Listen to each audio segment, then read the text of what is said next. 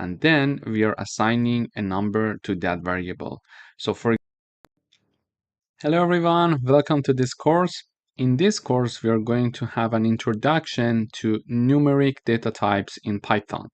So the first one that we would like to talk about is an integer.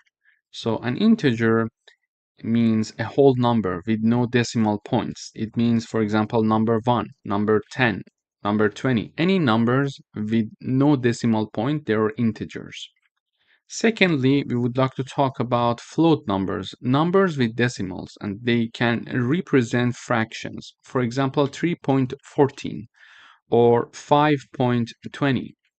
These numbers are float numbers.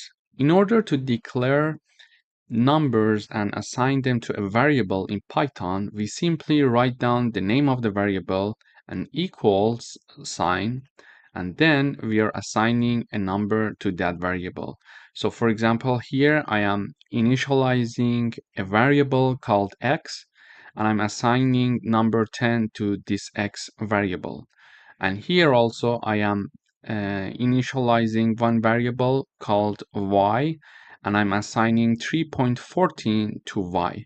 So based on our definition of integers and floats, we understand that x is an integer variable because an integer value is assigned to it, and y is a float variable because a float variable value is assigned to it. By the way, if we want to comment something in Python, we need to have this pound sign before that. For example, when I am writing something after the pound sign, for example, hello from Python, and because we are having a pound sign here before that, it means that it's a comment. So compiler is not going to understand and read these parts. These parts are mainly provided between developers. So if I am developing a code for myself, I can have these comments throughout the code in order for me to have a better understanding of this code. For example, after 2 years, when I come back to my code, I may not remember all the details, but by writing down comments, I can read the comments and it helps me to understand the code better. And also, if I want to, for example, pass this code to another developer, that developer can understand my code better if I'm having some comments in the code. So all these parts that are shown in green are comments, and compiler has nothing to do with them. However, the rest of the code, as you see here, are shown with different colors, and therefore compiler is treating them as something to work with. So here I am initializing one x variable equals to 10 and one y variable equals to 3.14. However, if I would like to see these variables in the output, I can simply print them. So let me comment these parts. So when I type down the print keyword and I type down the x, and when I compile, I see in the output that number 10 is being printed out in the output. So basically, I'm telling the compiler to print the variable x value for me in the output, and it is showing me the variable value. And if I want to print y, I type down the keyword, and within parentheses, I'm typing down the data type, the name of the variable, sorry, and it is going to print that. So when I compile again, I see 10 and 3.14, which are the values for x and y respectively. But when I see this, maybe it would be nice to have some explanation.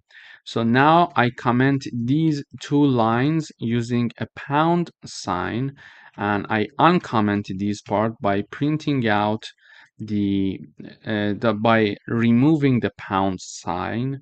And in order for me to have a better understanding of my output, because I may have the print sign for 10 lines, so I would like to have something to be printed out before the variable value, so I can easily recognize which number represents which variable.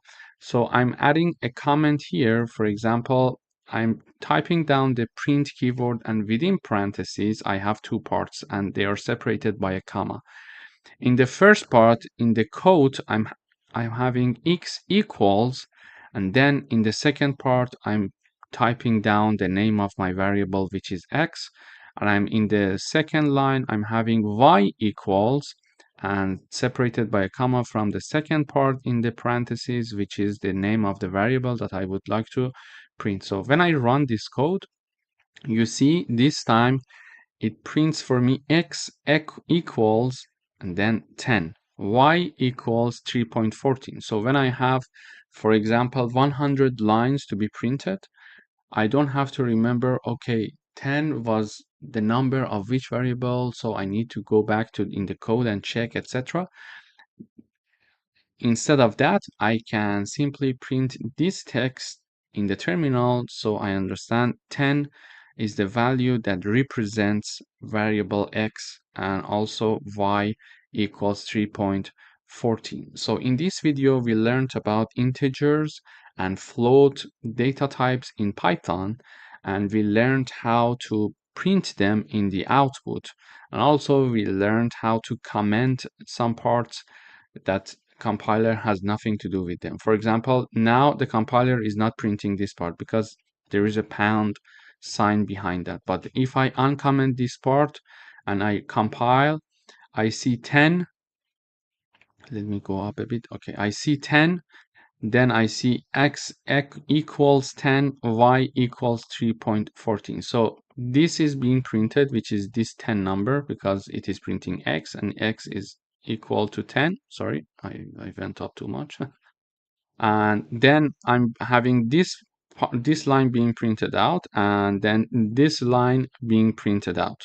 But this line is not being printed out because there is a pound sign there. So if I remove the pound sign and I compile, I see that now I see that 3.14 is now being also printed out in the output. Thank you for watching. In the next videos, we are going to have some coding exercises with respect to initializing and declaring integer variables and float variables. Thank you for watching. Hello everyone, welcome to this lecture. In this lecture, we are going to talk about strings. So a string is a sequence of characters enclosed in quotes. A string can include letters, numbers, symbols, or spaces. So in order to initialize one string, I am giving it a name r equals, and in quotes, I'm having the string that I want. It is, for example, in this case, Reza Shahin. So a variable r is assigned a string, and this string is Reza Shahin. I can have another string, for example, it could be hello world.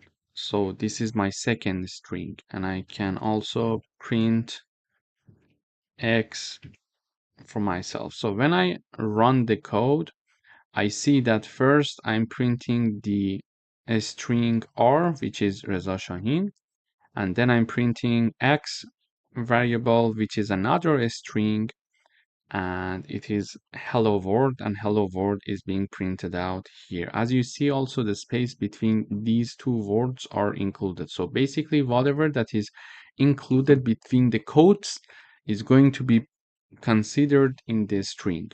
So this is how we declare and we print out one string in Python. Thank you for watching. Hello everyone, welcome to this lecture. In today's video, we are going to work with type checking. So we can have different types of variables, for example, integers or floats. In this case, I'm declaring x equals 10, y equals to 3.14. But however, what would happen if I want to know exactly their type to be explicitly mentioned in the output? To do that, we need to use the type function. Okay, so in order to know the data type of x and data type of y, I'm going to use the print keyword, and within parentheses, I'm going to use the type function. Type, we use the type keyword, and then I'm having the variable in the parentheses that I want to know the type of. So here, when I run the code, we see that class int and class float is being printed here. It means that the first one is, which is x, is an integer, and the second one, which is y, is a float data type. So basically, we used to use the print function like this. So it was going to print out the x for us. Okay. So now I'm using this function, type function, to know the type of my variable. And which variable? Okay, I want to know the type of x variable, or I want to know the type of y variable. Okay, this is how we can ask the compiler to give us the variable type of different variables. Thank you for watching. Hello everyone, welcome back. In today's video, we are going to again talk about type conversion. Previously, we learned that we can use, for example, int function or float function to convert any other types of variables to an integer or to a float. Here, I'm printing out the variables like this. So I'm having the print keyword, and within parentheses, I'm having float 5. Within parentheses, I'm having 5. So I would like number 5 to be printed out as a float number. And also, I would like to print out the value 3.14 to be printed out as an integer. So when I run this code, I see this output. So number 5 is being printed out like this, like 5.0. It is being printed out with 10 decimal. So it is now a float number. And also the number 3.14, which was originally a float number, is now being printed out only 3. So we converted it into an integer. How? Using this int function. So we put the 3.14 number in the parentheses of integer function, and it is going to basically removes the decimal part and only keep this part, which is going to be an integer in the output. So in this video, we reviewed how we can have a type conversion. We could also have, for example, x equals 5.45 and then print. And in this part, we could have, for example, int and x. So x is a variable equals 5.45. So it's a float variable. Okay. So it's a float variable.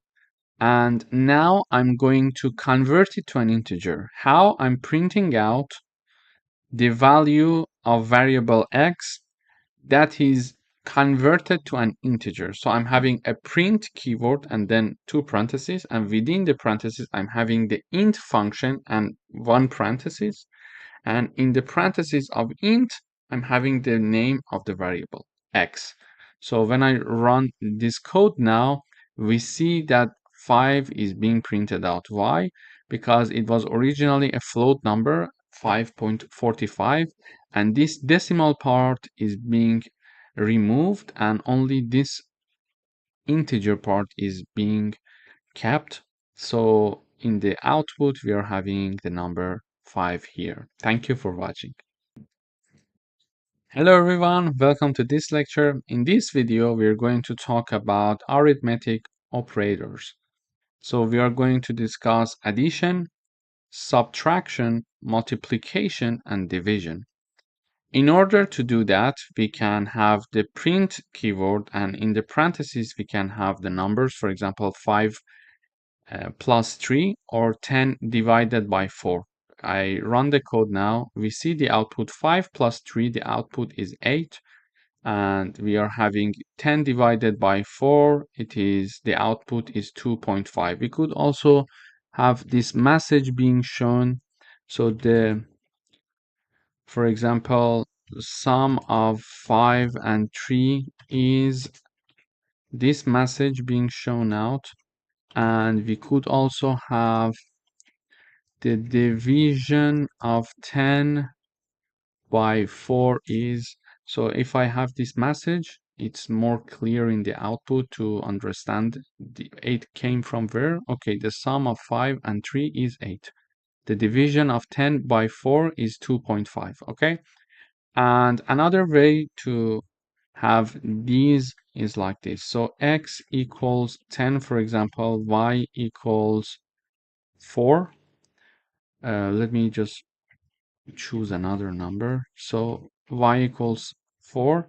Now I could have, for example, z equals x plus y, h equals x minus y, for example.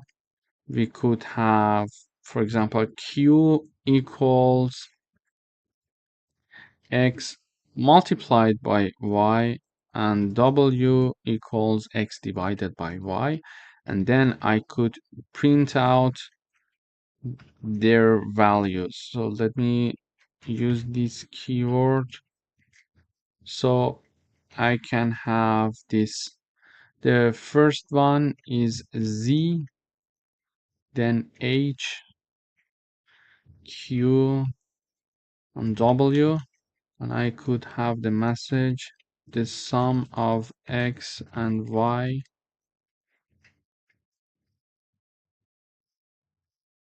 I could have this sorry, I forgot the code. The subtraction of x and y, the multiplication of x and y, and we could have it here, the division of x and y. So let me explain what I did here. So what previously we were printing out the sum directly using the numbers, but I would like to use variables in the print out keyword function. So for example, variable z, print variable z, h, q, or w. To do that, I'm declaring x and y. X equals 10, 20, and y equals 5. I'm having z equals x plus y. So 20 plus 5 is going to be assigned to z. We expect it to be 25. And then I'm having x minus y is assigned to a variable named h. So 20 minus 5, we expect it would be 15, and x multiplied by y, its value is assigned to q, and we expect to see 100 here, and also x divided by 5, the output we expect it to be 4, is assigned to w. And we are going to print the sum of x and y, and we are going to print x, which is this part. Then the subtraction of x and y, which is this part, we're going to print h. We're going to print q to be the multiplication of x and y, and w to be x divided by y. So when I run this code, so let me let me comment this part so we don't see them in the output. So we are having the sum of x and y, 25, which we expected here. The subtraction of x and y, which is 15, 15 is here. The multiplication of x and y is 100. And then the division of x and y, 4.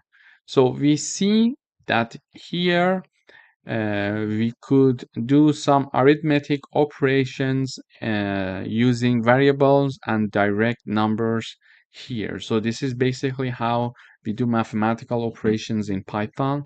And it's a very good example, I think, for you to start coding as of these videos that we just started, because it would be nice to start coding and get used to the syntaxes and start to see if you're making any mistakes or not. And if you're making any mistakes, check your code with the code that I'm providing for you, and you will understand where the error comes from, and then you can improve from there. So I would suggest you to start coding right away so you get used to all the syntaxes. Thank you for watching. Hello everyone, welcome to this lecture. In this video, we are going to talk about modulus operator. To do that, we are having this sign here. So if we are going to calculate the remainder when one number is divided by another. So modulus operator is going to gives us and finds us the remainder of a division of one variable by another variable. So let me give you an example. For example, here I'm saying that the remainder of 10 divided by 3. And then I'm using this modulus operator here. So 10, when 10 is divided by 3, the remainder is going to be calculated using this operator, and we expect to see the output 1, because if you do the division, you see the remainder will be 1. However, the output of the division of 10 divided by 3 is calculated like this. So we are going to have 10 slash 3. I'm going to repeat. If you're going to calculate the remainder of 10 divided by 3, it is going to be handled by modulus operator. But if you want to know the output of when 10 is divided by 3, you're going to use the slash sign here. Okay, another example is here. So x equals 20, y is 10. I'm having this x modulus y or x modula y. So their result is being assigned to z. Basically, this part of the code is going to do the following. So x is divided by y, and their remainder is going to be calculated using this part of the code, and it is going to be assigned to z. And here we are printing out the remainder of x divided by y is z. So z is going to be printed out here. And we are having the output of division of x by y is going to be assigned to h, and h is going to be printed out here. So when I run the code, we see the remainder of 10 divided by 3 is 1, which is this part.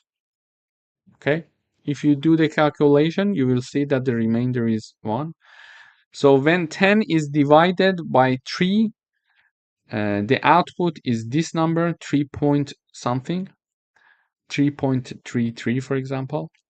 And here I'm having two variables, and if x divided by y, their remainder will be 0, because z is shown here. Okay, why? Because they are divisible. So 20 is divisible by 10, so their remainder will be 0. And finally, we are having the output of division of x by y to be assigned to h, and h is printed out here. So the output of 20 divided by 10 is 2. So basically in this video, we learned how to use modulus operator, and we distinguished the difference between modulus operator and division. So modulus operator is going to find us the remainder when one number is divided by another, but division is going to use the slash sign, and it is going to give us the output when one number is divided by another. Thank you for watching. Hello everyone, welcome back. In today's video, we are going to work with floor division. So floor division is going to round down to the nearest whole number. For example, when I have 10 divided by 3, and using the floor division, the output is 3. However, if I have the print 10 divided by 3, we see the output, and it is 3.33, for example. Okay, so to do the division, we are going to use the slash sign, but if we want to have floor division, we are going to have slash slash, so double slashes. Basically, this floor division is going to round down to the nearest whole number, to the nearest integer value. So the you see that 10 is divided by 3 is 3.33. So it is 3.33, and it is rounded down to 3 now, because we see the output here. Okay, so in order to give you another example, we could have like 11, and we could have, for example, I don't know, for example 3, and we could have the output x divided by y, and then print the x floor division by y. So if I have this, they're having the same value. I wanted to have another number, but it's okay. So let me have it like 20, like 3. Okay, so x is 23, y is 3. So when I print the x divided by y, we are having the number 7.66. However, when I have the floor division of x by y, I'm having the number 7. Basically, the floor division is shown by slash slash, as you see here, or as you see here, and it is going to round down the output of the division to the nearest integer value. Okay, round down. This is why even 7.66 is rounded down to 7. Thank you for watching. Hello everyone, welcome to another lecture. In today's video, we're going to learn how to read information from the user through the terminal. So here I'm firstly initializing, I'm declaring one variable called integer value.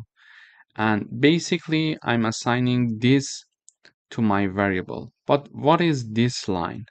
So using the input function, let me have the comment here. Using input function, I'm getting the input from the user. Okay, so using this function, this keyword that is reserved in Python, we can get input from the user, and by default it is a string. When we get it from the user, by default we get something as a string. And then I'm having my int parentheses. It is going to convert the string into an integer value. So given this explanation, I'm assigning the integer value that is declared here one input, and in the input and in the first parenthesis, in this part, I mean, you see the message saying that enter an integer, and then the user is going to enter a number, and that number is going to be stored firstly as a string, because this is a default by Python. And using the int function, I'm going to convert that string into a number. So let me run the code first before giving you another example, so it would be more tangible, I think, for you. So when I run this code, this message is shown in the terminal. Enter an integer. Exactly this message is being shown here. As you see, the program is ongoing because it is waiting for me to enter something. Okay. So integer value, and you see this green point here, it says that the program is in this line. So integer value variable is declared here, and the value that is going to be assigned to this variable is the following. We are asking the user to enter an integer that is shown in the terminal, and whatever that I enter here is going to be stored as one string by default. And then using this int function, which I explained here, I'm going to convert that string into an integer. So let me type down. So when I type down 40, it is going to print you entered the integer and then 14. Why? Because I'm having a print function here also, and I'm having this message for the first part separated by a comma from the second part. So in the first part, I'm showing the message you entered the integer, so you entered the integer. And in the second part, I'm having the name of my variable, integer underline or underscore value, which is here. Okay, so using the input, I'm getting some information from the user, and because it is by default a string and I want it to be an integer because I would like to read an integer from the user, I'm converting that string to integer using this int function. Okay, so the second example here is the following. So I'm having another variable called float value, and I'm going to show the message enter a float using the input again function. Okay, and then whatever, as you know, whatever that is entered by the user is by default defined to be a string. It is something, it is a rule of Python. Okay, and using the float function, I'm going to convert that string that is stored from the user into a float variable, and that is going to be assigned to this float value variable. Okay, so firstly I am getting the input from the user, then since it is by default stored as a string, I need to convert it to a float because I am looking for a float. If I was looking for an integer, I was going to convert it to an integer. Okay, so and then the entered value is converted to a float number, and that is going to be assigned to float value variable. Okay, so we are going to get an input from the user, and then I'm going to convert it to a float, and then I'm going to have that float number in the final stage being assigned to my variable, and this variable name is float value. It could be x, it could be y, it could be anything. So let me type down simply x here. Okay, it is x. So x equals this, and then I'm printing out using the print function keyword, I'm printing out you entered the float and a comma and then x. So when I run this code now, it asks me for an integer. I enter 12 and it says you entered the integer 12. Okay, and now it is asking enter a float. I'm saying 3.16, and it is mentioning that you entered the float 3.16. So in this video, we learned that we need to use the input function to get some information from the user, to show the message to the user and store it, and it is by default stored as a string. If we want to have an integer, we need to convert it to an integer. If we want to have a float, we need to convert it to a float because by default it is a string. In order to convert it to an integer, we use the int and parentheses, and within parentheses we put whatever we want, which is the input in this case from the user.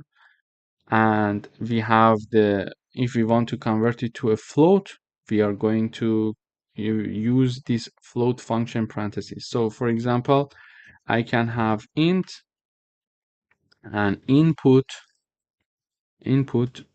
So this is how this is going to work. Int and these parentheses, these two parentheses, and then input with the corresponding parentheses.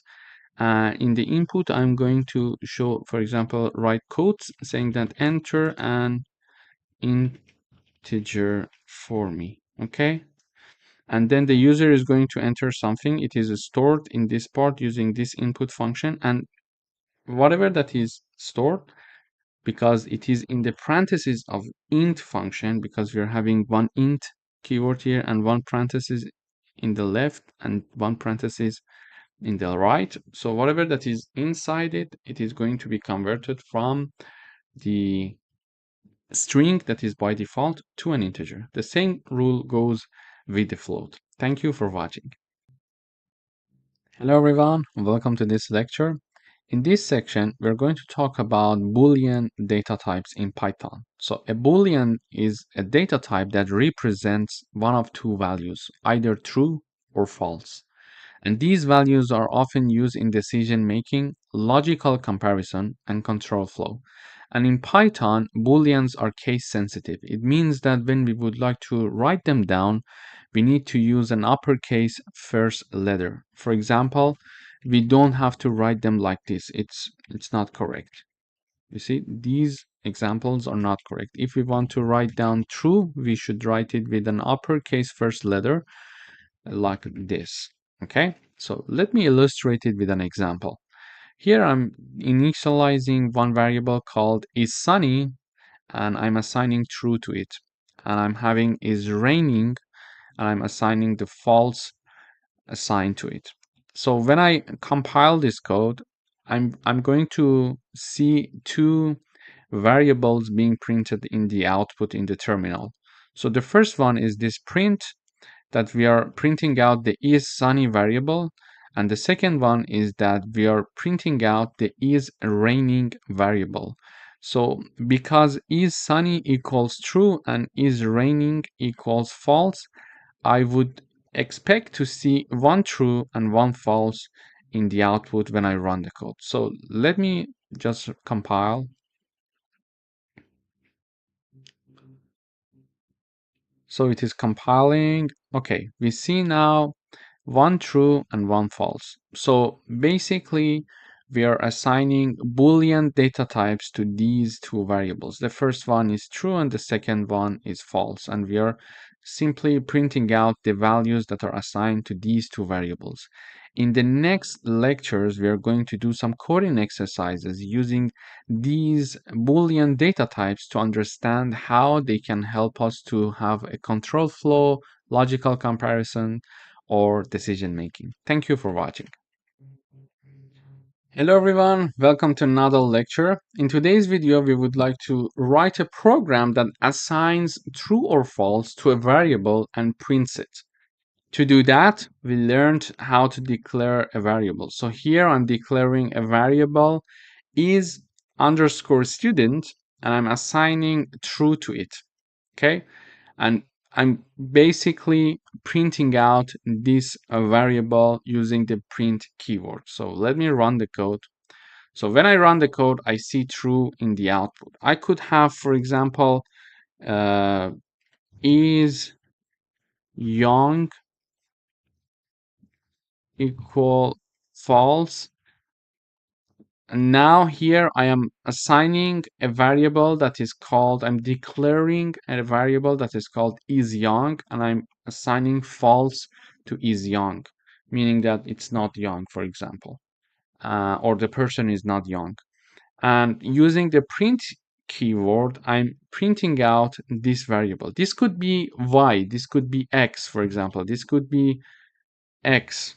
It's just the name that we give to our variable. So when I run the code, it's false. We see how we can declare and initialize a variable and assign true or false to it and print its value in the terminal in the output.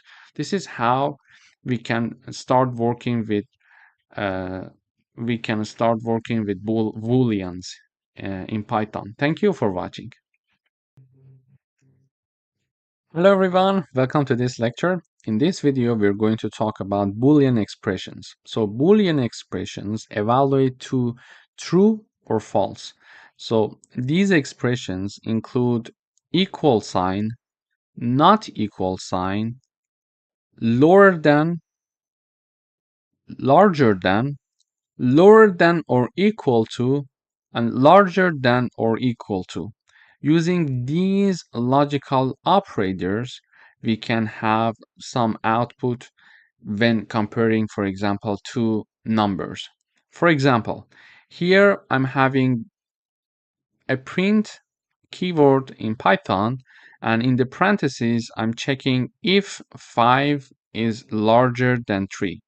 So if this equation is correct, it is going to print out true for us. And in this case, it is correct. So we expect to see a true in the output. And we are printing out 10 equals 20. This is not correct mathematically speaking. This is not correct. So we expect to see false in the output. And 7 is lower than or equal to 7. And this is also true mathematically speaking. Therefore, we expect to see true in the output. So let me first run this code by commenting these lines. So we are going to talk about these three first. So here I see true, false, and true.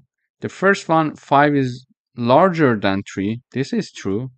So we're having the true in the output. 10 equals 20. It is false because it doesn't make sense. And 7 is lower than or equal to 7. And it is true as well. So we're having the true being printed out in the output. So this is how comparison works in using Boolean expressions, and these are the signs. I'm going to repeat them one more time. So this is the sign for equal.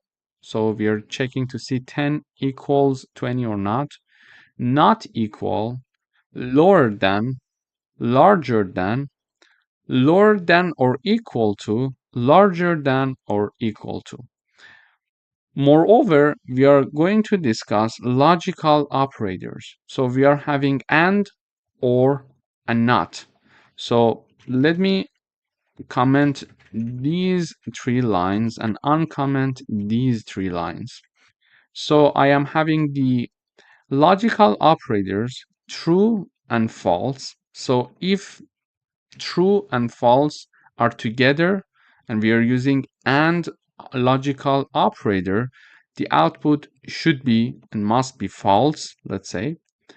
If there is an or, the output is true, and when we are saying not true, the output is the opposite, so it is false.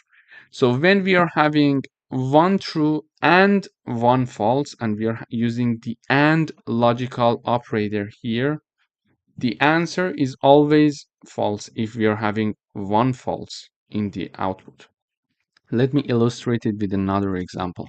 So here, if I have true and true, the output is true. If I have false and false, the output is false.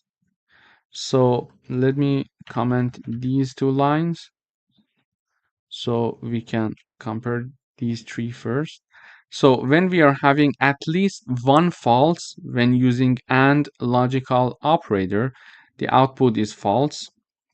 When both of them are true, the output is true. And when both of them are false, the output is obviously false. Okay?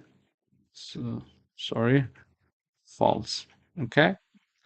So this is how the AND logical operator is going to work. And even if the false is first and then we are having the true, here the output is again false because we are still having one false here. Okay, so let me run. Okay, so when we are using AND logical operator, if we at least have one false, the output is for sure false. If both of them are false, like this case, the output is false. And if both of them are true, the output is true. So the only possible option that the output is true is when we are having two truths using AND operator and logical operators. Okay, this is how logical operator is going to work using AND. Okay, so let me now comment these lines and talk about this line. So using OR operator, we are saying that if this one is true or the other one, okay? In this case, when at least one of them is true, the output is true. So if I run, you see true in the output. So for other cases, if I have true or true, print false or false. So let me run this code. So here I'm saying true or false, the output is true. True or true, the output is true. False or true, the output is true. And false or false, the output is false. So using OR operator, logical operator, if we have at least one true, the output is true. And if both of them are false, the output is false. Because we are checking to see if we are having at least one true when using OR operator. So either this or that must be true. If either of them is true, the output is true. But if both of them are false, the output is false. Okay. And finally, we are having the not logical operator. When I'm having true and before true I'm having not, it is going to return the opposite output for me. So the opposite of true is false. So when I run the code, we see false in the output. So this is a bit abstract for now, the logical operators. You may understand the context, but you may not see how it may be useful for the moment if you have no background in programming. But later on in the very same course, in the section where we are going to talk about if conditions, if and else and elif conditions, we are going to use these logical operators practically, and in practice and examples, coding exercises, you will see how practical they are.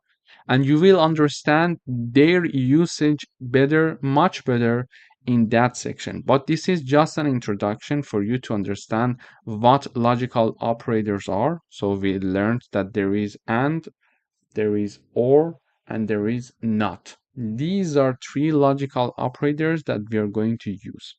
This is just an introduction, and in the section that we are going to talk about if conditions, we're going to use them practically in coding exercises. So I expect that there you will understand everything about logical operators. If you're not sure yet about the things that I told you about logical operators, don't worry. This is just an example here, just to give you a little bit of thoughts about these logical operators, and we're going to see them in practice later on this course. Thank you for watching. Hello everyone, welcome to another coding exercise session. We're going to write a program that compares two numbers and prints whether the first number is greater than the second one. In order to do that, I'm initializing and declaring and initializing two variables called num1 and num2. I'm assigning 10 and 5 to them respectively. And in the output, I'm using the print keyword and I'm checking to see if the first number is greater than the second one using this comparison operator. So the first one is 10 and the second one is 5. So it means that 10 is larger than 5. Is it correct? Yes. Therefore, it is going to print true in the output. Okay. But if I have number 1 equal to 1, we expect to see the output to be false, as you see here. So this is how logical comparison operators is going to work for Booleans expressions. Thank you for watching. Hello everyone, welcome back. We would like to write a program that uses logical operators to combine two Boolean values and print the result. To do that, I'm declaring and initializing two variables. The first one is weekend, and true is assigned to is weekend, so it means that it is during the weekend. And I'm having the has homework to be false. So for example, one student is in the weekend because it's true and has no homework to do. Okay, so we are going to use and or, I mean this and or logical operators as the program wants to combine two Boolean values and print the result. Okay, so I'm printing out the result and I'm using logical operators. So when I'm having one true and one false, we learned that if we are using and logical operator and at least one of them is false, the output is for sure false. So the output is false. And when I'm comparing a true and a false using or logical operator, if at least one true is there, the output is true. Okay?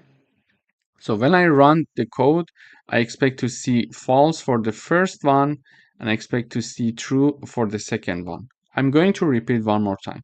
So if we are using AND logical operator and comparing one true and false, if at least one of them is false, the output is false.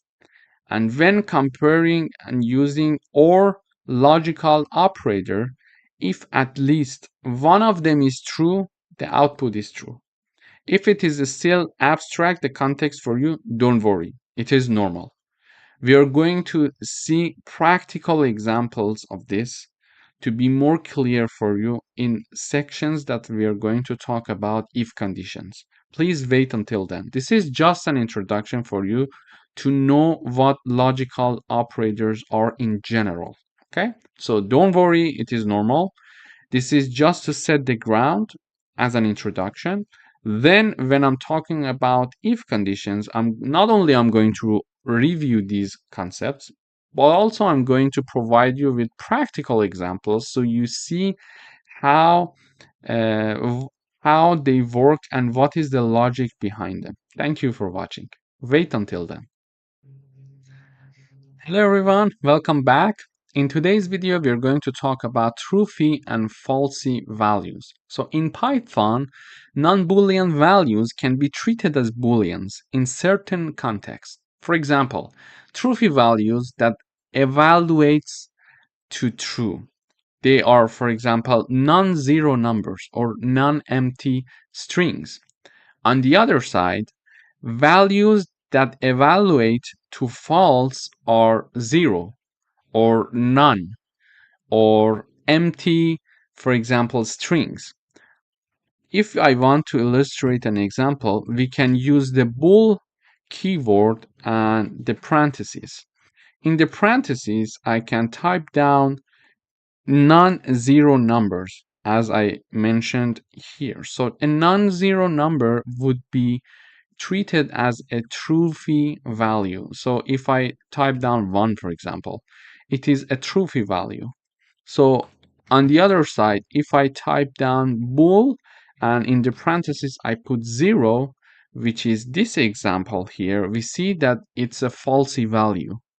Also, if I have any string that is not an empty one, for example, I'm having bool and in the parentheses I would have Reza Shahin, for example. Okay, so this is considered to be one truthy value. But if I have a bool that contains an empty string, it is going to be considered as a falsy value. Okay, this is how non-Boolean values can be treated in certain contexts as Booleans in Python.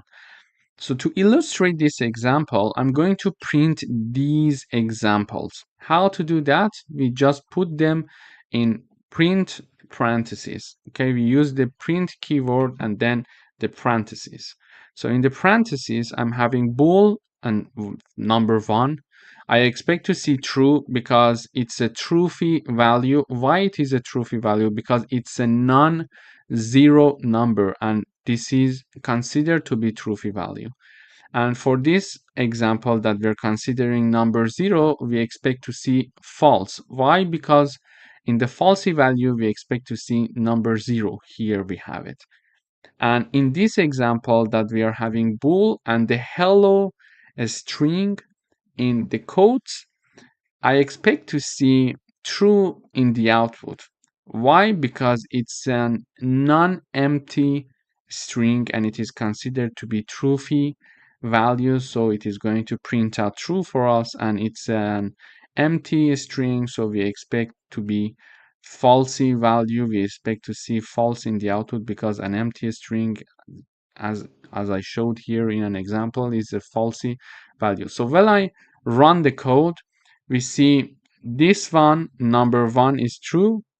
When we're running with 0, it is false. When we are having a non-empty string, it is true, and an empty string is false. Therefore, in this video, we learned about truthy and falsy values and how non-Boolean values can be treated as Booleans in certain contexts. We are going to discuss these types of non-Boolean values later on in the following sections in coding exercises. And I'm just providing the introductions to them. So later on, when I'm going to review them first and then provide you coding exercises and examples, you have some clear idea that what these things are. Thank you for watching. Hello everyone, welcome to this section. In this section, we're going to talk about strings. As previously mentioned, a string is a sequence of characters enclosed in either single quotes or double quotes. And by single quotes, I mean this one, this sign, okay? And double quotes, I mean this sign, okay? And strings are one of the most commonly used data types in Python. And for the strings, both single and double quotes can be used to define strings. So it's optional. We can just choose whatever that we want.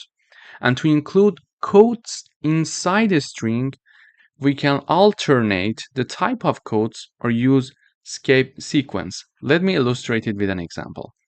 Here I'm initializing a variable called name, and using a single quote, I'm assigning Alice to this name, and I'm printing out name using the print keyword in Python. Okay, and here I'm having the greeting variable, and I'm printing greeting using the print keyword. However, I'm using double quotes here. As you see, I'm using double quotes here, and in the output, as we will see in a few minutes, there is no difference between single quotes or double quotes. So it's totally optional. You can either use this or this, okay? But what if you want to include quotes inside a string? To do that, for example, I'm having a variable being initialized here called quote, and I'm printing out the quote here using this line. However, I'm having a single quote for the string itself. As you see, I start from in here, and this single quote ends here.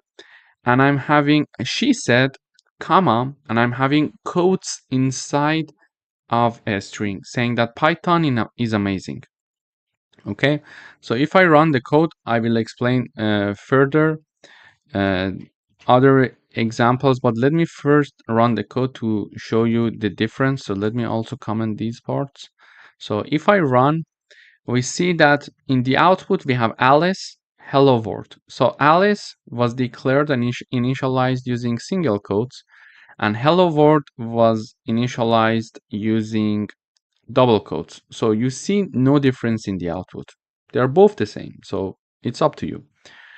And when I mean to include quotes inside a string, I mean this. So we are printing out she said, comma, Python is amazing. So it's like a direct speech. So if we are going to have quotes sign here in a string, so this is our string and we are having the quotes here, okay? We can alternate the type of the quote. So because here I was using the single quote to initialize my string, Then in order to include quotes in the string, like Python is amazing, to include that, I'm using double quotes. Okay, so you can alternate the type of the quotes. If you're initializing your string using a single quote, you can use double quotes when discussing a quotes in the string. Or if you're declaring and initializing your string using double quotes and you want to include quotes inside your string, you can use single quotes. Okay, so it's vice versa. After that, another way to do that, because we mentioned that either we can alternate the type of the code or use escape sequence. To do that, we can have, for example, she said, and have backslash before the start of the code and after the start of the code, and we have backslash code sign and backslash code sign again here. So backslash code sign and backslash code sign, and inside that we provide our codes. Okay, so when I run this code, we see exactly the same output for this line, for this code, and escape codes in the output. Okay, you see there is no difference. So it's up to you again. So you can alternate the type of codes or use escape sequence. So in this lesson, first of all, we reviewed the concept of strings. Then we mentioned that we can declare and initialize strings using single quotes or double quotes. It's up to us. And if we want to include quotes inside a string, as I'm showing here, okay, inside a string, you can either, there are two ways. You can either alternate the type of quotes or use escape sequence. In order to alternate the type of quotes, if you're using already single quotes to declare your string, for the quotes you need to use double quotes. If you're initializing your string using double quotes, for the quotes inside your string, you need to have single quotes, okay? Or you can use escape sequence. To do that, you're going to use backslash code and backslash code before the start of the code and at the end of the code. So you see the output, they're both the same, so it depends what you prefer. Thank you for watching. Hello everyone, welcome back. In this video, we're going to talk about the length of a string. In order to measure the length of a string, we need to use the len function, len and parentheses, to find the number of characters in one string. To do that, I can have one string called message, and I'm assigning hello to this message. Okay, but how many characters this string includes? Let us count 1, 2, 3, 4, and 5. But if we have a string that is very lengthy, how to measure that? It's hard to count it by ourselves. You see, in order to have that, we can use the len function. The len function works like this. We have the len and parentheses. In the parentheses, we type down the name of the string that we want the len function to measure its characters. Basically, I'm using the len keyword. I'm putting the name of my string inside the parentheses. This is going to calculate the number of characters in the message string, which is 5. We know it because we calculated it. And now I'm going to print the output. In order to print the output, I just put this part in a print function. And in a print function, inside the parentheses, I'm having len, and then the name of my string, which is message. So when I run, I see 5. If I have another string, so I have my name, and the string is, for example, Reza Shahin. So now I'm going to print len my name. Okay, so when I run this code, we see that there are 11 characters in this string. So if I calculate, we see 1, 2, 3, 4, 5, 6, 7, 8, 9, 10, 11. Okay, So it can calculate the number of characters. And yes, it calculates the space as well. Whatever that is between the quotes, it is going to calculate it, even the space here. Okay, so we are going to have 11 characters. But if we have a string that is lengthy, it's hard for us to calculate it by ourselves. So we'll let the length function do the job for us. Thank you for watching. Hello everyone and welcome back.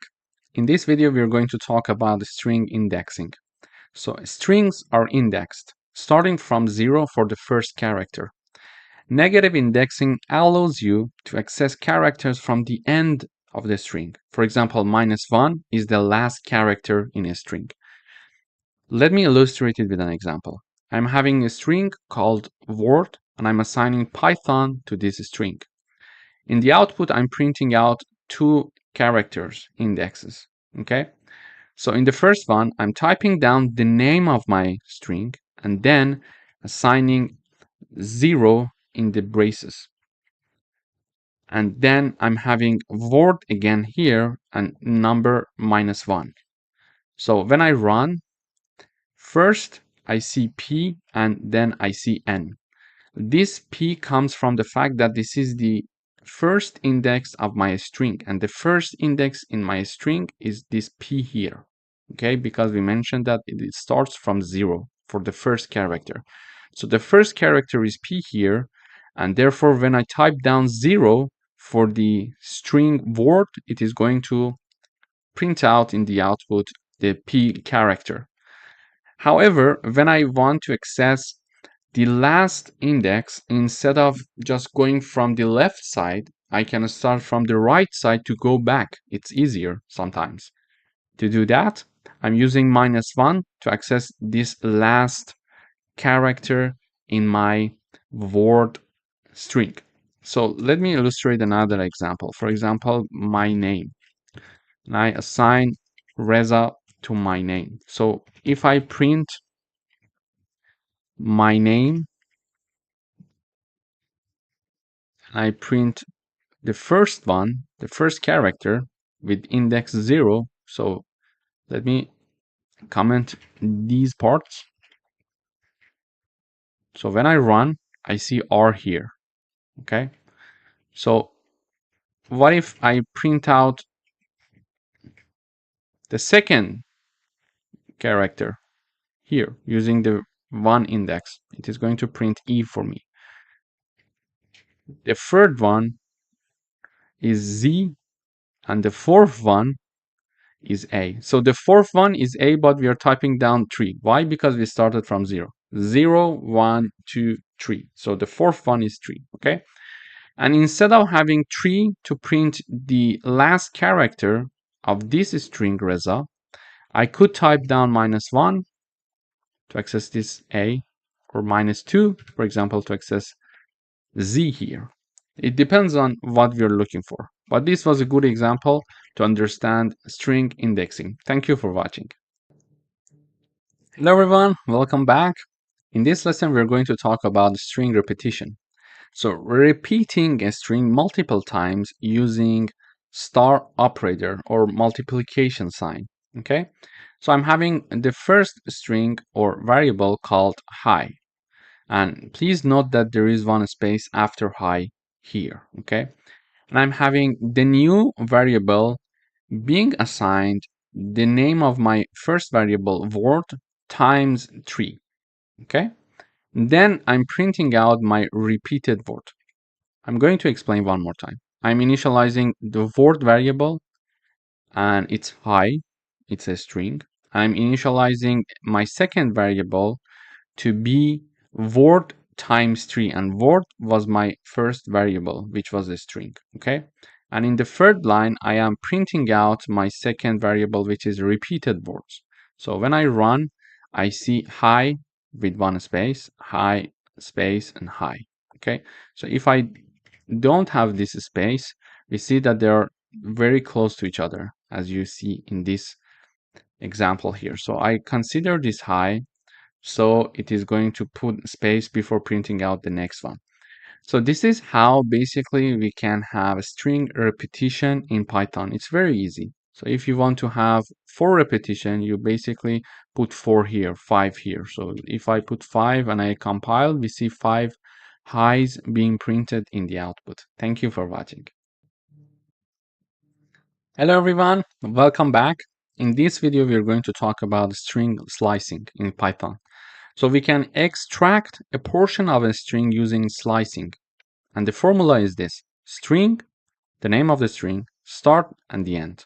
But what is very important is that start is inclusive, but end is exclusive. Let me illustrate it with an example. So I'm having a string called text, and I'm having hello world here. In order to extract a portion of this string, I use this formula here. So I'm printing out the string, which is the name of the string, our text here, and then I'm having braces from 0, colon, and 5. Okay, so there are two parts here: before colon, after colon. Before colon is the start point, after colon is the end point. And please note that the start point is inclusive, but the end is exclusive. So we are going to start here from 0, and then we are going to finish at 4, including 4. Why? Because we are having number 5 here, and the end is exclusive. This is just a basic rule in Python. We just need to be aware of it when working with string slicing. So if we want to go up to 4 and include 4, we need to go up to 5 because end is exclusive. So this code is going to give us from index 0 to 4, and index 0, it's here. Okay, so index 0, index 1, index 2, index 3, and index 4. Okay, so we go from 0 up to 5, but not including 5. Okay, then when I run the code, we see the output is hello. The first output is hello. This is for this one. Okay, from index 0 to index 4. It is included here. Then in the second part, I'm having two parts again: before colon and after colon. So before colon, we learned that it's the starting point that is inclusive, but after the colon is the ending point and it is exclusive. So when I type down nothing in the right part, which is the end of the string, it means that start from 7 here and go until the end of the string. Okay, so what is the string 7? So 0, 1, 2, 3, 4, 5, 6, and 7. So 7 is the starting point. W is the starting point. Okay, so I'm having W, and I'm going to continue until the end of the string. Why? Because on the right part here, I don't have anything. If I had like 9, it was going to print out 7 and 8 because the starting point is 7. And when we are having number 9 there, 9 is exclusive, so it is going to go up to 9 and not including 9. So it was going to include 7 and 8 only. So when we type down nothing on the right side, it means that we are going to go until the end of the string. Okay? And again, here we are having the left side starting, the right side ending. I have nothing on the left side, meaning that start from the index 0 and go until up to string 4, including string 4. Okay, so because the end is not inclusive, it is exclusive. So when I see the print in the output for the second one, starting from index 7 until the end, it is printing a word. And when we are having the starting from 0 and ending at 4 inclusive, it is having the hello again for us. Okay, so this is the first part. The second part is that I am reinitializing the text variable called Python, and we are assigning the string Python to it. We can have the print of this string in the output for every second character. To do that, I'm having the name of the string, and then in the braces, we are going to have colon, colon, 2. It means that every second character, if you have colon, colon 3, every third character it is going to print. So in the output, we see P, T, and O. So this is the P, and then it skip the Y, it is printing T, and then it skip H, and it is printing O. So every second character. This is how we're going to use it in a string. Colon, colon 2. So if I type down colon, colon 3, every third character. So let me rerun. So we see P and H. So it prints P, 1, 2. These two are not included, then H is included. Okay, and 1, 2, and there is no third character after N, so we cannot have anything. So we are having only P and H. So if I have 2 again, I'm having P, and it is not including Y, then it is including T, it is not including H, it is including O. So this is how it's going to work. And then in order to have the reverse of our string, we are going to have colon, colon, -1. When we are having this code, we are going to see in the output the reverse of our string. So you see that we started with P for Python and ended with N. But here we are having N as the first character, O as the second character, H, T, Y, and P. So we are reversing the string using this code. Thank you for watching. Hello everyone, welcome to this lecture. In today's video, we are going to learn how to combine two strings in Python. So in order to combine two or more strings, we use addition operator. For example, I'm having the variable first name and last name, and they are assigned John and Doe as the first name and last name respectively. And in order to have the full name variable, I'm having first name plus 1 space and plus last name. So and then I'm printing out the full name in the output. So when I run, I see John Doe. So I'm adding this to have this space here. Okay, so if I don't consider this part, if I remove it, you see that they are smashed together. So you see John Doe. So it is better to have 1 space here, so it would be more nice. So in this video, we learned how to combine two strings and create our third string using addition operator or plus operator. In order to do that, we simply have the first name, which is our first variable. You see, this is our first variable.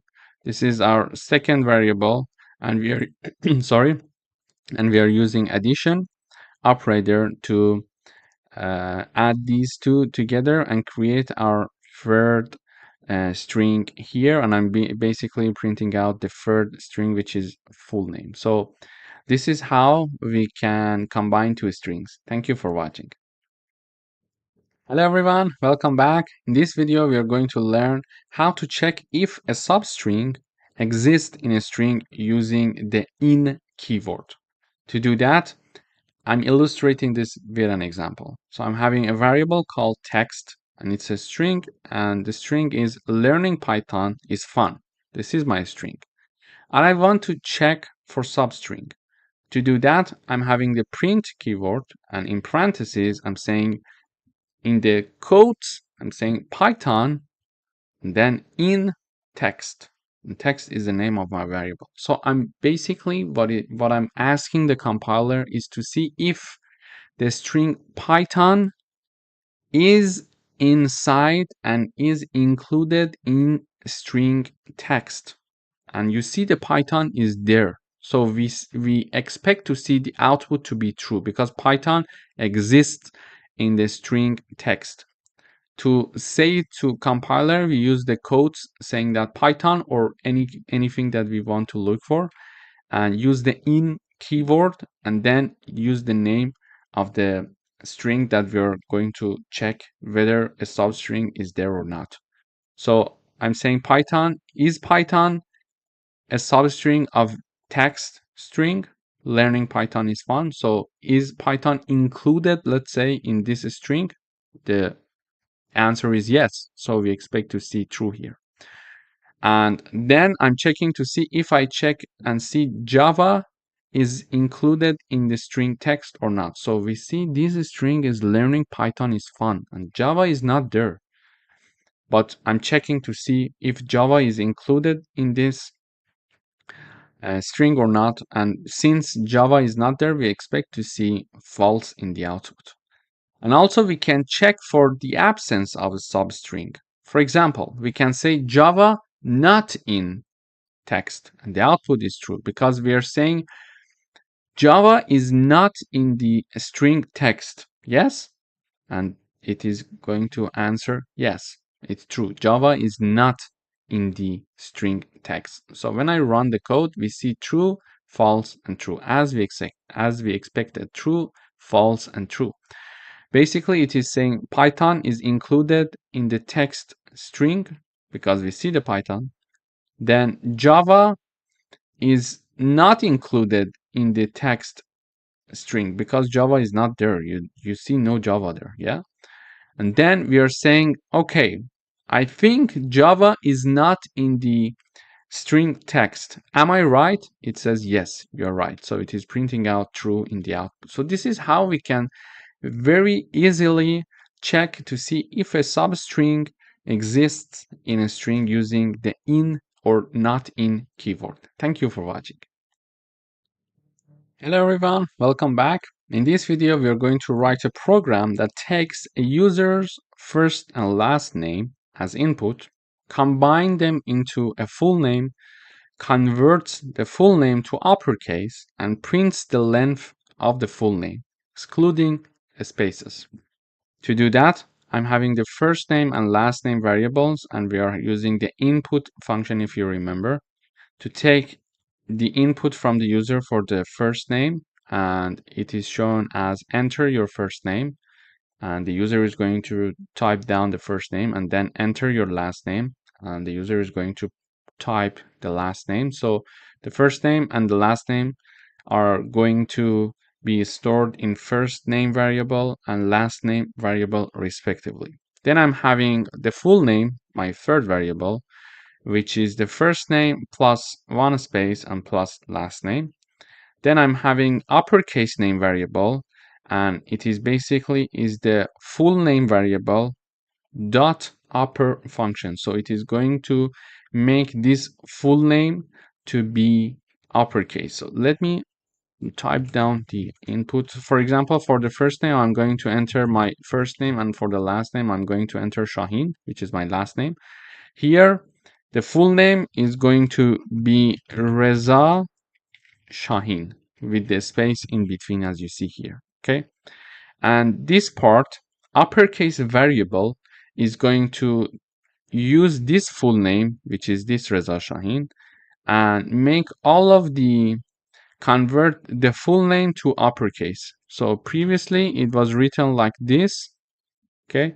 It is going to make it to be like this. Okay. It is using the upper function to convert all the characters in uppercases of the full name. Okay.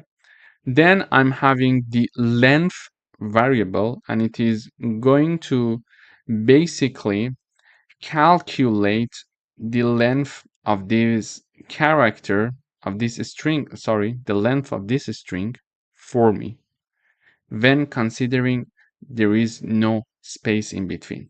Okay. So first of all, I'm using the length function to know the length of my string, and in the parentheses, I'm having the name of my variable, which is the full name here. Okay. Dot replace. So using replace, we can change some of the characters, and we are basically mentioning whatever you see as to be a space, empty place, empty space, just remove it. Okay. So in the first part, we see if you find any space. In the second part, we see, for example, we can type down H. So if you see any space, type down H instead. But because I want to calculate the length of this string without the space between them, I'm going to say if you see the space, consider no space. So basically it is going to have it be like this. Okay, so when there is no space. So it is going to calculate the length of this string for me when I'm having the replace function. Then I'm having the print in the output full name is the full name variable is being printed out, and we are saying the full name is, and we're having the variable called full name, uppercase name, and I'm having the uppercase name variable here, which is this part, and the full name was this part. And then I'm having the length of full name. When no space is considered, I'm printing out the length variable, which is here, and it is calculated based on the length of the full name variable, in which we are replacing all the spaces with no space. So it is going to calculate the length of this. So when I run, it says enter your first name, I say Reza, enter your last name, I say Shaheen. So it is printing out full name Reza Shaheen, uppercase name Reza Shaheen, length of full name with no space, it is 10. Let us check and verify this. 1, 2, 3, 4, 5, 6, 7, 8, 9, 10. So the length is 10. So we see that we calculated everything correctly. Thank you for watching. Hello everyone, welcome back. In this video, we are going to learn about converting case, upper and lower. Using the dot upper parentheses function, we can convert all characters to upper cases, and using the lower function, we can convert all characters to lowercase. For example, I'm having one string here called text, and it is assigned Python, and I'm using the text dot upper and parentheses, and then text dot lower parentheses. So when I run this code, we see in the first example, in the first output, I'm having the Python being printed with uppercase, all of the characters, and in the second print, we see that all of the characters are printed in lower cases, because in the original example, P was written with uppercase, but in the second output, we see everything is written in lower cases. So let me illustrate with another example. So I would say Reza Shaheen, for example, here, and I print the name upper. My name is the name of my variable, my name dot upper and my name dot lower. So when I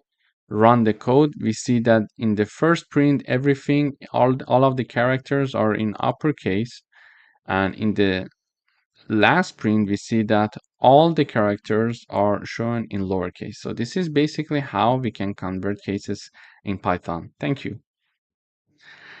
Hello everyone, welcome to another lecture. In today's video, we are going to learn about the replace function in Python. So I'm having one string called text, and it is assigned the hello string.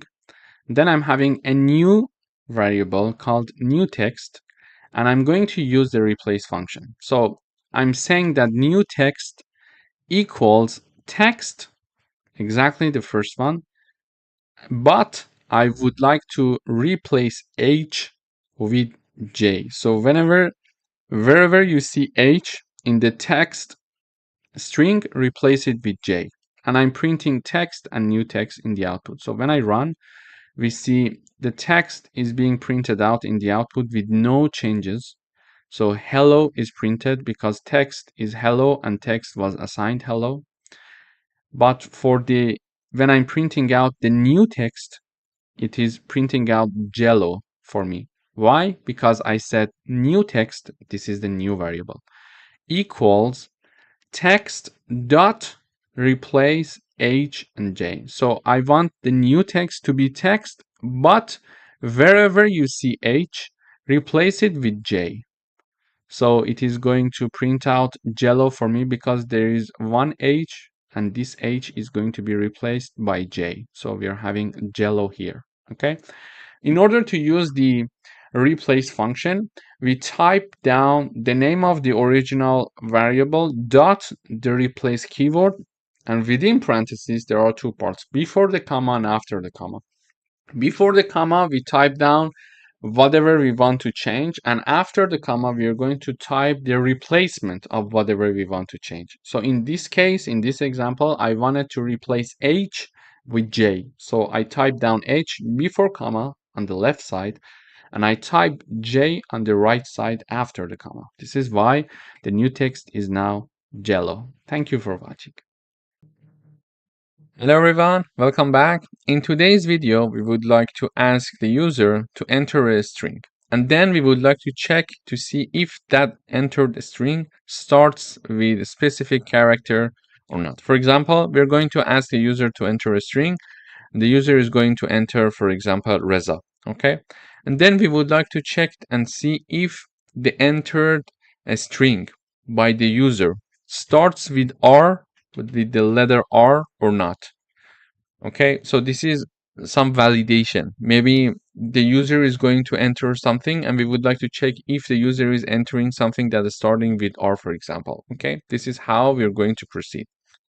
Here, to do that, here I'm showing this message to the user and saying that enter a string.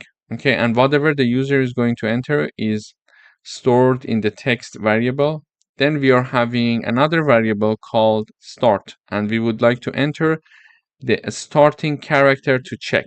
Okay, so here I would say, for example, R, because I want to check if the input string by the user is starting with R or not. Okay, and whatever that we enter here is going to be assigned to start variable, and to check to see if a string starts with that specific character, we show this message first using the print function. Does the string start with?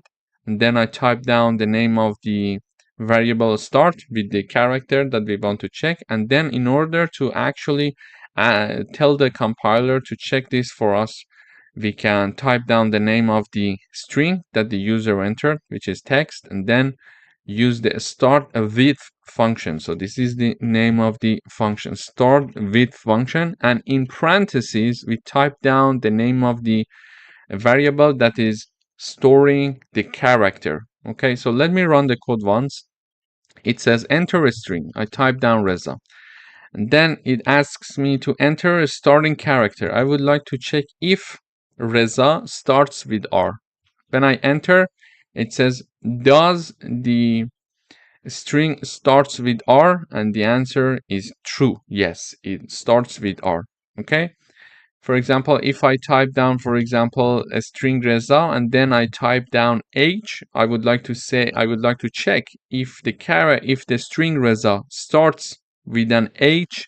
When I enter, it says the answer is false because Reza does not start with an H.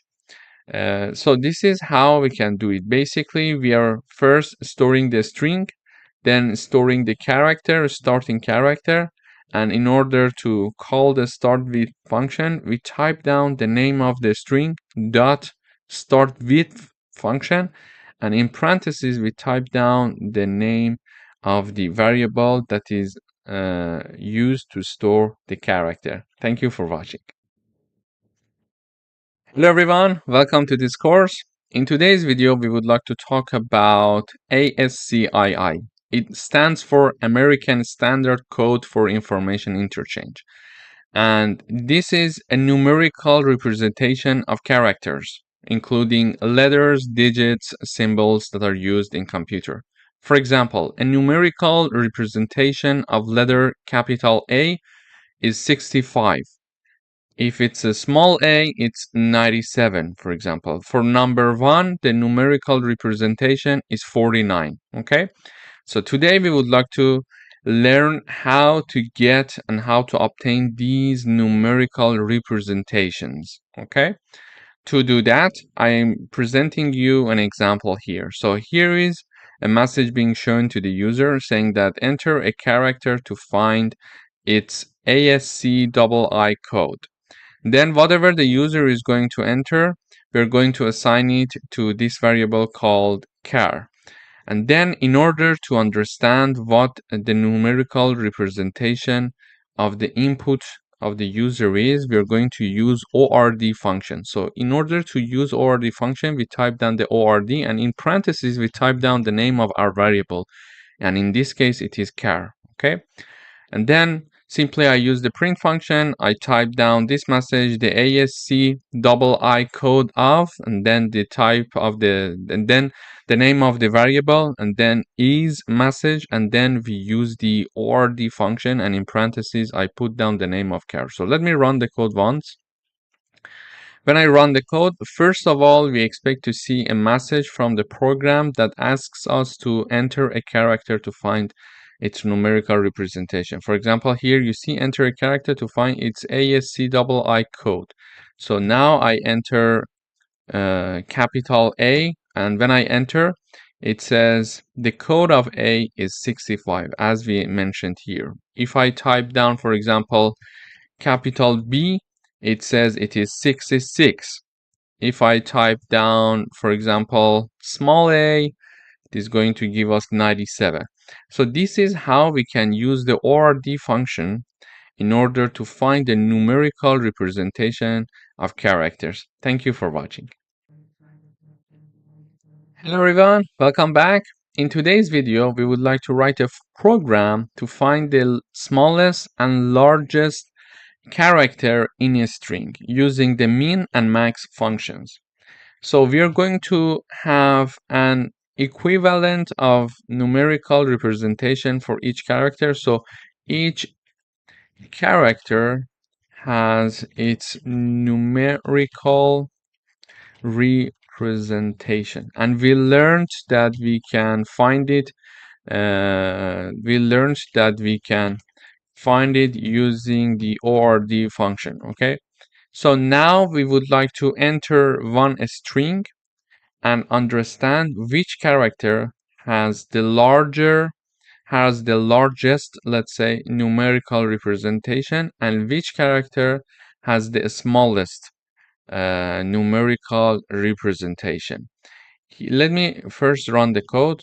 It says enter a string to find its smallest and largest character. So I type down Reza, for example. It says smallest character is R and largest character is Z.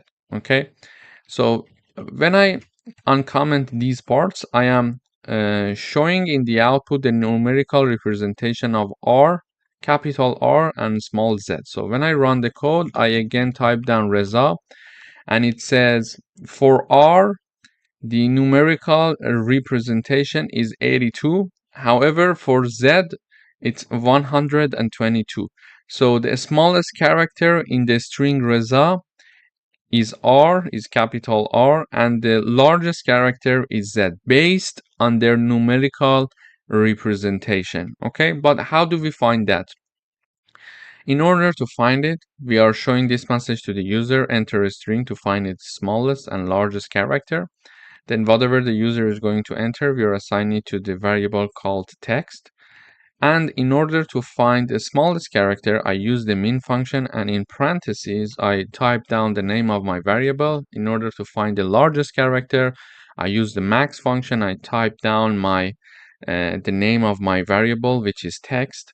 And then here I'm using the print function to show this message, smallest character and largest character. And then using the min function and max function. Just remember to put this comma in between the message that we would like to be shown in the output, so the smallest character, and when we are calling the variable.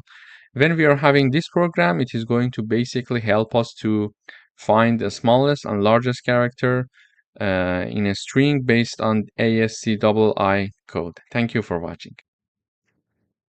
Hello everyone, welcome back.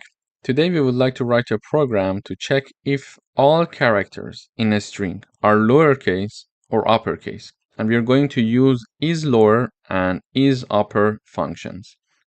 So when I run this code, it says enter a string. I type down, for example, Reza, and it says, is the string all lowercase?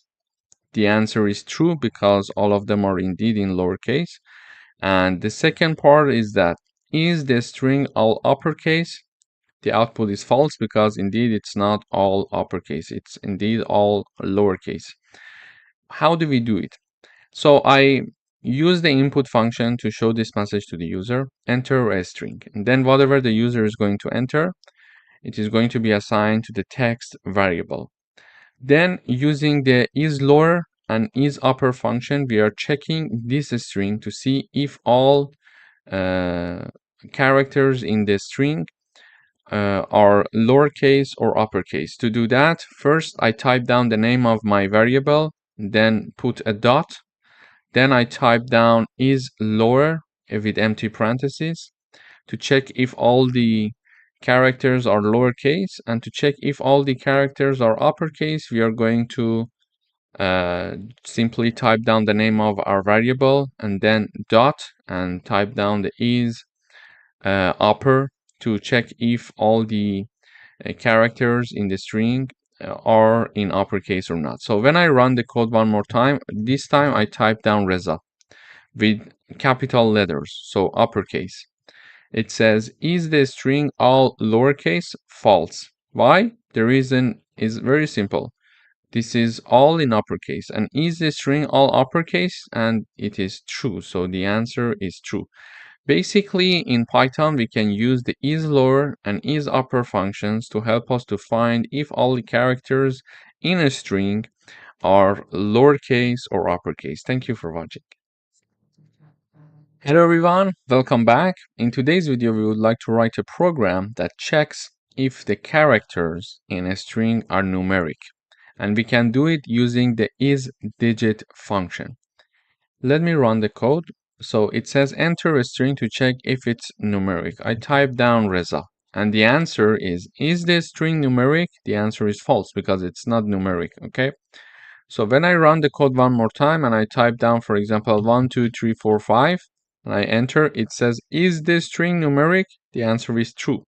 So how can we check that? First of all, I use the input function to show this message to the user, enter a string to check if it's numeric.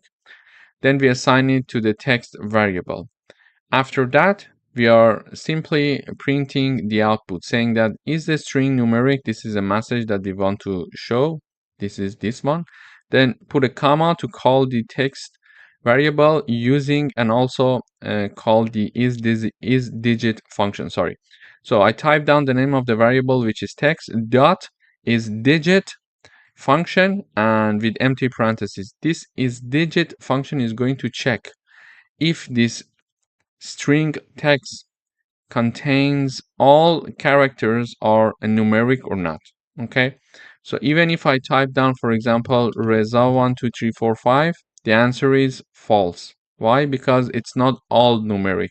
It is going to check if all the characters in the string are numeric or not. So if I type down 1, 3, 5, 7, 9, for example, it says true because it has all its characters are in numeric view. So this is how we can use isDigit function to check if all the characters in a string are numeric. Thank you for watching. Hello everyone, welcome back. In today's video, we would like to write a program to check if a string ends with a specific character, and we are going to use ends with function. I'm asking the user to enter a string, and we are storing the string in the text variable, and then I'm asking the user to enter the ending character to check, and we are going to store it in the end variable here, okay? Then we are going to type down the name of the string dot using the ends with function, and in parentheses I'm calling the variable end that stores the ending character. For example, my string text is Reza, for example, and I would like to check if letter A, the character A, is the character that this text variable is going to end with. Okay, we would like to check to see if this string Reza is ending with A or not. This is how we're going to do it, and in order to do that, we're going to use ends with function. We type down the name of the string, which is a text, dot ends with, and in parentheses, I type down the name of the variable that is carrying the ending character. So when I run this code, it says enter a string. I type down Reza, for example, and then it asks me to enter the ending characters to check. I would say A. For example, it says, does the string end with A? And the answer is true.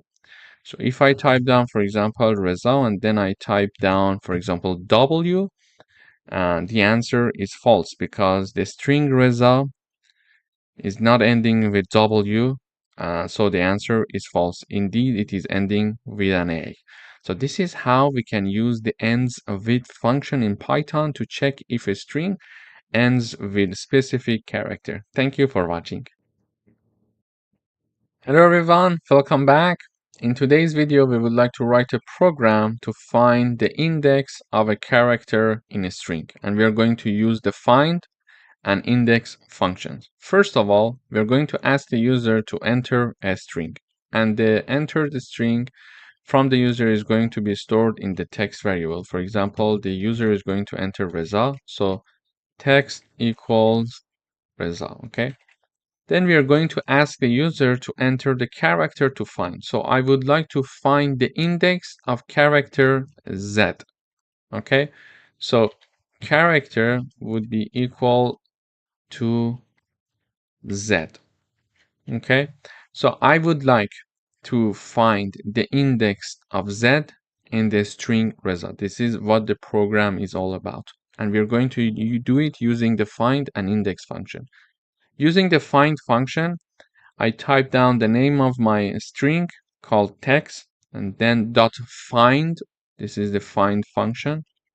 Find, and in parentheses, I type down the name of the character that I'm looking for to find its string. Okay. And the result of this is assigned to find index. And here I'm using the print function to simply print the value that is stored in find underscore index. Then in order to do the same thing with index function, we're going to type down the name of the string text dot index function. So index function, and in parentheses, again, we type down the name of the character. Okay. So here is the char, and then the output of this is assigned to the index variable. Then we are printing out the index. So let me run the code. Before that, let me mention something else as well. So the index of R is 0. The index R equals 0. E index is 1. Z index is 2. And A index is 3. Why? We start from 0. So R, the index of R character in this string is 0. The index of E is 1.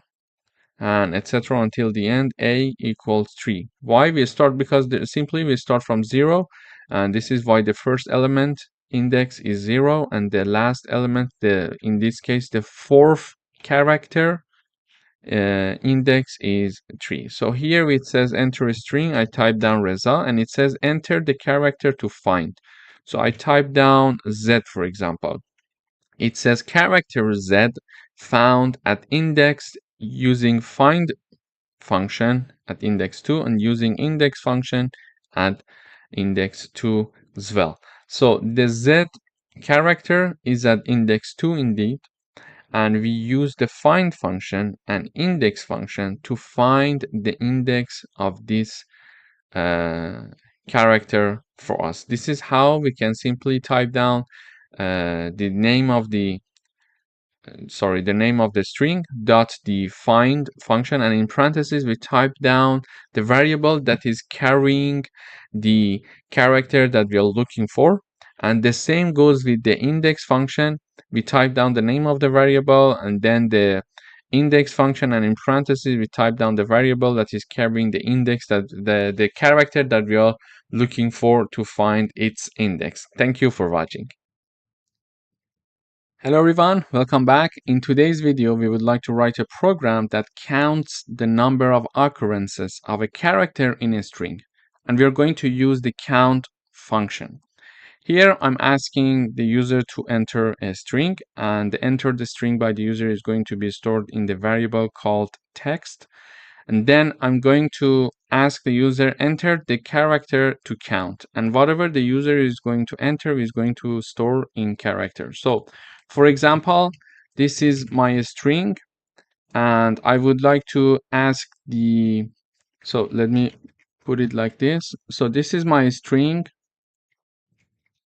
and I want the Python to count the number of occurrences of this A character, this A letter. So in this string, we are having 1 and 2 A's, okay? I want Python to count it for me. To do that, I need to use the count function. First, I type down the name of my variable in which I'm storing the string. Then I type the name of the function that is count. And in parentheses, I type down the name of the variable that we're storing the character inside of it. So when I run this code, it should first ask me to enter a string and then ask me to enter the character to count. So enter a string. So this is my string, Reza Shahin, okay?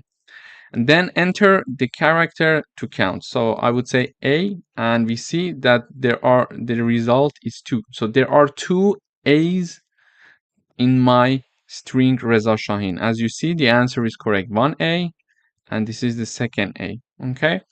We could also say, for example, Reza Shahin, for example, with a PhD degree. Okay, so now I would like to count the number of A's. We see that there are 3 occurrences of character A. This is the second one, this is the first one, this is the second one, and this is the third one.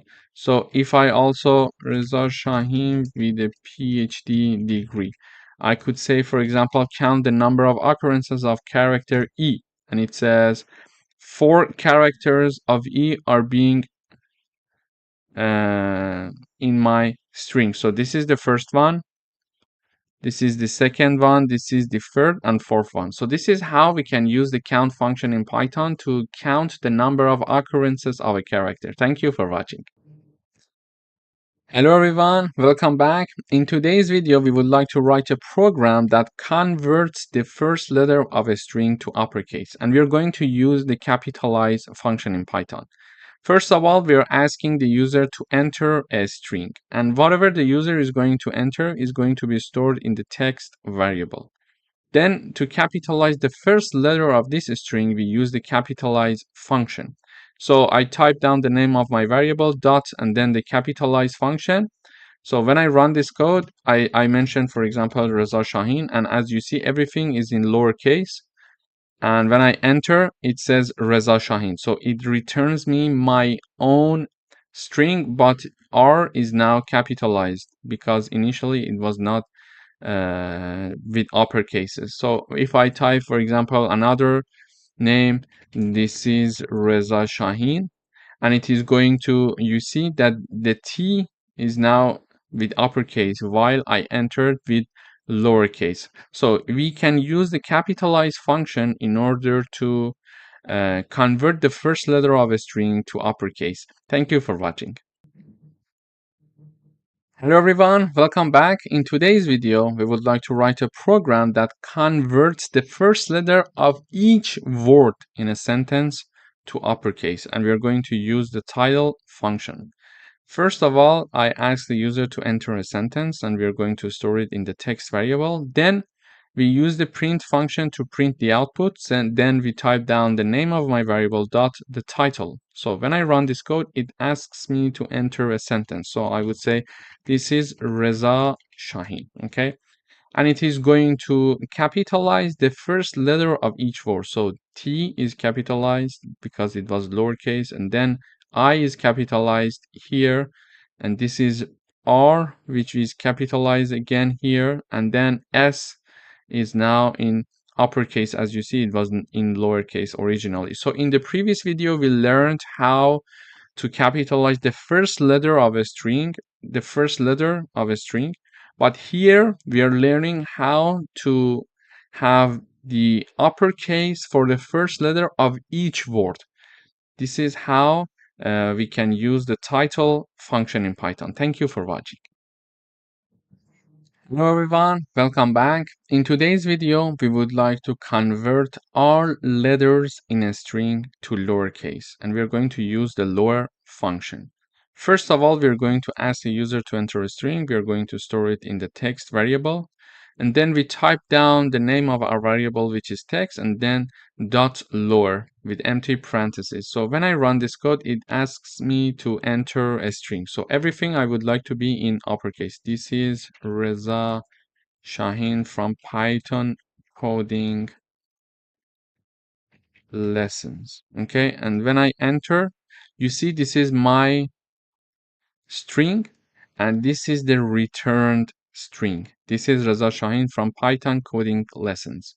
But you see that all letters in my string are now converted to lowercase. So this is how we can use the lower function to have all letters in a string to become lowercase. Thank you for watching. Hello everyone, welcome back. In today's video, we're going to learn how to convert all letters in a string to uppercase, and we're going to use the upper function. Here I'm asking the user to enter a string as before, and we are assigning it to a variable called text. Then in using print function, I'm printing the output. So I type down the name of my variable dot the upper. So the upper is the function that is going to help me to make all letters in my string to be uppercase. So I type down this is Reza Shahin from Python coding class. Okay, so this is my string, and as you see, all letters in my string are lowercase. And when I enter, I expect to see the output of my string with all letters in uppercases. So when I run this code, we see here is my string. So this is Reza Shahin from Python coding class. And then we see that here we are having my string, but all letters are now in uppercase. So we learned how to do it using upper function in Python. Thank you for watching. Hello everyone, welcome back. In this video, we would like to write a program that replaces a substring with another substring using the replace function. So this is what we are going to do. For example, my string is Reza Shahin, and I tell the Python that I would like to change Reza in my Reza Shahin string, and I want to replace it with, for example, John. Okay. And now I would expect the Python to return me John Shahin. So one more time. This is my original string. Then I tell Python that I would like to replace Reza with John. And then I expect to see the output John Shahin. So to do that, I'm having my enter a string message to the user, and then whatever the user is going to enter is going to store in text. So this part is my text variable. So this is my text variable equals Reza Shahin string. Then we are showing another message to the user, enter the substring to replace. And we are going to assign it in old substring variable. So old substring variable equals Reza. So this is Reza that we want to change. Then we are going to show another message to the user saying that enter a new substring, and this is going to be stored in new substring variable. So this is John is my new substring, and finally we are going to use the replace function to print John Shahin instead of Reza Shahin. To do that, I use the print function as always to show the output. Then I type down the name of the original variable string. This is the text. Then I type down the name of the string, the name of the function, which is replace. Sorry. So replace here, I'm having it. Okay. So far I type down the name of my variable, which is text, and then I call the replace function. But in parentheses, there are two arguments to mention, one before the comma and one after the comma.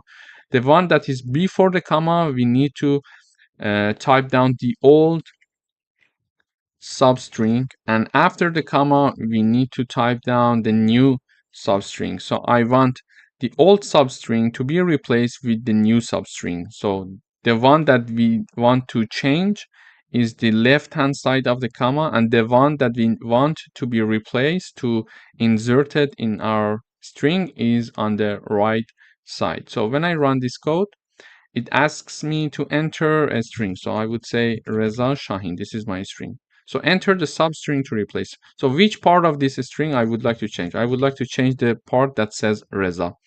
Then it says, okay, what do you want to put instead of Reza? I would say John, okay? And then it returns me John Shahin in the output. So I use the name of my variable, which is text, then dot replace function. So I call the replace function with two arguments, okay? The first argument before the comma is the argument that I want to be eliminated, and after comma is the argument that I want to be inserted. So these are two arguments. So the first part is the part that I want to be eliminated, and after that I type down the variable, the string that I want to be inserted. Thank you for watching. Hello everyone, welcome back. In today's video, we would like to write a program to split a sentence into words, and we are going to use the split function in Python. Here I'm asking the user to enter a sentence, then whatever the user is going to enter is going to be stored in the text variable, and then simply we call the name of the variable, which is text dot, and then we call the function, which is a split. So when I run this code, everything should be taken care of. So I would say this is Reza Shahin from Python class, okay? And then we see each word in this sentence is now splitted into words. So this is Reza Shahin from Python class. So each word in my string in the sentence that was stored in the text variable is now divided into words, as you see it here. So this is how we can use the split function in Python. Thank you for watching. Hello everyone, welcome to this section. In this section, we're going to talk about if statements in Python. So let me illustrate it with an example. We would like to write a program that checks if a number is positive and prints positive number if it is correct. It is positive, okay? So there are certain situations that we would like to check certain condition in Python. To do that, we need to use if conditions. For example, we would like to say if this happened, do this. If something else happened, do something else. Okay, so this is a logical conditional statement in Python. For example, here we would like to write a program that checks if a number is positive or not and prints positive number if the number is positive. To do that, I'm initializing a variable called number, and I assign number 10 using the if keyword followed by the condition itself, followed by a colon. We are having the if statement in Python. For example, here I'm saying that if that number that we declare to be 10 is larger than 5, then print out the number is greater than 5. Okay, please note that we are having a bit of a space here that is following this if condition. So you start the if condition here, and when you're talking about the statement, the block of code that you want to execute, if this condition is correct, you need to leave some space, and it is automatic. So when you type down an if condition and you enter, usually compilers leave you some spaces automatically. Okay, so when I entered, you see things are going to be started from this part, okay, itself. So it is automatic. So let me run the code. So now the compiler is providing the output for this statement in Python. So you see that in the output, the number is greater than 5. You see that? But if I put here a 15, so I say I am initializing a variable called number that is assigned to 10, and I'm checking to see if this number is larger than 15, do this for me, okay? So when I run, I see nothing in the output as you see it here, okay? So when you see nothing in the output, it means that this part is not passed. This condition is not passed. Why? Because 10 is not larger than 15.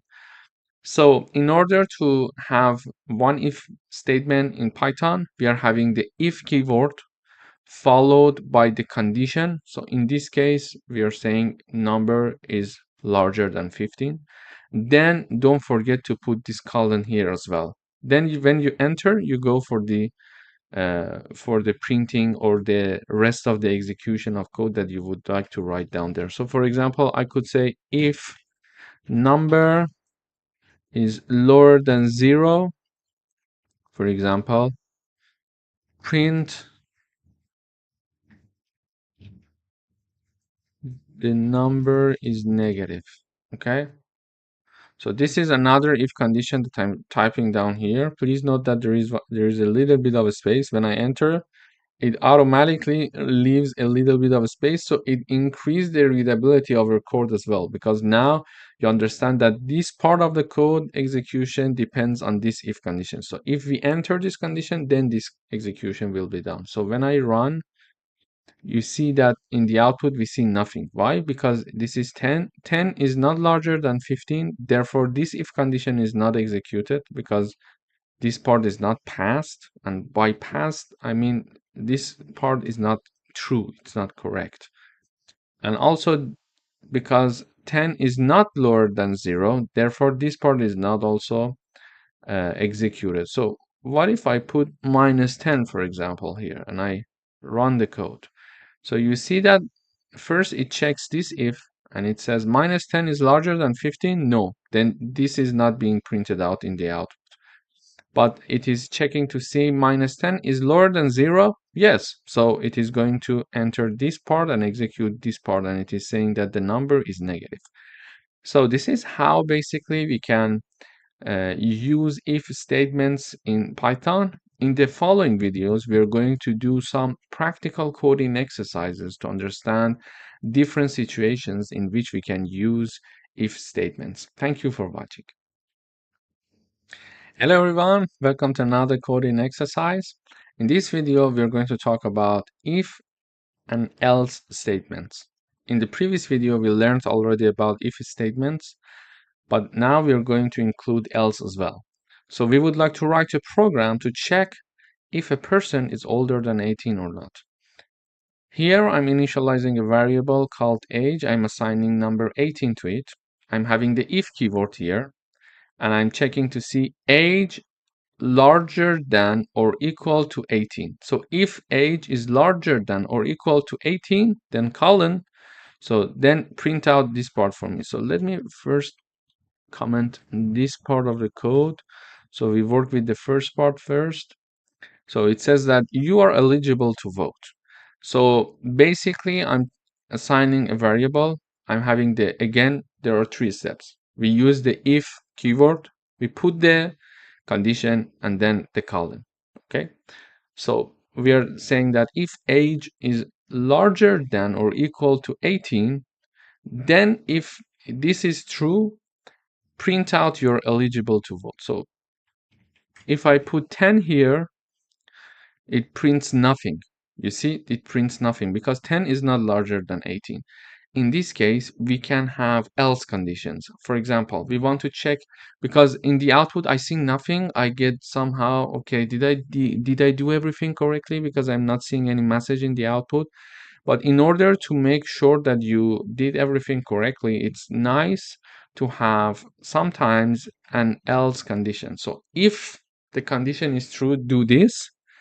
Otherwise, using else keyword, otherwise do this, okay? So I'm saying that age equals 10. First, I'm checking 10 is larger or equal than 18. No. Otherwise, because it does not pass this condition, print you're not eligible to vote. So when I run, you see that you are not eligible to vote. So it's not going to execute both of the conditions. It is going to either be in the first one or in the second one. Okay. So let me illustrate with another example. So the person age is 22. So this is a program to check if someone can vote or not. Okay, so when I run, it says 22 is larger than 18, so you are eligible to vote. Okay, but if I put, for example, instead of 22, 12, it says you're not eligible to vote in the output. Why? Because 12 is not larger than 18. So this if and else condition is somehow, if the condition is true, do this. Otherwise, say that, for example, you're not eligible. So anything that is not larger than or equal to 18 is going to be included in this else part. Okay, you understand? So this is how an if-else statement would work in Python. We check one condition. If this condition is true, do this. Any other things, otherwise, anything other than the condition that I'm putting there, just included in the else part, then you say that, okay, in the else part, it means that you're not eligible. It doesn't matter if the person is 12 years old, 2 years old, 5 years old, or 17 years old. If it's not included in the larger than or equal to 18, it is considered to be else. Okay, thank you for watching. Hello everyone, welcome back. In this video, we are going to talk about if, elif, else statement in Python. So we would like to write a program that assess the mark of a student and grade it based on different conditions. For example, it is going to grade A to the student if the mark is larger than 19, larger than or equal to 19. It is going to issue grade B if it is larger than or equal to 75. It is going to grade C if it's larger than or equal to 15. And any other number, else part, any other number that is not included in neither of these conditions is going to issue the grade F. So it means that if the mark is lower than 49, okay, or lower than equal to 49, it is going to enter this part, because any other number is going to be included in this part, and the only numbers that can be included in this part it means that it is lower than or equal to 49. So let me run the code first. It says grade B. Why? So I'm having the 85 assigned to marks. In the first part, I'm checking if marks 85 is larger than 90. No, so it is not going to print grade A. Then it comes here. When I'm having several conditions to check, as of the second one, I need to type down elif instead of if. Okay, this is something to note. I'm checking elif mark is larger than or equal to 75. So my number was 85, and it is larger than or equal to 75. Okay, it is true. So this condition is passed. Then it is going to print out grade B for us in the output. So if I type down 92, for example, now we see grade A in the output. So now it is 92. 92 is larger than 90. Yes, so it is going to enter this part of the code and execute grade A. So what if it is 55 and I run, it says grade C. So it is 55. 55 is larger than 90. No, it is not going to print this part, therefore. It jumps to the next if condition. Elif, as of the second condition checking, we are going to type down elif. Be careful about it. So elif 55 is larger than 75. No, so it is not going to execute this part. So it is going to jump to next elif. It says 55 is larger than 50. Yes. So it is going to enter this part and execute grade C. Okay. So what if I have number 40? So here, before running the code, I'm going to discuss the detail. 40 is larger than 90? No. Then it jumps here. 40 is larger than 75? No. Then it jumps here. 40 is larger than 50? No. So because 40 is not going to enter any of them, we are having the else part. So if I don't have the else part, nothing is going to be printed out in the output, because 40 is not in any of the ranges above. Okay. But for clarity, I'm putting the else. So whatever that is not included in neither of the ranges, it is going to be included in the else part. So it says grade F. So when I run, we see grade F in the output. So this is how we can have the checking of the first condition, it is F. As of the second condition, when we want to check, we type down elif, and if we are going to check 100, for example, statements, we type down elif. And for the last one, when we want to say, okay, if neither of the above ranges and if conditions is not passed for certain value, we're going to enter the else part.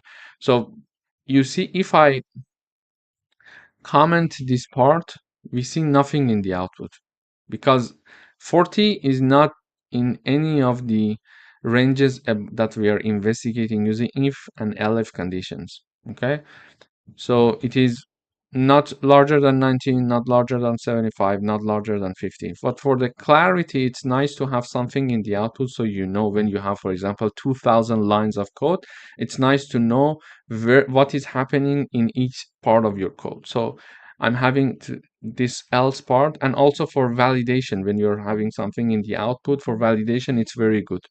So here I'm having the grade F being printed in the output, because 40 is not included in neither of the ranges. Thank you for watching.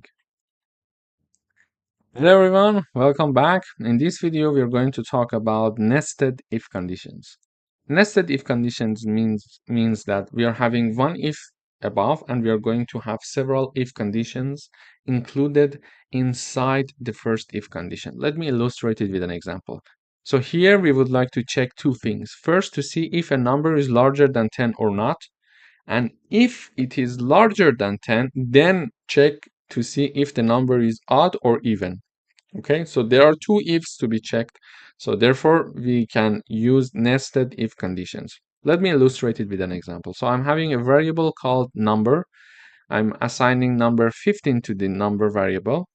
First, I'm checking to see if this number is larger than 10 or not. So if the number is larger than 10, this part of the code needs to be executed. This part of the code is going to be is going to enter this if condition.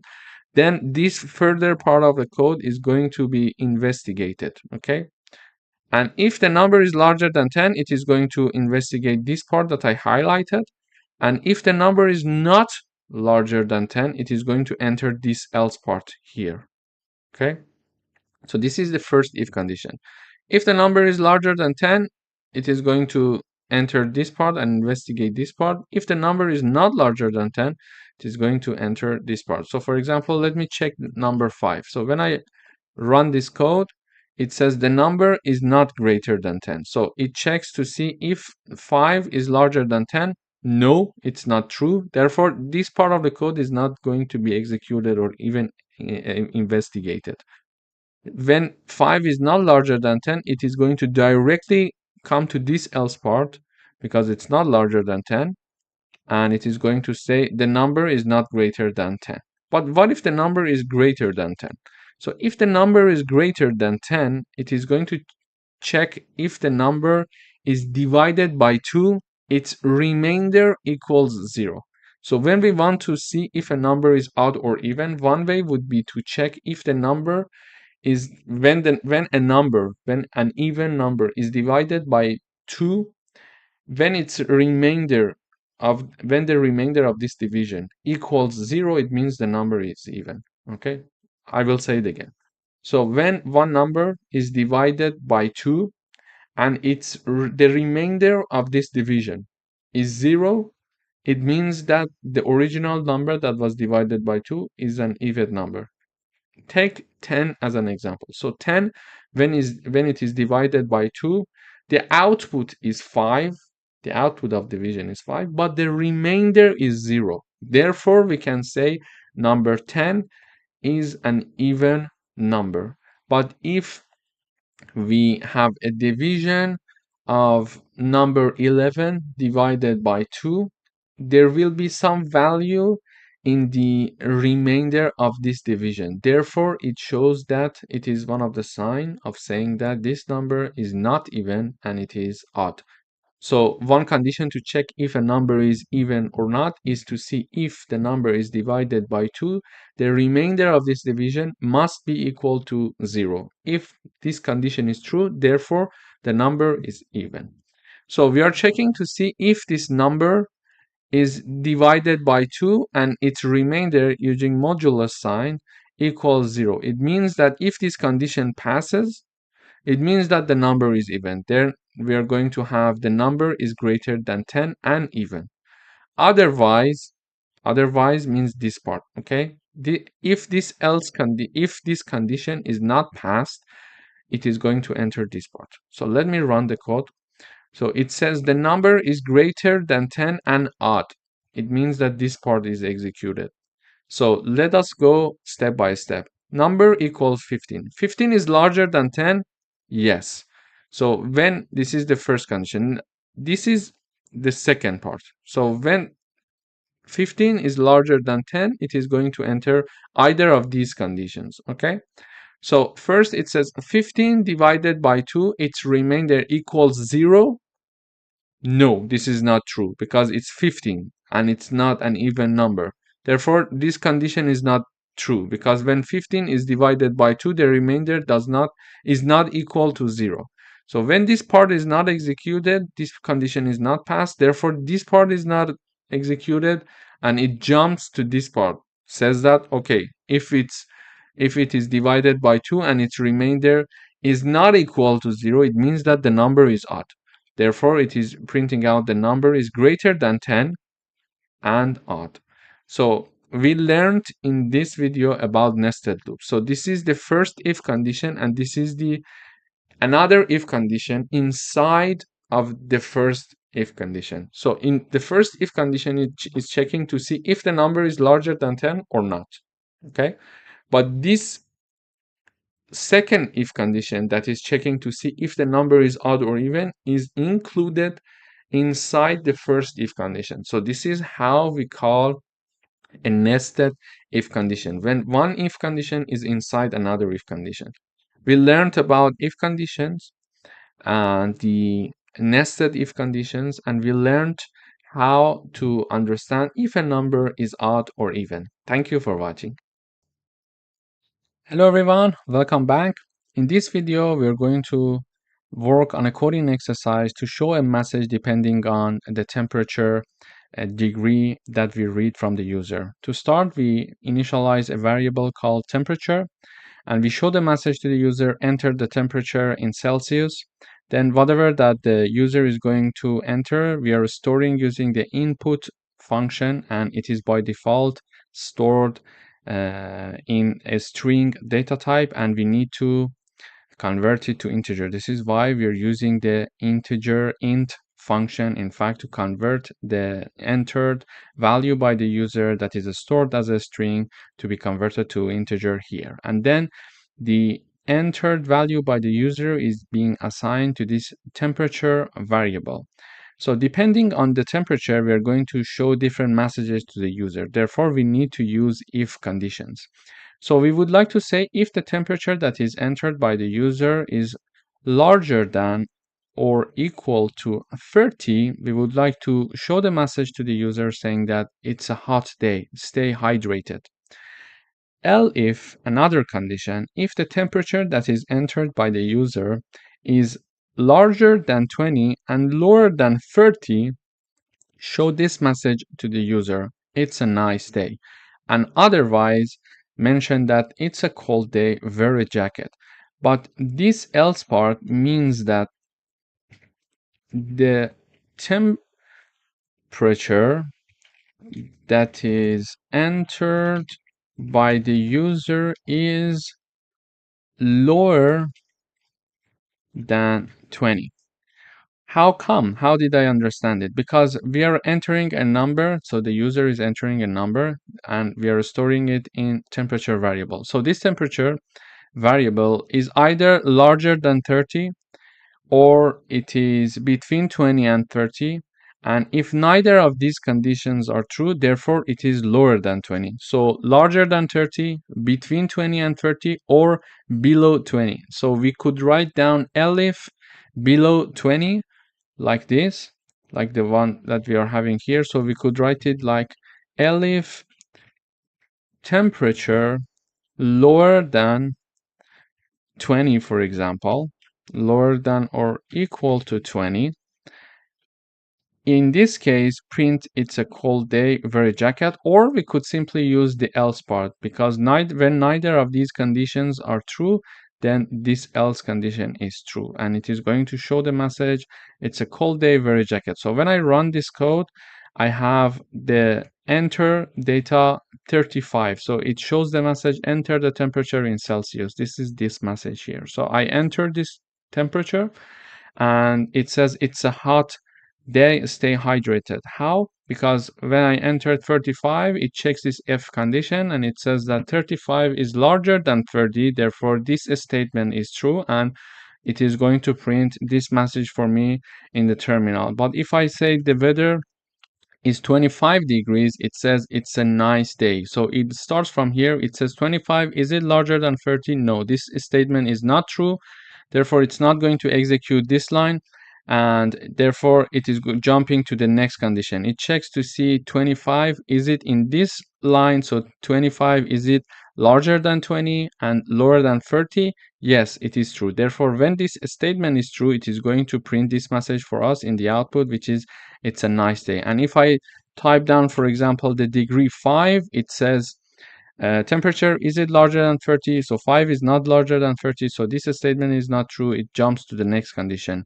5, is it between 20 and 30? No, it's not true. So it's jumping to the next condition. And because neither of them are true, therefore this else is being executed. So it says that it's a cold day, wear a jacket. So this is how we can use practical exercises in Python to practice some concepts that we already learned. Thank you for watching. Hello everyone, welcome to another coding exercise session. In today's video, we are going to talk about if statements when they are combined with logical operators. So let me illustrate it with an example. Here I'm having one variable called temperature. It is equal to 30, and we have humidity equals to 70. So we want to say if temperature is larger than 25 and at the same time humidity is larger than 60, then it's hot and humid. So first, if temperature is larger than 25 and humidity is larger than 60, print it's hot and humid. Then elif, we're going to have elif, if either the temperature is larger than 25 or humidity is larger than 60, then print it is either hot or humid, otherwise print the weather is comfortable. Okay, this is what we want to write in the output. So don't just see this part of the code, just see these lines, these three lines, okay? So if temperature is larger than 25 and humidity is larger than 60, print it's hot and humid. So far, we learned about if statement and nested loop. So we could write something like, for example, if temperature is larger than 25, let me uncomment this part and I comment this part.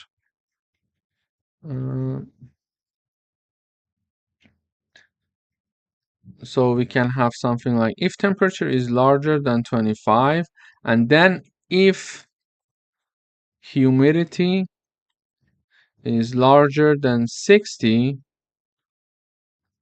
print hot in the output. Okay, so this is one way to type this code down. So for the first part, we can say if temperature is larger than 25, so we are checking if temperature is larger than 25 and humidity is larger than 60 and humidity is larger than 60, print it's hot and humid. So this is a nested if condition, one if inside another if. So it is going to enter if this if condition, if the temperature is larger than 25, then it is going to check, okay, the temperature is larger than 25, but the humidity, is it larger than 60? If so, go to this part and print this part for me, okay? So when I run the code, it says it's hot and humid because the temperature is 30, humidity is 70, so 30 is larger than 25, so first condition for the first if is passed. Then 70 is larger than 60, then it is going to print hot and humid. But sometimes, not always, but sometimes it is possible to use logical operator to avoid nested if conditions and have a better way, an easier way to type down this code. How? This is how. So we can have the checking of conditions in one line. So I can say if temperature is larger than 25 and at the same time humidity is larger than 60, instead of typing a nested if condition like this, I'm having in one line and using AND logical operator.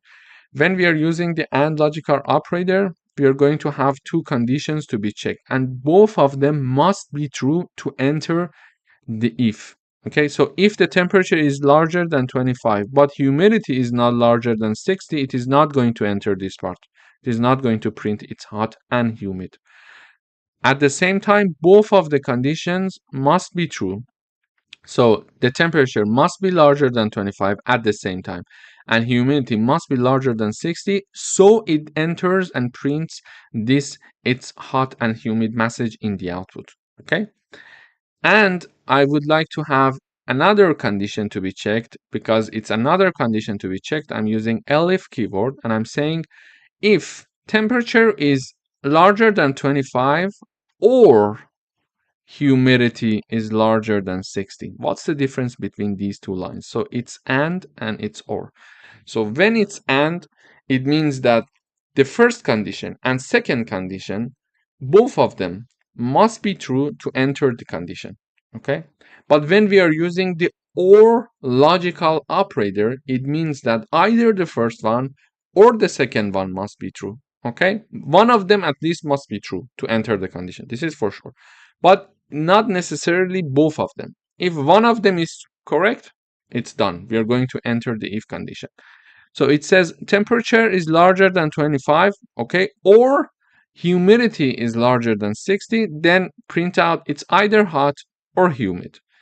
Otherwise, if neither of these conditions are true, print the weather is comfortable. So let me run the code now. It says it's hot and humid. Why it enters this part? Because it starts from this part and checks to see temperature is larger than 25, yes, because it's 30, and humidity is 70. 70 is larger than 60, yes. So both of the conditions are true. It is going to print this line for us. But if I have the temperature to be 15, for example, and I run the code now, we go and analyze the code now again. So it says temperature is 15. 15 is larger than 25? No. So it is not even going to check the second condition because it's a AND logical operator. Both of the conditions in this line must be true. So if one of them even is not true, it's not going to check the other one because it's using AND operator. So this part is not going to be executed. It jumps to this part, okay? So it says temperature is larger than 25. So 15 is larger than 25. No, it's not true, but we are using the OR logical operator. Let's check the other side also. So humidity is 70. 70 is larger than 60. Yes. So one of the conditions is true and is passed. Therefore, it is going to execute this part for us. It's either hot or humid. And if we have a situation, if, for example, the humidity is like 10, for example, and I run the code, it says the weather is comfortable because it checks to see 15 is the temperature. 15 is larger than 25. No, So it is not even going to check this part because it's AND logical operator and both of the parts must be true. Therefore, it's not going to execute this part. It jumps here. It checks temperature is 15. 15 is larger than 25. No. But because we are using OR logical operator, it's not a problem if one of them is not true. Let's check to see if the other part is true or not. So humidity is 10. 10 is larger than 60.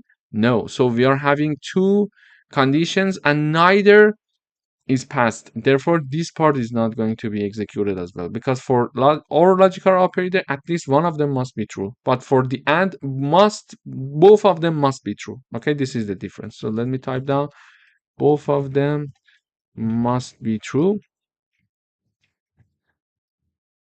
One of them, if, let me type it like this. If one of them is true, it is executed. Okay. But in our case, in this example, we had our temperature and humidity neither included in this range nor in this range. Therefore, it is going to be included in the else part. So the weather is comfortable, and therefore the weather is comfortable is printed out in the output. Thank you for watching. Hello everyone, welcome back. In today's video, we are going to work on a coding exercise that is checking to see if someone is eligible to vote or not. To do that, we are initializing a variable called age, and we are using the input function to ask the user to enter their age, and we are storing using the input function, and because it is stored by default in a string data type, we need to convert it to integer, so we use the int or int function to convert it to integer, and then we are storing the output in the age variable. Then the eligibility condition here is like this. So if the guy or the girl is older than or equal to 18 years old, they are eligible to vote. Otherwise, they're not eligible to vote. To check that, we are having the if condition, and then the condition is like this. So age, is it larger than or equal to 18? If this statement is true, we are going to print you are eligible to vote. And otherwise, meaning that the age of the person is lower than 18. So you're not eligible to vote. So if I run this code, I enter 20. So it asks me enter your age. So I enter 20 and 20, it says you're eligible to vote. So this code is being executed because 20 is larger than 18. So I say 25, it says you're eligible to vote. What if I say I'm 10 years old, it says you're not eligible to vote. Why? Because it checks to see my number 10, is it larger than 18? No, it's because this condition is not true, this statement is not true, it jumps to the else part saying that, okay, this option is not true for you. If you're not falling in this range, therefore you're not eligible to vote, and we are entering the else part. Thank you for watching. Hello everyone, welcome back. In this video, we are going to write a program to check if a number is between 10 and 20 inclusive, or if it is equal to 25. So I'm having a variable called a, it is assigned number 15. First is to check to see if this number is between 10 and 20. We can use and to check if the number is between 10 and 20. To do that, I'm having the if condition, if keyword. I'm having this part of the condition first, saying that a is larger than or equal to 10, because it says inclusive, we are having the equal sign as well. And at the same time, it is lower than or equal to 20, because we want to make sure it is between 10 and 20. If it was saying that it's larger than 10, we didn't need this part. Okay, we want to check it must be at the same time larger than 10 and lower than 20. So we need one AND operator, logical operator. Why? Because both of the conditions must be met. Therefore, we need one AND logical operator. So it says to check if a number is between 10 and 20, or the program itself, the problem statement itself is saying or if it is equal to 25. So either this condition or this condition. So either this condition must be true, or this condition must be true, because it says to check if a number is between 10 and 20 or it is equal to 25. So it says that we are having this to check if it is between 10 and 20 using AND operator. In the parentheses, we are having the first condition being checked and the second condition, or if it is equal to 25. So I'm having OR logical operator and then checking to see if A equals 25. So if either this part or this part is met, because when we are using OR logical operator, either of the conditions should be true to enter the part. So either it is between 10 and 20 or it is equal to 25, it is going to print condition met. Otherwise, it is going to say condition not met. So when I run the code, it says condition met because the number is 15. Okay? So when the number is 15, it is passing this first condition. It says that, okay, 15 is larger than 10 and lower than 20. So it is going to execute the condition met message without even checking this part. Why? Because there is one OR in the middle. So for the OR, we need to have at least one condition to be true. So this part is true. So we don't care about the second part. We are not going to check the second part. We are going to directly type down the message condition met. So if I have the number 5, what would happen? It says condition not met. So 5 is not larger than 10 and lower than 20. Okay, so let us check the second part. So 5, is it equal to 25? No. So neither this part nor this part is true. Therefore, it is not going to execute this part of the code, and it is going to jump here in the else part and print condition not met as we are having here. So what if I have 25? Let me run the code again. It says condition met. Why? First, it checks 25 is larger than 10. Yes. But is it at the same time lower than 20? No. So this part is not met. Okay, for AND logical operator, both of them must be true. But when both of them is not true, the whole parenthesis is not true, which is the first part of the condition before OR. But because we are having OR logical operator, it may be true that the second part is true. So, and we need only one condition for the OR logical operator to enter the condition. So let's check the second part. We say 25 equals 25. Is it true? Yes. So it enters and print out the condition met in the output. So this is how we can have the combination of writing if statement with two logical operator at the same time in one example in one line. Thank you for watching. Hello everyone, welcome back. In this video, we're going to write a program to compare two numbers and print whether the first number is greater than, less than, or equal to the second number. So we are going to use comparison operator. So we are having the first variable equals 10, the second one equals 20. We check to see if x equals y. We are going to say x and is equal to y. We are printing out this code.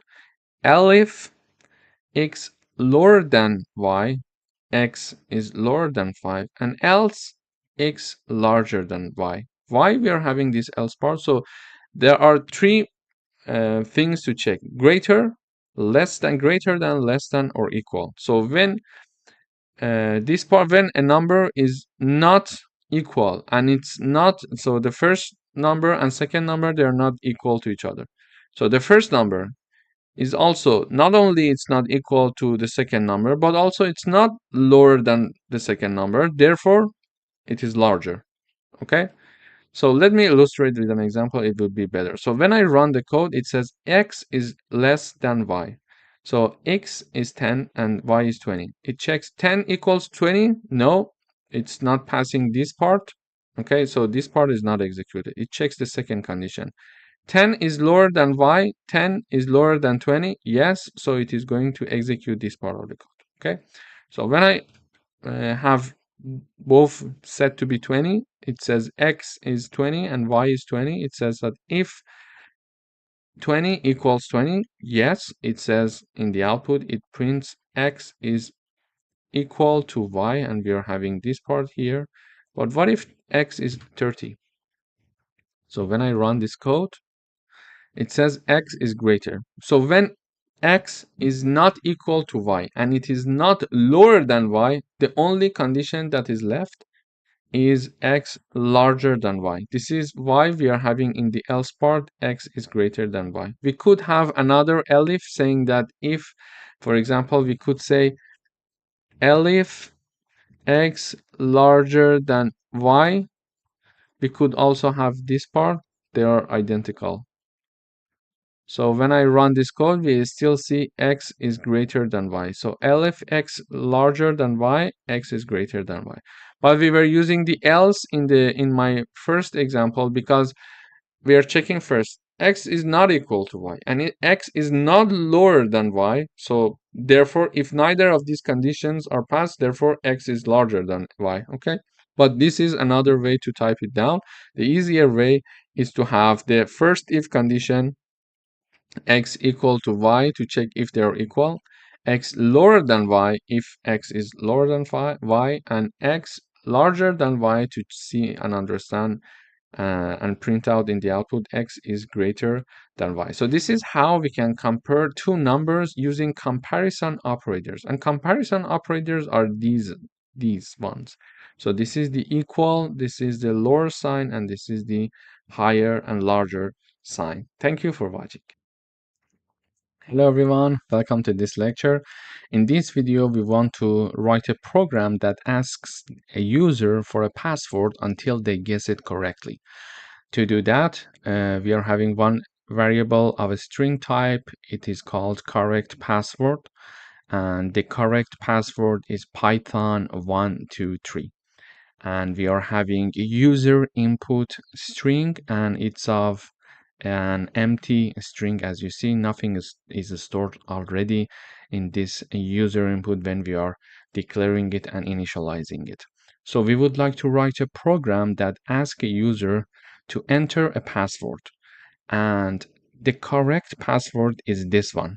And we are going to repeat this asking enter the password until they enter the correct password, so the access is granted. Okay, how do we do that? Using a while loop. So we type down the while keyword, then we are having the condition and then the column. But what is the condition? So we would like this while loop to continue as long as the user input is not equal to correct password. So if we are having this sign, two equal sign, it means that they are equal. And if we are having this sign, it means that they are not equal. Okay. So here I'm saying as long as this while loop should be continued as long as user input is not equal to correct password. Okay. This is the condition for my while loop. Then I'm asking in the loop, which is here, these are the execution part of the loop. So when we are entering the loop, these parts are going to be executed. How do I know that? Watch the space from the left line, the left side. Okay, this is all of them are having some space from the left side of the of the page. Therefore, they are included in this while loop. And you see that this line is having more space as compared to this part. It means that this part is going to be executed for this if condition. Okay. So after passing the condition saying that the user input is not equal to the correct password, so we are going to enter this loop in the beginning of the program. Why? Because the correct password is Python123 and user input is an empty string. Therefore, they're not equal. So we are going to enter for the first iteration. When we are entering for the first iteration, we are asking the user using the input keyword, we are asking the user enter the password. And whatever the user is entering, it is going to be stored in user input. Okay. Then using the if condition, we are checking to see if they are equal or not. So we are saying that if user input, what they entered here in the line above it, is not equal to correct password, show this message to the user. Wrong password. Try again. And it goes back up again. And the user input is not equal to the correct password. We are asking the user enter the password again. And then we are checking if they are not equal to each other. We are saying wrong password, try again. So this loop is going to continue as long as user input is not equal to the correct password. But what if the user is going to enter the correct password? If the user entered the correct password, so user input is indeed equal to correct password. Therefore, we are not going to enter this while loop, and then we're going to jump here and print access granted. So let me run the code one time. So it says enter the password. So we are in this line. You see this green line? We are this line is the part that is being executed. The user input is an empty string and the correct password is python123, and it checks these conditions saying that okay, user input is not equal to correct password, therefore we need to enter this while loop. And in this line it says okay, enter the password, and whatever I enter, it is going to be stored in user input. Then it is going to check the user input with the correct password to see if they are not equal. If they're not equal, it is saying that wrong password. So I'm typing down, for example, Reza Shahin. It says wrong password, try again.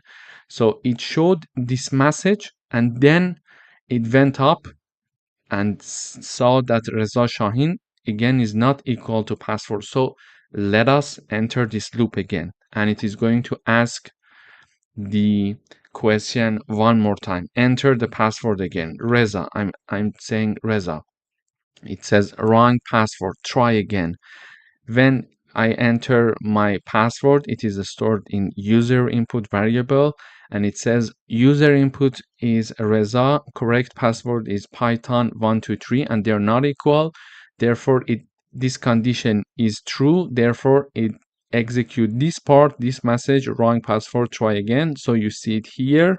Okay, and it goes back up again because user input and correct password is not equal again.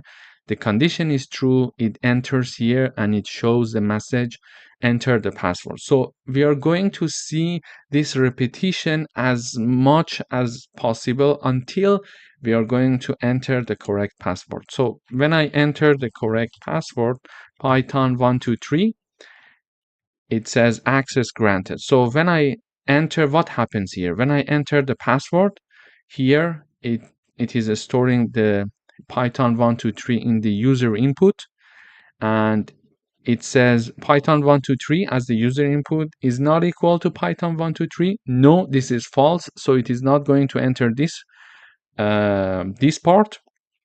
It goes back up again, it checks python123 is not equal to correct password. This condition is not true because they are indeed now equal.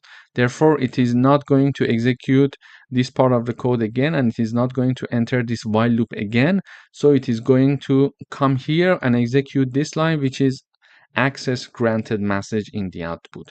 So this is how the while loop can be useful and practical in real world examples, as you see in this example here. Thank you for watching. Hello everyone, welcome to another coding exercise. In today's video, we would like to check if two numbers are divisible or not. So we are initializing two variables called num1 and num2. We are asking the user to enter the first number and then asking the user to enter the second number, and the entered number from the user are stored respectively in num1 and num2. And to check if they are divisible or not, we need to have this condition. So if the first number is divided by the second number and the remainder of this division equals to 0, it means that the numbers are divisible. Otherwise, not divisible. Okay, so the condition to see if a number is divisible by another number is to do the division. So we divide the first number by the second number and we check the remainder of this division. And if the remainder of this division equals 0, it means that these two numbers are divisible. Otherwise, they're not divisible. Okay, this is the condition to be checked. To convert this statement into Python code, we need to have the if condition. So we check to see if num1 divided by num2 and the remainder of this division using modulo operator equals to 0. If this statement is true, we are going to print this message saying that num1 is divisible by num2. So, and they are separated by a comma. Please note that because num1 is a variable and num2 is a variable, and this part is a string message that we are showing in the output. And if this statement is not true, we are going to enter this else part, and this message is being shown in the terminal saying that num1 is not divisible by num2. So let me enter two numbers. The first number is 20, for example, and the second number is 5. It says 20 is divisible by 5.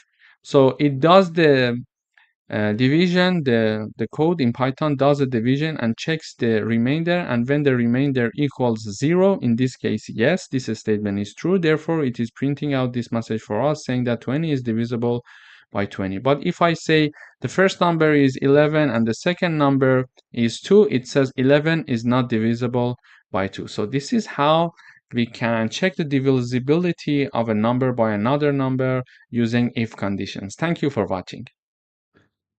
Hello everyone, welcome to this section. In today's video, we are going to talk about for loops. So a for loop is used to iterate over a sequence or a range of numbers. So the for loop iterates through each element in a sequence, performing an action for each element. The range function in Python is often used to loop over a sequence of numbers. Later on in higher level classes and courses in Python, when we are going to learn about list, tuple, dictionary, and set, then we can also integrate for loops with them as well. So a for loop can iterate over a list, a tuple, a dictionary, or a set. But this is something that we're going to discuss in higher level courses. For now, we are going to learn how to use the range function in Python to iterate over a range of numbers. Let me illustrate it with an example. So now we would like to write a program that prints numbers from 1 to 5 using a for loop. This is the statement of our program. So in order to use the for loop, we have the keyword reserved in Python for. Then we are having the I. It could be anything that we want. We choose our iteration variable to be I. And then we are going to use the in keyword reserved for this. Range is the function of the Python that we are going to use, and the range is divided by a comma. So there are two ranges in parentheses that we are going to have when using the range function, the starting point and the ending point. So let me run this code.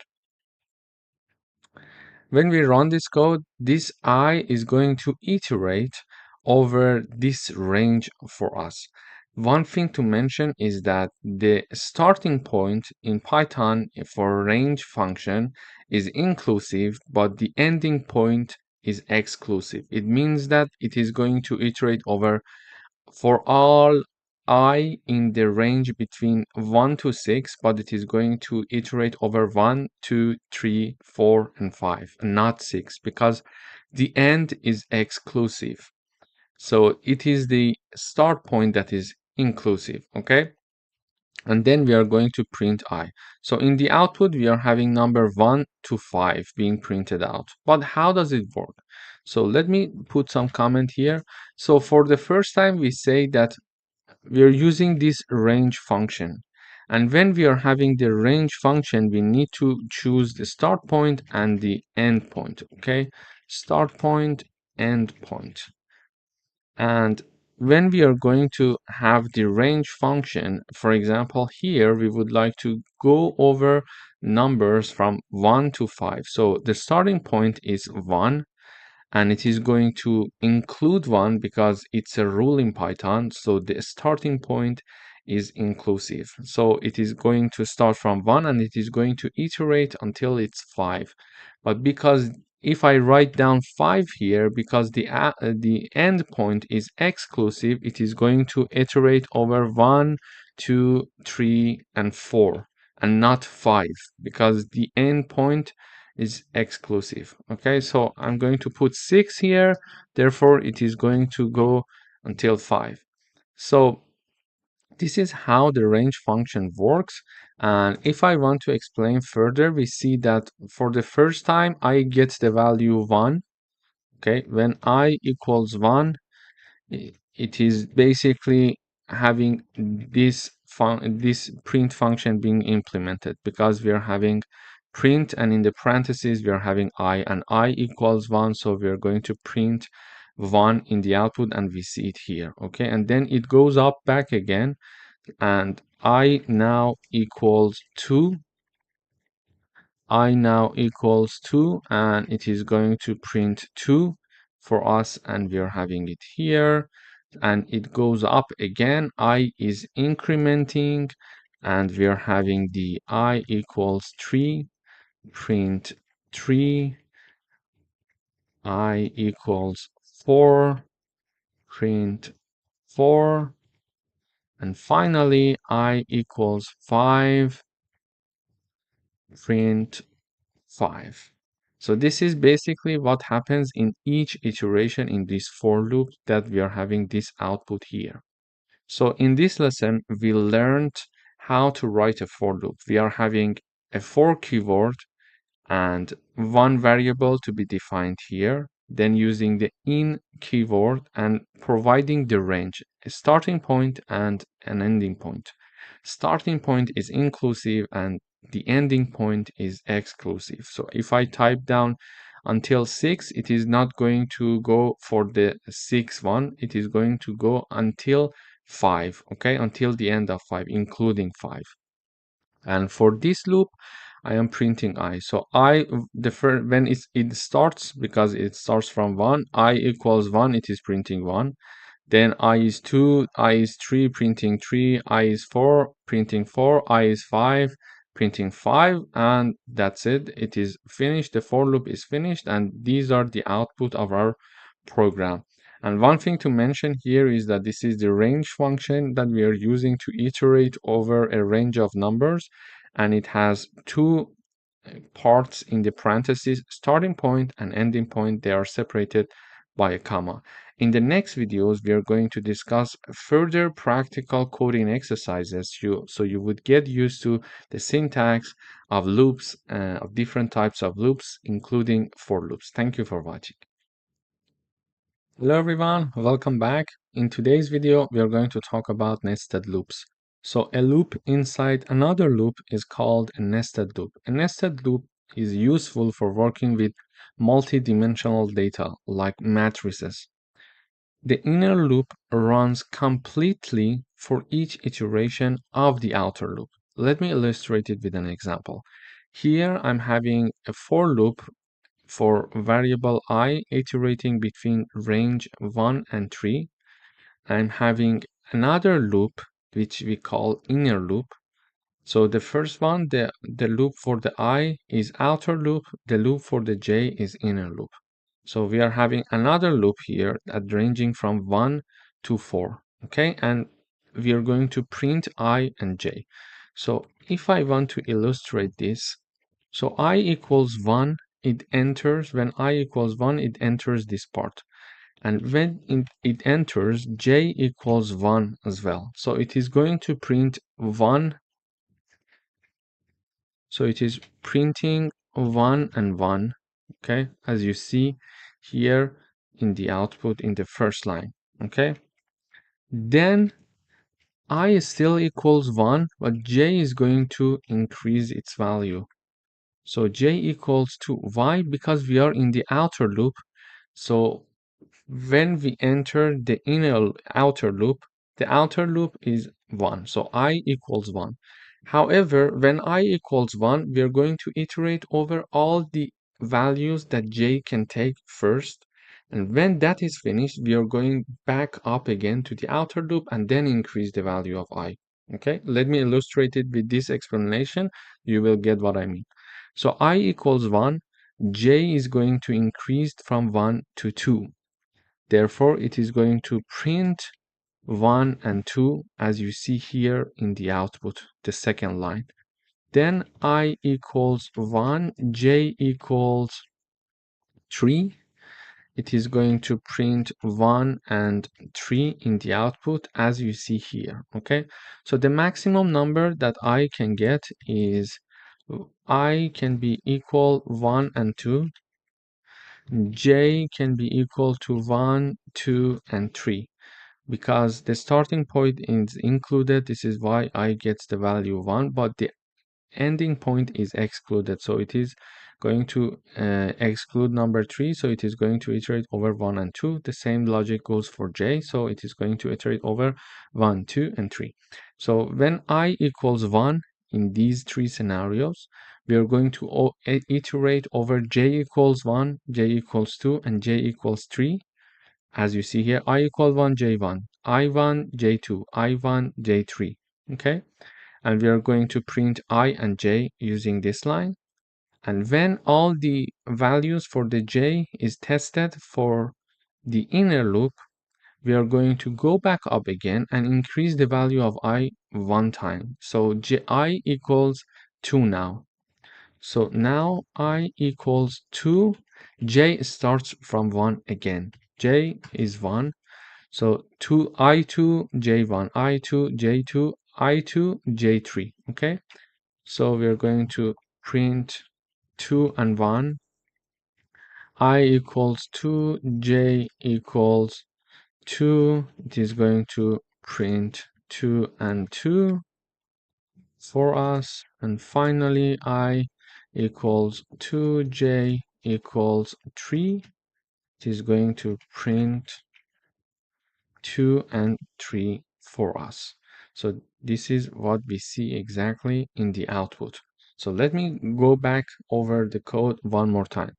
So we are having one outer loop and one inner loop. So the outer loop is iterating over different values between 1 and 3 for variable I. The inner loop, it is iterating for variable j between 1 and 4. Okay, and in each iteration we are going to print the value of I and j. So the first time when we enter the outer loop, I equals 1. However, when I equals 1, we are going to iterate over all the j's. So one time I1, J1, I1, J2, I1, J3. Then we are going to increase the value of I when all the values of j are tested. We are increasing the value of I from 1 to 2. So we are having 2, 1, 2, 2, and 2, 3. And we are printing them in the output as you see here. Basically, this is the concept of nested loop in Python. Thank you for watching. Hello everyone, welcome back. In this video, we're going to talk about while loops in Python. So a while loop repeats as long as a specific condition is true. So the while loop requires a condition to be true, and if the condition becomes false, the loop stops. So we need to be careful to avoid infinite loops by ensuring the condition eventually becomes false, okay? For example, here we're going to print numbers from 1 to 5 using a while loop. Exactly the same exercise as the previous video, but here instead of for loops, we are going to use while loop. So I'm initializing I variable to be 1 before starting the loop, and then I'm having the while keyword, and then the condition here and colon here. Okay, so three parts: the keyword while, the condition here, and the colon. Okay, so I'm going to write down while I is lower than or equal to 5, do these things for me. Okay, while I is lower than and equals to 5, print I, and then increase the value of I by 1. Okay, this sign, let me plus equal, it means that when I'm typing down I plus equal 1, it means I'm typing down I equals I plus 1. So they are basically the same in Python. So I equals I plus 1 is exactly, it is going to do the exact thing as I plus equal 1. Okay, but because it is more concise and more and shorter, we're going to use this way of writing it. But whenever you see this, it means this. Okay, you can type it down somewhere in comments for yourself for a while to get used to it. So let me illustrate it with an example. Initially, I equals 1. And when we are going to enter this condition, it checks to see 1 is lower than 5. Yes, it's true. So print I. So it is going to print 1 for us. And then in the next line, we are having I equals I plus 1. It means that I equals 1 plus 1. Therefore, I equals 2. Okay, so this line is exactly like this line. And basically, it means that I equals 1 plus 1. Why? We already have 1 here, so this one is that one. And we also have this I here, and I initially equals to 1. So when it equals to 1, we are typing down here. So now I equals to 2, okay? So we incremented the value of I by 1 value. So now I equals 2 at the end of this loop, and it is going to check the condition again. 2 is lower than 5, yes. So it is going to print 2. Then it is typing down I plus 1. Okay, so it means that I equals 2 plus 1, therefore I equals 3. But why 2 plus 1? Because we are having this formula, I equals I plus 1. So I equals 2 plus 1. This plus 1 is exactly the same thing here, but we are having 2 because we entered this loop initially using I equals 2, because this is why we were printing 2. So 2 plus 1, now I equals 3. I equals 3, we are going up here again and we are checking the condition. 3 is lower than 5. Yes, it is lower than 5. So print 3 for me. Print 3, sorry. And then I equals 3 plus 1. I equals 4. Okay. And here 4 is lower than 5. Yes. So print 4. I equals 4 plus 1. I equals 5. 5 is lower than or equal to 5. Yes. So print 5. And then I equals 5 plus 1. I equals 6. So I equals 6 now. 6 is lower than or equal to 5? No, it's not. Therefore, it is not passing this condition, and thus it is not going to enter this loop anymore. So this is not an infinite loop, because we mentioned here we need to ensure that the condition eventually becomes false here, and now it becomes false because I equals 6 and 6 is not lower than 5. Therefore, the condition becomes false, and now when I run this program, you see here I'm printing 1 to 5 here. So let me explain it one more time. If we want to have the while loop, we need to initialize the variable a priori to the while loop. So I'm initializing this I here, then I'm having the keyword while, then the condition and one colon, sorry. And as long as I is lower than or equal to 5, I'm going to print the value of I and increase the value of I by 1 unit. And when I'm having I plus equal 1, it means that I plus equal 1 it is exactly equal to this equation, I equals I plus 1. But because it is shorter, we are going to use this one. But we could use this one as well, okay? So when I equals 1, I print 1 and I increase the value of I by 1 value. So 1 plus 1, it's 2. 2 is lower than 5, yes. So print 2, and 2 plus 1 is 3. So 3 is lower than 5, yes. Print 3 for me, and 3 plus 1 equals 4. So 4 is lower than 5, print 4. 4 plus 1 is 5. 5 is lower than or equal to 5, yes. Print 5. Increase the value of I by 1 value. So 5 plus 1 is 6. And 6 is lower than or equal to 5, no. So it's not going to enter this while anymore. But what happens if I comment this line? So if I comment this line, it is going to have I equals 1.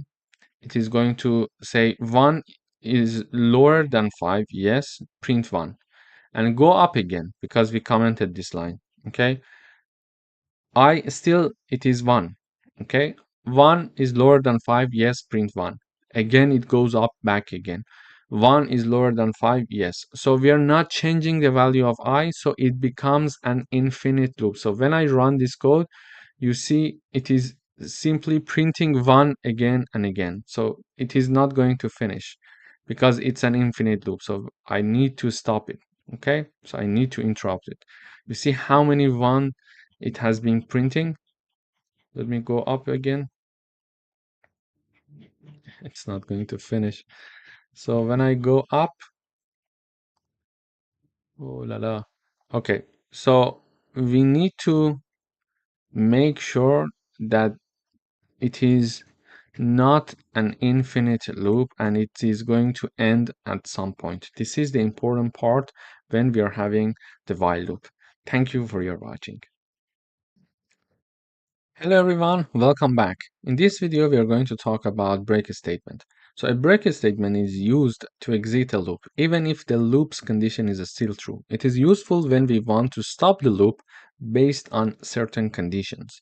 So let me illustrate it with an example. We would like to stop the loop when the number equals 5, okay? So we are going to have a for loop. It is going to iterate over I in the range 1 to 10, and we are having the colon here, and we are having one if statement. So if I equals 5, break. If I equals 5, break. Otherwise, print I. Okay, so when I run this code, it is printing 1, 2, 3, and 4. So let me illustrate what's happening here.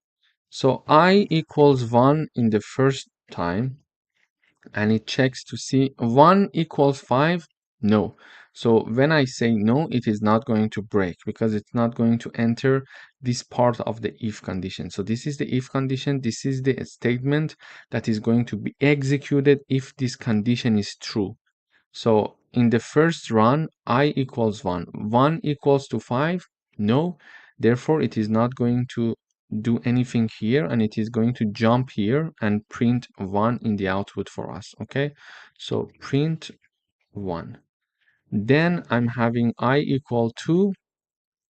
It checks to see 2 equals 5. No, so print 2. I 3, print 3 because 3 is not equal to 5. And I equals 4, print 4. However, when I equals 5,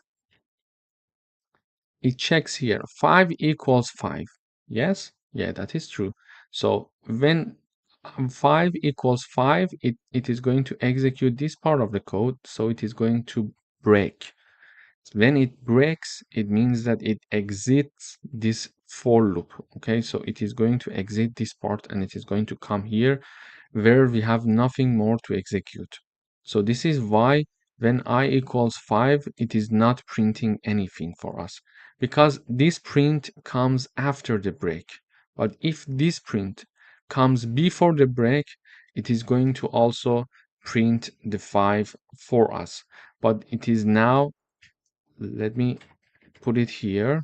So when I put the print here and I run the code, you see that 5 is also printed, because when I equals 5, it is going to first print 5 and then checks to see if 5 equals to 5, and then it is going to break. Okay, so it's important for you to know where to put the break and how the output of the program could be different based on where you're putting the break. So when I have the break before the print, when I equals 5, it is not going to print 5.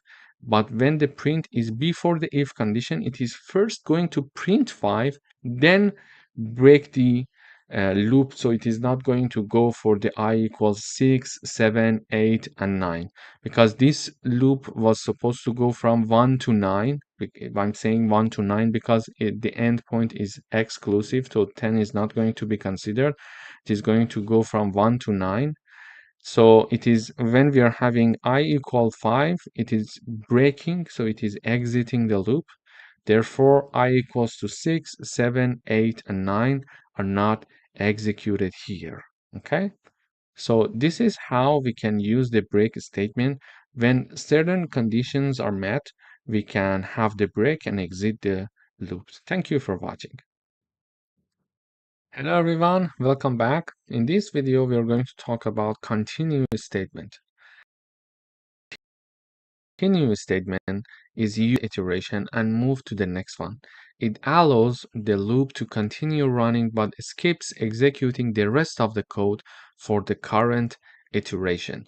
Let me illustrate it with an example. So we would like to write a program that skip even numbers. Okay, for that we are looping over all values for variable I in the range between 1 and 6, and if this I variable is divided by 2 and the remainder of this division equals 0, we're going to continue.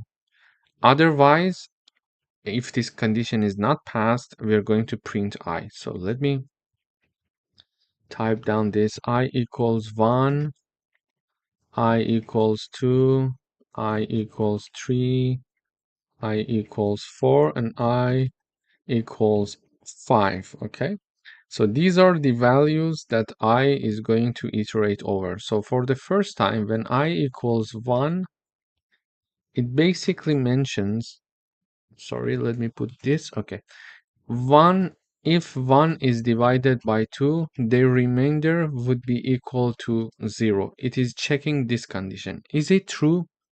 No, because it's not true. It is going to print 1 for us. So in the output, we will have the print 1.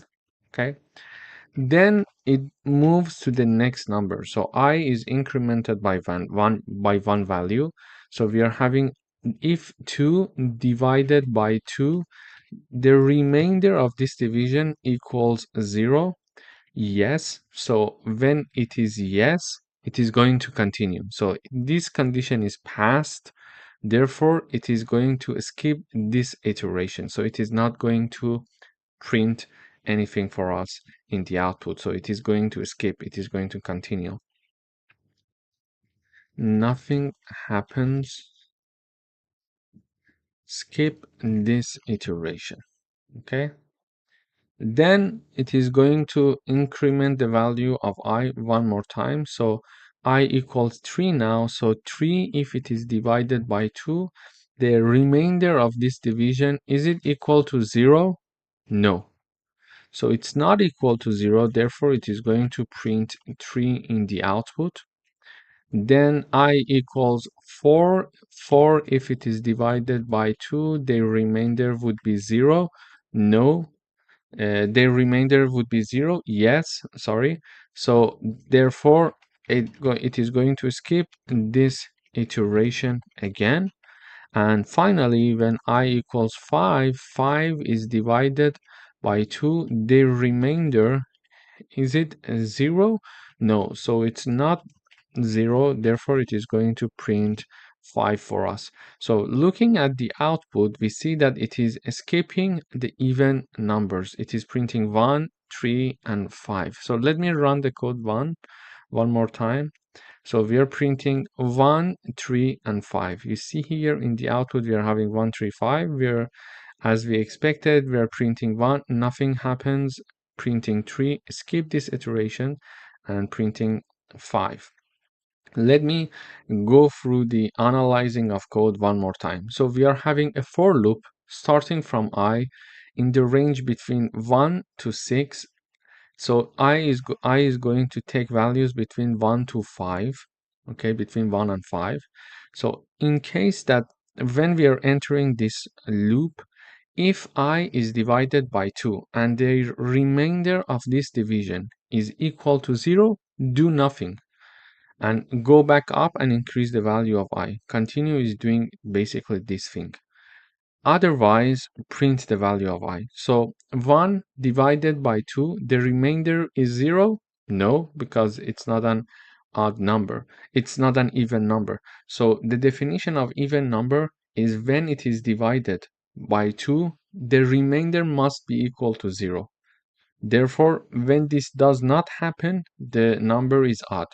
So by having this line, we can understand if a number is odd or even. So if one number is divided by 2 and the remainder of this division equals 0, it means that that number was an even number. So we are saying that 1 divided by 2, the remainder equals 0.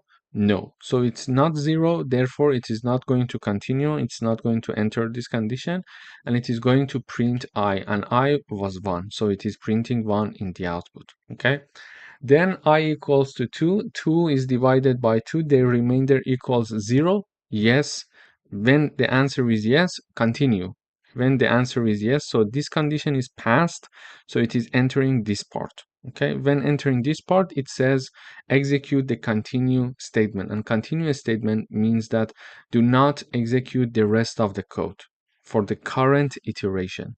Okay, so for the current iteration, it does not execute the code, it goes back up, and I is incremented by 1 value, so I equals 3 now.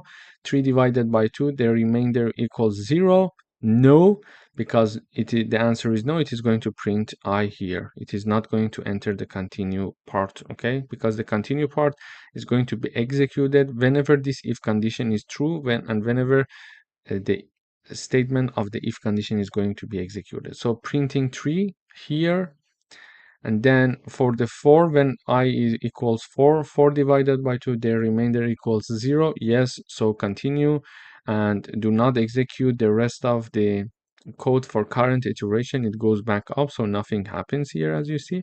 I equals 5, 5 divided by 2, the remainder equals 0. No, so if the answer is no, print I for me, which is 5 here in the output. So this is basically how we can use the continue statement to skip the current iteration when certain conditions are met. Thank you for watching. Hello everyone, welcome back. In today's video, we would like to write a program that asks the user to enter the price of 3 items one by one, and we would like to use a loop to collect the prices and calculate the total cost. To do that, we are initializing a variable called total cost to be 0. Then I'm using a for loop starting from I. So the I variable is initialized starting from 1, and ends at 3, because the start is inclusive and is exclusive. So if I type down the range between 1 and 3, I is going to take values 1 and 2 because the end, that 3, is exclusive. So therefore, if we want to ask for 3 items, we need to ask for the range of 1 to 4. So for any I in the range 1 to 4, we are going to ask the user to show the message saying that enter the price of the item 1, for example, item 2 and item 3, and whatever the user is going to enter is going to be converted to float, and then be assigned to the price variable here, okay? And the price variable here is going to be added to the total price. When we are having the plus equal sign, it means that total underline price variable equals to total underscore price plus price, okay? So this equation equals to this one. They are doing the same thing, but it is a way to write it more concise. So you can write it down like this if it's a bit complex for you or confusing. So it means that the total price, the new total price, equals to total price plus the price. So in the first iteration, the total price equals 0, and the price is whatever the user is going to enter. So imagine that the user is going to enter prices are 20, 25, and 10. Okay, these are the prices. So when I equals 1, price equals 20. So the user is going, we assume that the user is going to enter 20. So total price equals 0 plus 20. Why? Total price, this is the formula, equals total price plus price. So the total price in the first iteration from before that we know that total price equals 0. And then 20 is the number that we assume that the user is going to enter for the first product. So this means that total price equals 20, okay?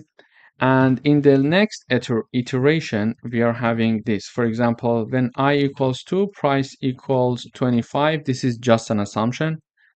And then we are going to, I'm assuming these assumptions because I want to give you a hint and a detailed examples, a detailed explanation of how this total price is being calculated. So total price equals total price plus price. So here it is total price plus price, and total price was 20 from the previous iteration, and the newly entered price is 25, so it is equal to 45 now. And in the last iteration, when I equals 3, price equals 10, because we assume that the user is going to enter number 10, and total price is calculated as the previous total price, which is 45, plus the newly price that is added by the user, which is 10. Therefore, the output will be 55. And we mentioned that in the output, after doing the calculation, we mentioned that total price is 55. So when I run this code, sorry, I'm having an error in this part here.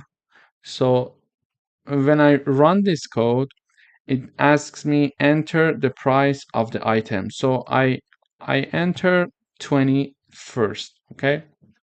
When I enter 20, it says enter the price of the item again, because there are 3 items that we are going to enter.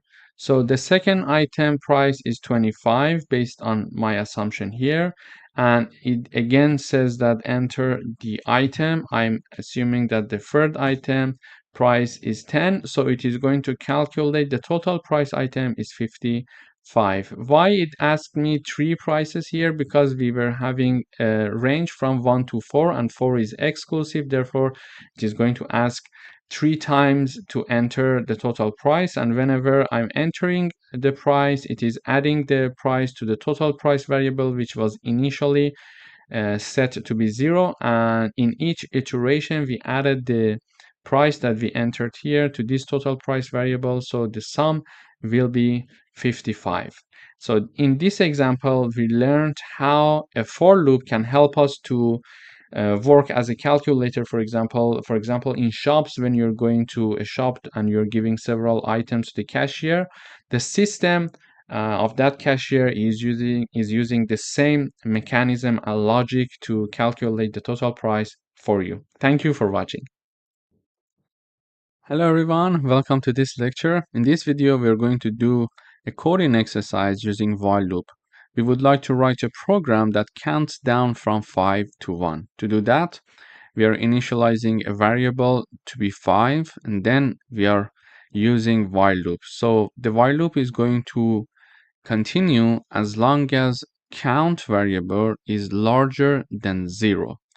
So the first time that it is initialized to 5, 5 is larger than 0, then it is going to enter this loop. When it enters this loop, it is printing countdown and the number of the count. So in the first time, count equals 5, so it prints 5 in the output.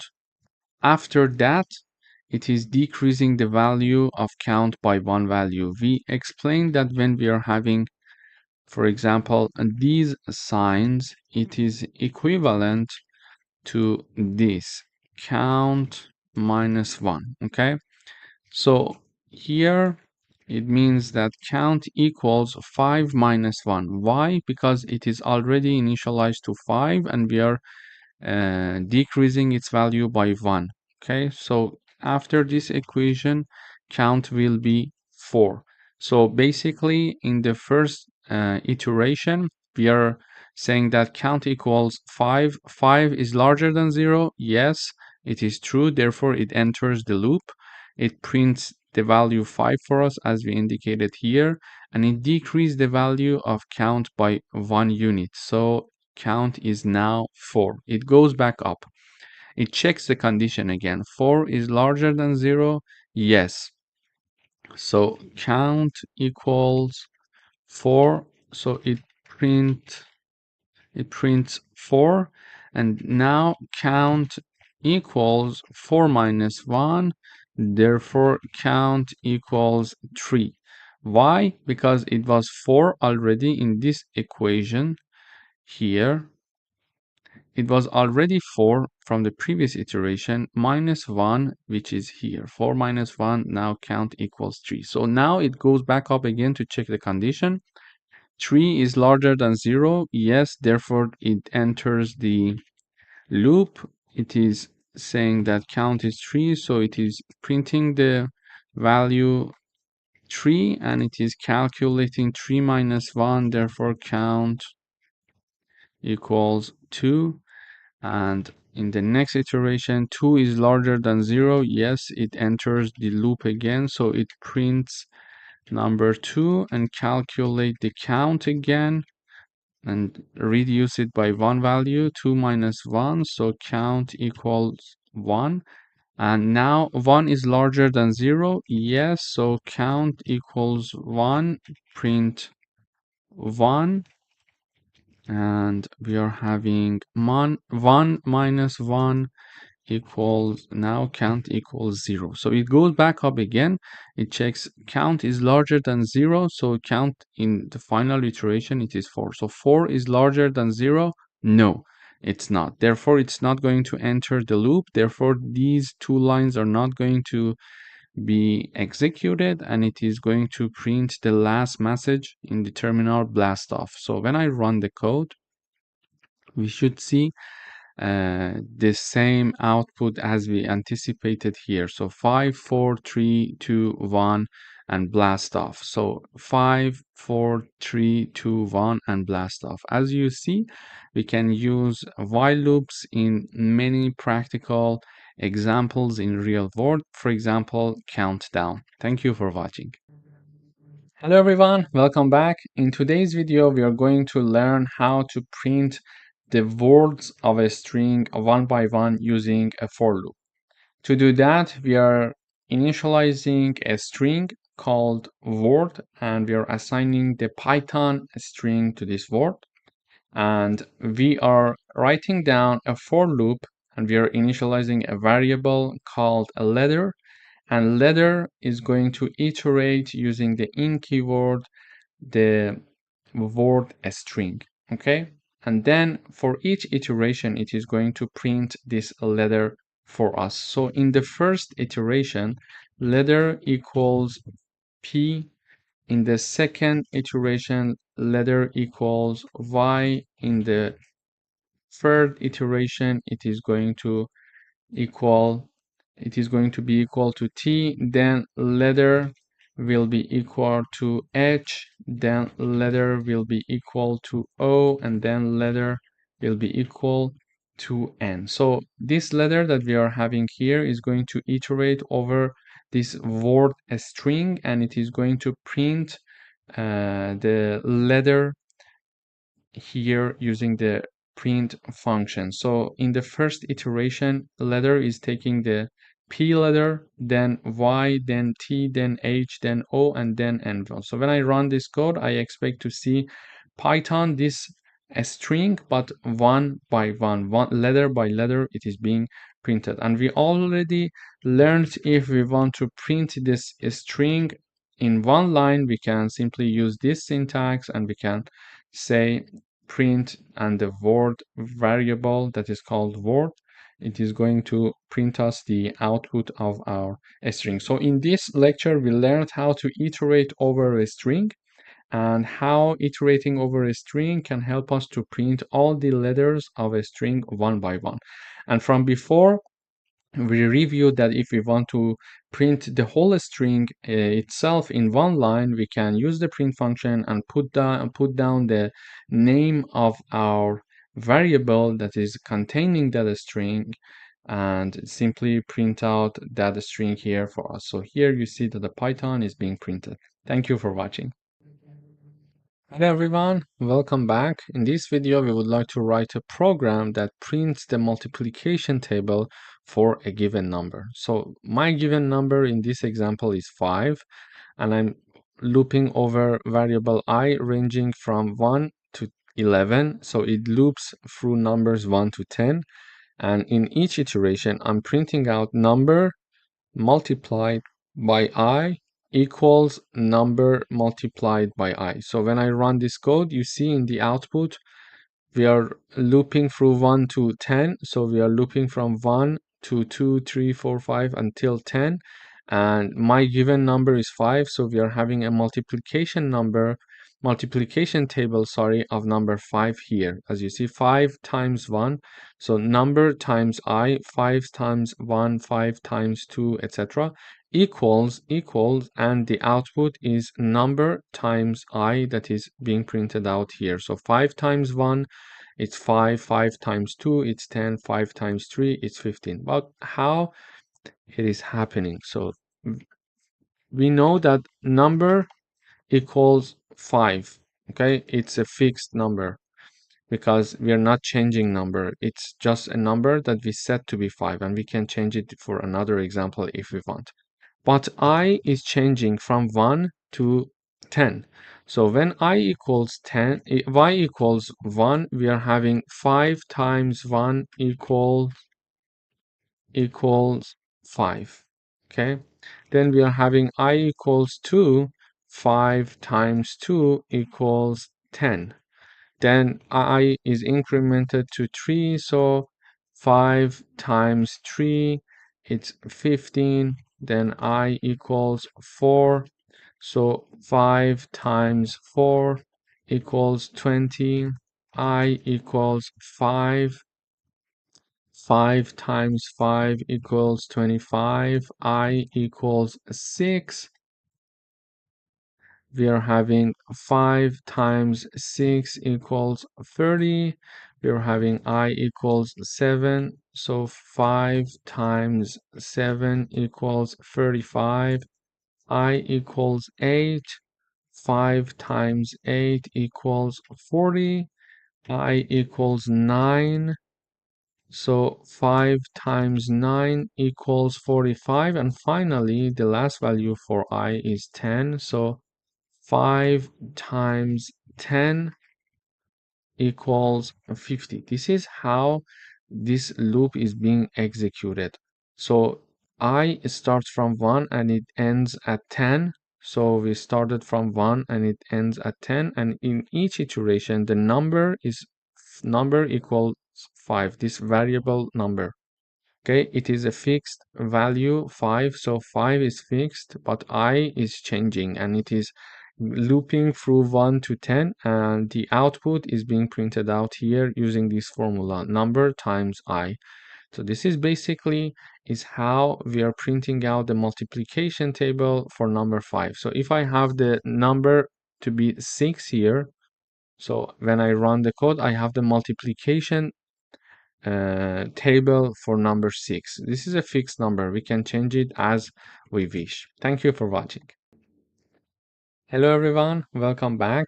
In today's video, we would like to write a program that calculates and prints the sum of all numbers from 1 to 10. To do that, I'm initializing a variable called total to be 0. I'm having a for loop and I'm iterating over variable I between the range 1 and 11. So it loops through numbers 1 to 10, okay? And for each iteration, I'm having total plus equal I. So we are checking, we are having the summation of i's into the total variable. And basically here, I'm printing out the total. So let me run the code. It says that the sum is 55, but how this 55 is being printed? I mentioned earlier in another coding exercise, when we are having plus equal sign, it means that we are having this formula, total plus I, okay? So this is the formula. So the first time I equals 1, we enter. It means that total equals, so total is initially set to be 0, okay? So new total equals 0 plus I equals 1 plus 1. So total equals 1, okay? Then I equals 2, total equals 1 plus 2. Why? So this one comes from this formula. So this is total plus I. So this one is the value of total which we calculated in the previous iteration to be 1. And this 2 comes from this I that is coming from this I, okay? I equals 2 in this iteration. Therefore, now total equals 3. We have I equals 3. Total equals 3 plus 3 equals 6. Okay, why 3 plus 3? So this 3 comes from this 3. So we calculated the total in the previous iteration, and this 3 comes from I equals 3 because the formula, the new total, is total plus I. Okay, the already value of total plus the current I. And then when I equals 4, we are having the total equals 6 plus 4. Therefore, total equals 10. Then I equals 5. We are having total equals 10 plus 5. So total would be 15. Then we are having I equals 6. Total equals 15 plus 6. So total equals 21. Then we are having I equals 7. Total equals 21 plus 7. Therefore, total equals 28. Then we are having I equals 8. We are having total equals 28 plus 8. It equals 36, if I'm not mistaken. 26, yeah. 28 plus 8 is 36. And then we are having I equals 9. So total equals 36 plus 9. So the total is now 45. And finally, I equals 10. And total equals 45 plus 10. So total is 55, which is this number that we got here. So basically, in this code, we are iterating over values for I between 1 and 10. We are looping through numbers 1 and 10. And we are calculating and adding the current number to the total number. So total initially equals 0. In the first iteration, total is 0. We are adding the first iteration, I equals 1. So total is now 1. Then I equals 2, 2 plus that previous one. Then I equals 3, 3 plus the previous 3 of the total. So we are increasing the value of 1 to 10 in each iteration to total. So we are having one total which is summing over all the values that is being iterated between 1 and 10. So it is going to give us the sum of all numbers from 1 to 10. This is how it works, because total starts from 0 and we are increasing the value of the I in each iteration. As you see here, I'm adding 1, 2, 3, 4, 5, 6, 7, 8, 9, and 10. And these are added to the previous value of I. So you see to previous value of total, because total was 0. So I equals 1. 1 plus 0, it's 1. Then this old value is here, and in the second iteration, number 2 is added to that, so it is 3 now.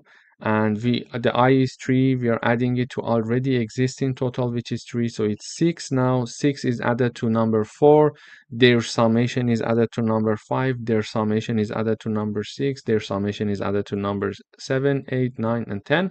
So we reach the output of sum of all numbers from 1 to 10 is 55.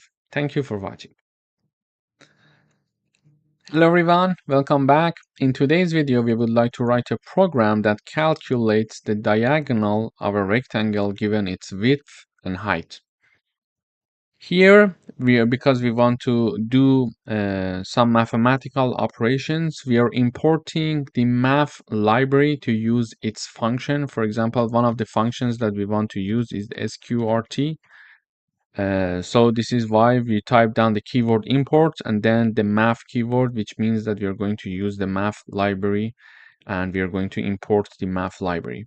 Then we are going to show this message to the user, enter the width of the rectangle using the input function. And because whatever that we get from the user using the input function, it is by default in Python treated as a string, we need to convert it to a float. And because we want to convert it to a float, we are going to use the float function, and this is the float function. So we are using the float function.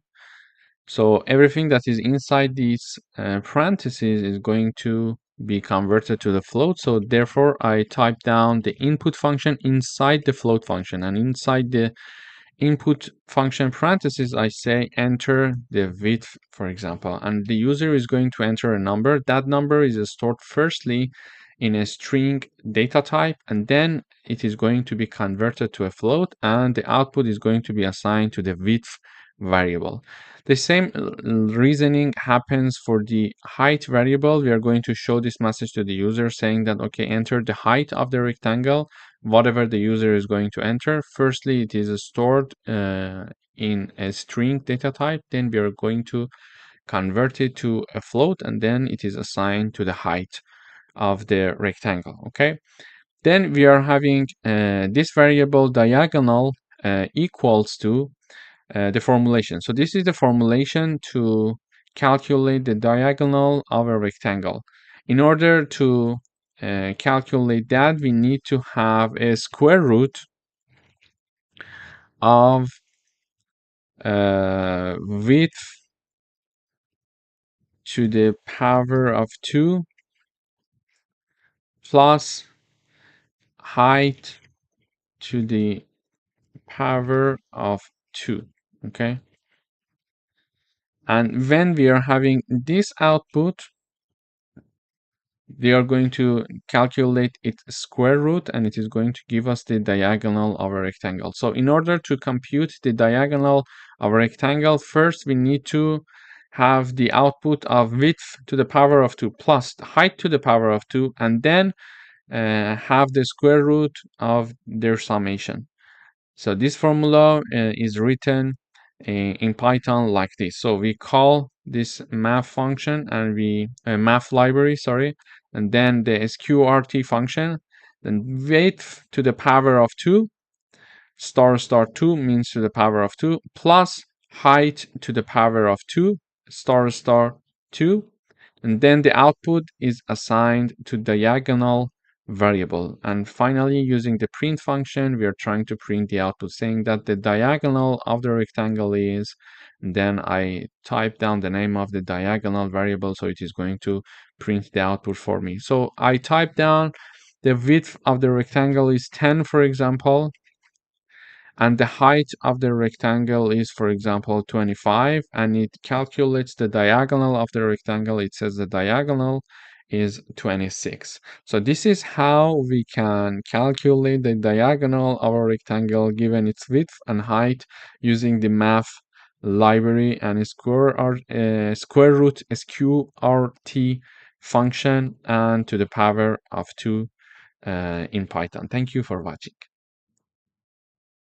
Hello everyone, welcome back. In today's video, we would like to write a program that truncates a floating point number to its integer part without rounding. So to truncate means to remove the fractional part of a number, leaving only the integer part without rounding it up or down. For example, if we want to truncate number 3.9, the output would be 3. So how do we do that in Python? We're going to use the math library. So we type down import math, and then we are having this message being shown to the user, enter a floating point number. Then it is read using the input function from the user, and we learned that it will be by default a string. So we need to convert it to a float. Therefore, we type down the float function. And the right hand side is assigned, the output is assigned to the variable called number. Then in order to truncate the number, we type down math.trunc, T-R-U-N-C, and in parentheses, we type down the name of our variable. In this case, it is called number. So we have the math.trunc, and in parentheses, okay, we type down our variable. In this case, our variable name is number. And the output is assigned to a variable called truncated. And then we are printing the truncated in the output. So when I run this code, it says enter a floating point number. So I type down 3.14. It says the output is 3. I type down, for example, 1.85. It says the output is 5. I type down, for example, 20.5. It says 20. So we learned now we can use the math library and using the trunc function to truncate a number easily for us. Basically, it is going to remove the fractional part of our number and leaving only the integer part. Thank you for watching. Hello everyone, welcome back. In today's video, we would like to write a program that calculates the maximum number of full tiles needed to cover a floor, given the area and the size of one tile. Here, what we mean by to cover a floor, given the area. So for example, if the output is to have 28.5 tiles to cover the floor, when we are using the floor function, it is going to return number 28. So it is going to round it down. So let me illustrate it with an example. Here we are having the math library being imported. We are showing this message to the user, enter the total area of the floor in square meter. And we are storing it in area variable. Then we are saying that enter the size of one tile in a square meter. And we are going to store it in tile size variable. Then the variable tiles needed equals math.floor. So this is the floor is the function of the math library. And in parentheses, we are calculating this area divided by tile underscore size. Basically, if I run this code, it is going to be something like this. So enter the total area of the floor. So imagine that for example, the room that I would like to cover it with tile is 20 square meters. And for example, enter the size of one tile in a square meter. and it's, for example, one tile is 0.7 square meter. Okay, so when I run, we see that the output says you will need 28 full tiles to cover the floor. But when this area is divided by tile size, which means 20 divided by 0.7, if you do it yourself with calculator, you will see that the output is 28.571, for example, approximately. Okay, but because we are using the floor function from the math library, we see that it is rounding it down to number 28. So it says that you need 28 full tiles to cover the floor. This is how actually this floor function from math library is going to work. So basically we are going to ask the user to enter the size of the area of the floor in a square meter, for example, then the size of each tile in a square meter, and then divide the area by the tile size and round it down to the closest integer number. Then it is going to show us in the output using the print function saying that you will need, for example, 28 full tiles to cover the floor. Thank you for watching. Hello everyone, welcome back. In today's video, we would like to write a program that calculates the total number of pages required to print a given number of lines, where each page can hold a fixed number of lines. Here, we are using the math library. We are asking the user enter the total number of lines to print. It is assigned to lines variable. Then we ask the enter the number of lines per page, and it is going to be assigned to lines per page variable. Then we are going to divide line by lines per page. Okay, and then it is going to be assigned in pages variable, but we want to round it up. In order to round it up, I use the actually math library, and I also use or call the ceil function from the math library, and in parentheses I type down lines and then lines per page. For example, if I have, for example, 200 lines, and in each page there are 19 lines, so I would like to know how many pages do I need. So 200 is divided by 19. The result, if you do it yourself, will be approximately 10.52, but because we are using the ceil function, the output will be 11, so it is rounding it up. So let me run the code. It says enter the total number of lines to print, so the total number of lines, it's 200, for example. Then enter the number of lines per page. I would say it's 19, for example. It says you will need 11 pages to print 200 lines.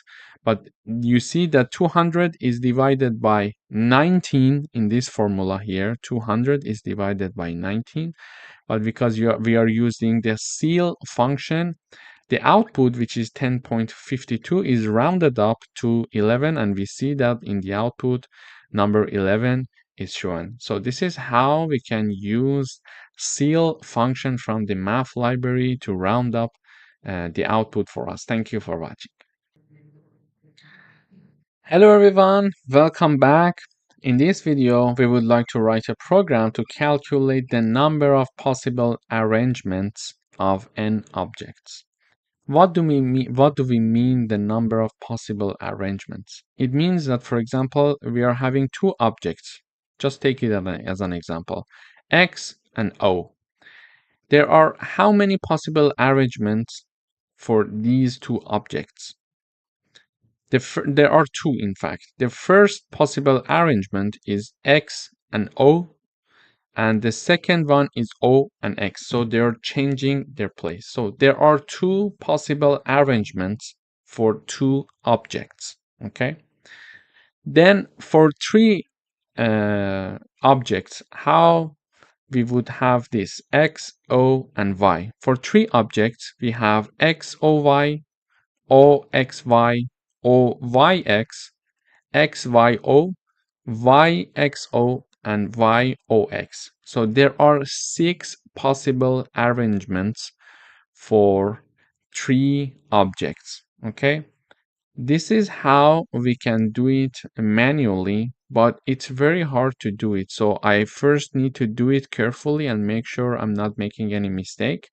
Then I start counting 1, 2, 3, 4, 5, and 6. Okay.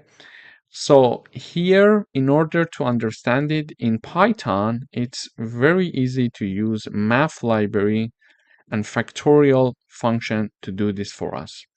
We're going to tell the user enter the number of objects, and whatever the user is going to enter is stored in n, and simply we are using the math library and then factorial function, and in parentheses we put the name of our variable, which is n. So when I run this code, it says enter the number of objects. I say 2, it says the number of possible arrangements is 2. So if I run one more time and enter the number of objects, so this time I enter 3, it says that the number of possible arrangements is 6. So here is the output. So this is what I did myself to calculate it, and here is the output in Python in just 1 second. So if we mention that we have 4 objects, we see that the output is 24. Basically, it is going to calculate n factorial for us. It means that if we have n object, there are n factorial possible arrangements. So if we have only 2 objects, for example, therefore we are having 2 factorial, therefore the output is 2. But if we are having 3 objects, it will be 3 factorial, and the output is 3 multiplied by 2 multiplied by 1, so the output is 6.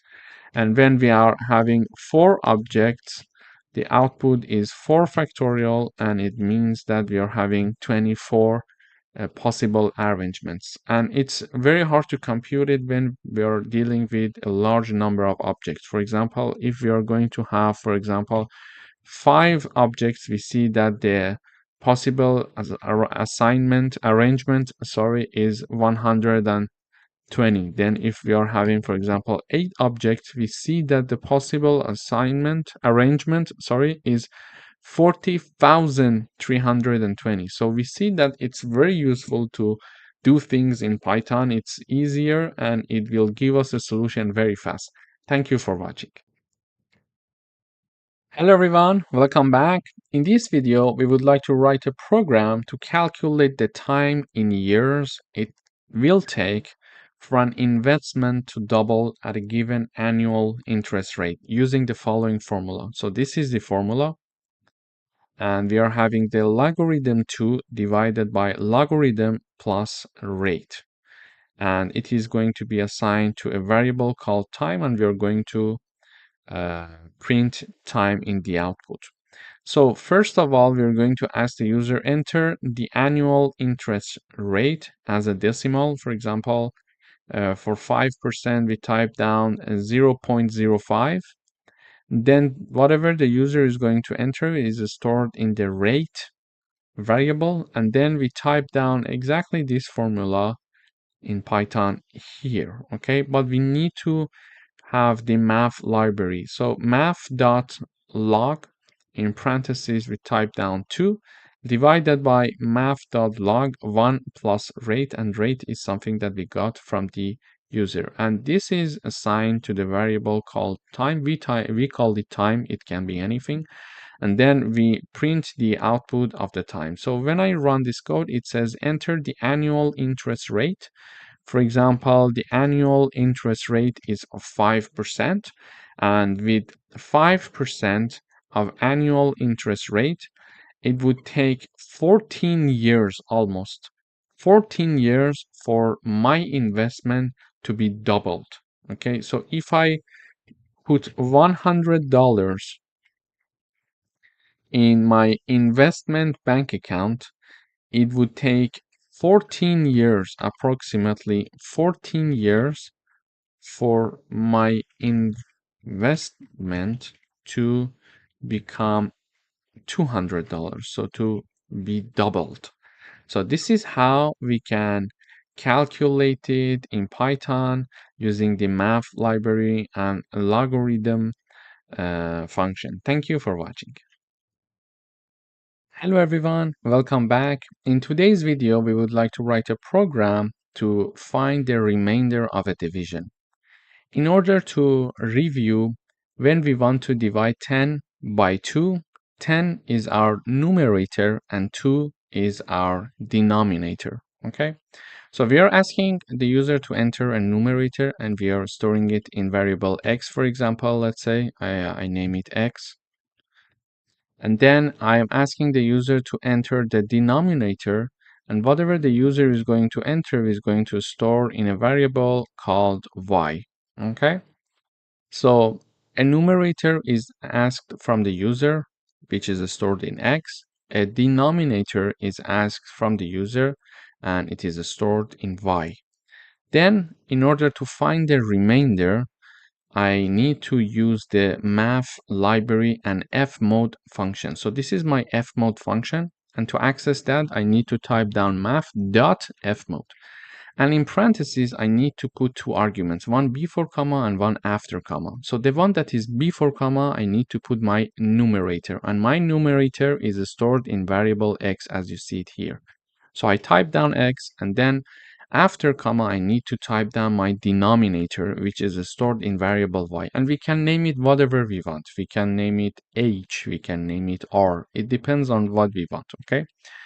Then this fmod function from the math library is going to calculate the remainder of the division of my numerator divided by denominator, and we are going to use the print function to print our remainder in the output. So when I run this code, it says enter the numerator here. Okay, so I want to divide 10 by 2, for example. 10 is my numerator and my denominator is 2. It says the remainder of 10 divided by 2 is 0. Yes, okay. So if I type down my numerator to be 11 and my denominator to be 2, now we see the remainder of 11 divided by 2 is 1. So using the fmod function from the math library, we can easily find the remainder of a division. Thank you for watching. Hello everyone, welcome to this section. In this section, we're going to talk about functions in Python. So a function is a block of reusable code that performs a specific task. Functions can help us to organize our code, make it more readable, and reduce repetition. In Python, there are two types of functions: built-in functions that are predefined functions like print, len, input, that so far we've worked with many of them in the previous sections, and user-defined functions, functions that we create ourselves. This is the function that we are going to learn in this section. So how to define and call a function. A function is defined using def keyword followed by the name of the function and parentheses. Here, I want to show how to create a function. We use the def keyword and we name the function. For example, this function name is greet, and then the parentheses. In the parentheses, we will learn later in this section that we can pass some arguments to these parentheses later on in this section. But for now, we just know that we need to put parentheses. Then a colon. After that, we are having this print function here. So this is the built-in function, and this is the user-defined function. And this function is going to print hello world message for us in the terminal. So when I want to call this function, I simply just type down the name of the function followed by parentheses, and then this function is called and this function is executed. So when I run this code, you should see hello world message in the output. So now it's compiling because it's for the first time. It may take a bit of time. Okay, now we're having hello world in the output. We saw that we only had this function call here one time, and one time this function executed, and this function is simply typing down hello world. So if I call this function more than once, this function is going to be executed. Oh, sorry, greet. So when I call this function twice, this function is being called twice, therefore this part is executed twice. So whenever we call the function, the compiler goes up here, starts with the first line of the function, and this function is only have a single line, so it is going to print hello world. So we saw that how we can create a function and how we can call a function. And there are three parts for function to remember: the def keyword, the name of the function, and parentheses. And later on we'll learn about some arguments that we may want to include in the parentheses. So here we could, instead of calling this function, I could type down print hello world.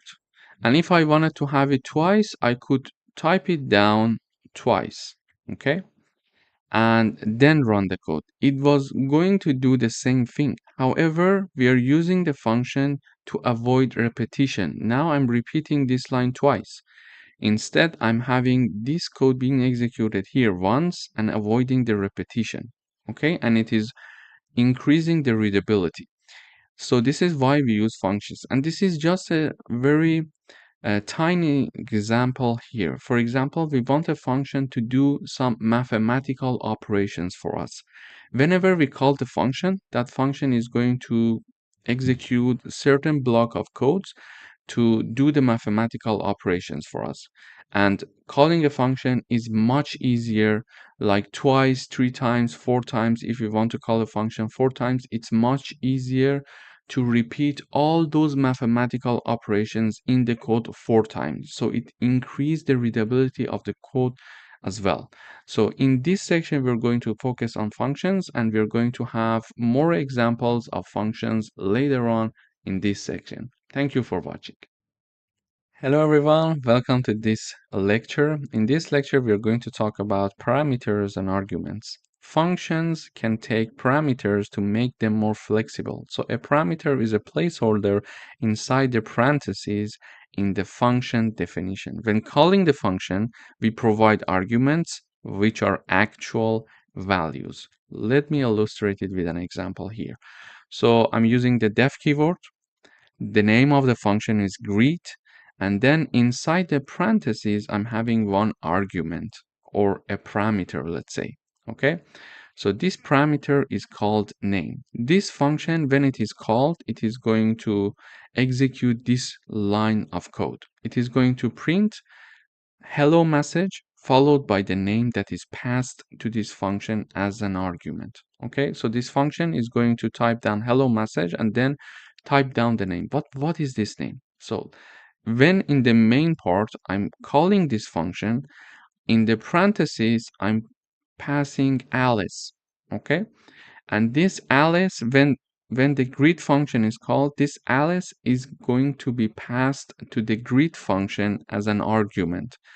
And here in the greet function, Alice is stored in the name parameter. And here when I'm printing the hello and then putting the name there, here it is going to print out Alice. So when I run this code, here I'm having hello Alice. So hello is the default message of this function. And whenever I'm calling this function, I'm passing one name, and this name is going to be executed and placed here after hello. Okay, and then I'm calling the function one more time, and this time I'm passing Bob as the argument. So when I pass the Bob here, the greet function is going to be executed, and Bob is going to place in the name parameter, and the name parameter now holds the Bob value, Bob string, and then it is going to print the message hello and then the Bob here. So we saw that how we can call a function with an argument. But in this case, because this function is having an argument in the parentheses, can I just call the function without any arguments? So let us run. The answer should be no. So when I run, I'm having an error here. In the previous video example, we saw that there was no error. But why we are having an error here when I'm calling the function with empty parentheses? The reason is that in the definition of the function, we are having the name parameter declared here. So whenever we are calling this function, we are obliged to pass an argument here, okay? And that argument is going to be printed out in the output of this function. So this function requires to have one argument to be called, and we are passing no argument here. This is why there is an error. But if I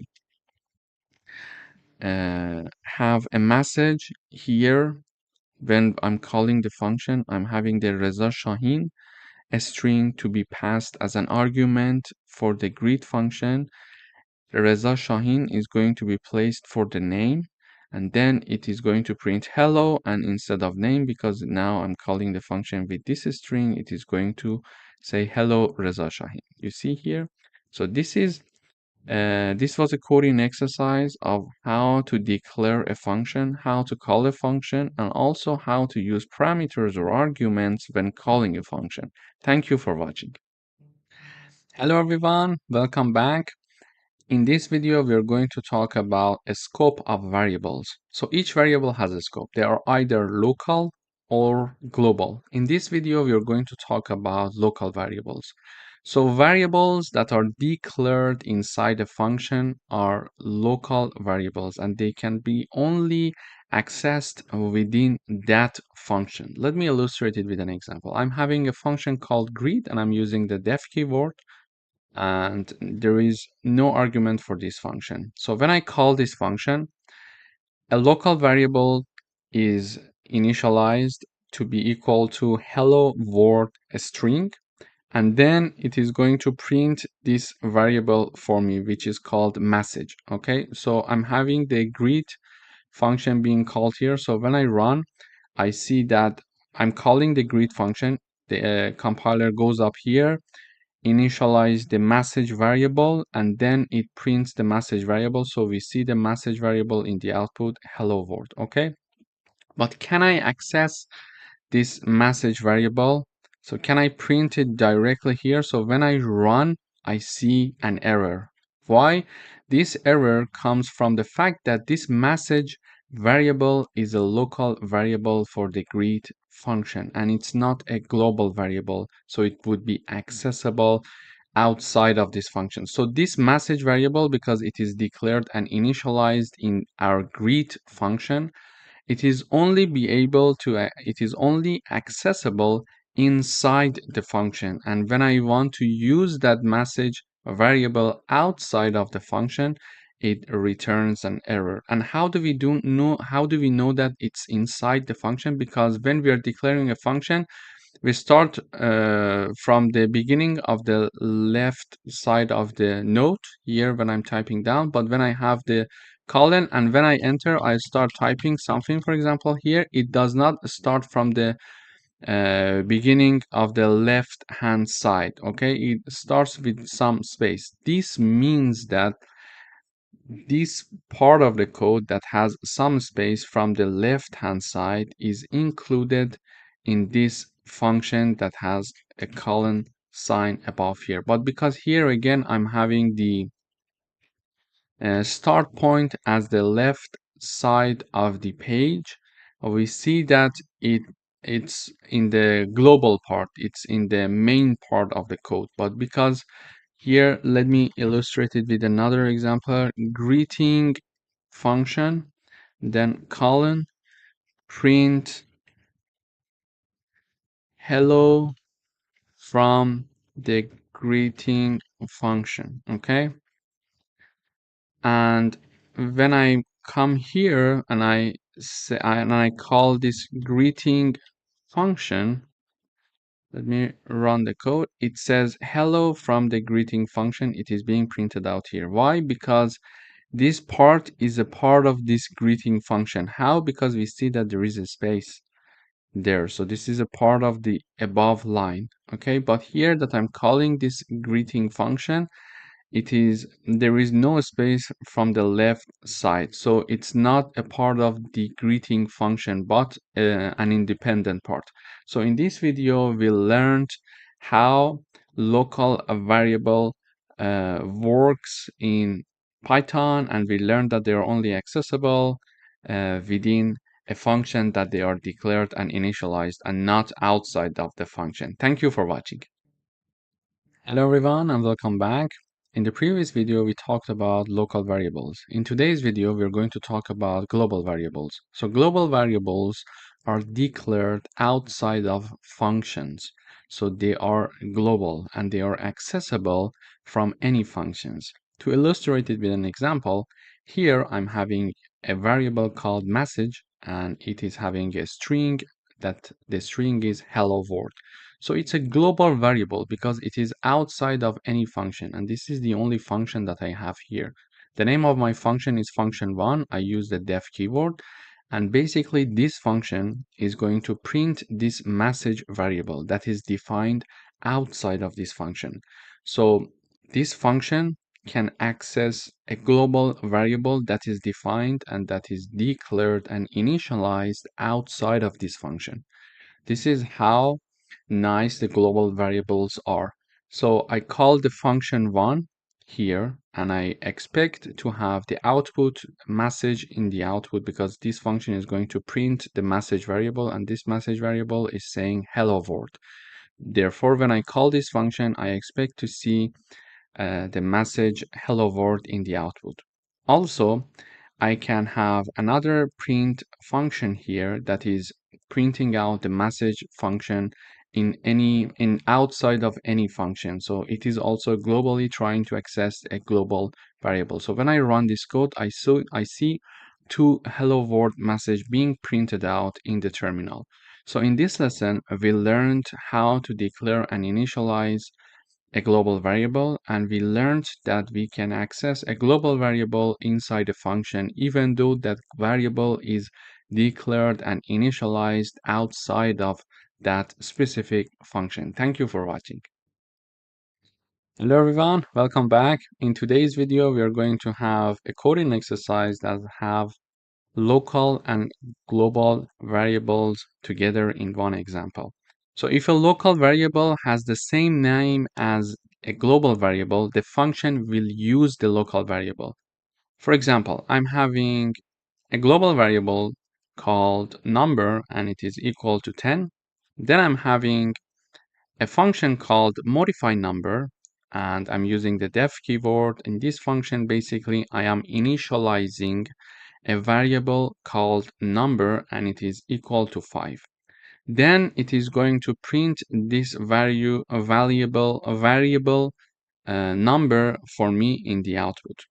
So I call in the main part, I call this modify number function. So it is declaring and initializing a local variable called number, and it is going to print its value, which is 5. And then I'm printing out the outside function, and then I'm trying to print the global variable number. So when I run this code, I see that inside function equals 5. So we see it here, inside function, the number variable equals 5. The outside function, the number variable equals 10. And the reason is why in this function now we are not accessing the variable number which is global. The reason is that we didn't declare global number and then start modifying, for example, number equals, for example, 10. This is why when we are not typing down this line of code, when we are typing down only the declaration of a variable like number which has the same name as the global variable, it is going to consider it as a local variable. However, if I comment this part and I have this part right here and this part right here, I'm using this line for the declaration of the global variable inside my function, and then I'm having this global variable equals to 20. So now the global variable has been modified to 20. So when I run this code, I see inside function the variable is 20, and outside function the variable is also 20. So this is very important to use the global number creation and declaration of the global variable inside a function if we want to use this global variable inside of the function. Otherwise, if we just type down the declaration without the global keyword, it is going to consider that you're declaring a new variable, a new local variable inside of this function. So this is why when I'm having only the declaration equals to 5 and then printing out the number variable, it is printing 5 for me in the inside of the function, but outside of the function, when I'm printing the number variable, it is accessing this global variable. Thank you for watching. Hello everyone, welcome back. In this video, we're going to write a program that declares a function that takes a number as a parameter and prints whether it's an even number or odd. So here is my function. I'm using the def keyword to declare my function, and I'm having the name of the function called check even odd, and I'm having one argument for this function that we call it number. It could be x, it could be y. We can get to choose this number, okay? And this function is basically checking to see a number if it's even or odd. In order to understand if a number is even, we need to do a division. So this is a definition of an even number. When a number is divided by 2 and the remainder of this division equals 0, it means that that number is even. Otherwise, that number is odd. So let me write it down for you.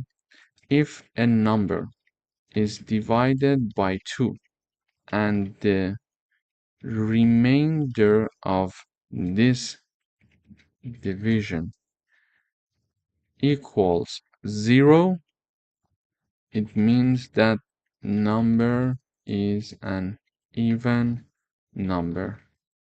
Otherwise, it is an odd number. So this is a definition of an even number. So if a number is divided by 2 and the remainder of this division equals 0, it means that number is even. And if a number is divided by 2 and the remainder of that division does not equal 0, that number is an odd number. Okay, so for example, when 10 is divided by 2, the output of this division is 5, but the remainder of this division is 0. So we understand that 10 is an even number. But when 11 is divided by 2, the remainder of this division does not equal to 0, is not equal to 0. This is why 11 is an odd number.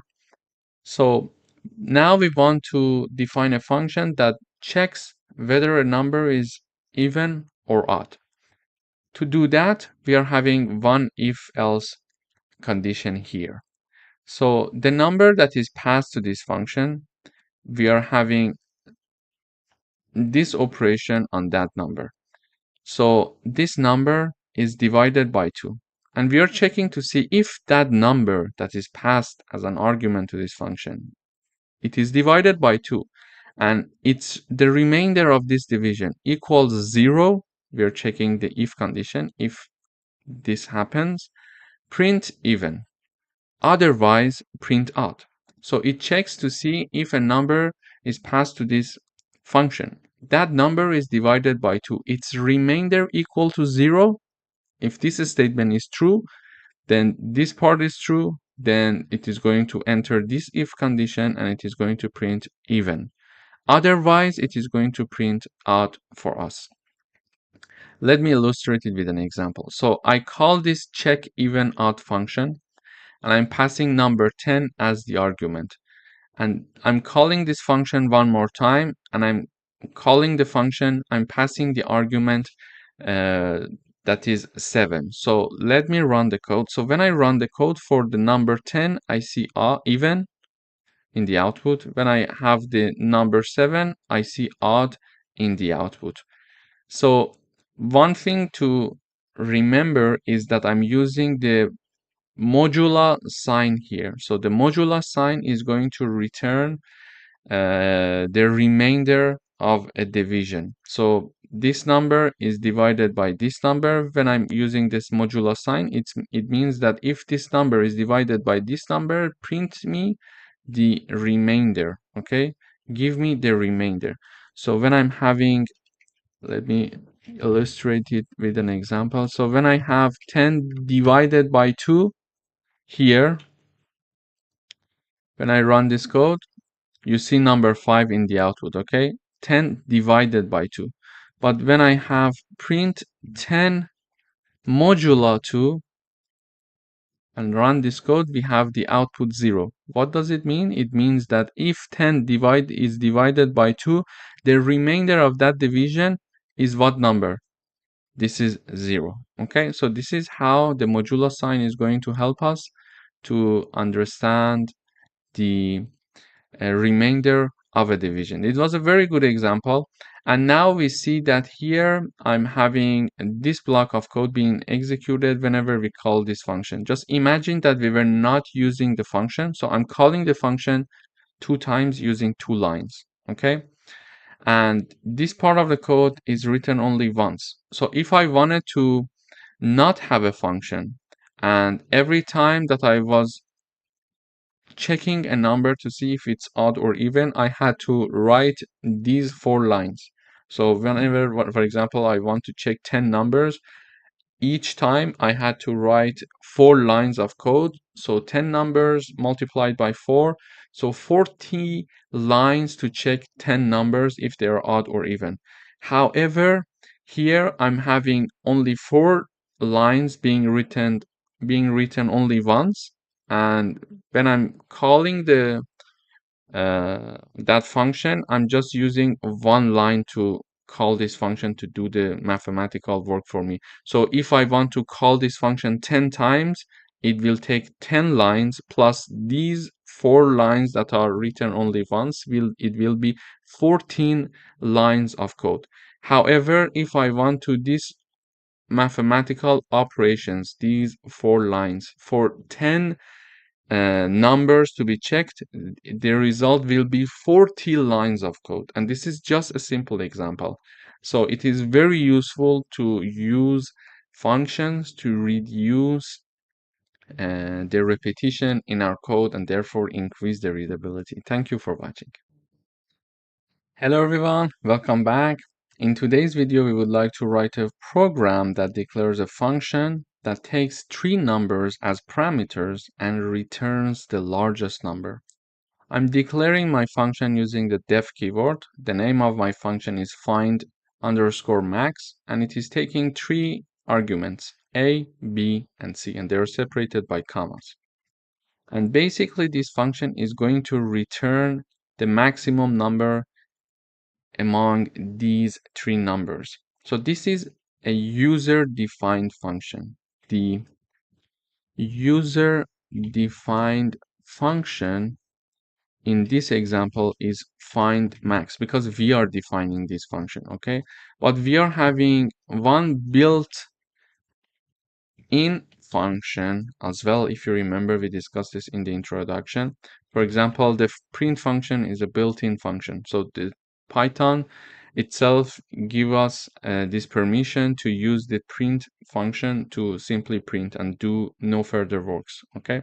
And this max function also is one of the built-in functions. So when I'm having this max function here, whatever that I'm putting in the parentheses, it is going to calculate the maximum among the numbers, and it is going to return me the maximum number among those numbers. So this function, whenever it's called, it is taking 3 arguments. It is going to call this built-in max function to find which one is the largest number and then return the largest number for me, okay? Now I'm having a variable called largest. It is equal to this line. Basically, this line is going to find max. It is going to call the find max function, and these are the three arguments: 10, 20, and 15. So these three variables are used here as A, B, and C respectively. So 20 is B, C equals 15, and A equals 10. And then this function basically is going to call the built-in function and find the largest number, which is 20, and return that number. And that output of that function is going to be assigned to this variable largest, because there is an equal sign here. And it is going to basically print the largest variable, which we expect to have the output 20. As you see here, we are having 20. Here again, I could have, for example, largest 2, and I'm calling the find max function. I'm having, for example, 100, 2, and 35, for example, and then I'm printing largest 2 variable. So when I run this code, I see 100 is the largest number, and indeed it is a true output for us. Thank you for watching. Hello everyone, welcome back. In today's video, we're going to talk about functions with default values. So we can assign default values to parameters of a function. So if no argument is provided, the default value is used. Here I'm having a function called greet. I'm declaring it using the def keyword, and I'm having a parameter here, but this is a bit different from what we saw so far. Previously, we were having a function, for example, called def hello, and it was having the name, and it was printing in the output for us the hello message, and then, and then the name. Okay, this is what we saw so far. So when I call this hello function, let me comment these two lines. So when I call this hello function and I'm having an argument here, so when I call it, it says hello Reza, okay? And when I call this function with no argument, there is an error here, and we saw that that this error will come up when we are having an argument in the parentheses for the function when we are declaring it, okay? So in order to avoid this error, we are going to have functions with default values. So here I'm having a function called greet with default values. So it has the name again, it has the same argument. It is having one argument in the parentheses, and it has this part that is extra. What is this part is going to do is the following. Name equals friend, and this function, when it is called, it is going to print hello and then print out the name that is used when calling this function. However, we can call this function with an argument and without an argument. So when I call this function with an argument, it is going to say, for example, hello Reza. But when I call this function without any argument, it is going to say hello friend. This is a function with default parameters or default values. So when I call this function now, so let me comment this part. So when I call the greet function, and I'm having Charlie here as the argument being passed to this function, and when I run this code, it is going to say hello Charlie, okay? But here, when I call this function and I put nothing in the parentheses, if I call the hello function with empty parentheses, we saw that there will be an error. Why? Because it requires an argument. But when I call this function greet, it requires an argument indeed as well. But when I call it with empty parentheses, it is going to by default set this friend string equal to name and assign it to the name, and then consider that name in the output. Whenever I call this function with no argument, it is going to use this default value. This is why we call them functions with default parameters or default values. So let me run the code. Now I'm calling this function and I'm passing no argument. It says hello friend. In the next line, I'm calling the function and passing an argument. It says hello Charlie. Okay, so let me review it one more time. Functions with default values are like this.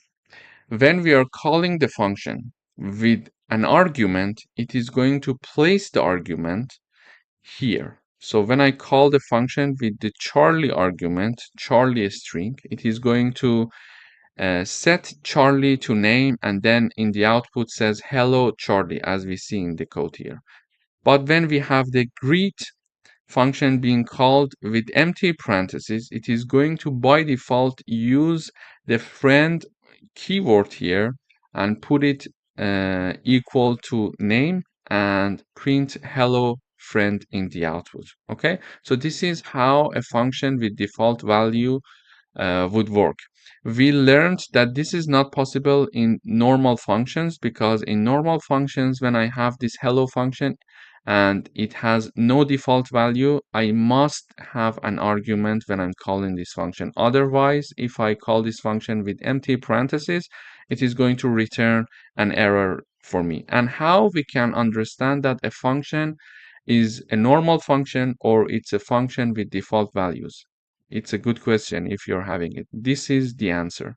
So this part shows us, okay, this is a function with default value. This is a sign for us to understand. When we see this equal and certain value equals to, for example, the argument of the function, we should understand, okay, this is a function with default value. So when I call this function with my own argument, it is going to use my argument. But when I call this function with no argument, it is going to use a default value itself for that function. Thank you for watching. Hello everyone, welcome back. In today's video, we are going to have a coding exercise with functions with multiple return values. So functions in Python can return multiple values. Here is an example. I'm using the def keyword to declare my function, and I'm having a function called get sum and product. And in parentheses, it takes two arguments. And this function, whenever it is called, is going to declare a new variable called sum. And sum equals a plus b. So it is going to have the result of a plus b stored in sum.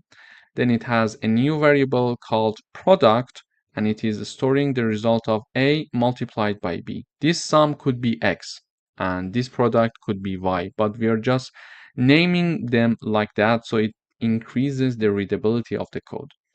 So after that, it is going to return the value of sum, this variable that is calculating a plus b, and product, which is this variable that is calculating the multiplication of a and b. Okay? And whenever I want to call this function, as before, I'm having the get sum and product name, so the name of the function, and then in parentheses, I'm having two numbers because it takes two numbers in parentheses as the argument. So 3 and 4. I'm calling this function with 3 and 4. However, because this function is returning two values in the output, this line of code, this call of the function equals two variables on the left side. So the first one is the result of the sum, and the second one is the result of product. And because this get sum and product function is returning first the value of sum and then the value of product, I'm having the first left hand side variable here result of sum, because the first return value is going to be stored in the first variable on the left hand side here, and then the product, which is the second returned value, is going to be stored in the second declared variable in the left hand side. Okay, so this is the point of having a function with multiple return values. It is going to return two values, sum and product, and therefore when I'm calling this function, it equals two variables on the left hand side, one for sum, one for product. And if it is returning sum first, be aware that it is going to store sum in the first variable declared on the left hand side, and the same logic goes for the product. Okay, then I'm printing the result. So I'm saying that print and the message sum, result underscore sum, which is the first variable, and then print the message product, and then a result product variable, which is the second variable. So when I run this code, we see this sum message is shown here, and it says the result sum equals 7, and the product is shown here, and the result product equals 12, which are the correct numbers, 7 and 12. So this is a very good example of having a function with multiple values, multiple return values. Why?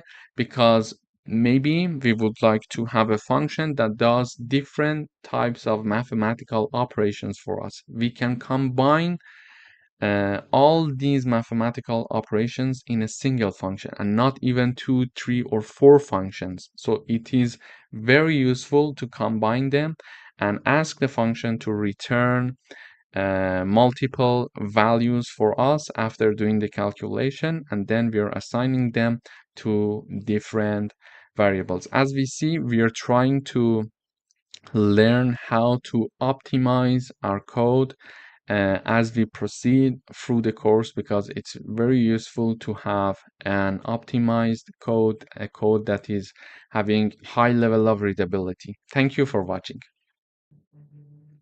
Hello everyone, welcome back. In this video, we're going to talk about return statement in functions. So functions can return a value using the return statement. The value returned can be stored in a variable for further use. Let me illustrate it with an example. So here I'm having a function called add. To declare this add function, I'm using the def keyword, and in parentheses, I'm having two parameters or arguments. They are separated by a comma. The first one and the second one. The first one is called A, and the second one is called B. Whenever we call this function is going to return A plus B. Okay, so this function is going to add the first number and the second number that are passed to this function by doing this line, return A plus B. So let me show you how I'm calling this function. Now when I call this function, I'm having a variable called result, and this result variable equals the result of this function, the output of this function equals this result variable. So I'm calling the add function, so I'm typing down the name of the function, then in parentheses I'm having two numbers and they are separated by a comma, 3 and 5. So 3 is going to be equal to A because this is the first parameter or argument that is passed to this function, and 5 is going to be set to B because this is the second argument that is passed to this function, and B also is the second argument. So I'm calling the add function and I'm passing 3 and 5. And when I'm calling this function is going to return a value for me. It is going to return the value A plus B for me. And A plus B equals 8. So the output of this function is going to be assigned to my result variable here. So 8 is going to be stored in the result, and now I'm printing out the result. So when I have the output, when I run the code, I see that when I'm printing the value of result, I see 8 in the output. I can have, for example, a new variable called x equals add, and then I'm having 2 and 2. I can have y add 5 and 6, for example. I could have z equal add, for example, x and y. And in the output, I would like to have the result of x, then x, print the result of y, then print y, and then finally I want to show the result of z and have the z here. So what I'm doing here is that, again, like the result variable, I'm declaring 3 new variables, x, y, and z. I'm calling the add function, asking the function add to perform the a plus b with 2 numbers, 2 and 2. So when I call this add function, the first 2 is placed for the a, the second 2 is placed for the b, and a plus b is going to be returned when I'm having this line, and the result of the return, the output of the function is going to be stored in x. So I expect the value of x will be 4.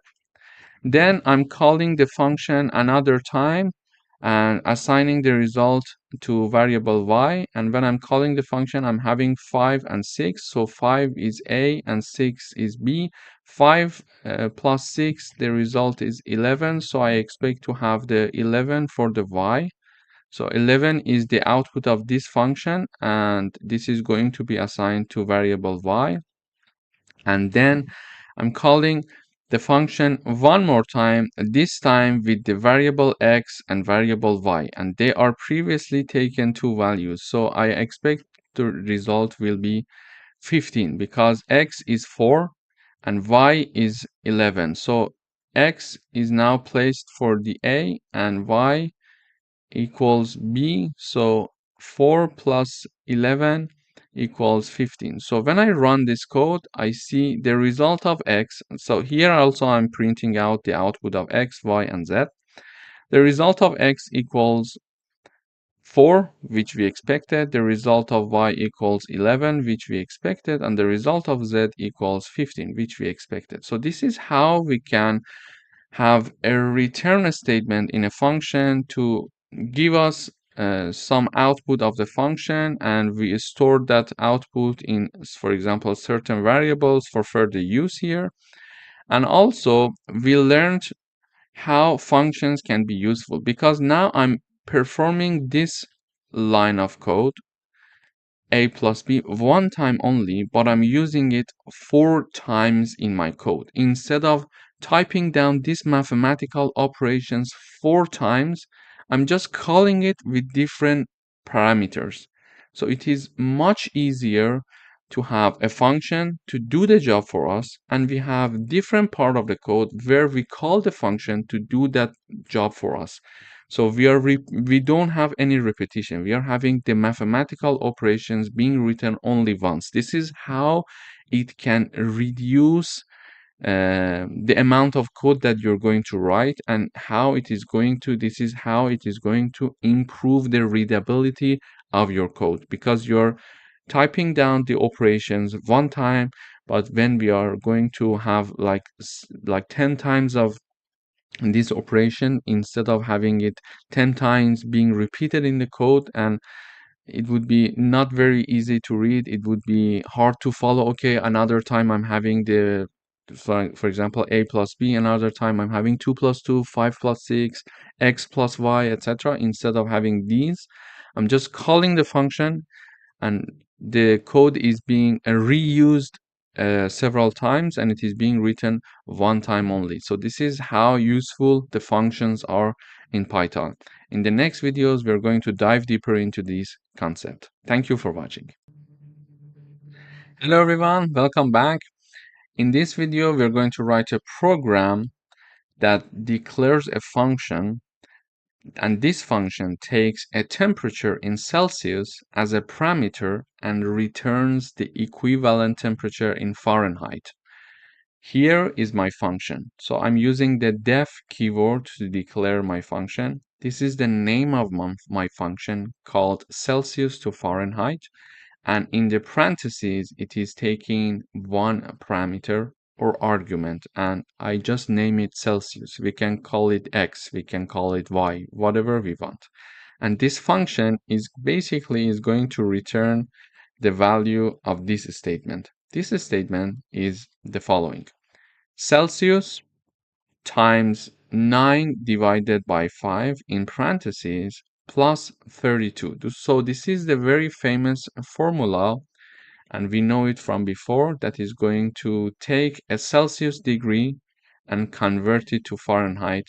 So this is the formula to do that. For example, this Celsius could be, for example, 30, and I want to know 30 degrees in Celsius is what is the temperature of equivalent of 30 degrees in Celsius in Fahrenheit.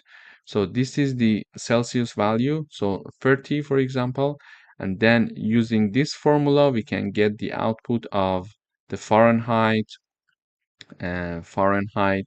temperature. Now to do the job for me, I'm having a variable called temp. I call it x for the sake of simplicity. So I'm having a variable x, and we are calling this Celsius to Fahrenheit function. We're calling this function using the argument 25. What does this 25 mean? This means that I'm having 25 degrees in Celsius and I want to know its equivalent in Fahrenheit.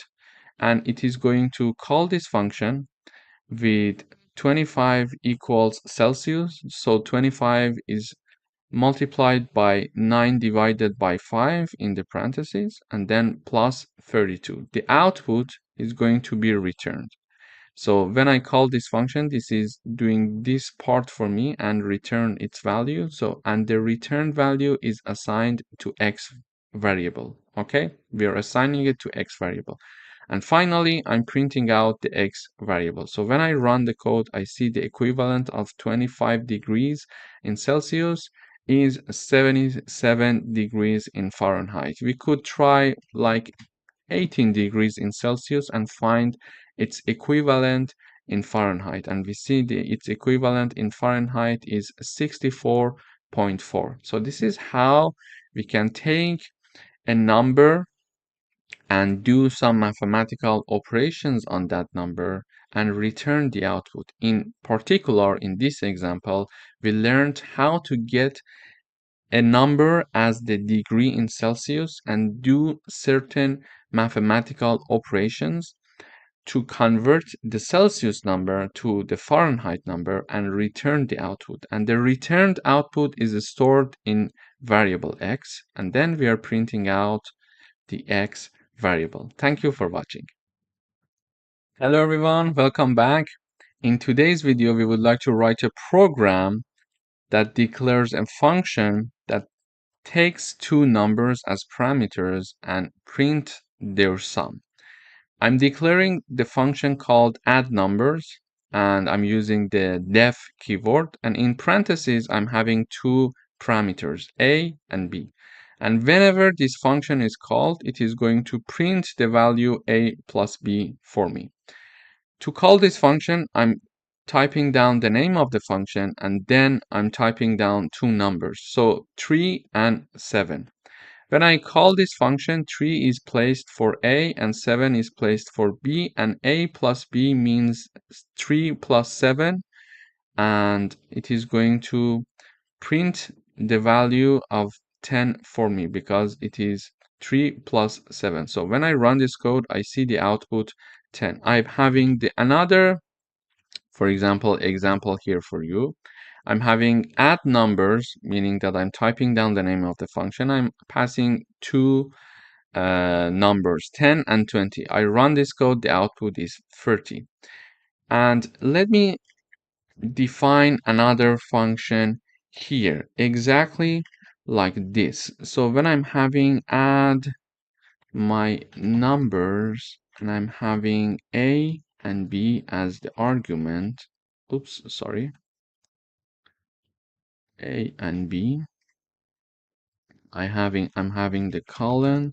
It is going to return A plus B for me. Okay. So when I call this add my numbers function with two values like 100 and 200. So if I run this code, I see the output is 300. So we see here that I'm having another function called add my numbers. The first one was add numbers, and this is a new function that I defined, add my numbers. And in the parentheses, we are having A and B. And this function is going to use a return statement, A plus B. So whenever I call this function is going to return A plus B, and automatically we see the output in the terminal. So this was an example of how to declare a function that does, for example, the sum of two numbers for us. We could either use the print function so that function is going to print the output, or we could use the return statement to have the output of the function. Here I'm printing the output using the print function A plus B. We see 10 and 30 is printed in the output. Here I'm not using the print function, but I'm using the return function, and it is going to return the value A and B, A plus B. So whenever this function is called, this value is going to be returned, and we see the output in the terminal. This was a very good example of how to call a function and how to have a function with print or a return statement to do the job for us. Thank you for watching. Hello everyone, welcome back. In this video, we are going to learn about how to modify a global variable inside a function. I'm having a global variable called count, and it is equal to 0. Then I'm having a function called increment count, and I'm using the def keyword to declare this function and empty parentheses, so it accepts no argument for this function, then colon. Then in this function, I am declaring the global variable. In order to modify a global variable, for example, in this case, the count variable, I must use the global keyword before declaring this count global variable inside this function. So if you want to modify a global variable, you must use the global keyword and then the name of that global variable that you're intending to modify. So I'm typing down global keyword and then count, meaning that I would like to modify the count variable, which is a global variable. And after that, I, for example, type down count equals 1. So now I modified my global variable. This is what is going to happen in my increment count function. And then I'm calling this increment count function in here. So I'm calling the function. So I expect when this function is called, the global variable count is first declared and then modified. And finally, in my code, I am using the print function to print this global variable here. So when I run this code, I see the output is 1. Previously, when we initialized the count variable, it was equal to 0, but now it shows the value equal to 1. How it worked? It worked using this function. So this function helped us to modify a global variable. To review, in order to modify a global variable, we must use the global keyword and then the name of the variable that we are intending to modify. After that, we type down the name of the variable and then assign it a new number. For example, here I assign number 10. So when I run, this function is being called using this line, and then the modified count variable is printed out in the output. So we see number 10 in the output. So if I put number 1, it is going to make it to be number 1. If I put number 2 here, it is going to print number 2 in the output for us. It depends how we modify and what number we set for this global variable. Thank you for watching. Hello everyone, welcome back. In this video, we would like to write a program that define a function called calculate, which takes two numbers and return their sum, difference, and products. So it is going to have multiple return values. To do that, I'm having the calculate function being declared here using the def keyword, and it accepts two arguments, a and b. Basically, this function is going to return three values. Each value is separated by a comma. So the first return value is a plus b, the second return value is a minus b, and the third return value is a multiplied by b. Then when I'm calling this function here, I'm calling the calculate function and I'm passing two arguments, 7 and 3. A equals 7 and b equals 3. Why? Because a is the first argument in this function and I'm passing 7 as the first argument, so a equals 7. With the same logic, b equals 3. Then this calculate equals three variables on the left hand side. One variable is called sum, the other one is difference, and the other variable is called product. So a plus b, the return value of this first return value in this function is going to be assigned to the first variable on the left hand side here. So a plus b is going to be assigned to sum. A minus b is going to be assigned to the second variable called difference, and the third return value, a multiplied by b, is going to be assigned to the third variable on the left hand side, which is called product. Then I'm printing out the sum, the difference, and the product. So when I run this code, I have the sum equals to 10, which is true because 7 plus 3 equals 10. I have the difference equals to 4, and the product equals to 21. So in this coding exercise, we reviewed a function with multiple return values, and we saw that we can have one line to do all the mathematical operations in one function.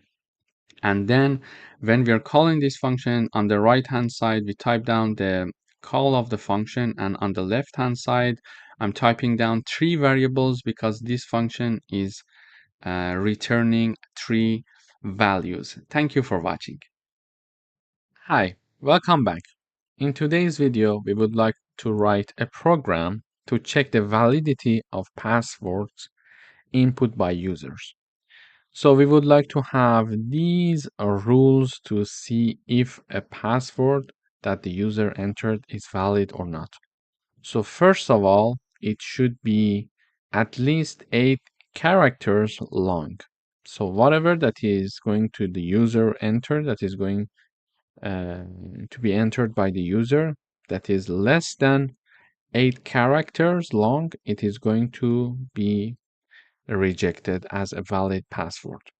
Then we would have to have one lowercase letter, at least one uppercase letter, at least one digit, and also at least having one specific characters, something like this. Okay, so you see that this is a very practical example that we see in many places that you want to create a profile for yourself.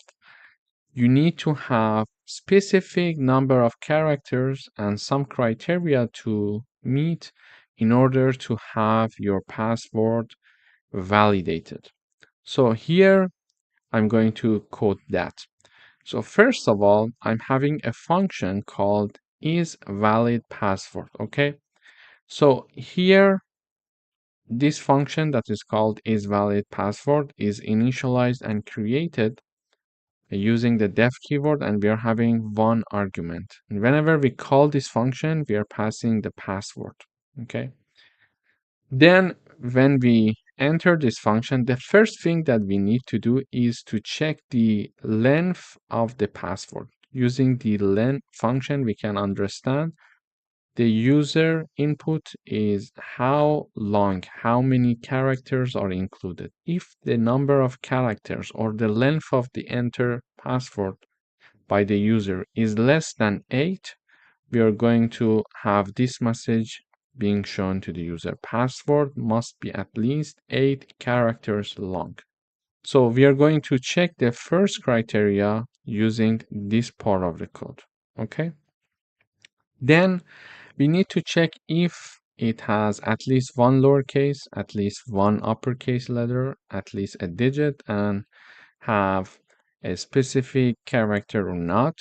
And these are the characters that we are defining as specific characters. For example, and pound, dollar sign, etc. until the end. This is our defined special characters, and the password must also include one of them.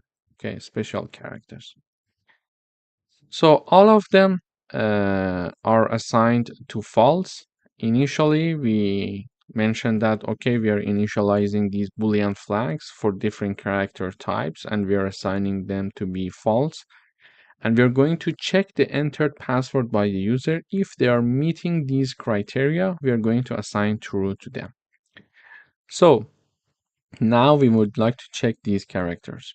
First of all, we check each character in the password. So for each character that is in the password that the user entered, we're going to check if that one character is having a lowercase.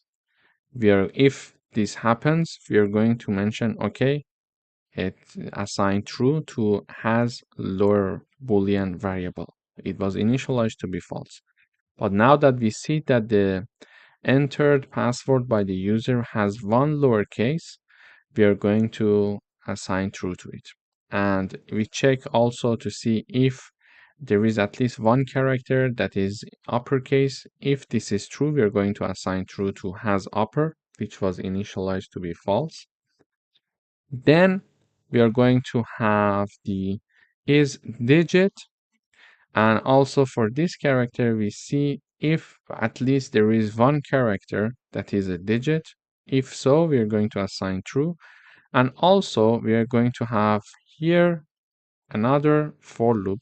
So saying that, okay, for the character, for each character that is in password, if that character is inside this, okay, if it equals to any of these signs. If so, assign true to has special Boolean flag variable.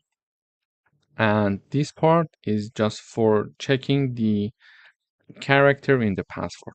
And then in order to validate all the conditions, we are going to have an if not condition here. So for example, we mentioned that if we don't have the lowercase, meaning that, for example, if the has lower variable after this for loop is still equal to false, it means that the password that the user entered is not having at least one lowercase character. Therefore, we're going to return this message.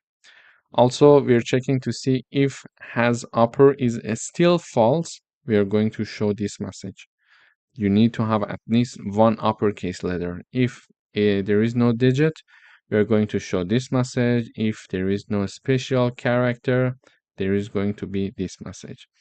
And finally, we're going to say, okay, password is valid if all of these criteria has been met. Okay. So let me run the code once and we're going to analyze the code one more time. So initially, we're going to ask the user to enter a password. We're going to assign it to the variable called password. And using the print function, we are calling the isValid password function and passing the argument password. Okay, so password is the argument for the isValid password function.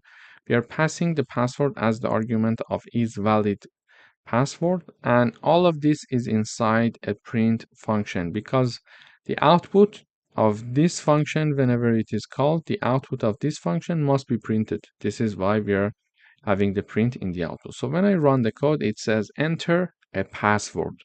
I would say, for example, Reza for the moment. It says password must be at least 8-character long. So my password is not validated. Why? Because it checks to see if the first condition is this. Is it having 8 characters at least? No, it's not. Therefore, it is saying that it must be at least 8 characters. So I would say now Reza Shahin. Now it at least has 8 characters. I enter. It says password must contain at least one lowercase letter. So here is the message. Okay. Password must contain at least one lowercase letter. This is exactly where the output, what the output is showing here. Why? Because the has lower Boolean variable is initialized to be false.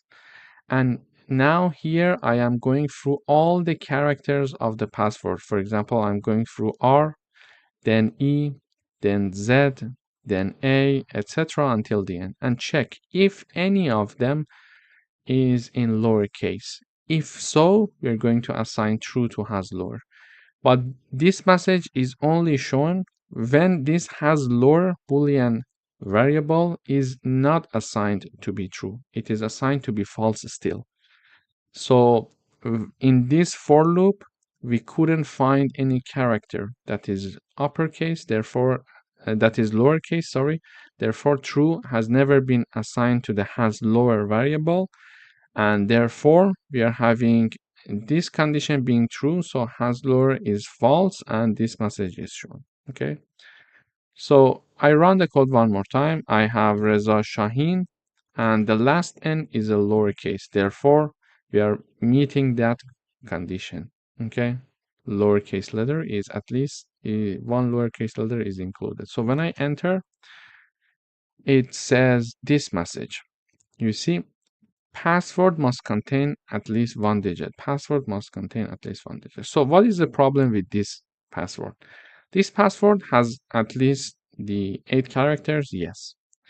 Is it having a lower case letter? Yes. When we are checking the characters one by one, the last character is a lowercase character. Therefore, this true is assigned to has lower, and all of the other characters are uppercase. Therefore, when we are checking the is upper function for each character, we are at least one time assigning true to has upper. So also we are having this function is not going to be, this message is not going to be shown because we at least have one uppercase letter. But here we are checking to see if any of the characters that I entered for my password is a digit or not. So because I was not having any digit, this condition never became true, and this true has never been assigned to has digit Boolean variable. Therefore, here it says has digit Boolean variable. Is it false? Yes, it's false. Therefore, it is going to return this message. So now I'm going to enter the same password, Reza Shahin, and I put number 1 in the end. So when I run the code, we see that we get another message. Password must contain at least one special character. This message is shown. So the problem of the digit is now solved because now we are having at least one digit, because when we were iterating through each character, we saw that we had one digit, and true has been assigned to has a digit variable. So this message is not shown. But when we were iterating over the characters and checking to see if there is one of these characters is included in my password to assign true to has a special, we saw that neither of these characters were included in my password. Therefore, no character was having any of these signs. Therefore, this was not true, and therefore true was not assigned to has a special, and therefore we are checking to see has a special. Is it still false? Yes. Therefore, this message is shown. So now what if I have my password Reza Shaheen, the last n is lowercase, we have one digit, and I have this sign. So now it says password is valid. So this is how we can have a password checking validation system to see if the user is entering a password that can meet all of these characters and criteria for us. Thank you for watching. Hi, welcome to this video. In today's video, we would like to write a Python program to find those numbers which are divisible by 7 and multiplies of 5 between 1,500 and 2,700, both included. So we would like to write such a program. In order to write such a program, first of all, we need to define the range. So the starting point is 1,500 and the ending point is 2,700. Okay. Now, in order to find the numbers that are divisible by 7 and multiplies of 5, we need to have a for loop because we need to iterate through all the numbers between this number and this number. And then, if they are divisible or multiply of 5 and 7, we are going to print those values. One important point to consider here is that we are saying that we want those numbers which are divisible by 7 and multiplies of 5. It means that it should pass both conditions, not either of them. If we were looking for either of them, we had to have or word here instead of and. So when we are having and, it means that both conditions must be true. Okay, now we know what we want. We're going to have a for loop saying that for each variable num in the range start and end plus 1, because we know that when we are having a for loop, the starting point is inclusive, but the ending point is exclusive. So when we write down the end, which is 2,700, it is going to loop up to 2,699. Okay, so the end point in for loops is exclusive. So range, starting point, ending point.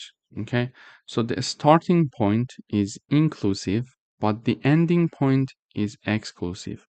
So we're going to start from the starting point 500, sorry, and the ending point, we want it to be 2,700. But if we write down this number there, it is going to go up to 2,699. Therefore, we need to add 1 here to have the full range. Then we check if that number is going to be divided by 7 and its remainder of this division equals 0, it means that it is divisible by 7. Yeah. So one condition to understand if a number is divisible by 7 or not is the following. So a number is divisible by 7 only if that number is divided by 7 and the remainder of this division equals 0. In this condition, we know that that number is divisible by 7. So if a number is divisible by 7 only if that number is divided by 7 and the remainder of this division equals 0. In this condition, we can say, okay, that number is divisible by 7. So this we are checking here using the modular operator, because we learned that using modular operator, we can understand the remainder of the division between two numbers. And because we were having the division by 7 and multiplies of 5, therefore we need to have the AND operator here.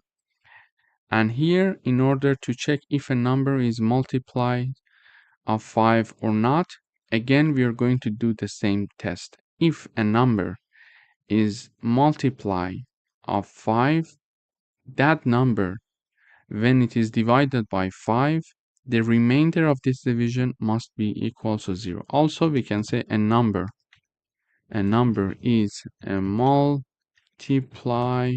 of, for example, 5 only if that number is divided by 5 and the remainder of this division equals 0 again. In this condition, we also understand that number is a multiply of 5. So if a number is a multiply of 5 only if that number is divided by 5 and the remainder of this division equals 0. So we are using modulo operator to check this. So if this number is divided by 5, the remainder equals 0. So if both of these conditions are true, because we are using AND operator, print that number for me. It means that that number is also divisible by 7 and multiplies of 5. So print that number for me. And this is the message I'm going to print. Here we are saying that numbers divisible by 7 and multiplies of 5 between 1,500 and 2,700 is the following, for example. And then we are doing this for loop and in each iteration we are going to understand if that number is divisible by 7 and multiplies of 5. If yes, print that number. If no, go up and go for the next iteration. So when I run this code, we see that, for example, numbers divisible by 7 and multiplies of 5 between 1,500 and 2,700. These are the numbers: 1505, 1540, 1575, 1610, 1645, etc. until the end. And the numbers that are not printed out here, they are not divisible by 7 and multiplies of 5 at the same time. This is why we don't have them in the print here in the output. Thank you for watching. So in this video, we learned how to print numbers that are between two numbers.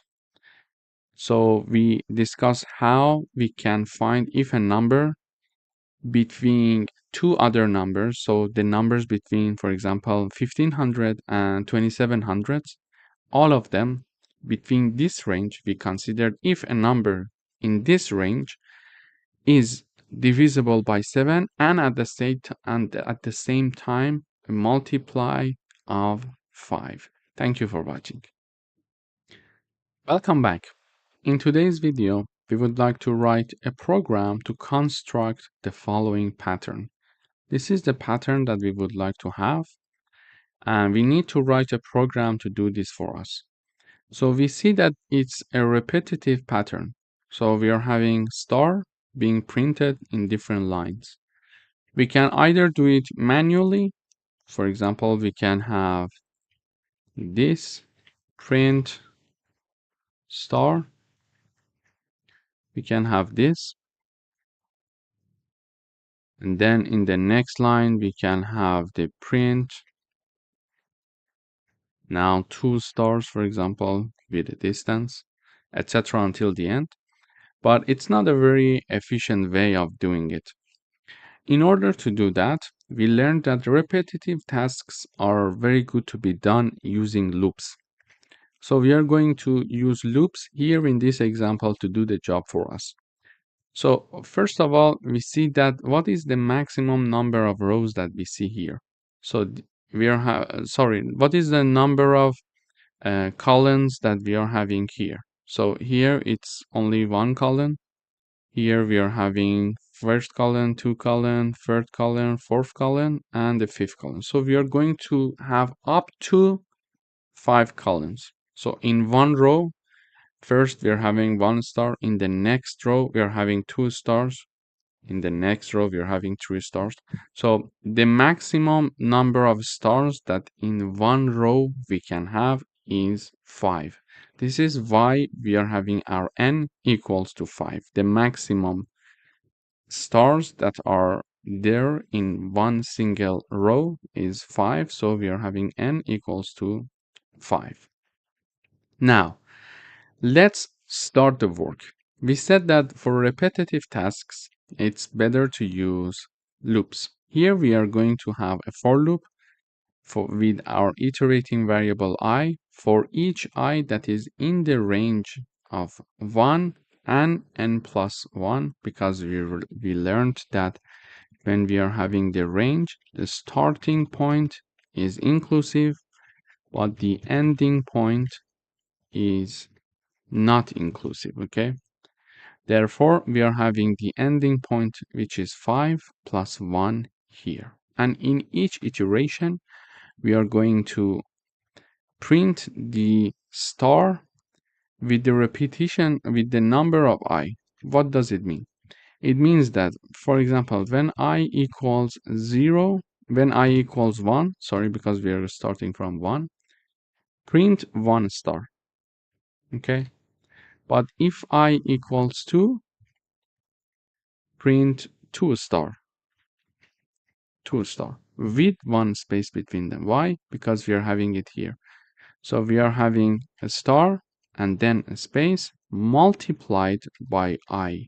It means that whatever the value of I is, multiply it with this.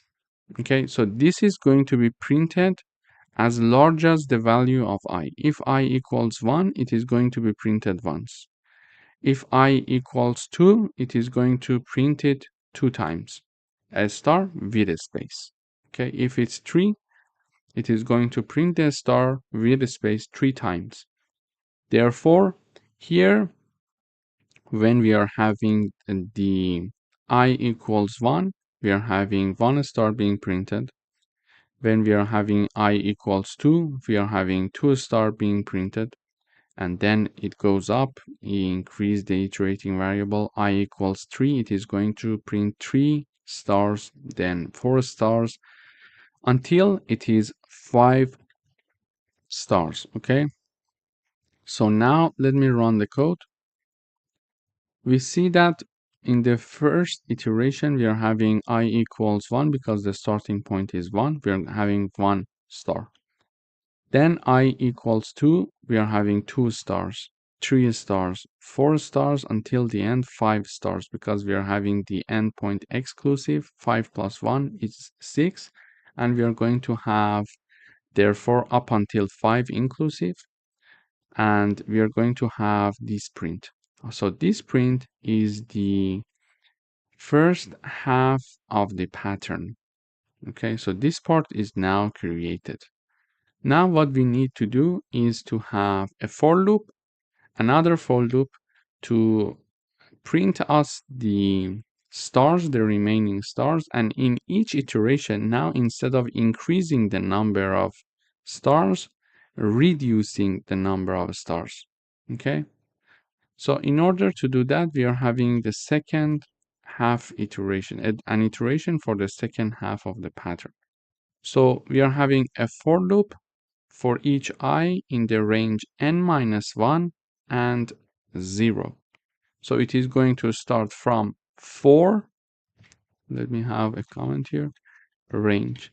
So it is going to start from 4, and it is going to continue up until I equals 0, but because it's inclusive, it is going to go one number before that, which is 1. And in this iteration, the point is this. We are going to reduce the iterator variables. So by default, I, when it is equal to 1, in the next iteration, it is going to be 2. In the next iteration, it is going to be 3, etc. But when we indicate that this number, the third argument, we are going to start from 4, I equals 4. In the next iteration, I will be equal to 3 because we are reducing one value from it at each iteration. In the next one, I equals 2. In the next one, I equals 1. And we are going to stop there. Why? Because the ending point is 0 and the ending point is exclusive. So the last number before that is when I equals 1. Okay, so we are having a for loop for each I in this range, starting from 4, ending at 0 exclusive, and in each iteration we are going to reduce the value of I by 1 unit. Then in each iteration we are going to print again stars to the number of I. For example, when we are having 4, I equals 4, we are going to have the 4 stars with 1 space between them. Then in the next iteration, I equals 3, we are going to have 3 stars. Then I equals 2, we are going to have 2 stars. Then I equals 1, we are going to have 1 star. But why we started from n minus 1? Because already we have the row which has 5 stars, which is here in our pattern. So the next row is having 4 stars. So the next for loop that we are writing should have the starting point from the 4. So this is why we choose n minus 1, which is this number. So we want to start from 4 because we already have this row with 5 stars. We're going to have the 4, and in each iteration we are going to reduce the value of I up until it reaches to ending point 0 exclusive. So now this pattern will be created when we are having this for loop. So if I run the code, we see that the second half of the pattern is now also created. So the first part, for the first half of the pattern, we use the first for loop, and for the remaining part of the pattern, we use the second for loop. Here we saw that we started from 4 stars, then 3 stars, then 2 stars, and finally 1 star. So in this video, we learned how we can use for loops to construct this pattern instead of manually printing these stars. So now this way, everything is easier. Thank you for watching. Hi, welcome back. In today's video, we are going to write a Python program that asks a user to enter a string, and we would like to reverse the entered string by the user and print the reversed version of that string, or let's say phrase. In order to access inputs from the user and store it, we are going to have this line of code. We are going to use the input function. We are saying that enter a word, and whatever they are going to enter, we are going to store it in the word variable. And simply, when we want to reverse a word, we are going to use slicing. In order to reverse a word, we need to write down the name of the variable, and then we are having colon colon -1. This way, the compiler is going to directly start reversing that string for us and assigning it to reversed word variable now. And finally, it is going to print the reversed word, which is this message. First of all, is shown using the print function reversed word colon, and then the reversed word is shown here. So this variable that we reversed is shown here. So let me run the code. So when I run this code, it says enter a word. I would say Reza, for example, and I enter. It says the reversed word is Azer. So A, Z, E, and R. Exactly from the end, it starts to reversing our string. So let me try another example here. Reza Shahin. So I enter. It says NIHAHS space. Even the space is there. And then the rest of the work is there to reverse our word, our string, let's say. So if I have a phrase, what would happen? For example, this is the Python online course that we are having here. So it's first of all, it's our original phrase. This is the Python online course that we are having here. And now you see that it starts from the last word and starts reversing the last word, then the one to last, two to last, etc. So you see that instead of here, we are having this word. Instead of having, we are having exactly this word. So having ends with ing. It starts with G N I V A H. So VAH. And then we are having the era instead of the R. And we are having EW instead of V. And the all of the words are reversed here. So in this video, we learned how we can get one string or a phrase from the user and then start reversing it simply using this methodology. So we write down the name of our string that is holding the string inside of it. So the word variable is having the input string from the user. Then we write it down and simply we are having colon -1 starting to reverse our string from, and it is going to basically the compiler is going to start reading our string from the end. So this is why we are using -1. -1 is the index of the last letter in our string. So it is going to start reading our string. For example, if my string is, for example, Reza. Okay, when we are having the indexing, so the index is 0, 1, 2, 3. So for letter, I'm providing the space so I can explain it easier. So for letter R, the index is 0. For letter E, the index is 1. For letter Z, the index is 2. For letter A, the index is 3. Okay. Also, it can be this way, okay, -2, -3, and -4. So here we see that letter A is also having the index -1. Letter Z is having the index -2. Letter E index -3, and letter I index -4. Therefore, when we are using this methodology, basically the compiler starts reading from the last letter of our string, which is also having the -1 index.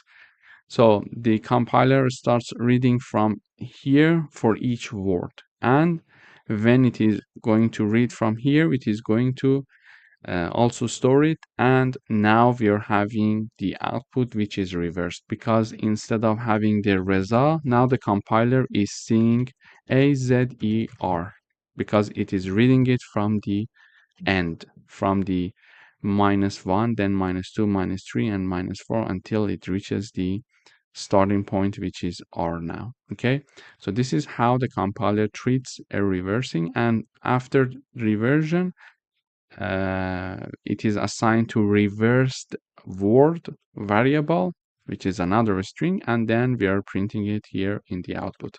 Thank you for watching. Welcome to this video. In today's video, we would like to write a Python program that prints all the numbers from 0 to 6, except for 3 and 6. Okay. In order to do that, the one method is to print, for example, 0, then print 1, etc. until the end manually. But we learned that if we are doing repetitive tasks, it's important to use for loops. So now I would like to use for loops here. Here is my for loop. So for each num is my iterating variable. For each num that is in the range between 0 and 7, we are looking for numbers from 0 to 6, but because we learned that the ending point is exclusive, so we are going to have between 0 and 7, and 7 is exclusive, so it is going to include up until 6. If num equals 3 or equals 6, simply continue. And if this statement is not true, print that number for me. So when I run the code, we see 0, 1, 2, 4, and 5. And 3 and 6 are not being printed. So let me analyze the code for you.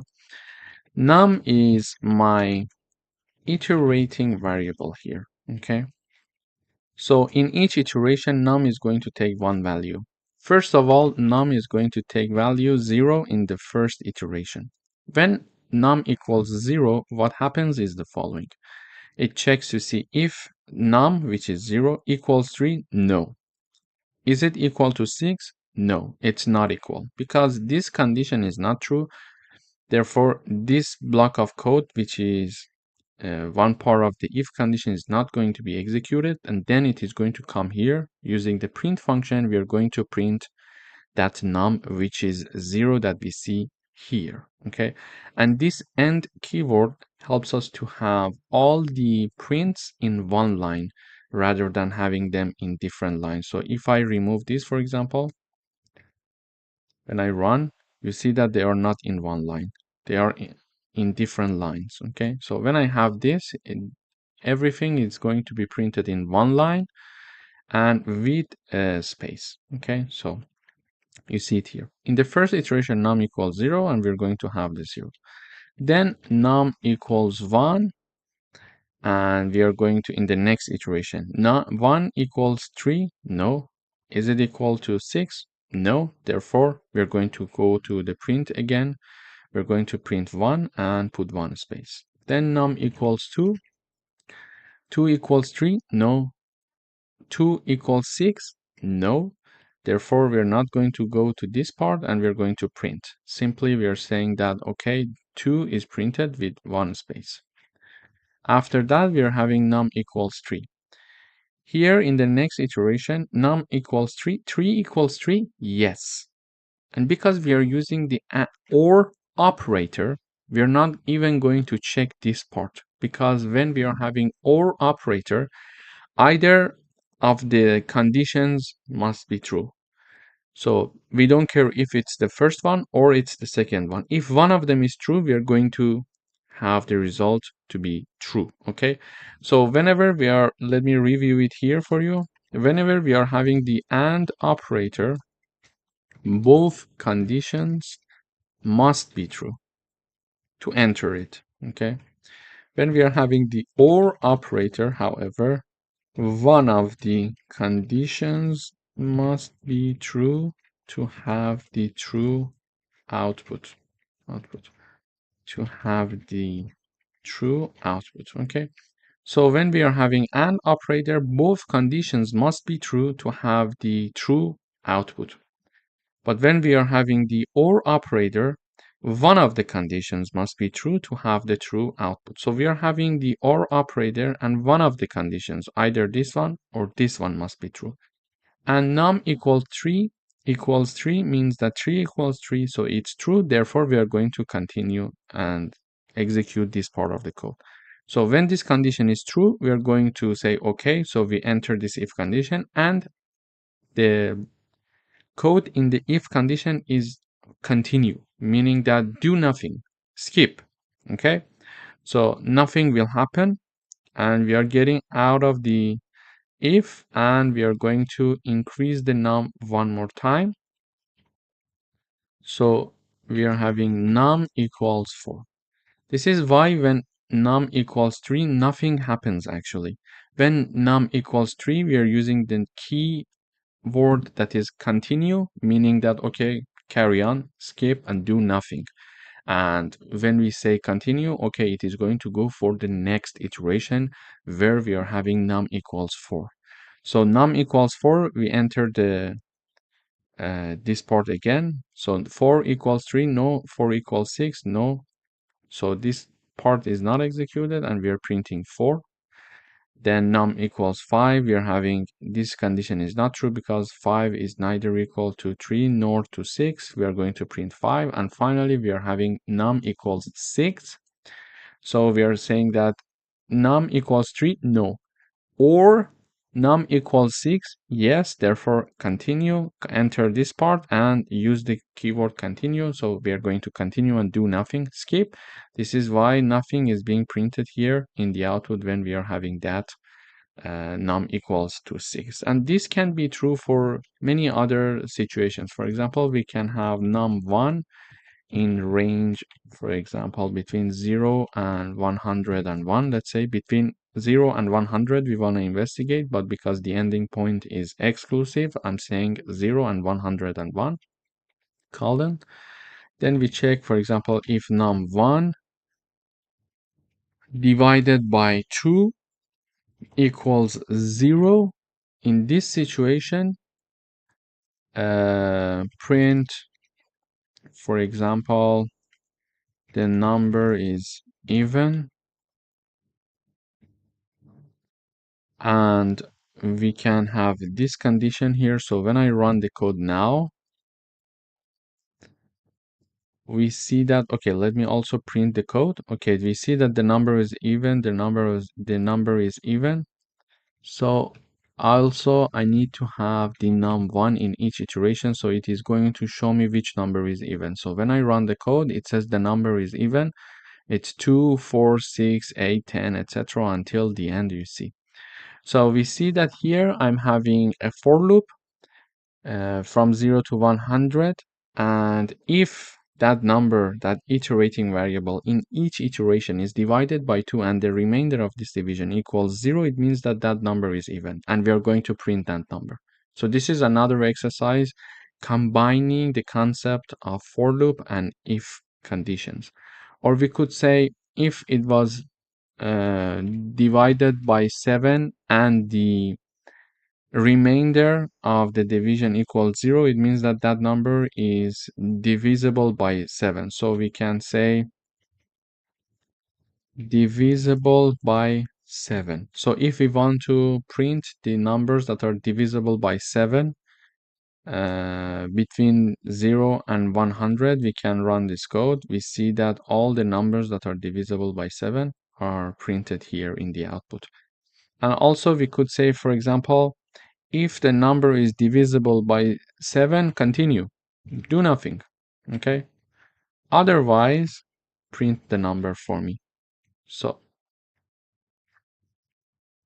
print the num, and we are going to have also the end keyword to have all the numbers in one line. So when I run the code, okay, we are having a very large range, so we are having a lot of output. Let me reduce the range. So when I run the code, we see that, okay, here let me first comment this part.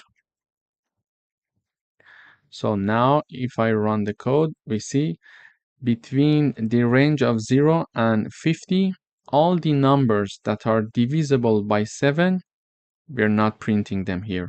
And we are printing all the numbers except those that are divisible by 7. Okay, we see 1, 2, 3, 4, 5, 6, 7 we don't have. Then we have 8, 9, 10, 11, 12, 13, and 14 we don't have. 21, for example, we don't have. 28 we don't have, etc. until the end. So this is how we can combine the concept of for loops and if conditions in order to check certain conditions and continue and skip and do nothing in certain conditions and do something else in other conditions. Thank you for watching. Welcome back.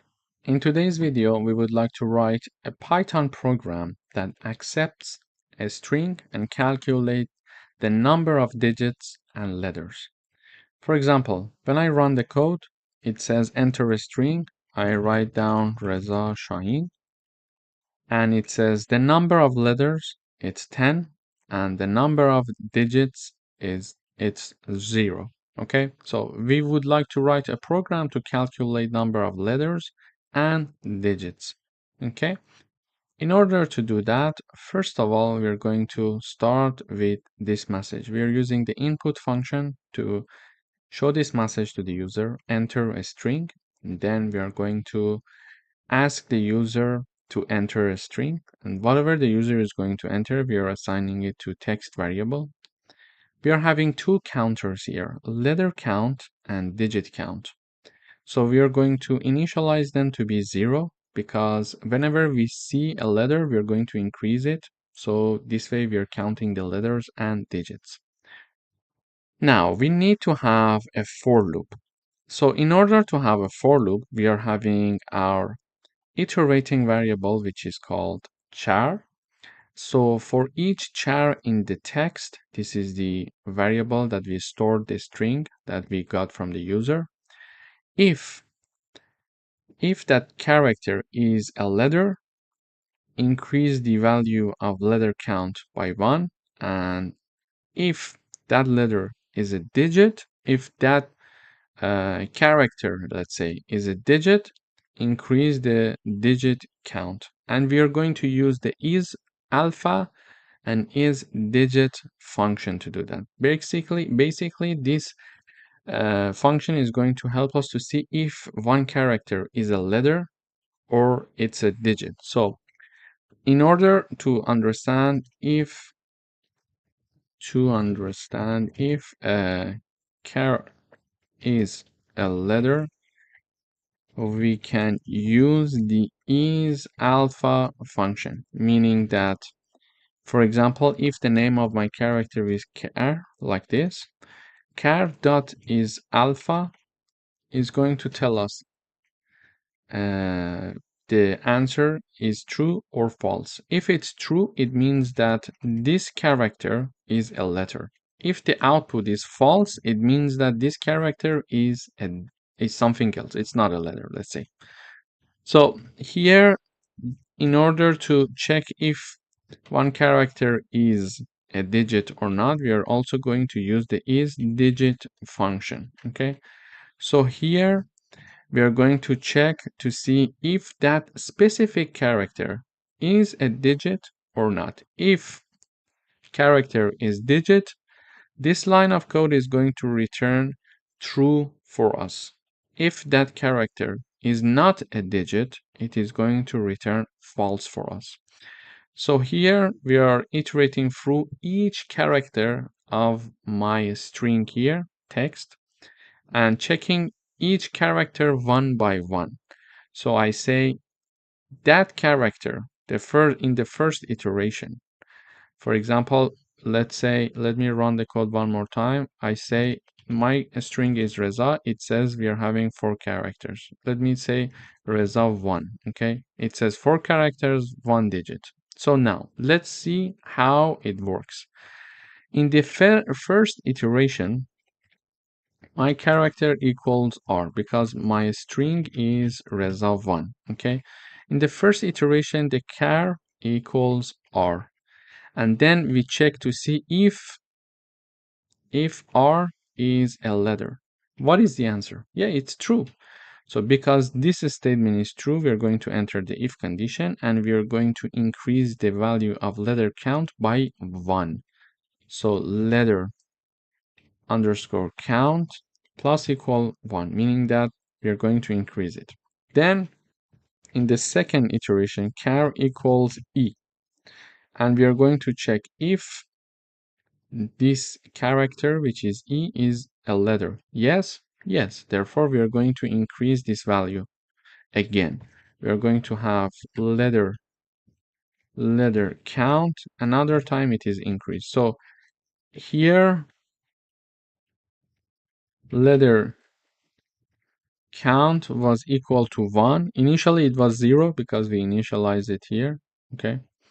Then after this iteration and doing this, it became 1. Now after the character E in the second iteration, we are increasing the number of letters. Now it is also increasing by another 1 value, so it becomes 2.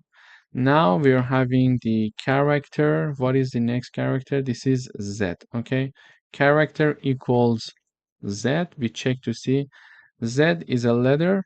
Yes, the answer is true. So we are going to increase this value again. We are going to increase this value one more time. Therefore, the number of letter counts now equals 3. In the next iteration, we are going to have char equals to 1. We check to see if char is a letter. Yes, so we are going to increase the letter count one more time. So now it's equal to 4. And finally, the last character is this one, okay? Is this one, 1. So we can have char equals 1. So this time, when the character is 1, we check this part. If the character is a letter, the answer is no. It's false because it's not a letter, it's a digit. This time, my character is getting the value 1. Therefore, because this statement is not true, it's not going to execute this part. It goes and check the next condition. Here, we are checking to see if our character is a digit. Is it a digit? Yes, the answer is true. Therefore, we are going to increase the value of digit count. Therefore, here the character equals 1. So digit count plus equal 1, meaning that the digit count equals 1. So now we iterated through all the characters of my string and we calculate the final number of letter count to be 4 and digit to be 1. So after finishing this for loop, we are having the number of letters in the output. We are using the print function. So letter count is being printed, number 4. This is exactly what we expected. This is what we calculated. And also, we are seeing that number of digits. So it is digit count. So it is 1, which is exactly what we had here. So this is how actually we can get a string from the user.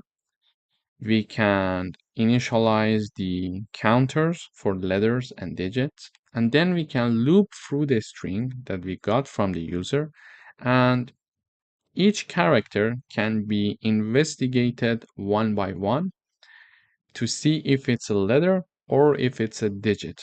And in the end, because when it is a letter, we are going to increment the value of letter counter. If it's a digit, we are going to do the same. We are going to increase the counter.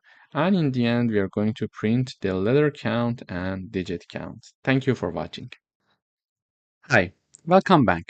In today's video, we would like to write a Python program to check if a triangle is equilateral, isosceles, or scalene. So first of all, we need to know what are these triangles. Let me review the definitions. So a triangle is equilateral if all sides are equal. Okay, so a triangle is equilateral if all sides are equal. For example, side 1 equals side 2 equals side 3. So, for example, side 1 is 5 centimeter, and side 2 and side 3 are also 5 centimeters. Therefore, side 1, for example, equals 5, side 2 equals 5, side 3 equals 5 as well. It means that side 1 equals side 2 equals side 3. When we are having this situation, we call our triangle equilateral. Now, we call a triangle isosceles if a triangle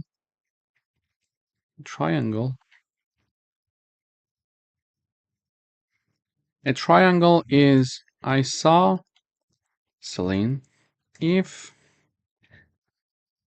two of the sides are equal. Okay, it means that, for example, side 1 equals 5, side 2 equals 5, and side 3 equals, for example, 10, for example.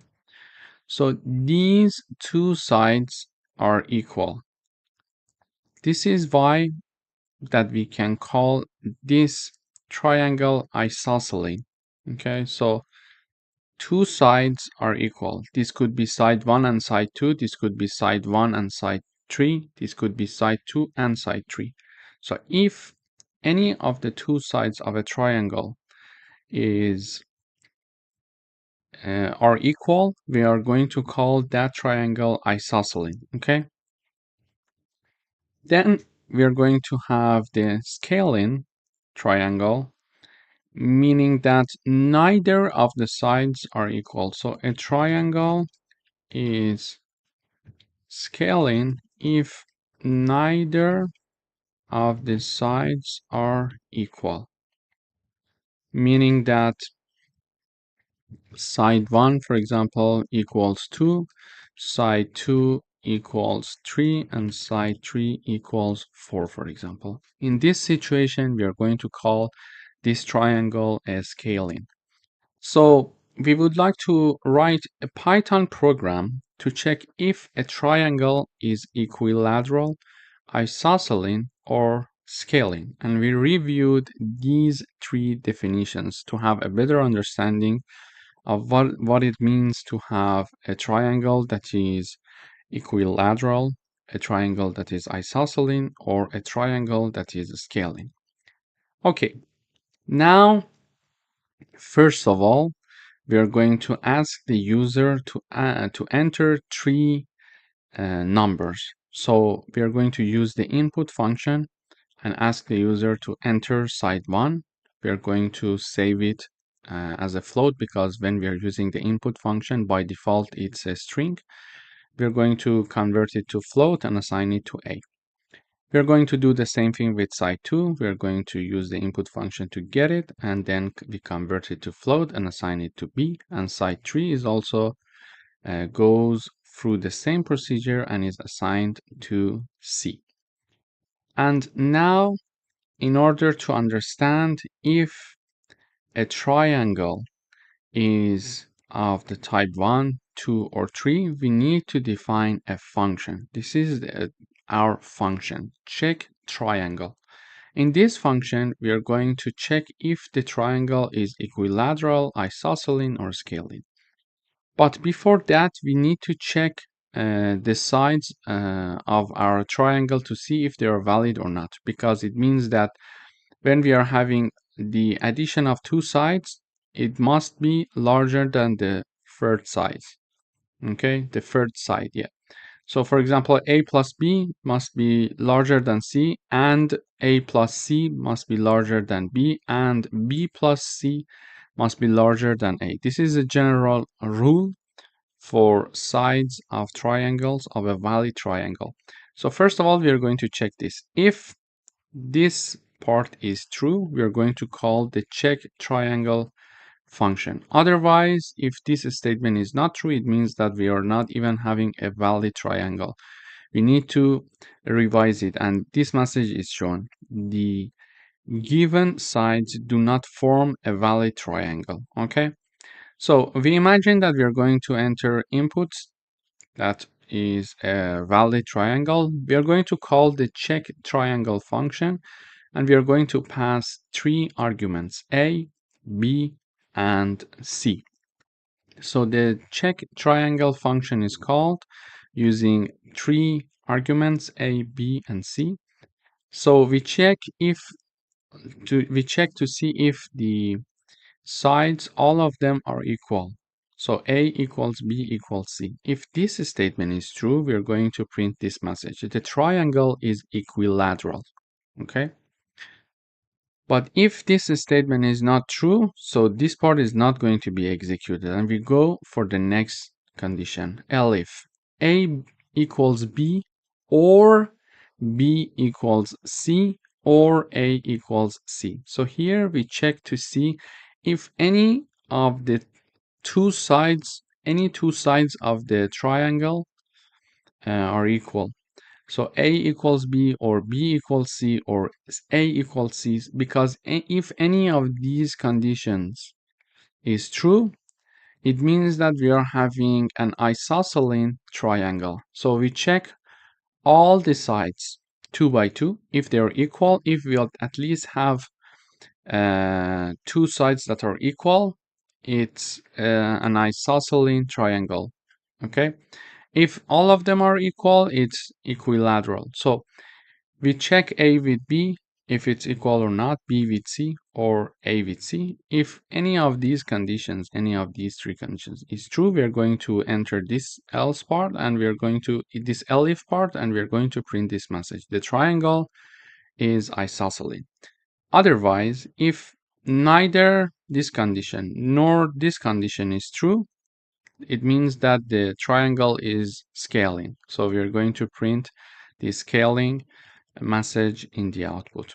Okay, so this is how we can check the type of our triangle. So let me run the code first. It says enter side 1, I say 5, enter side 2, I would say 5, enter side 3, I say 5. So all of the sides are equal. We expect to have this message. The triangle is equilateral. So when I enter, it says the triangle is equilateral. So we call the check triangle function and we see with these three arguments, and then we check here A equals B equals C. Yes, so the triangle is equilateral. Then this message is shown. So if I run the code one more time, so 5, 6, and 7, when I run the code, this time it says the triangle is scaling. Why? Because we are having a triangle and neither of the sides are equal. So 5, 6, and 7. The first one, all of them must be equal. The second one, two of them must be equal. And if neither of them are equal, it's scaling. And finally, we are having, for example, another triangle, which is 5, 4, and 5, let's say. And this is a triangle of type isosceles. So this one. Why? Because the first side and the second side, both of them are the same number. So here we check A equals B, 5 equals 4, no. B equals C, 4 equals 5, no. A equals C, so 5 equals 5, yes. Therefore, it enters and checks here. The triangle is isosceles. So in this video, we learned how we can write a program to check if a triangle is of type equilateral, isosceles, or scaling. Thank you for watching. Welcome back. In today's video, we would like to write a program to count the number of characters in a string.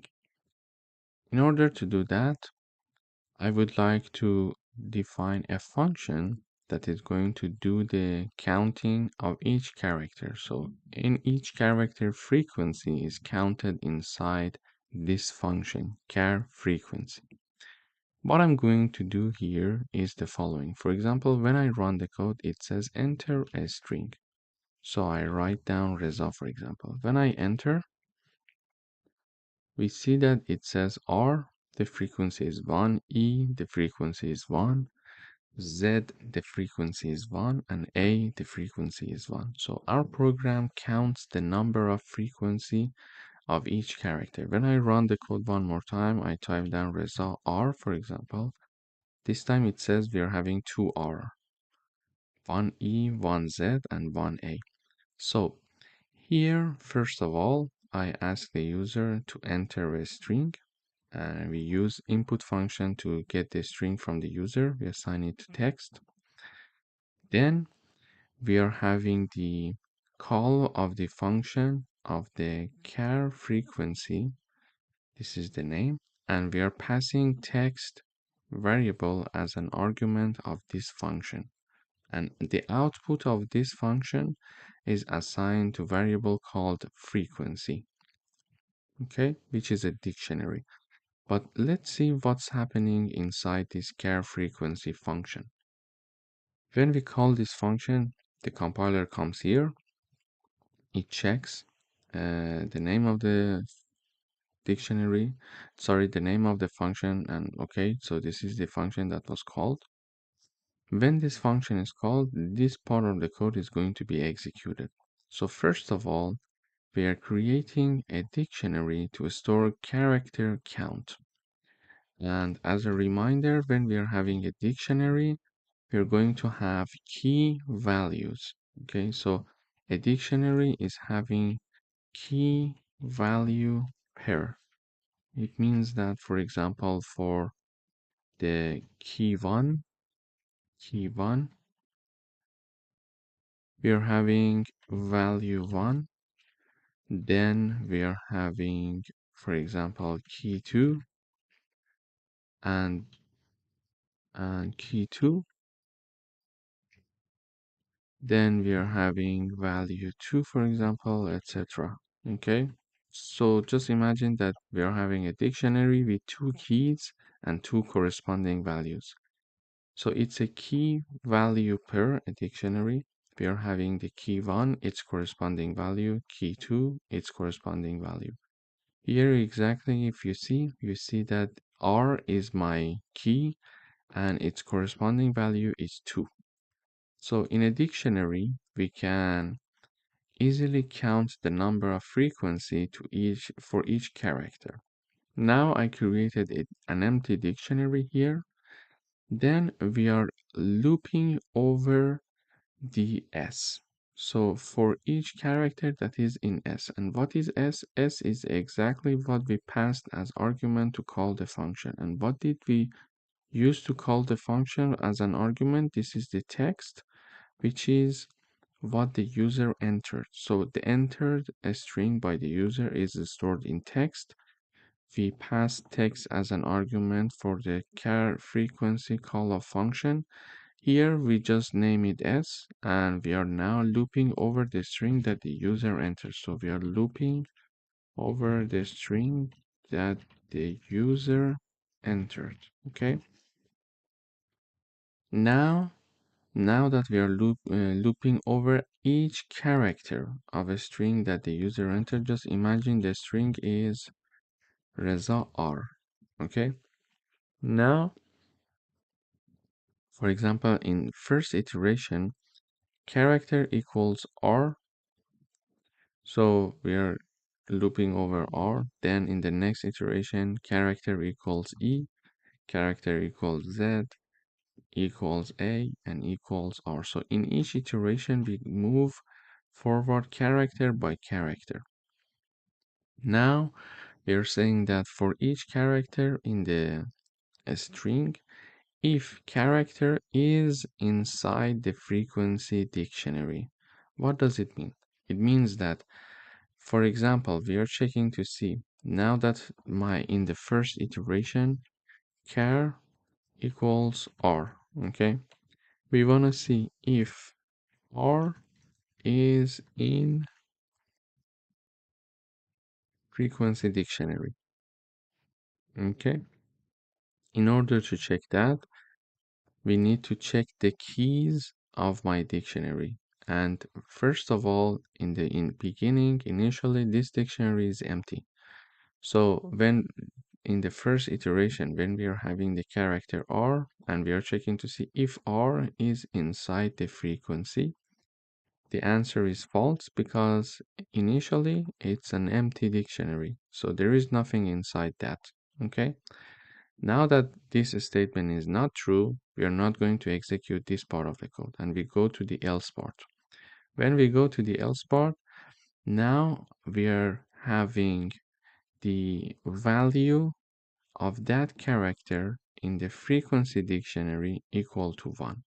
Okay, so we are creating one element for the frequency dictionary here. So what's happening here is the following. So now frequency dictionary is having one key and its corresponding value. Okay, let me repeat it one more time. So what's happening here is the following. So first of all, we started by looping over the string that the user entered. So we are having the character by character, we are looping over the string. For example, if the string is Reza R, first we start by R. We check if R is in the frequency dictionary. The answer is no, because initially it's an empty dictionary. So this part of the code is not executed. We go to the else part. Here we are creating a key for this dictionary, which is R, and we assign its value to be 1. Okay?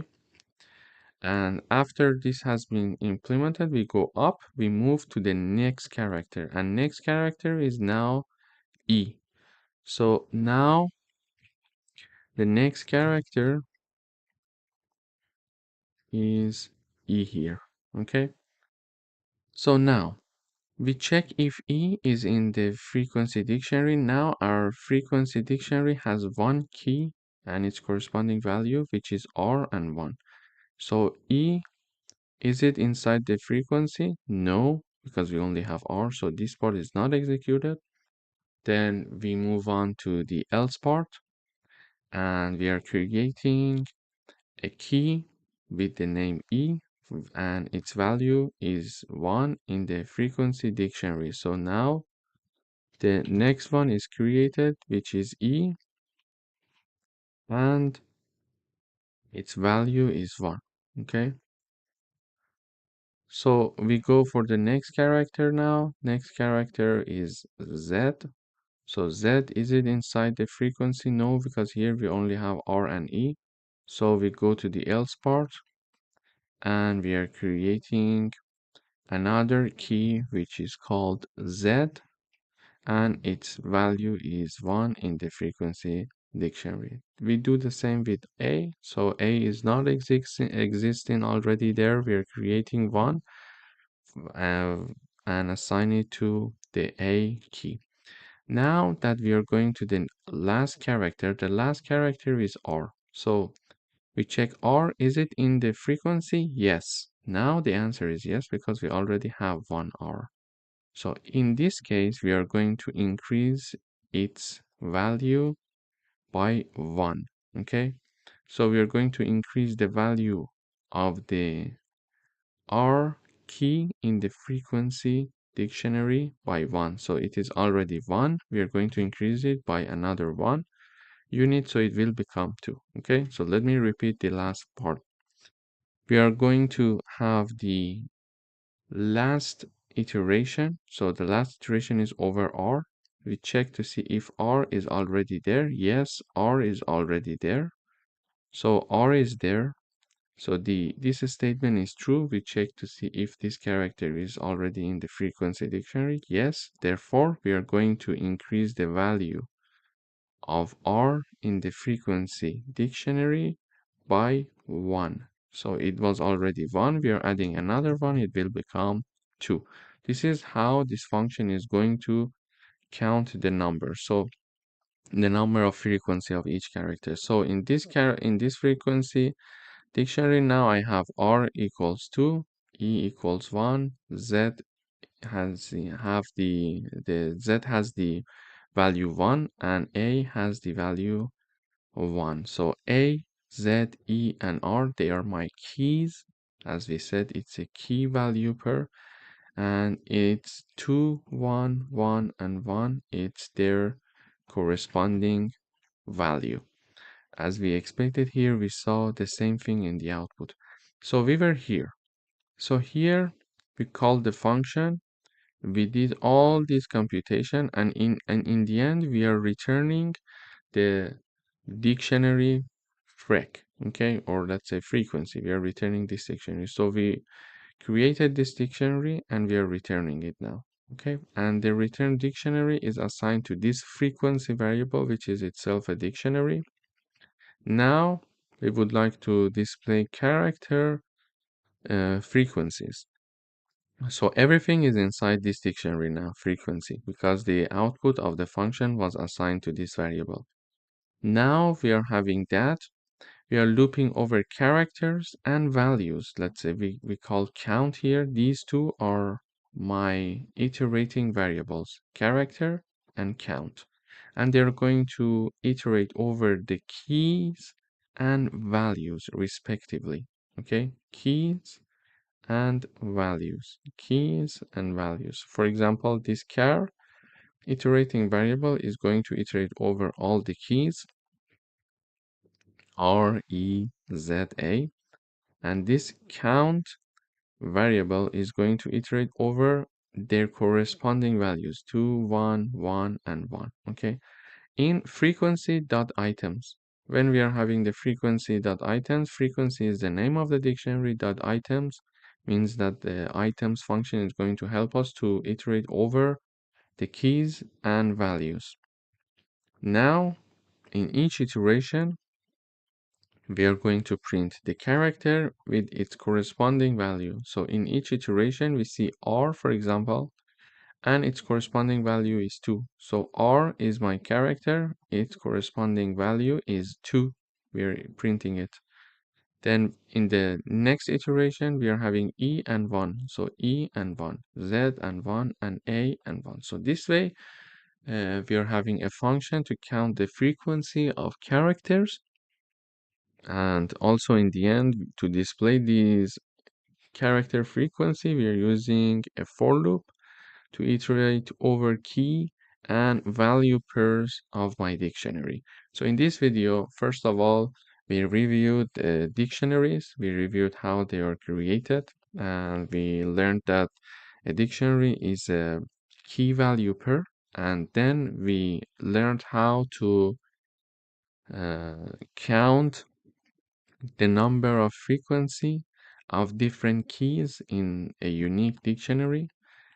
After that, we learned how to iterate through key value pair in a dictionary. Thank you for watching. Welcome back. In today's video, we would like to write a Python program to get a string made of first and last two characters of a given string. So if the string length is less than 2, return empty string instead.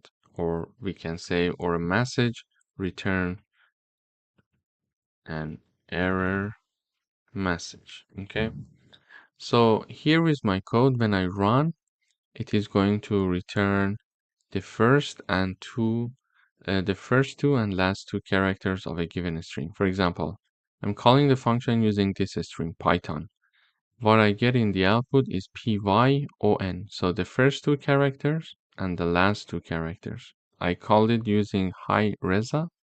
I say I get hi, the HI and ZA in the end. And when I call the function with the string less than 2 characters, I'm going to get this message. It must have at least 2 characters. Okay, so this is my code. But how can we do that? So here I'm having a function called first and last two. It accepts one parameter. Whenever we call this function, we need to have one parameter. So here I call this function first and last two with the argument Python. So I'm calling the function with a string. Here, first of all, in the function, I check to see if the length of the argument that is passed to call this function is less than 2 or not. So if it's less than 2, we are going to return this message. It must be at least 2 characters. Okay? So if the length is less than 2, it is going to show this message. But if it's not less than 2, we're going to return this part. And what is this part? Basically, this part is having a new string being returned with the first two characters and the last two characters of the S string. So for example, if my string is Python, here what's happening in the return, it is returning the S2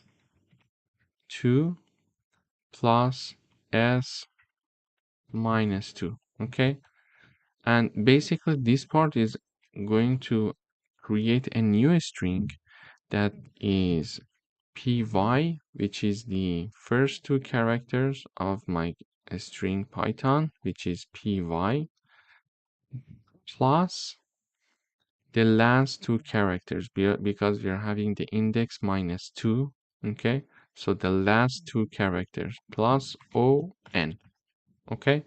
So this one will become PYON in general in the end. So this is what we have as the output, as you see here. But why -2? So if I have a string here, let me give you another example. If I have a string called Python, the indexing works like this: 1, 2, 3, 0, 1, 2, 3, 4, 5. So this is the indexing. So index of the P character is 0, index of Y character is 1, etc. until the end. The index of N is 5. So the character N has the index 5. We also have another method for indexing a string. We can start from the end. So when we start from the end, the last one is -1. For example, the character N, the index is -1. Then the character O, the index is -2. Character H, index is -3. Character T, index is -4. Character Y, index is -5. And finally, the character P, its index is -6. So we can either count from left to right for indexing where we are having from 0 until 5, or we can count from right to left, which will have this way. So n equals -1, o equals -2, etc. So this is the indexing of our characters of this string. So when we are having the string s, the first two characters, it will be index 0 and 1, which is p and y. And when we are having the -2 and then colon, it means that start from the -2, which is o, and go until the end, which is o and n. Okay? So this is how we can have this. So -2, it will be O and N. If I write down -3 and then colon, it means that it starts from H and continue until the end. This is how we can create a string from the first two letters and the last two letters. Thank you for watching.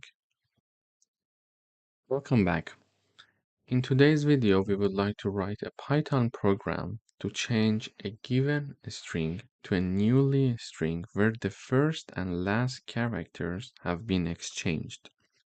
So what we are doing here is the following. I'm having, for example, a string called Python, and in the output, we see that the first character, P, and the N, the last character, they have been exchanged in the output. So N is now my first character and P is my last character, while the rest of characters remained the same. You see it here. Yeah.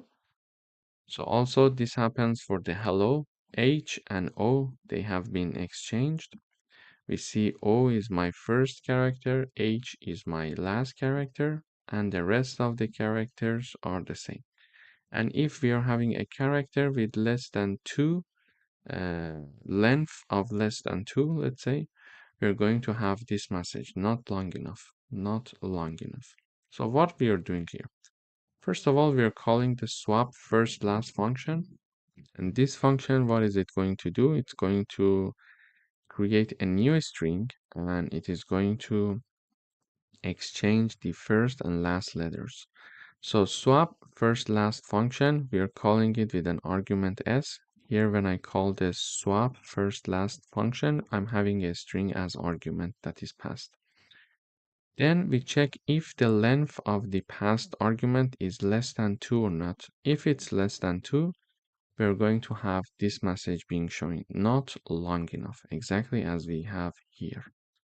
But if the length is larger than 2, we're going to return this part. Because this statement is not true, then we're going to go here and execute this part of the code.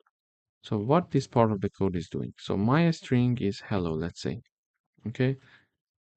This part of the code is saying that s with the index -1. So the character with the index -1 of my s string, and this is my string.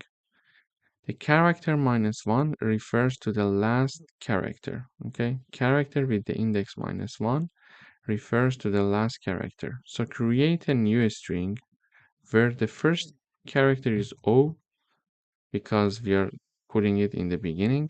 So the first character is O. Why? Why O? Because we are calling the string with character of index -1, and character with the index -1 is O in the S, for example, a string which is hello. So the last character, which is having the index -1 of my string hello, is O. Okay, so I write down O here, plus, then we are having a new separation, let's say. So we are having now character from 1 to -1, and the ending point is exclusive. So we are writing it down like the following: from index 1, which is E, until index O, which is the -1, but the end is exclusive. Therefore, we're going to be having this. Okay, and why we are having index 1 from E? Because when we are having a string like hello, the indexing starts from 0, 0, 1, 2, 3, and 4. Okay, this is my indexing. And now H is having index 0 and E is having index 1. Okay, so from 1, which is the starting point, and the starting point until ending point. But we need to be very careful. Ending point is exclusive. So ending point is exclusive. We are going up until -1, but -1 is not included. Okay, so we start from 1, which is E. We go up until -1, but because it is not included and it is excluded, uh, we are not going to have that. So we are having ELL. Okay, so ELL plus. Now we are having the index 0 of our string. So we mentioned that this string hello, the index 0 is the first character, which is H. So here is my H now. So now we are creating a new string with these characters. So O, E, L, L, and H. Okay. So this is how we are going to exchange the first letter and the last letter. Also here, I'm having another example for Python. The same happens here. So we are going to, let me write it down here. So we are having a string called Python. First, we are putting the last character, which is n, plus ytho plus p. Why? Because we are saying first the last character, which is n. So we are putting it here. Then start from the character with index 1 and go up until character -1, but the -1 is exclusive. So this is index 1, which is y. Go up until -1, but -1 is exclusive. So we go 1 to the left. We are having the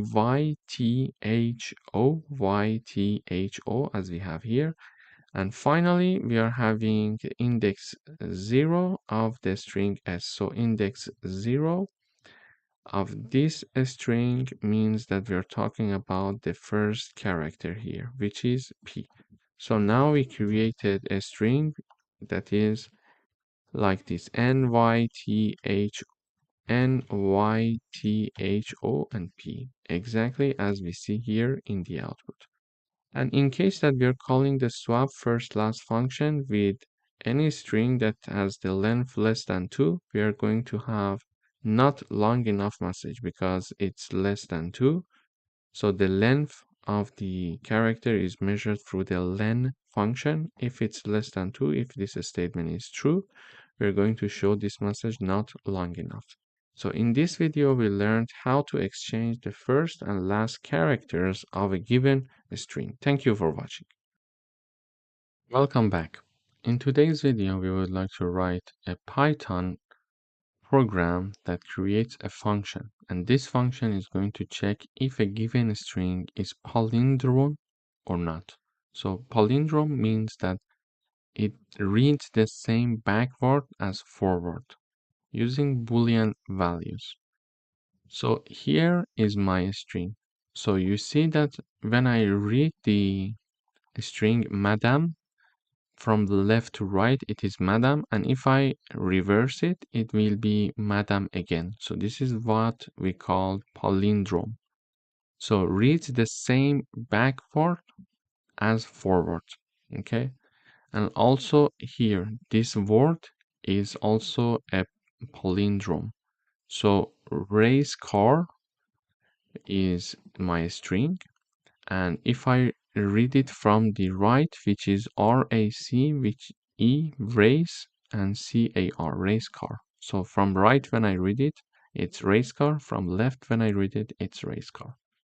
However, the word hello, it's not the same. So when I read the word hello, from left it's hello, from right it's something like ole. And for example, for the next word, which is level, if I read it from left, it's level, and if I read it from right, it's also level. And finally, we are having the Python.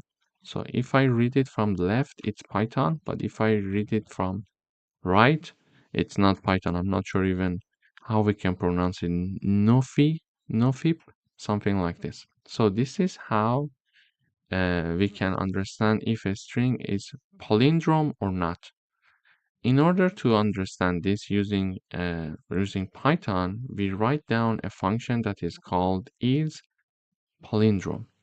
And in this function, whenever we call this function, we are passing one argument. So we call this palindrome function with one argument called s. So whenever I call this function, I'm having one string. So the string is madam here. So isPalindrome race car. So whenever I call this function, I'm having one argument being passed. So in this function, first of all, we use the def keyword to declare our function. This is the name of the function, and this is the arguments of the function. And in this function, we only have one argument. So in this function, what we are checking here is the following. We check to see if the string s equals to s when it is being reversed. So it checks to see if s string equals to its reversed version, and its reversed version is colon colon minus 1. Okay, s colon colon minus 1. This is the reversed version. Whenever I want to reverse a string, I'm going to do this. Okay, so now because this function, let's say this code will help me to reverse my string, I'm checking to see if my original string equals its reversed version. Okay, so here we check to see if it equals its reverse version. And when I call this isPalindrome function with the madam string, or let's say argument or parameter, the output is true. Why? Because the original string, which is madam, is equal to its reversed version. Then we are having the race car, it's also true, but for hello, it's false. For level, it's true. For Python, it's false.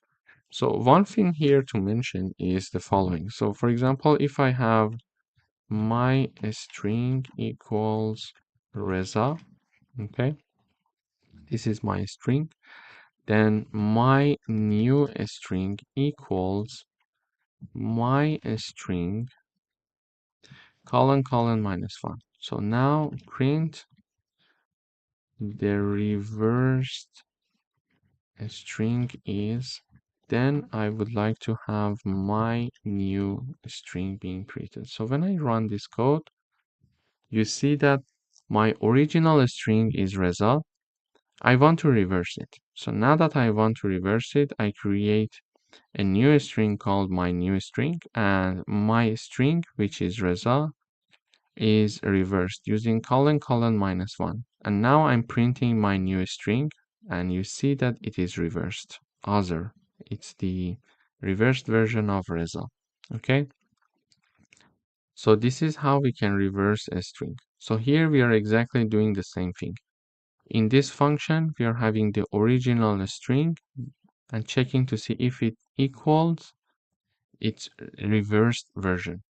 If this part is true, if they are equal, we are going to have the true in the output. If they're not equal, we are going to have the false in the output. So in this video, we learned how we can check if a string is palindrome or not. Thank you for watching.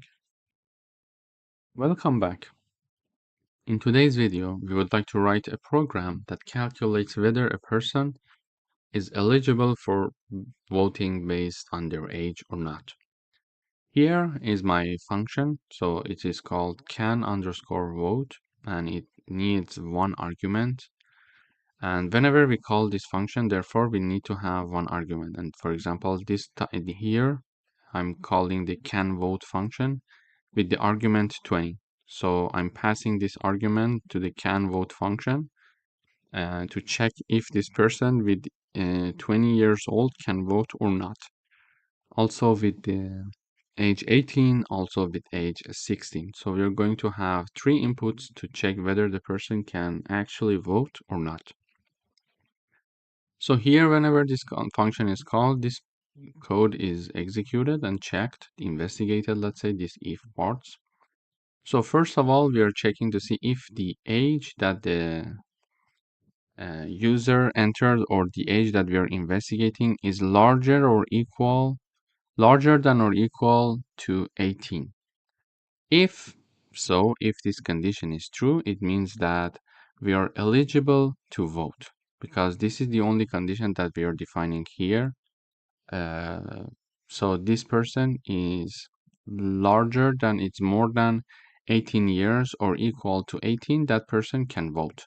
So we're calling the function with number 20. We check to see, okay, 20 is larger than 18. Yes, so you are eligible to vote. So when we run this code, we see this message here. You are eligible to vote. Then we call the function with number 18. And 18, is it larger than or equal to 18? Yes, you are eligible to vote. Therefore, this message is also printed in the output. However, when we call the function with a number that is lower than 18, because this is the criteria for checking if someone can vote or not, we are calling a function, we are calling the function with a number lower than 18, for example, with 16. We check to see 16, is it larger than 18? No, it's not true. Therefore, this part is not executed and the else part is executed.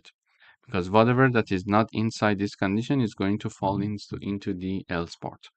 And this message is shown. You are not eligible to vote. You need to wait 18 minus age. So 18 minus the enter age, which will be 18 minus 16, so 2 more years. So you need to wait 2 more years. So here you see you are not eligible to vote. You need to wait 2 more years. So this is how we're going to have the output. So now if I want to have another input, for example, can vote, and in parentheses, I write down, for example, 10. So we want to check to see if someone with the age 10 can actually vote or not. So here we're calling the function 10. Is it larger than 18? No. So this part of the code is not executed and we fall into the else part, and we see this message. You're not eligible to vote. You need to wait 18 minus 10. It's 8. 8 more years. So when I run the code, you see that we are having this message. You're not eligible to vote. You need to wait 8 more years. So this is how we can actually combine the concept of functions and if conditions in Python to check a simple condition. If the person is older than 18 years old, or the person is 18 years old, the person can vote. Otherwise, it's not possible and they need to wait. And how much they need to wait? The difference between their age and the number 18. Thank you for watching. Welcome back. In today's video, we would like to write a Python program that creates a function. And this function is called factorial. This function needs to calculate the factorial of a number that is a non-negative integer. So whenever I call this function, I need to have an argument being passed. So here I'm calling the factorial function and I'm having one number, for example, number 5. It means that I would like to calculate the factorial of 5. So here, when this function is called, n equals 5 in this part, and 5 is it lower than 0? If it's lower than 0, show this message, invalid input. Please enter a non-negative integer, okay? However, if it's not lower than 0, do the following. Assign a new variable, initialize a new variable called result, and it is equal to 1. And define an iterating variable, which is I. So for each I that is in range 1 and n plus 1, and we know that the ending point is exclusive, so we are having the range, starting point, ending point. And the ending point is exclusive. This is why we are having n plus 1, okay? So actually it is going to go start from 1 and goes up to n. And in each iteration, we are going to have the results equal result multiplied by I. So this formula exactly equals this formula. So if you think that this one is easier to understand, you can simply write it down. The results will be the same because they are the same thing. So in the first iteration, I equals 1, we are going to have result equal 1 multiplied by 1, and therefore result equals 1. Why 1 multiplied by 1? Because we are multiplying result by I, so result is 1. And in the first iteration, I is also 1, so result is 1. Then we are having I equals 2. So result will be 1 multiplied by 2. Result will be 2. Why? So we are having result multiplied by I. So result is 1 because from previous iteration it's 1. And I equals 2. So it will be 2 here. Then we are having I equals 3. For example, we are having result equals 2 multiplied by 3. 2 multiplied by 3. So now result will be 6. But how? Because we are having result multiplied by I, so result is 2. From the previous iteration we have it. And also I equals 3. So we are having number 3 here. 2 multiplied by 3, it's 6. Then we are having I equals to 4. Result equal 6 multiplied by 4. So result is 24. And finally, in the last iteration, we are having I equals 5. So result 24 multiplied by 5. And the result will be 120. So result will be 120. So in the last iteration, we are having result multiplied by I.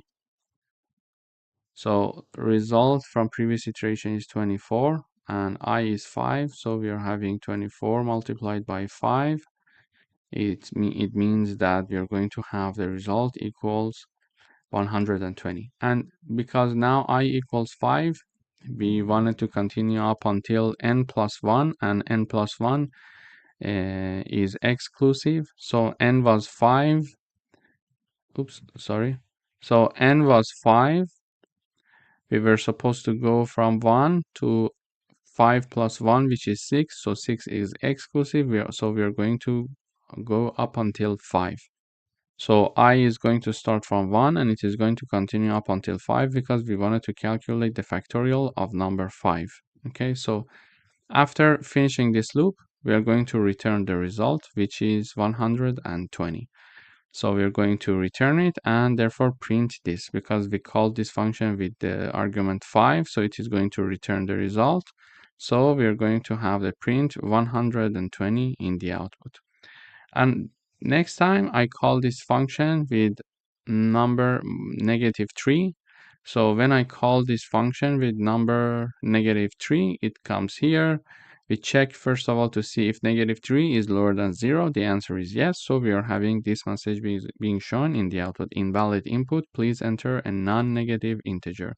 So this is why we see this message in the output. So basically in this code, we learned that we can have the calculation of different numbers factorial. For example, we can have factorial of, for example, 3.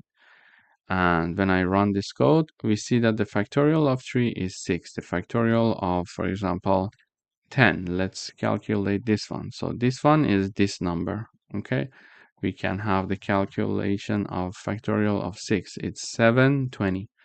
So this is how we can have the factorial of any positive number using this factorial function. Thank you for watching.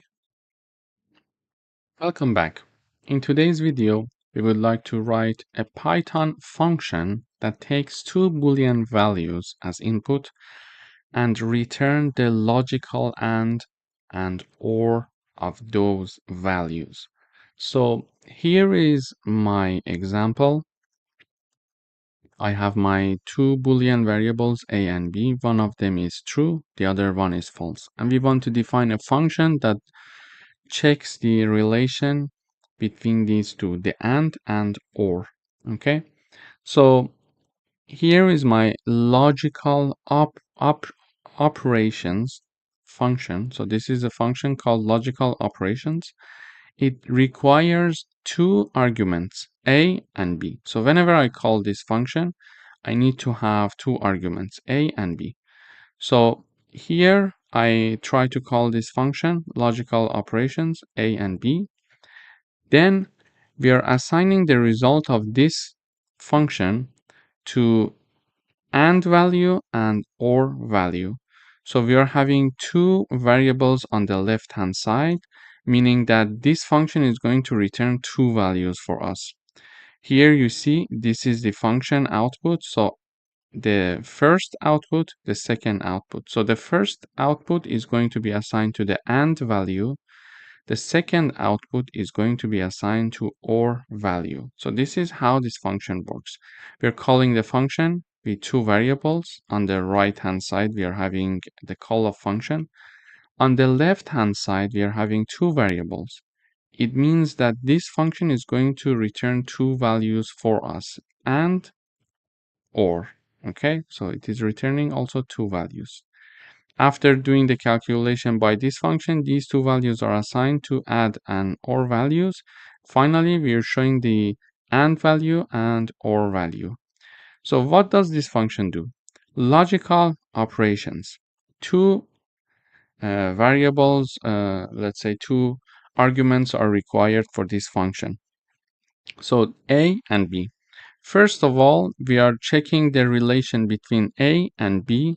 So a and b, the relation is either true or false. It is assigned to and result. A or b, the output can be true or false, and it is assigned to or results. But the question is when it is going to be true, when it is going to be false.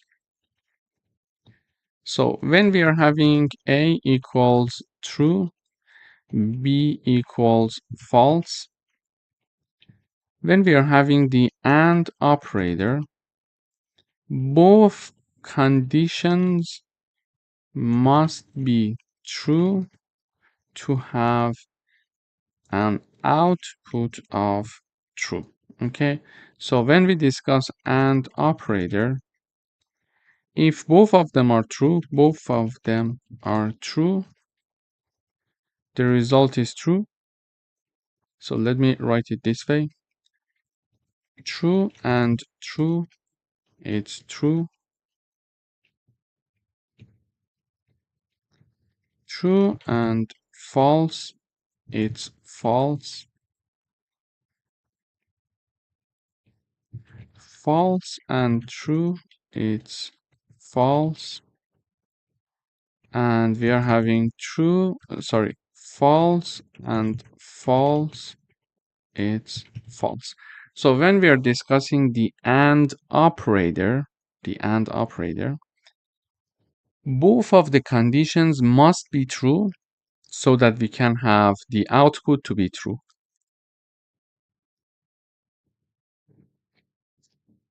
You can see it here. So true and true, so the output is true. But if one of the conditions is false, for sure the output will be false. So when we are having true and true, the output is true. But when we are having true and false, the output is false. When we are having false and true, the output is false. When we are having false and false, the output is false. So when using the AND operator, the only situation in which the output will be true is when we are having both conditions to be true. Okay. But what about the OR operator? So when we are having the OR operator, when we are having true or false, the output is true. When we are having false or true, the output is true. When we are having false or false, the output is false. And finally, when we are having true or true, the output is true. So, however, when we are discussing the OR operator, at least one of them must be true to have an output of true. Okay, at least one of them must be true. So we are having true or false because we are at least having one true, the output is true. False or true, the output is true. False or false, the output is false. And true or true, the output is true. So this is the review of and OR operator. Now we are having the A equals true, B equals false, and we would like to check A and B. So true and false. So true and false, the output is false. So the output of this will be false because one of them is true and the other one is false. And in order to have the true answer, we must have both of them as to be true. So now one of them is false. Therefore, the output is false and it is assigned to AND result. Then we are having A or B. We are having A or B, true or false. And this one is like this, true or false, because at least one true is there. So the output is true and it is assigned to OR results. Then we are returning these two values, AND results and OR results. We are assigning to AND value and OR value. And then we are printing the output. And in the output, we see the AND result is false as we expected, and OR result is true. So this is how we can have a function that takes two Boolean values as input and return the AND and OR logical and OR of these two values. Thank you for watching. Welcome back. In today's video, we would like to write a Python function that accepts a string and counts the number of upper and lower case letters. So here is my string, hello world, and I'm calling a function called count upper lower. This is the name of the function, and I'm passing my string as argument. And this is the right hand side. On the left hand side, I'm having two variables. This again shows that we are having a function that is going to return two values. Okay, so when looking at this function, this is my function, this is what's happening inside the function. As we see in the return part, we are having two variables as the return part. So the first one, upper count, is assigned to upper, and the lower count is assigned to lower. And finally, we are printing the upper and lower uh, letters. So in the output, we see for the hello world string, we have two uppercase letters, which is H and W. Then we are having the lowercase letters, which is 8. But how can we do that? So this place is where we call the count upper lower function, and we pass the string as argument. So when this function is called, we are having two variables being initialized. So upper count and lower count, both of them are initialized to be 0. Then we are having a for loop in order to count the uppercase and lowercase letters. We can do it manually, but it's hard, so this is why we use for loops. In order to do that, we are having a for loop iterating over s, which is the argument, which is here the text, and text is holding our string. Okay, so we are iterating over this string character by character. In the first iteration, we are having H. In the second iteration, we are having E. In the third iteration, we are having L, etc. until the end. So in the first iteration, let's say, let me write it here. First iteration, character equals H, okay? And we are checking to see if that H is uppercase letter. Using the isUpper function, we can understand that. If this statement is true, add 1 value to the upper counter, which was initialized to be 0. So H is an upper letter, so add 1 value to the upper count. Therefore, the upper count now is 1. Upper count is now 1. Okay, so we continue with the rest of the letters. Now that we want to continue with the rest of the letters, in the second iteration, we are having the char equals to E. Okay, so now char equals to E. Here we check if E is uppercase letter. Is it true? No, it's not, because it's not uppercase letter. It's lowercase. Therefore, this part is not executed. We go here, so we check if E is lowercase letter. Yes, the answer is true. So we are adding the 1 value to the lower count variable. So lower count is now equal to 1 as well. Okay, so this is the lower count now. So we go for the third iteration. For the third iteration, we are having the char equals to L. Yes? Okay, so char equals to L. We check L, is it uppercase? No, so this part is not executed. L, is it lowercase? Yes. So now that it's lowercase, we are going to add another 1 value to lower count. So it was initially 1, now we're going to, initially it was 0, then it was 1, and now we added another 1, now it's 2.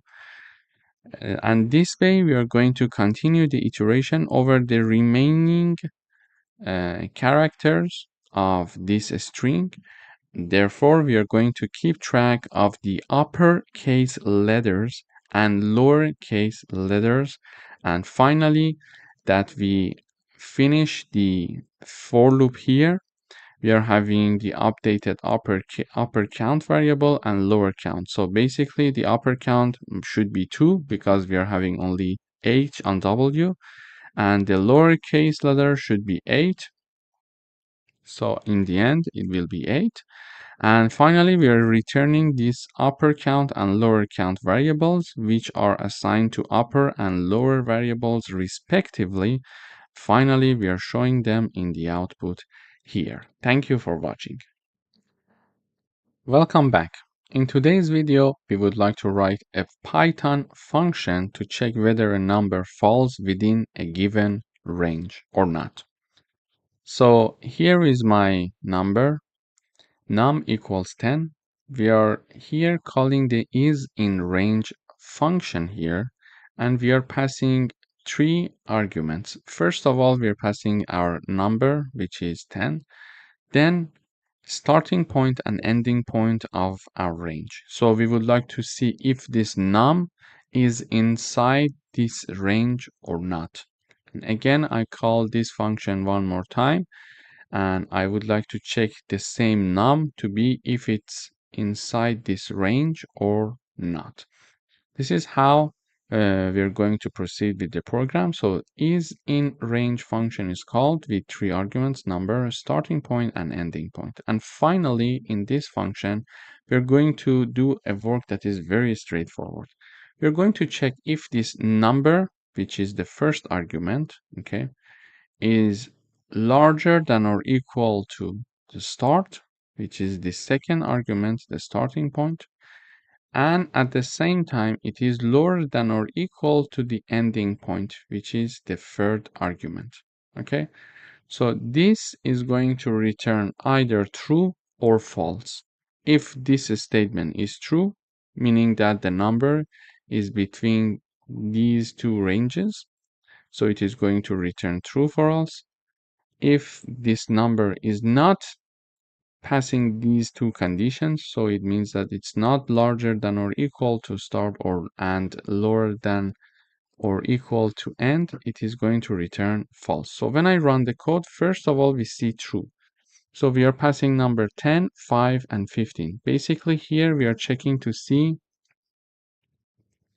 if number 10 is lower than or equal to 15 and it is at the same time larger than or equal to 5. This is what we are checking here.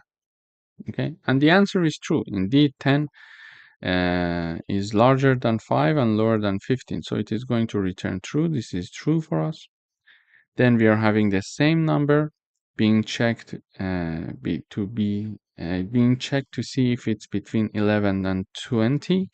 So here we are saying 11 and this is 10 and this is 20. Okay, so here we check if 10 is larger than 11 and lower than 20. It is lower than 20, but at the same time it must be larger than 11. So it's not, therefore it's not going to return true, so the output is false. It's like AND operator. Both of the conditions must be true to have a true output.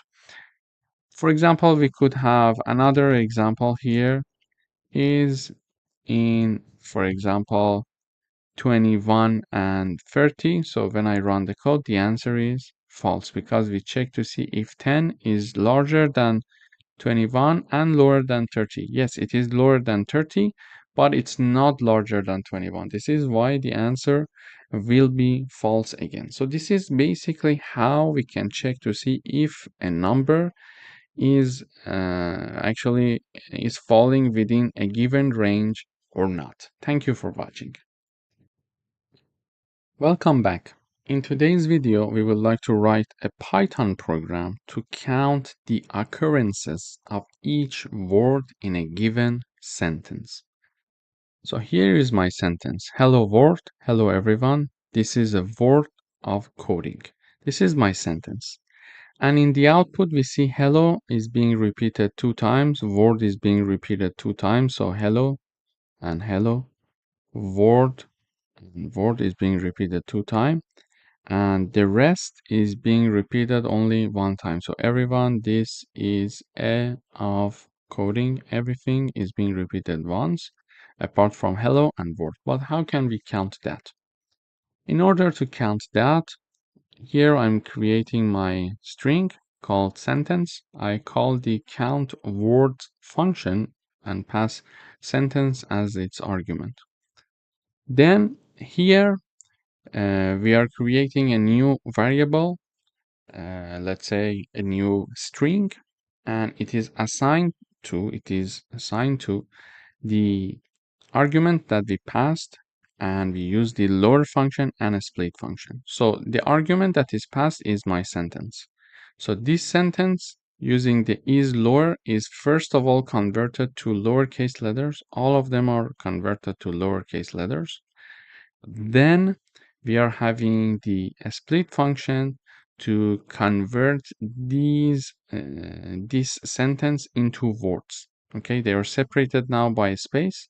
So we are using the split function to have a list of words instead of having one sentence. This way we can count to see if one word is being repeated or not. Okay, so first of all we are doing the lowercase. Second of all we are splitting the sentence into words. So this is and then it is assigned to words here. Okay, so now in the words I'm having a list of words, a list of my strings. Okay, and for example, one element is hello, the other one is word. Hello everyone, this is a word of coding. Each of them is a different and unique element in these words. Now we are creating one dictionary called word count. We learned that the dictionaries are having the key value per. So key value per, this is the dictionary logic. For each key, we are having its corresponding value. For example, if we are having the word count, we are having, for example, first key is hello, and its value is 1, for example. It means that for the key hello, we are having its corresponding value 1. And here in the output, for example, we are having the key hello and its corresponding value is 2. Why? Because 2 represents the number of repetition of hello. So we need to create a dictionary that is created of key value per. So it is going to help us to understand how many times a word is being repeated. So now we are having a for loop. For each word in words here, okay, so word is my iterating variable, words is my variable here. We are iterating through each word of this sentence. So we are, first of all, this is hello, then in the second iteration, my word is word, then in the third iteration it's hello, then it's everyone, etc. Okay, so let me write it down. In the first iteration, word equals hello. Second iteration, word equals word. Then third iteration, it is equal to hello again until the end. Okay, we are going to iterate through each of these words one by one. So in the first iteration now, word equals hello. We are going to see if this word, which is hello, is in the word count dictionary or not. It's not, because we just created it and it's an empty dictionary. So it's not. This one is false. This part is not executed. Therefore, we are creating the key in the word count dictionary and assign its value to be 1.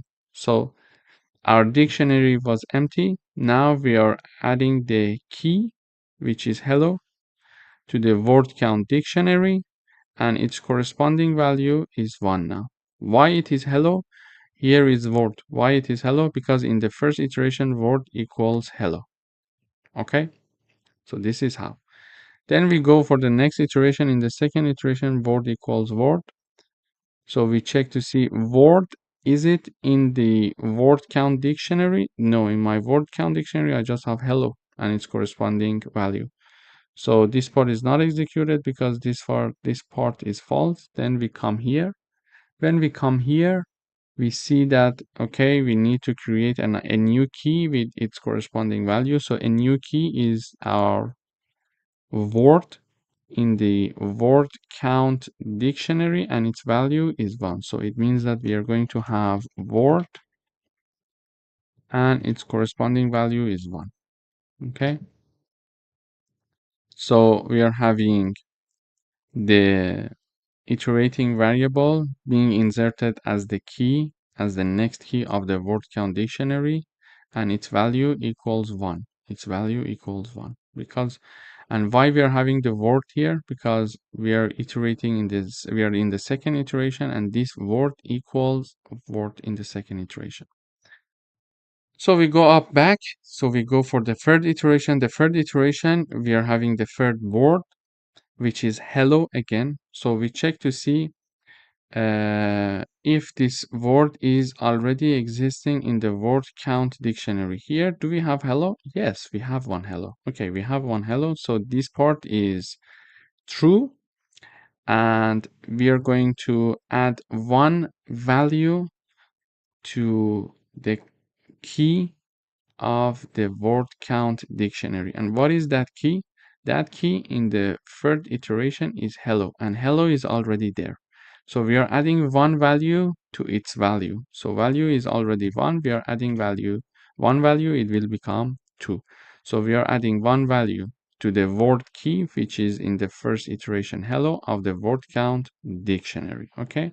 So this is how we are having now hello 2. Then we go up, then the next word is everyone. So everyone, its value is 1. This is, for example, then counted, and then until the word. So when we are having the word again, so we already had one word, we are going to increase this word to 2. And then we are going to continue with the rest of them as this logic. So we learned that in this video, first of all, we lowercase all the letters, and the reason is because if we are having one hello with capital H and one hello with lowercase h, it is going to consider both of them to be equal. So now we are going to lowercase everyone. So this one is also hello now. So the compiler will see them as uh, one uh, similar word. But when we are having one h which is large, which is uppercase, the compiler differentiate this one with this one because the compiler is sensitive with the capital or small letters. So this is why we had the lowercase. Then we have the split because we want to split this sentence into words.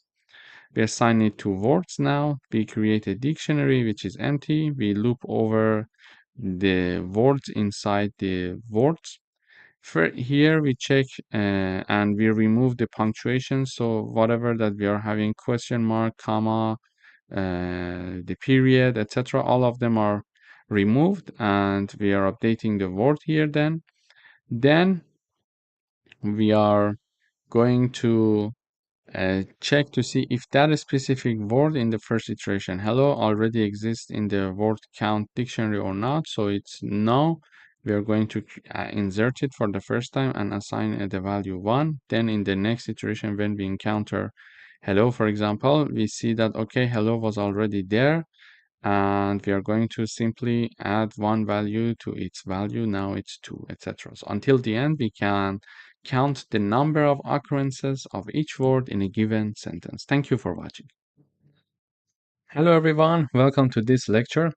In this section, we are going to focus on lists in Python. So a list is a collection of items that are ordered and changeable.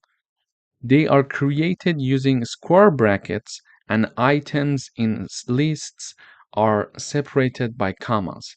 A list can store items of different types, for example, integers, string, or even other lists. And we can access the list elements using index, starting from 0. Let me illustrate it with an example. In order to declare and initialize a list called fruit here, we are having a square bracket here, and there are 3 elements in this list of mine, and they are separated by a comma. So you see here, there are strings. This is why we are having double quotes. There are 3 elements, and they are separated by commas here, and they are declared in square brackets here, sorry. In order to access elements of a list, we can simply use the print function, type down the name of the list, and then the index. Okay, so because our indexing system starts from 0, we are having 3 elements with these indexes. So apple is the first one, so the index is 0. Banana is the second one, the index is 1, and cherry is the third element in this list, but its index is 2. So 0, 1, 2 are the indices in this list of us, okay, of ours. This is very important to note that all of the lists start from indexing 0. Please keep that in mind. So if I want to print the first element of this list, I'm going to type down the name of the list, and in the square brackets, I'm going to type down the index. So if I want to print apple, I'm typing down index 0. If I want to print banana, I'm typing down index 1. And if I want to print out cherry, I'm typing down the index 2 here. So let me run this code. So when we run this code, we see in the output apple, banana, and cherry. So in this video, we learned about lists and how to create them and how to access the elements of a list. In the next videos, in this section, we are going to dive into deeper concepts of list, and we are going to have some practical coding exercises so we can have a comprehensive view and understanding of lists in Python. Thank you for watching. Hello everyone, welcome back. In this video, we are going to learn how to measure the length of a list. So we are declaring this list called fruits. It is having 3 elements. It's very easy to say that when we are having a small list, we can simply count the number of elements of this list here. However, if we are having a very large list that is containing like 200, 300 elements, it's very hard to uh, check the length of the list manually and start like saying, okay, 1, 2, 3, 4, 5, etc. Therefore, we have a reserved function in Python called len and parentheses that is going to return the number of items in a list.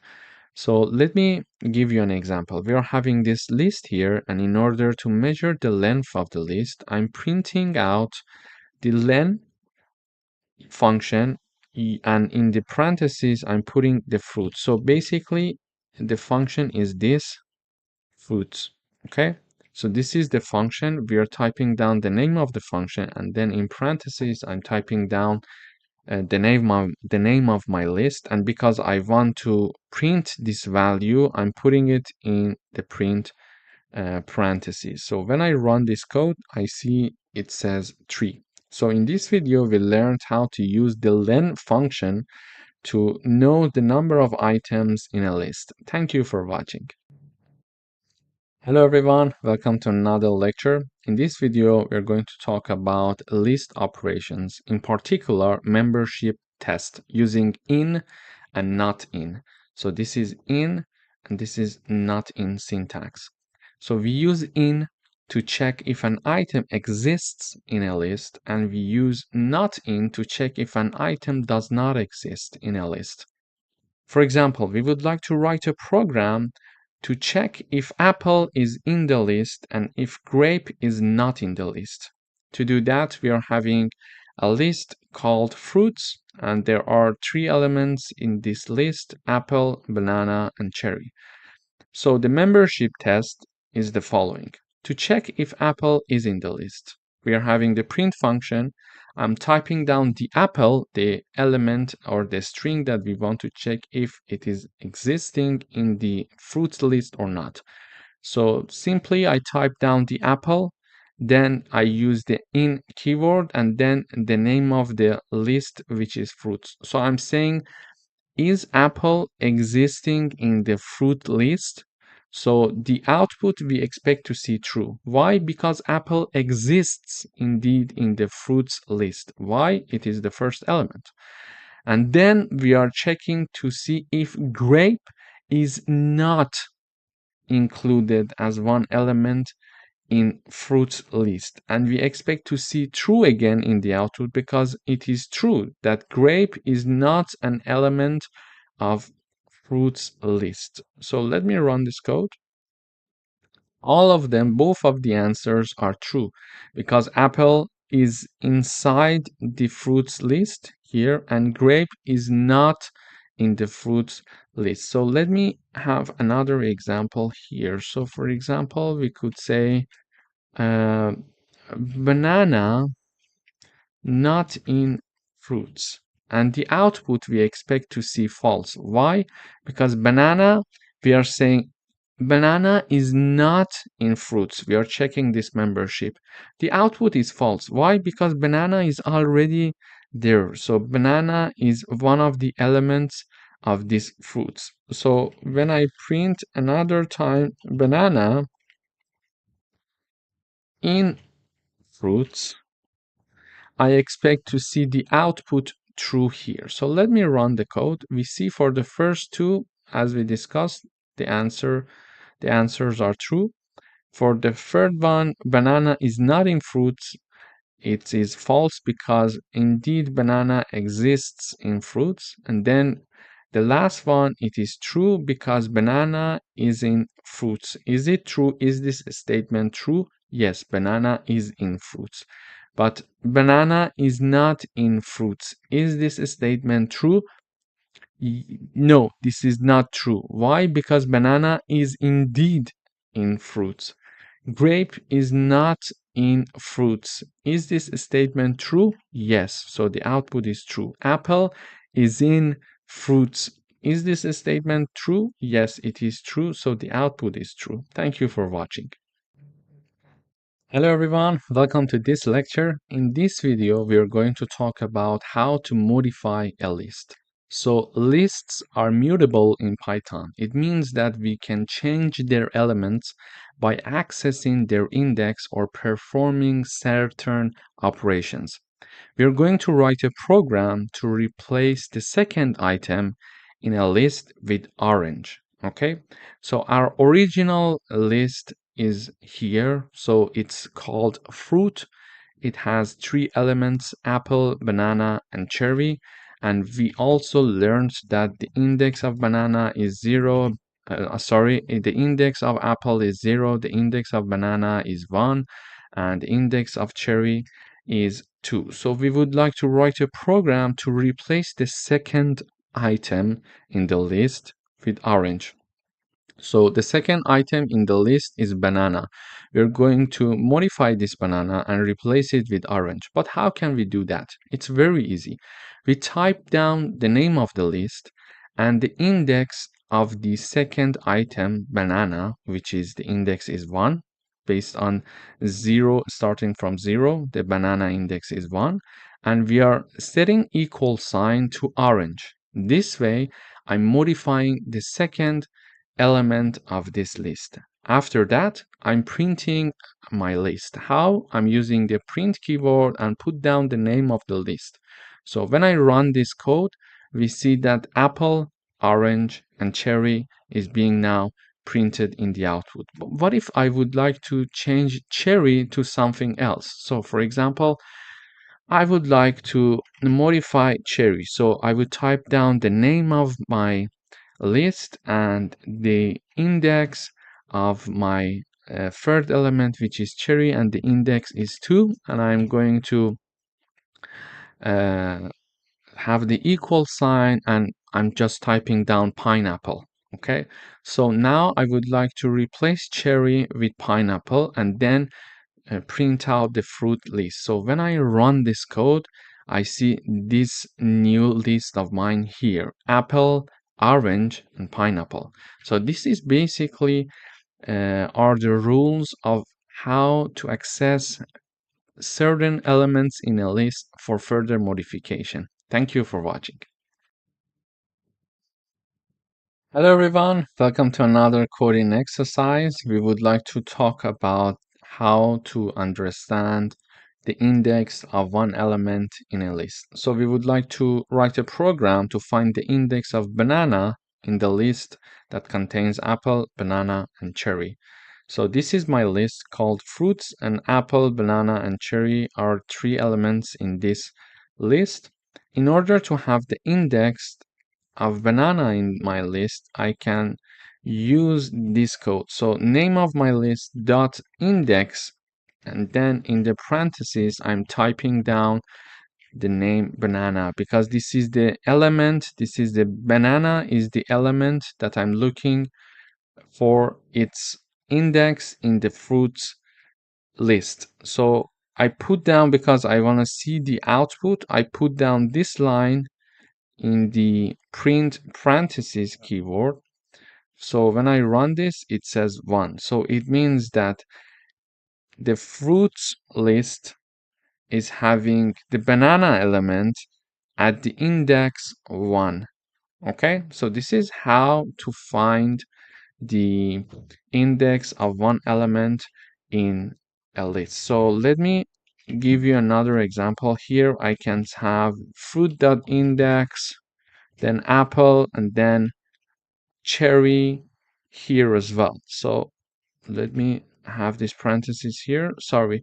So I want to also know about the index of apple and also to know about the index of cherry. So when I run this code, I see 0 to be the index of apple, which is true, and I see cherry to be the index of 2, and it is true because this one is 0, this one is 1, and this one is indeed 2. It is very useful when we have a big list and we would like to check something specifically to see first if that item exists in our list, and then, okay, if it exists, what is the index of this item in my list? So, and then we would like to do some further, for example, operations on that element. This is how Python is making our life easier. We can use these functions to easily access anything in our list here. Thank you for watching.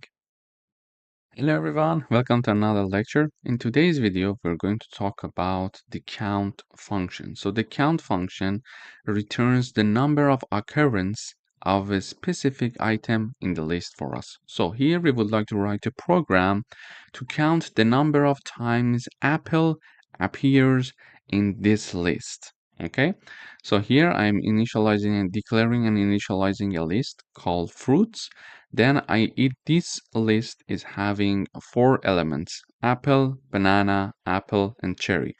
And for example, if we have a very large list, we would like to know how many times this apple is being repeated in that specific list. To do that, we can use the name of the list dot count function, and in parentheses we're going to type down, for example, apple. Okay, this is how we can work with the count method or count function.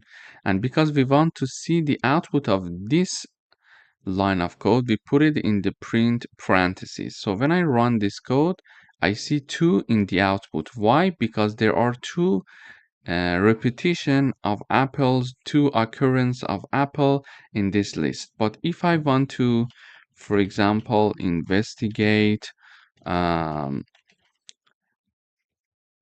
another element, for example, banana, when I run this code, I expect to see number 1 as you see it here. Yeah. Why? Because banana is only happening one time. There is no repetition for banana. Only one time it appears in the fruits list. Therefore, using this count method or function, we can count the number of times one element is being repeated. Thank you for watching. Hello everyone, welcome back. In today's video, we're going to learn how to work with the copy function. So the copy function creates a copy of our list.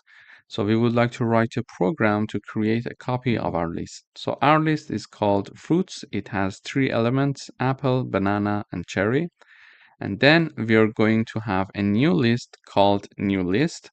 And then we are using our list called fruits.copy with empty parentheses to copy this fruit list into our new list here. And then I'm using the print function to print out the new list for myself. So when I run this code, I'm printing the new list as you see it here, and it is showing apple, banana, and cherry, exactly the same elements as the fruits list. Why? Because everything that was in the fruit list was copied to this new list here using this line of code. So we can simply type down the name of our current list dot copy an empty parentheses to copy whatever that is inside that list in another list, for example, a new list or another list, for example, here. So I can have another list called X. This list is called X, and I'm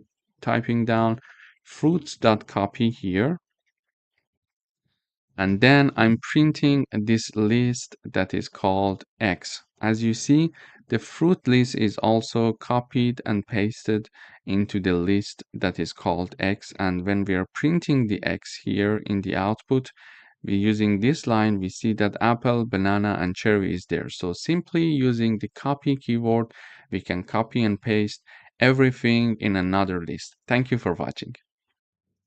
Hello everyone, welcome to this lecture. In this video, we're going to learn how to modify a list using three predefined functions in Python. First append, then extend, and then insert. So append adds an item to the end of the list. So using append function, we can use only one item each time that we're using and calling this function to the list. Having the extend function, we can add multiple items at the same time to the end of the list. And using the insert function, we can insert an item to the list at a specific position. So let us illustrate these with an example. So we would like to write a program to append orange to the list, extend the list with grape and melon, and then insert kiwi at index 1. Let me illustrate it. So we are having this original list called fruits. It has three elements: apple, banana, and cherry. So when I have this list, the index of apple is 0, banana is 1, and cherry is 2. And we were told to append orange to the list. To do that, I'm typing down the name of the list dot append, which is the name of the function, and in parentheses, I'm typing down in double quotes because it's a string orange when calling this append function. So one more time, fruits, the name of the list dot append, and in parentheses I'm typing down the elements that I would like to add, and because in this case our item is a string, we are having double quote. Okay, and then I'm printing the fruit list one more time. So here I expect to have apple, banana, cherry, and orange finally in the end. So orange is added after this modification to the list. Previously, we were having up until cherry. So let me comment the rest of the code so we see the output one by one. So when I run this code, I have this fruit list being printed: apple, banana, cherry, and orange. So now we learned how to use append to add orange to the end of at the end of our list. But this append is very useful when we want to add one item at a time to the list. If we want to add multiple items at the same time, it's better to use the extend function like here. So I'm typing down the name of my list, and I'm putting dot extend, which is the name of the function that we introduced above here and here also. And we were told to extend the list with grape and melon. Okay, so when we are having the parentheses, in the parentheses we need to have a square braces. Be very careful about it. Sorry, square brackets, and then having two items separated by a comma. If we were having three items, we were going to have another comma here, then pineapple, for example, here. Okay, so I'm not going to add pineapple because it was asking only for grape and melon. So we use the extend function. We are having the parentheses here, as we see here. Extend has parentheses, but square brackets are used here and in the start and the end of the function before the end of parentheses, and then we are having grape and melon separated by a comma, and they're in double quotes because they are string. After that, we are printing out the fruit function. So we were having apple, banana, cherry, and orange. So up until here is the same as the last version of our list, but now we expect to have grape and melon in the output as well. So when I run this code, I see apple, banana, cherry, orange, grape, and melon. They are added to the list of ours here in the end. So extend function can help us to have multiple insertion at the same time. Finally, what if we want to add one element at a certain position? For that, we need to use the insert function. And the insert function takes two arguments in the parentheses. First, the index where we want to insert the new element, and in the second part we are typing down the element that we want to insert. So here we are having the kiwi to be added in the index 1. So when I run this code, I expect to have apple as the index 0, kiwi as the index 1, and then the rest of the list like this as I'm typing down here. So everything as of index 1 is shifted to right because we inserted kiwi in index 1. So when I run this code, we see that kiwi is indeed added at index 1 here. So apple, kiwi, banana, cherry, orange, grape, and melon. So in this video, we learned how to modify a list in Python using append, extend, and insert functions. And we also learned the differences between them.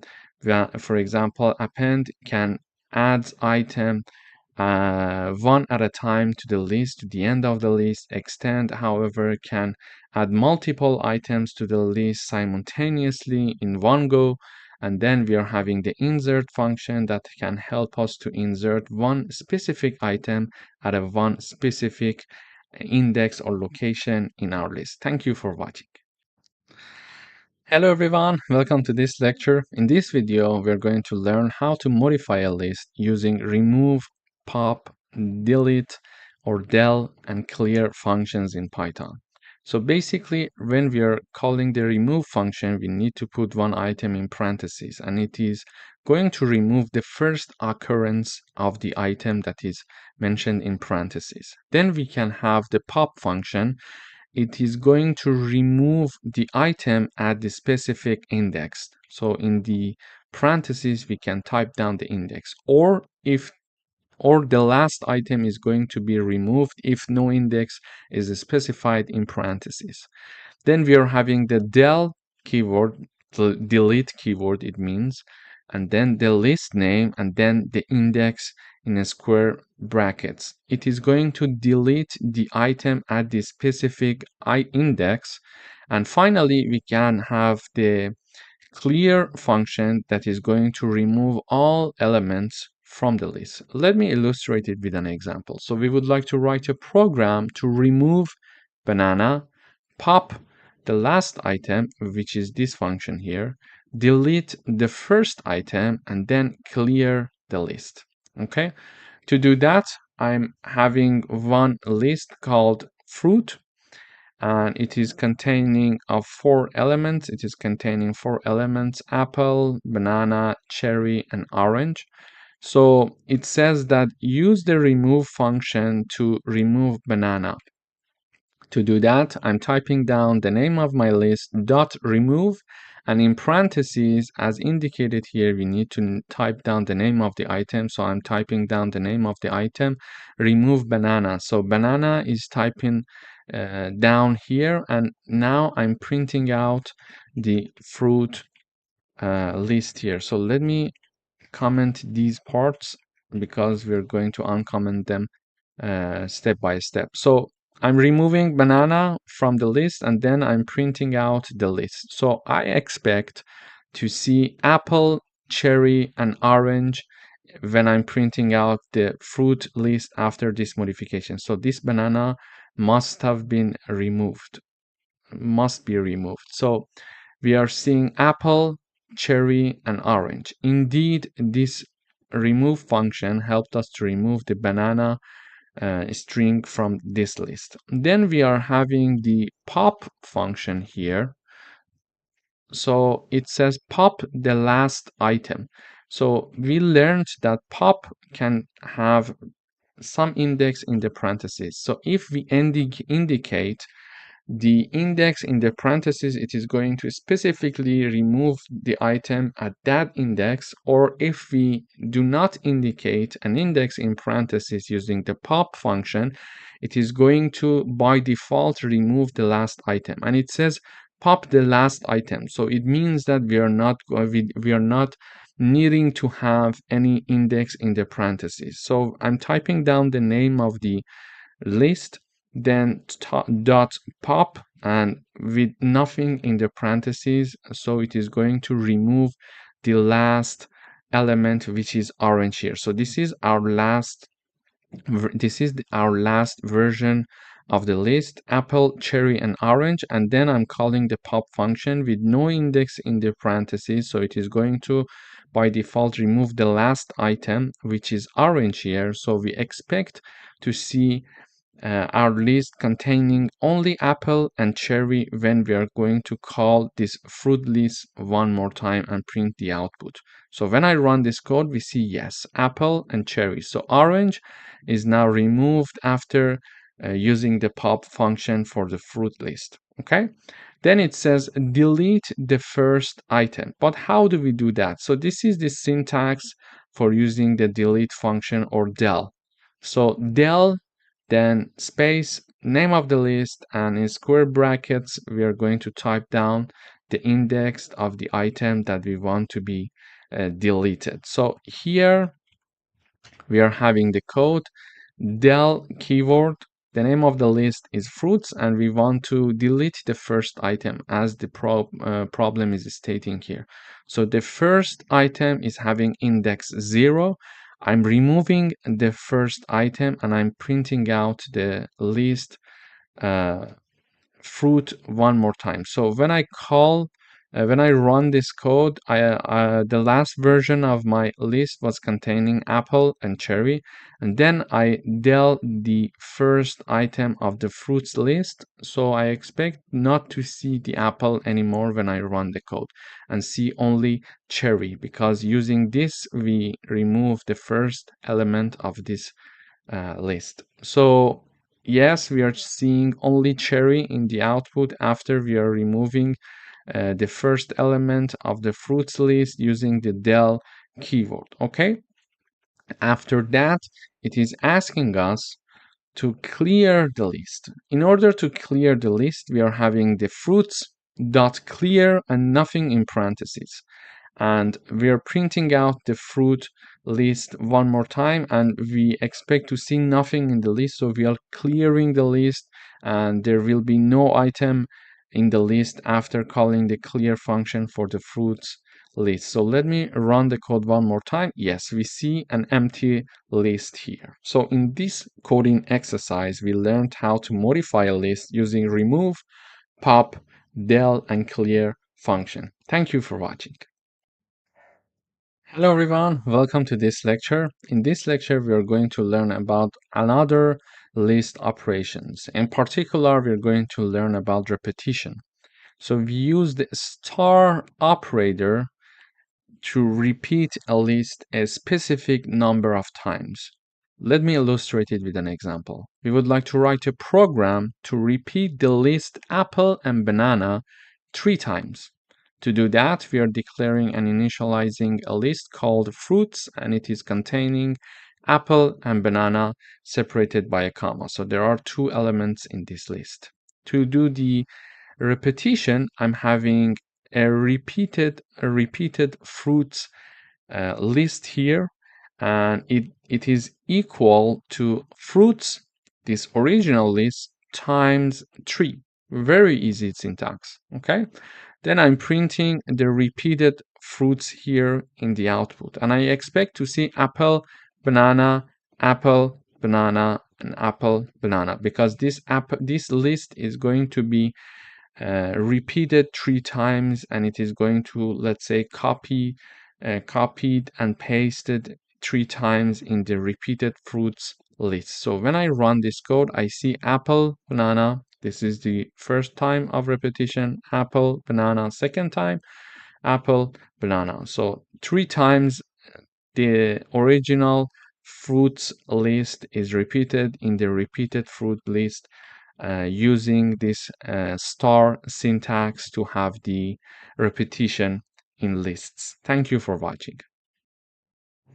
Hello everyone, welcome back. In this video, we are going to learn how to work with the reverse function. So the reverse function reverses the order of the list. We would like to write a program now in this video to reverse a list. So this is our list called fruits, and it has 4 elements: apple, banana, cherry, and pineapple. And by reverse, we mean that apple should be replaced by pineapple, and pineapple should be replaced by apple. So they're changing their positions. And also banana and cherry, the same thing happens for them as well.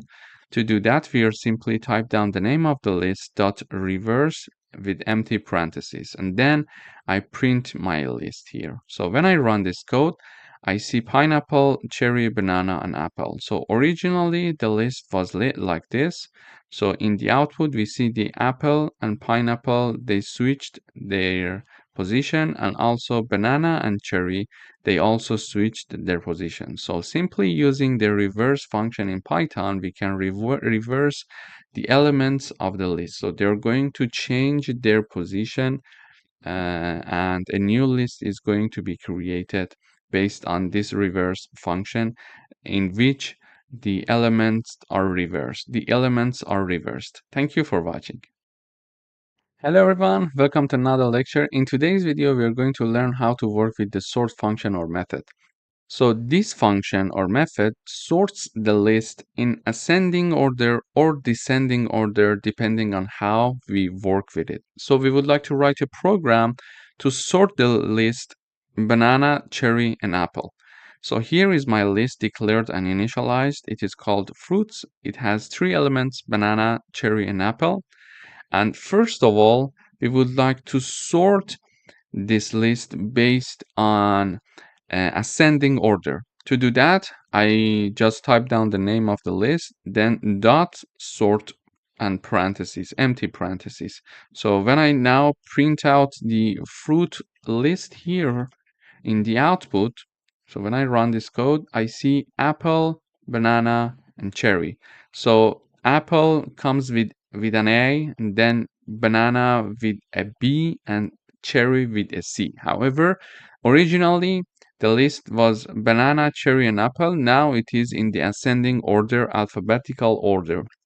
How we did that? We simply just used the sort function to do this job for us, and after that we printed out the fruit list. But we can also do it in the descending order. How to do that? We simply again type down the name of the list and then dot sort. However, this time in parentheses we type down this keyword, reverse equal true. This code is going to sort the list for us in the descending order. And after that, I'm printing out the fruit list one more time. And now when I print out the fruit list after the last modification in sorting the list in descending order, we see out in the output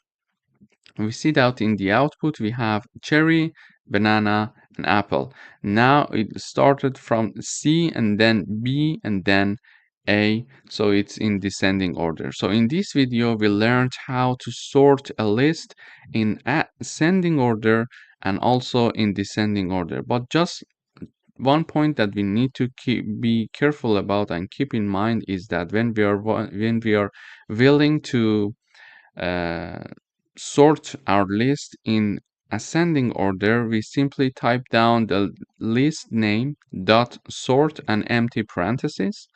However, when we want to do it in descending order, we type down the name of the list dot sort, and then in parentheses we type down reverse equal true.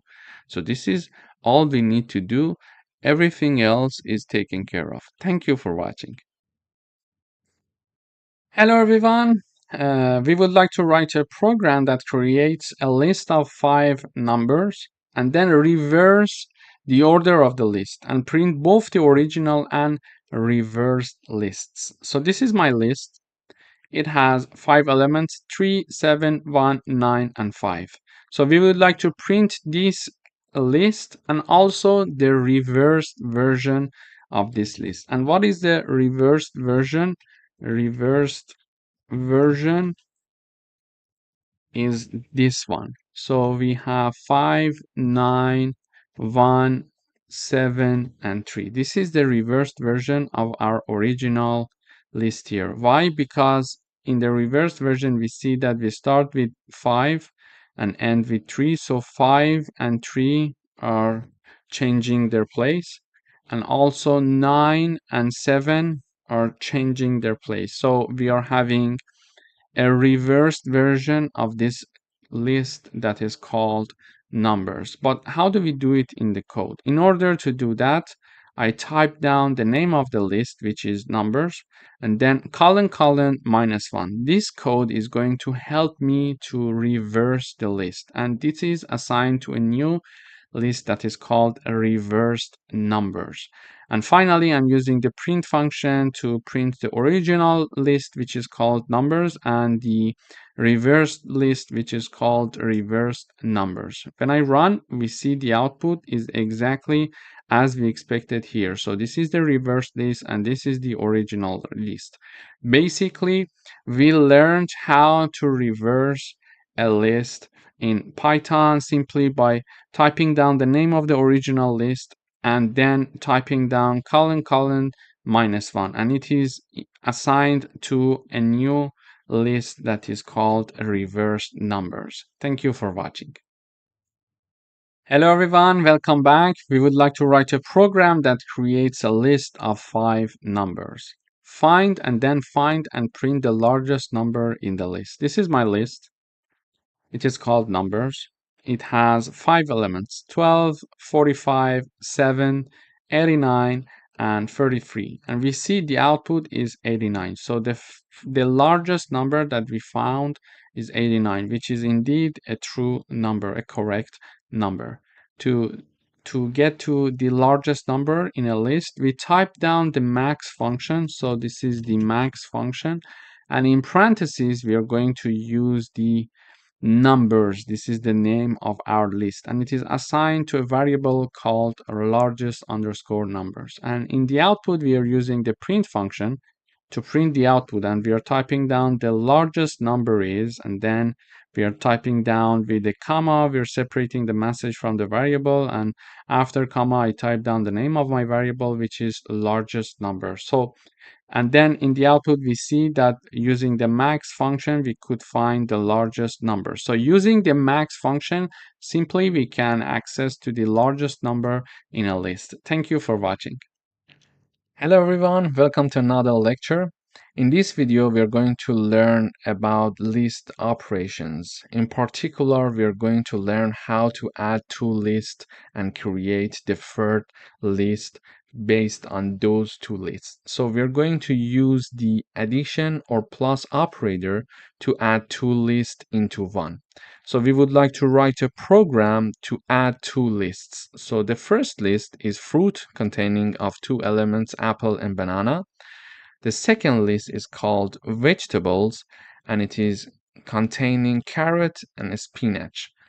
To do that, we are declaring and initializing these two lists that are mentioned above. So we see the fruit list and we see the vegetable list. And we are having a new list called all items. And this is equal to fruits simply plus vegetables. And then we are printing out the all items list here. And we expect to see in the output first the elements of the fruits list and then the elements of the vegetables list, because we are first putting fruits and then vegetables. So when I run this code, in the output we see apple, banana, carrot, and spinach. So we learned in this video how to use the plus or addition operator to add two lists into one. Thank you for watching. Hello everyone, welcome to another lecture. In this video, we're going to talk about list operations. In particular, we're going to learn how to iterate over all the items of a list using for loops. We would like to write a program to print all items in the list. Here is our list, fruits, and it contains apple, banana, and cherry. Okay, so previously we learned about this code, so we can print fruits exactly like that.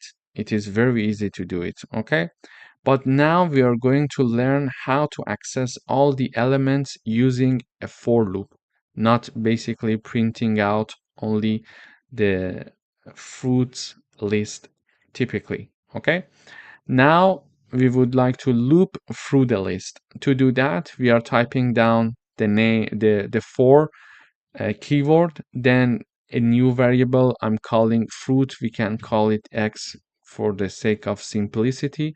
So I'm declaring a new variable x, and this x is going to iterate over the elements of the fruits list. So for keyword, then a new variable, then in keyword, then the list that we would like to iterate over, and then the colon. That's it.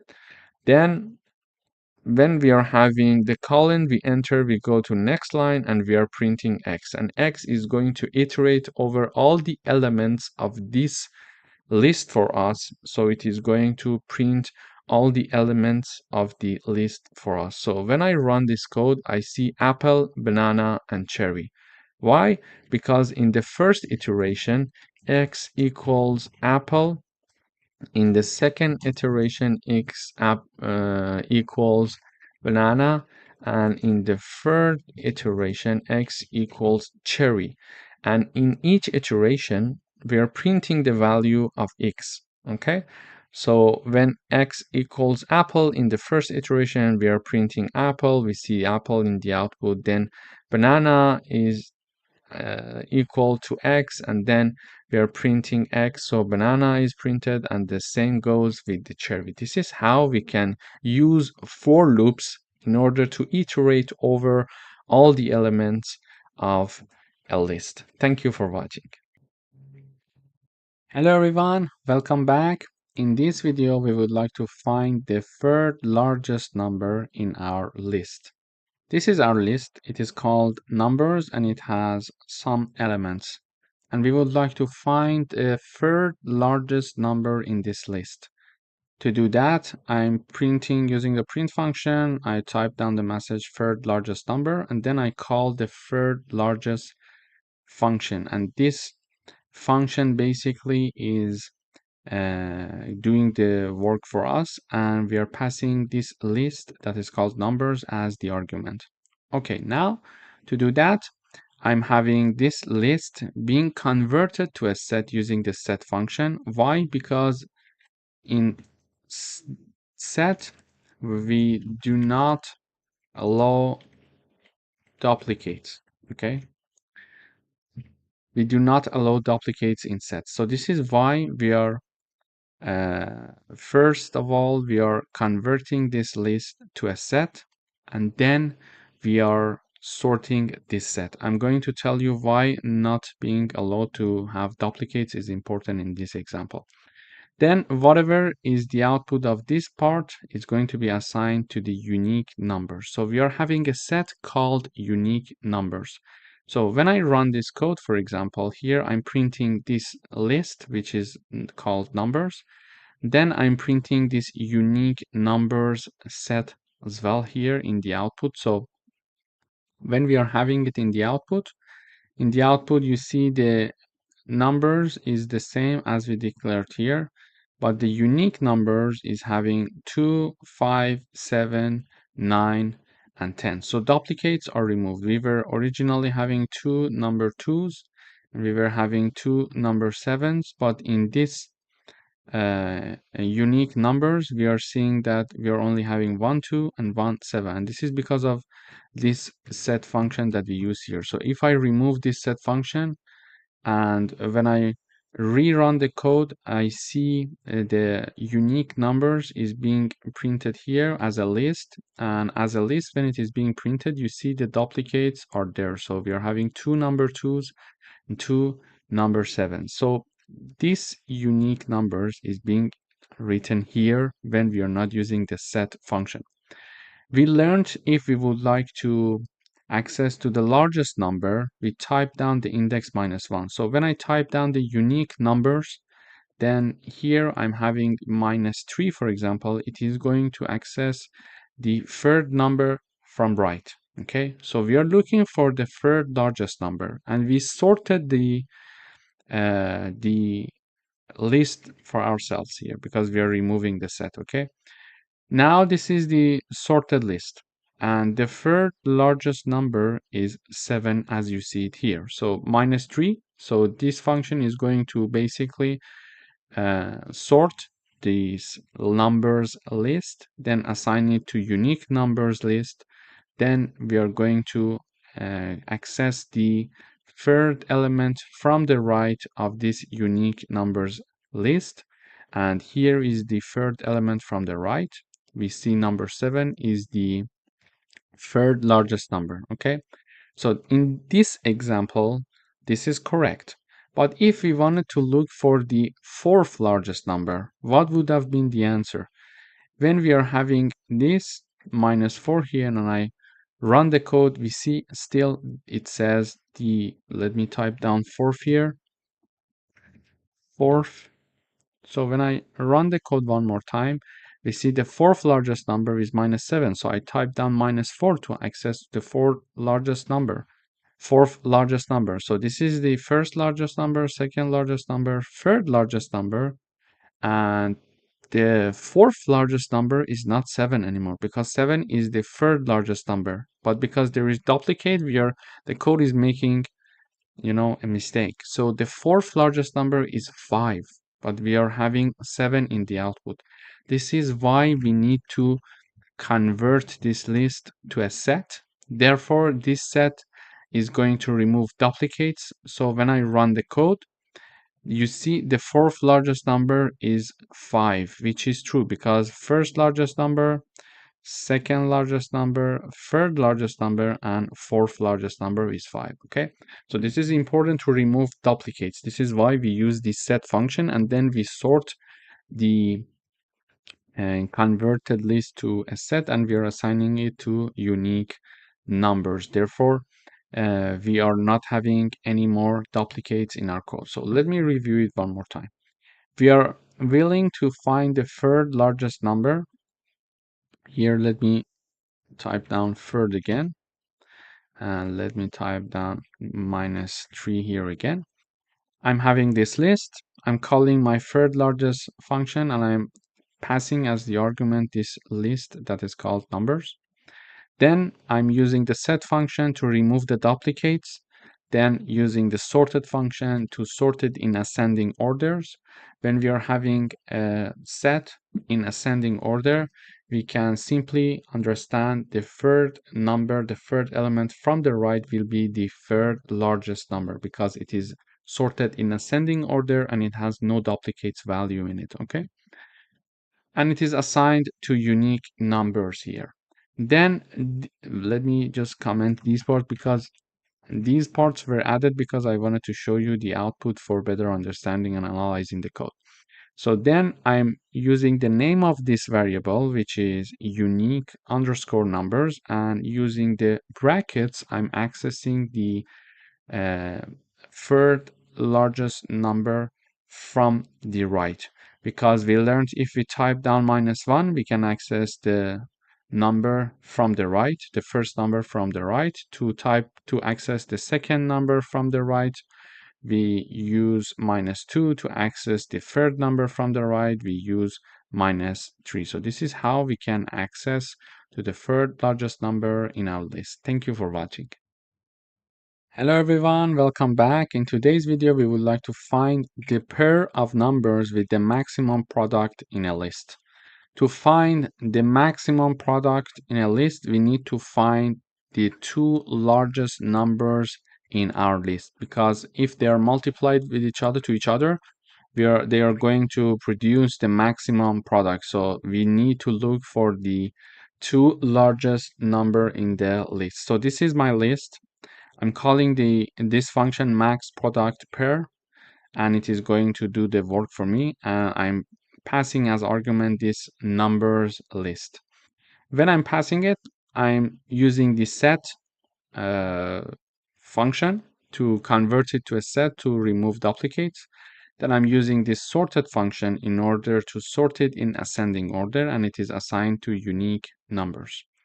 Then when I print unique numbers, just for better understanding, we see that the unique numbers set here is sorted in ascending order, and the maximum numbers in this set for us are 10 and 20. So if 10 is multiplied by 20, it is going to produce the maximum product in our list. So if 10 is multiplied by 3, it is lower than 10 multiplied by 20. Any numbers that are in this list, if they are being multiplied with each other, are lower than the product of 10 multiplied by 20, because these are the largest numbers in our set. And to access these two numbers, we initialize two variables called max1 and max2.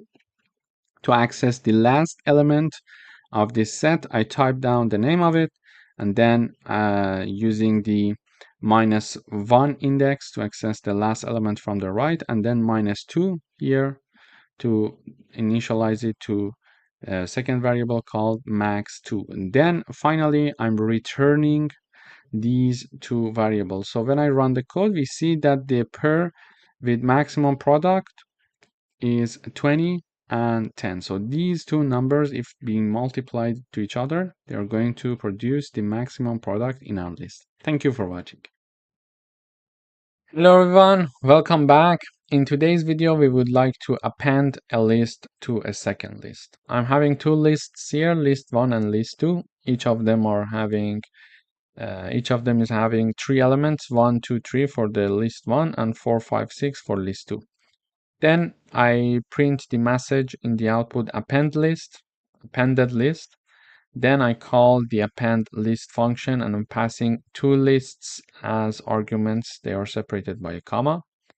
And basically here, this function, what it is going to do is the following. It is going to return list 1 plus list 2.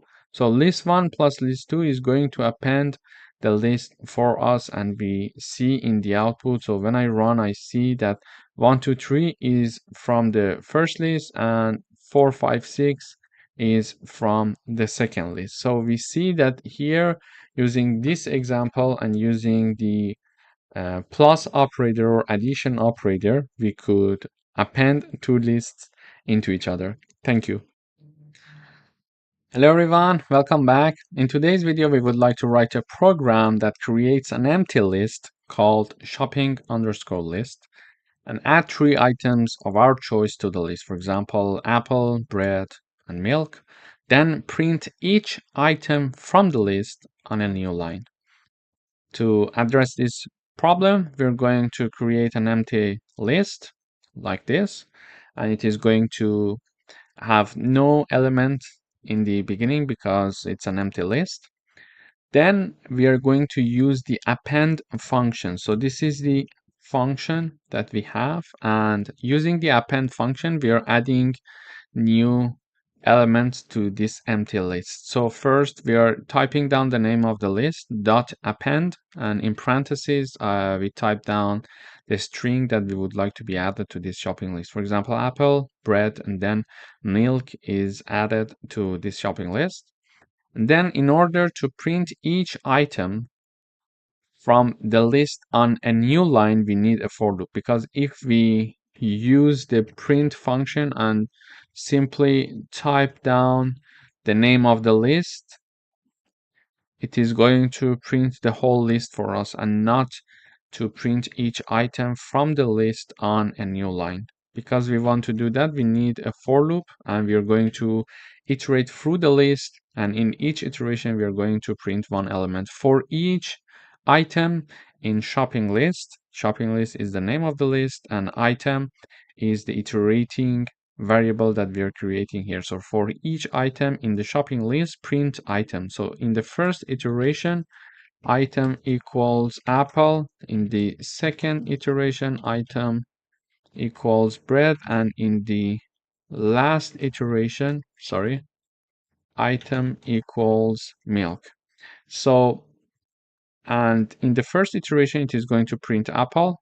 So when I rerun the code, apple is being printed. In the second iteration, bread is printed, and in the last iteration, milk is being printed in the output. So this is how we can create an empty list, then add items to the list, and how to print the items in the list one by one. Thank you for watching.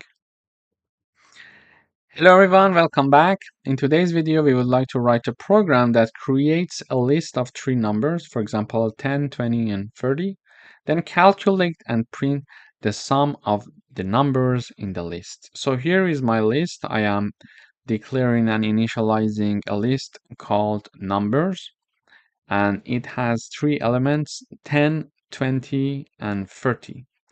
In order to calculate the sum of the elements in this list, we can use the sum function,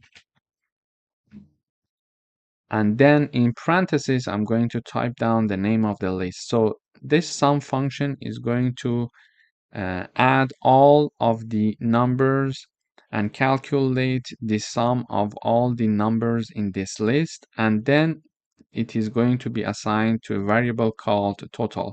So we are basically using this sum function calculating the sum of the numbers in the numbers list, which are 10, 20, and 30, and it is going to be then assigned to variable called total. Then in the final stage, we're going to show the message the total is, and then type down the variable name. So when I run the code, I see in the output the sum is 60. So 10 plus 20 is 30, 30 plus 30, it's 60. And we can have, for example, more numbers here. For example, if I add another number, we see the sum is 110. Then if I have another number, it will be recalculating all the sum of the numbers in this list after each run. Thank you for watching. Hello everyone, welcome back. In this section, we're going to talk about tuples. So a tuple is a collection of data type in Python that is used to store multiple items in a single variable. They are useful for grouping related data type together, especially when data should remain constant. So now we are going to discuss the differences between tuples that we are going to discuss in this section with lists that we learned in the previous section.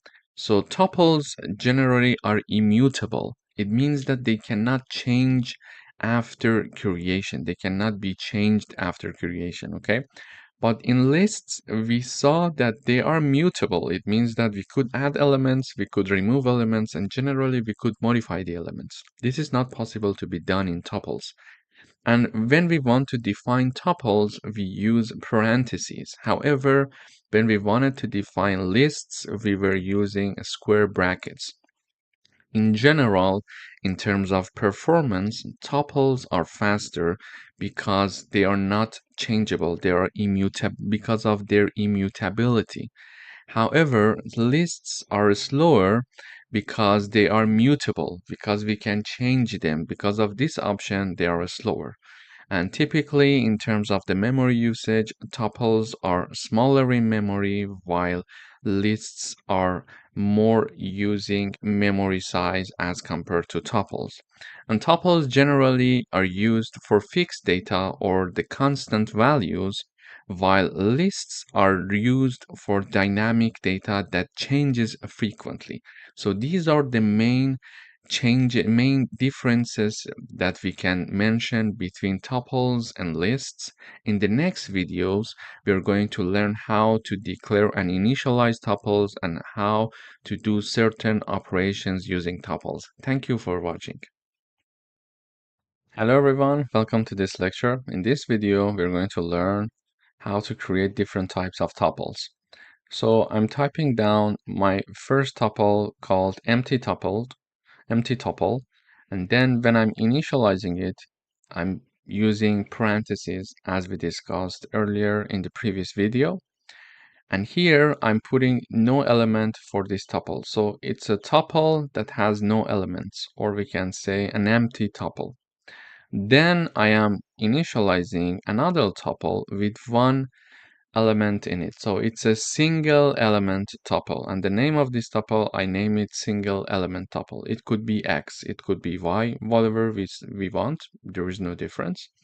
Then I'm having another tuple called mixed tuple, and it has three elements, one 3.14 and one string called hello.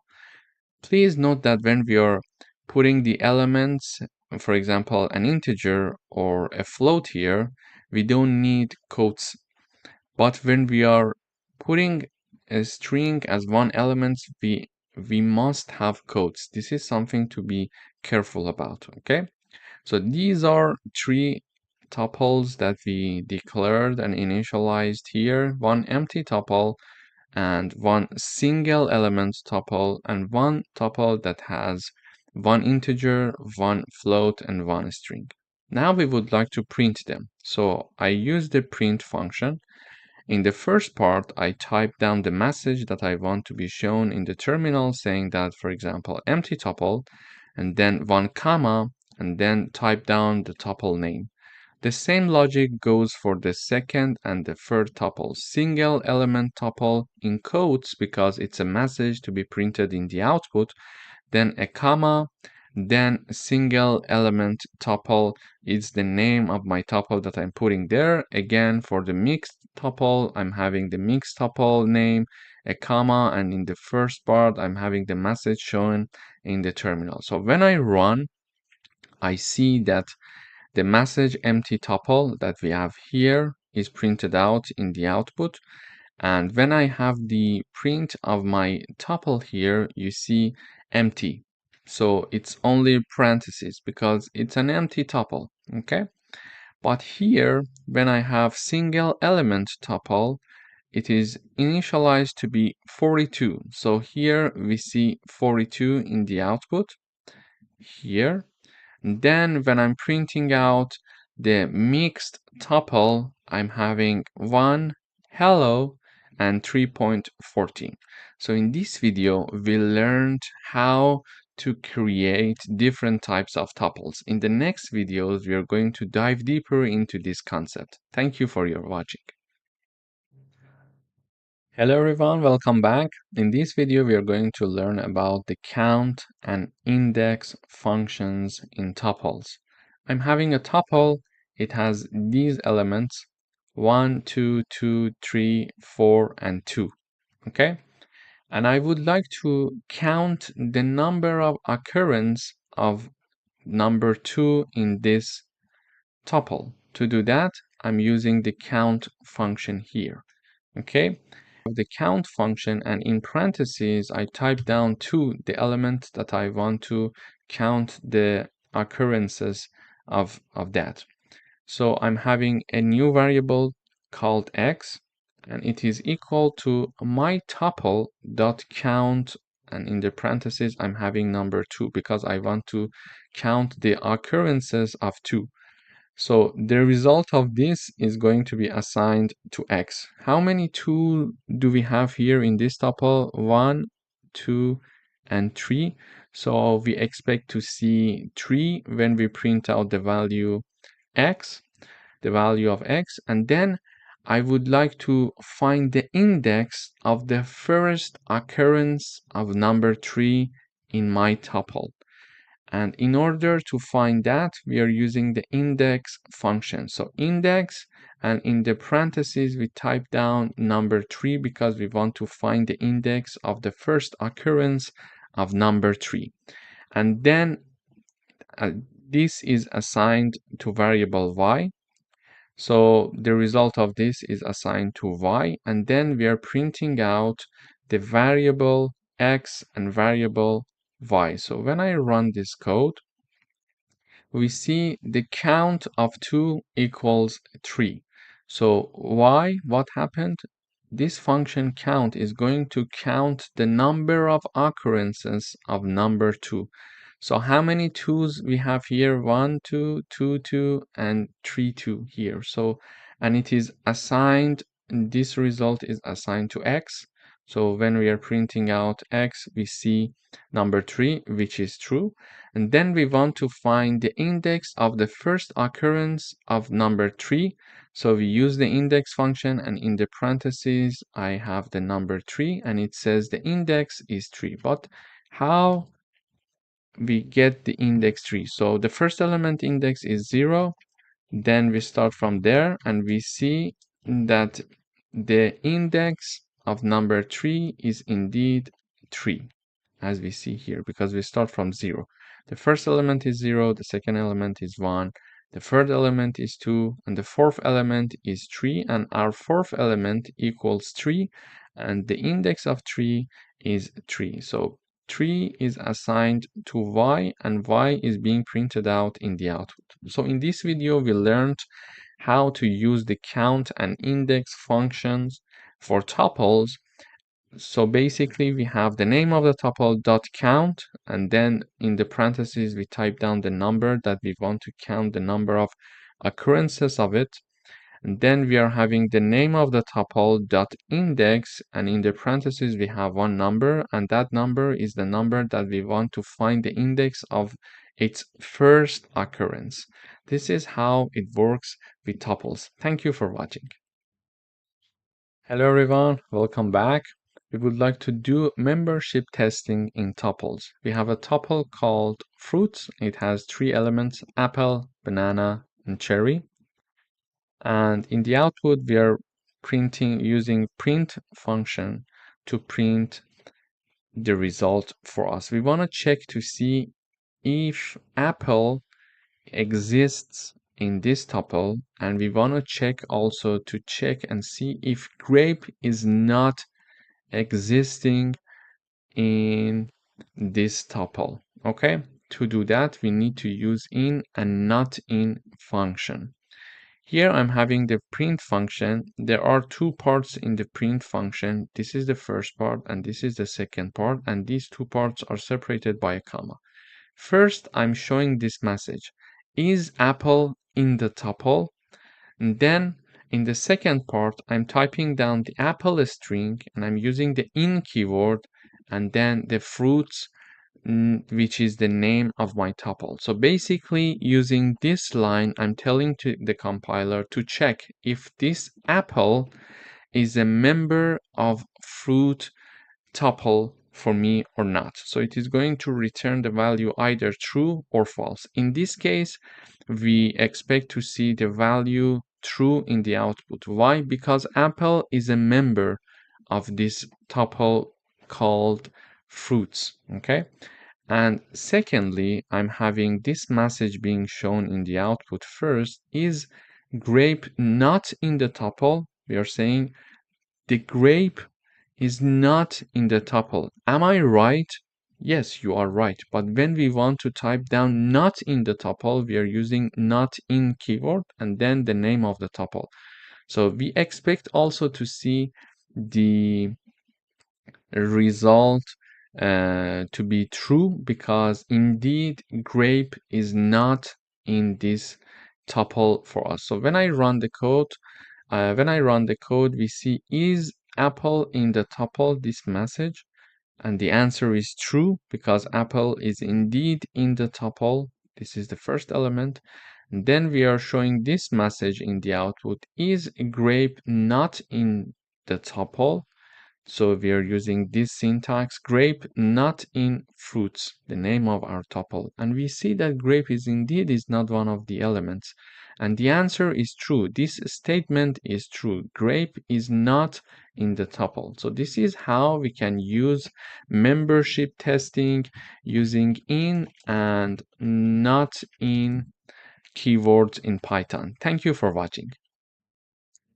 Hello everyone, welcome to this lecture. In this video, we're going to talk about packing and unpacking for tuples. So packing and unpacking are convenient features in Python that allow for grouping multiple values into a single entity called packing and breaking them apart into individual variables called unpacking. So let me illustrate it with an example.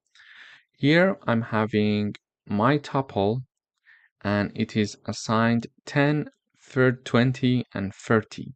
So we can say my packed tuple is this one, okay? So I'm printing out my tuple here and I'm saying in the message packed tuple. So when I run this code in the output, I see packed tuple is having 10, 20, and 30. So it allows me for grouping multiple values into one single entity. So this is why we're using tuples initially. So we call this action as to be packing, okay? We could also remove the parentheses if we want. So when I run this code, again, I'm having the same output. So it is called packing, but unpacking means the following. So this my tuple has three elements, 10, 20, and 30, okay?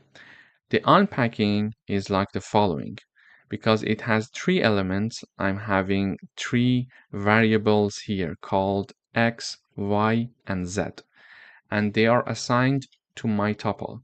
So when I run this code and I'm printing out x, y, and z, I see that unpacked values are 10, 20, and 30. It means that the first element of the tuple is assigned to x, the second element of the tuple is assigned to y, and the third element of the tuple is assigned to z. This is called unpacking.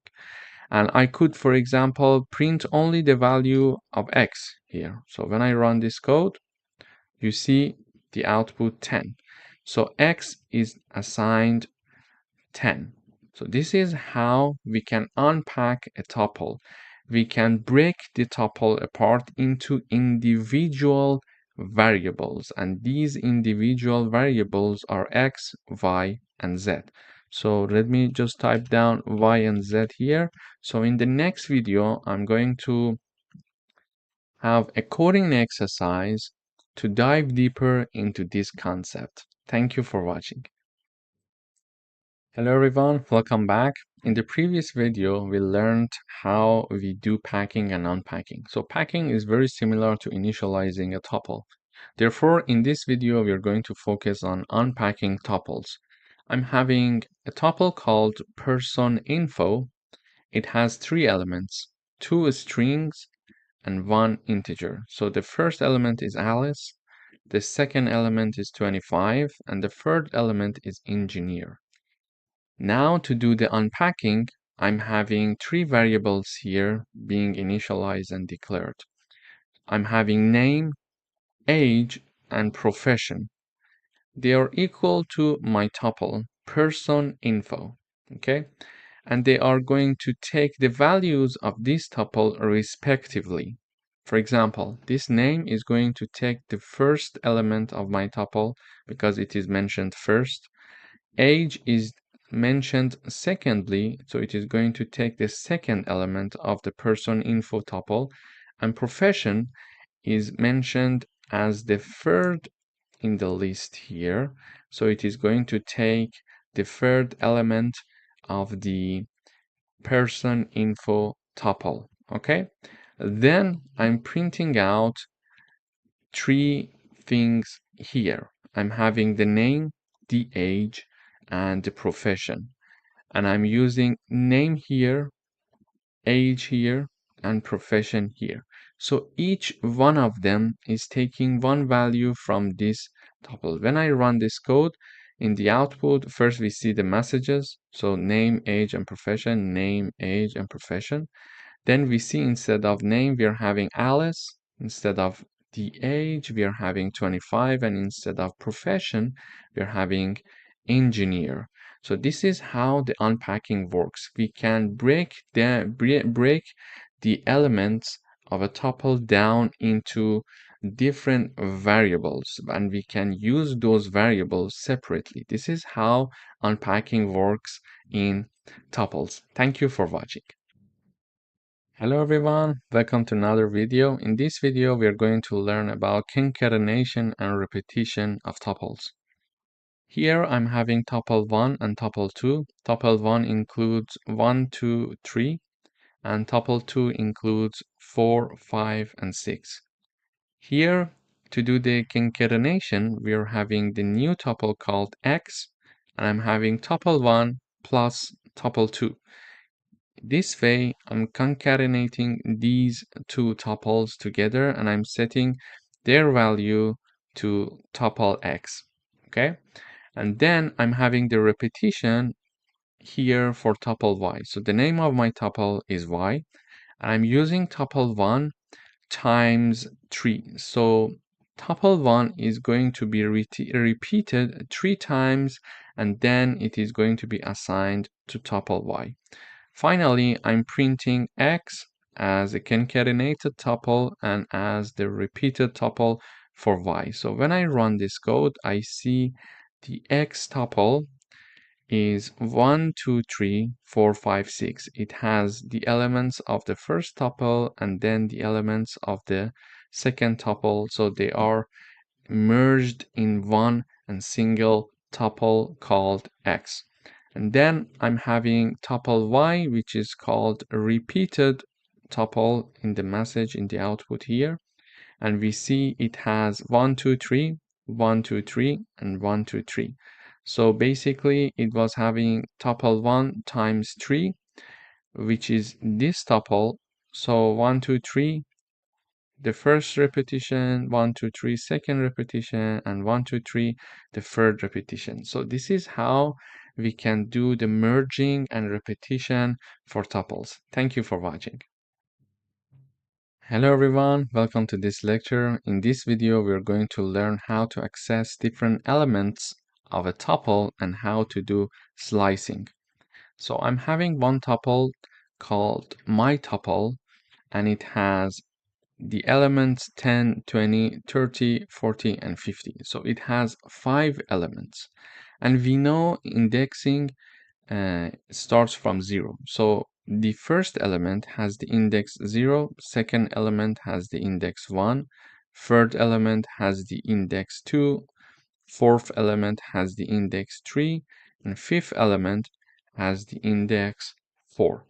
So now we would like to access the first element in this tuple. To do that, I'm using the print function, and in the parentheses I have 2 parts separated by a comma.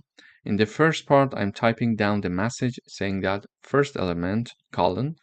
Then I type down the name of my tuple, and in the square brackets, I type down the index of the element that I would like to be printed out. So now that I want to print out the first element, which is 10, I type down its corresponding index, which is 0, because we mentioned that indexing starts from 0. So when I type down 0, it is going to print 10 for me in the output. Then I would like to print out the last element in this tuple. I could either type down, for example, I could either copy this line and paste it here, and instead I type down index 4 to have this element, the last element, being printed. Let me correct it. Okay, so the last element being printed, or I could type down -1. I could also type down -1 to have access to this element. This one is -1, -2, then -3, etc. Okay, so this is how we can also access elements, start counting from the right to left using the minus. So I type down -1 also to access the last element, or I simply can type 4 here. So let me make it a bit closer to each other. Okay, so yes, and this is for this. Okay, now it's good. So let me run the code up until here. So let me comment the last line. So when I run the code, I see first element is 10, so 10 is being printed in the output using the index 0. Then the last element is 50 using index 4, or we could access the last element using -1, so the last element is 50 here again. We could also, for example, type down, for example, if I want to access this 40, I could either type down the index 3 or -2. So I type down -2 to access this 40 element. I would say element 40. Okay. So when I run this code, it shows the message element 40 and my tuple index -2 is printing the 40 here for us. Okay. But what if we want to print several elements of a tuple? So when I run this code, this part is called slicing. So we slice certain parts of the tuple to be printed out in the output. Okay. So here I'm saying that slice from index 1 to 3, 20, 30, and 40. Index 1 to 3 here. It means 20, 30, and 40. But how I'm doing that? So this is the message I'm showing slice from index 1 to 3. So index 1 to 3 is this part. It means that it is going to print 20, 30, and 40 for us. Then I type down my tuple name. So the name of my tuple is my tuple. I type down its name. Then I use the square brackets as before. However, I have a colon in the middle. On the left side of the colon, I'm going to type down the starting point, the starting index, let's say, and on the right side of the colon, I'm typing down the ending index. So I'm typing down to start from 1 and end at 4. But we mentioned that we want slicing from index 1 to 3. Why am I typing down 4 here? The reason is that the starting point is inclusive and the ending point is exclusive. So it is going to include index 1 when I'm having this code here. So index 1 is being printed, index 2 is being printed, index 3 is being printed, but the ending point 4, which is this part, is not going to be printed because it is exclusive.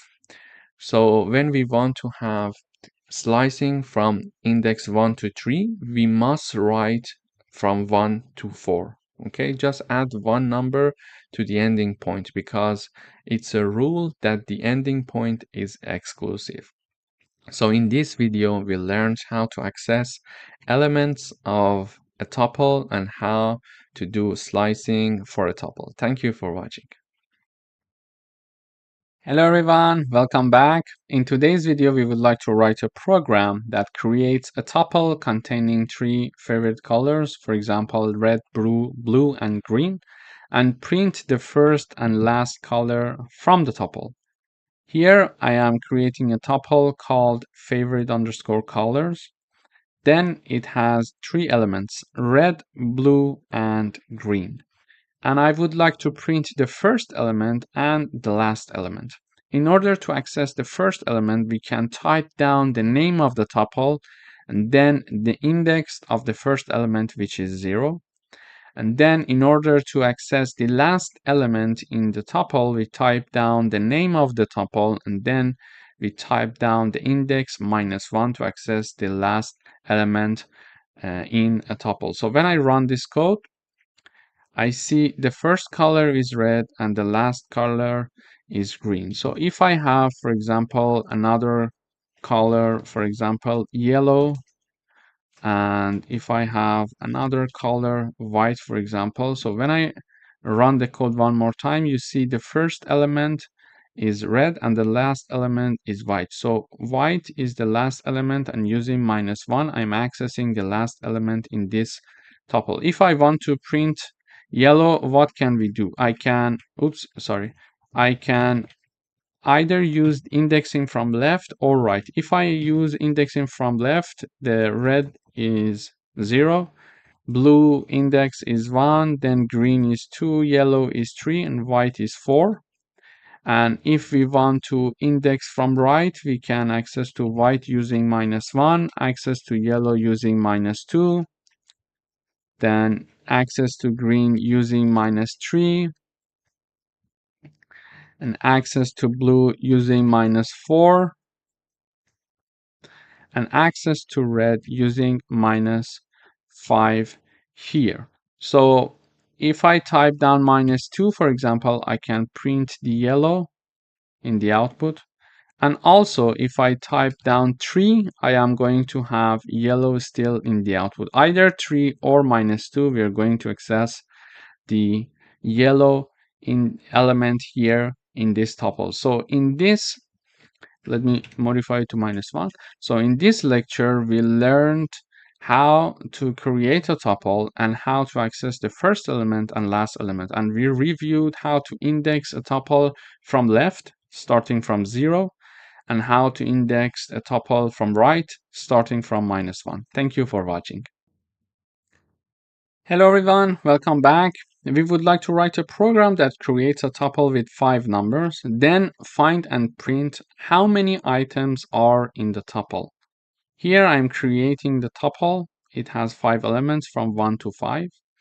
In order to count the length or the number of elements in this tuple, we can use the len function. So using the len function, I can know how many numbers or elements are inside this tuple. Using the len function, in the parentheses, I type down the name of my tuple. Then this is assigned to a variable called count, and count is being printed using the print function. So I'm showing the message the tuple contains, and then count, and then items. So when I run this code, it says the tuple contains 5 items. So this is how basically we can count the number of elements in a tuple. For example, if I have more elements, now I add more elements here and I rerun, it counts 7 numbers. And if I add, for example, 3 more elements, you see that it can dynamically change the length and it can recalculate everything. So now it is saying that it has 5 elements or items, and this tuple is called number tuples, and we can change and modify the tuple in the first stage and add or remove anything in the line that we are creating and initializing the tuple. So when I add more elements to this tuple, we see that the length of the tuple has increased. And also, if I remove, for example, some elements and I rerun, we see that we are having only 3 elements. And as you see here, there are only 3 elements in the tuple indeed. Thank you for watching. Hello everyone, welcome back. We would like to write a program that creates a tuple of 5 city names, and then convert the tuple into a list, add a new city to the list, and then convert it back to tuple and print the final tuple. So we would like to first write a tuple, convert it to a list, add a new city to the list, and convert it back to tuple, and then print the final tuple. Why do we need to first convert a tuple to a list and then add a city? Why don't we directly add the city into the tuple, because when we create a tuple, it's not possible to modify them. This is one of the features of the tuples. This is why when we want to add something to the tuple, it's not possible. So a trick would be here to convert the tuple to a list, then add a city to that list and create a new tuple and convert that list into a tuple and assign it to the new tuple. So here, for example, I'm having a tuple called cities. It has London, Paris, Tokyo, New York, and Sydney inside of it. And then this cities is being converted to lists using the list function. Basically, I type down the list keyword, and in the parentheses, I type down the name of my subtuple, and it is assigned to cities list. So cities list is the list version of cities tuple for now. Then I take the cities list and use the append function, to add Berlin to my list. So now my list is updated and it has a new city called Berlin. Okay. And now the appending is done. I need to convert it back to tuple and create a new tuple. To convert it to a tuple, we use the tuple function, and I'm using it here. And in the parentheses, I type down the name of my list, the updated list, cities underscore list, which has Berlin inside of it as well. Then this is assigned to my variable, which is a tuple, which is called updated cities. Then I'm using the print function, updated tuples, and then put down the updated cities. So when I run this code, I see London, Paris, Tokyo, New York, and Sydney is already there, and Berlin is added, and it's a tuple because we see parentheses here. Okay, so let me review it one more time. So we want to declare a tuple. Then in order to add a new city to this tuple, because tuples do not allow this, we convert this tuple to a list, we append the new city in that list, and then we convert that list to a tuple.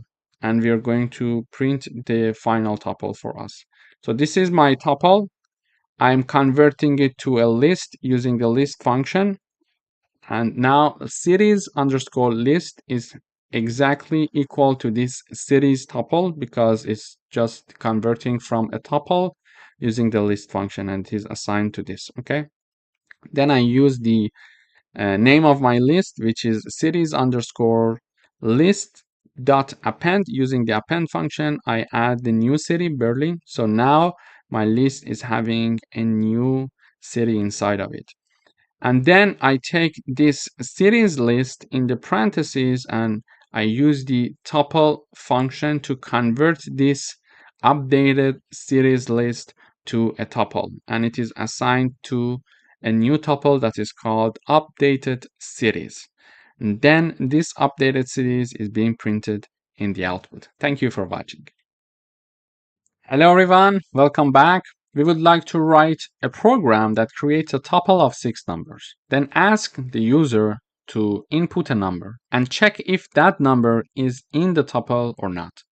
And then print an appropriate message. Here is my tuple called numbers underscore tuple. It has 6 elements, 10, 20, 30, 40, 50, and 60. Then I'm trying to ask the user to enter a number. I do it using the input function, and then because by default it is a string, I'm using the int to convert the input of the user into an integer. Then it is assigned to user input variable here. Okay. Then I check to see if this user input is having one number that is inside this tuple or not. To do that, I type down if conditions, if user input variable in numbers underscore tuple. So the user input is the input of the user, and numbers tuple is the name of my tuple. So I would like to check if the element that is entered by the user is indeed one of the elements of this tuple or not. Is it inside that tuple or not? So if so, just show the message that the user input is in the tuple, else show the message that it's not in the tuple. So when I run the code, it says enter a number in this line. So I type down 15. It says 15 is not in the tuple. So here I'm entering 15. It want to check 15. Is it inside this tuple? No, it's not there. It's not going to execute this line. It is going to jump to the else, and it is going to print the user input variable, which is 15, and then show the message is not in the tuple, because indeed 15 is not one of the elements of the tuple. But if I type down 20, for example, it says 20 is in the tuple. So it is going to say 20 is inside the tuple, and it is going to iterate over all the elements of this tuple. Okay, 20 is one of the elements. Okay, so this condition is true, therefore it is going to enter this if condition, and it is going to execute this line, and this line basically prints the user input, which is 20 in this case, and show the message is in the tuple, which is here. Thank you for watching. Hello everyone, welcome to this lecture. In this video, we are going to learn how to iterate over a tuple in Python. I'm having my tuple and it has 4 elements: Python, Java, C++, and JavaScript. So there are 4 strings included in my tuple. Okay, so I'm going to show the message programming languages, and then I'm having my for loop. So for language, this is a variable. We could call it x, for example, here for the sake of simplicity. For any value of x that is inside the my tuple, this is the name of the tuple, print the value of x. So when I run this code, it is going to print all the elements of this tuple for me here. Of course, we could also use this syntax to have the print of the tuple in the output, but we were trying to learn how to iterate through a tuple using for loops. Here, when the first time in the first iteration x equals Python, in the second iteration x equals Java, in the third iteration x equals C++, and in the last iteration x equals Java script. This is why when x equals Python in the first iteration, we are printing x, we see Python in the output. Then we see in the next iteration Java in the output, then C++, and then JavaScript. And this programming languages that is printed in the beginning is exactly this line that we were having it here. So this is basically how we can iterate through a tuple in Python. Thank you for watching. Hello everyone, welcome back. In today's video, we would like to compute the element-wise sum of 2 tuples. So these are my 2 tuples. The first tuple is having 3 elements, 1, 2, 3, and the second tuple is having 3 elements, 4, 5, 6. So when I run this code, I see the element-wise sum to be 5, 7, and 9. But how do we get there? So when we add the first element to the first element of this tuple, so the first element of the first tuple is added to the first element of the second tuple, we have 5. 1 plus 4 is 5. Then second element of the first tuple plus the second element of the second tuple, we are having number 7, and with the same logic, number 9 is computed. But how do we do it in Python? So here I'm calling a function to do that, because here I'm creating the tuples, then I'm calling the print function to print the output. So this is the message element-wise sum. Then it is separated by a comma from the part that I'm calling this function with 2 arguments. So this is the name of the function, element-wise sum, and 2 arguments are being passed to this function. So this is the function. So when I call the function, the program, the compiler goes up here and start executing whatever that is inside this function. So this is the name of the function, element-wise sum. To declare it, I use the def keyword, and it has 2 arguments, tuple 1 and tuple 2. So these 2 tuples are being passed to this function as arguments. Then what is happening here is the following. So we would like to iterate over the first tuple and the second tuple, and one by one add the elements. Okay, so we need to iterate through both of the tuples, And the first iterating variable is going to take this number, and the second iterating variable is going to take this number, and then these two numbers need to be added to each other. To do that, I'm having a for loop. So two iterating variables, as you can see here, are created, are declared here. And these two variables are going to iterate over tuple1 and tuple2 simultaneously using the zip function. So the zip function allow to have an iteration from these two iterating variables for these two tuples. Okay, so then when they are being iterating, they are iterating over these two tuples, they are being added to each other as well. So in the, for example, in the first iteration, a equals 1, b equals 4. Okay, and then a plus b equals 5 here. So this is the first element of the element-wise sum. Okay, so a is iterating the tuple 1 and b is iterating tuple 2 using the zip function. We are iterating over two tuples simultaneously using two different iterating variables. Here we call them a and b, and then we add them to have the element-wise sum. Okay, we add them. And finally, in this part of the parentheses, we are converting whatever that is inside, whatever that is done there, to a tuple because we want to create a tuple. Okay.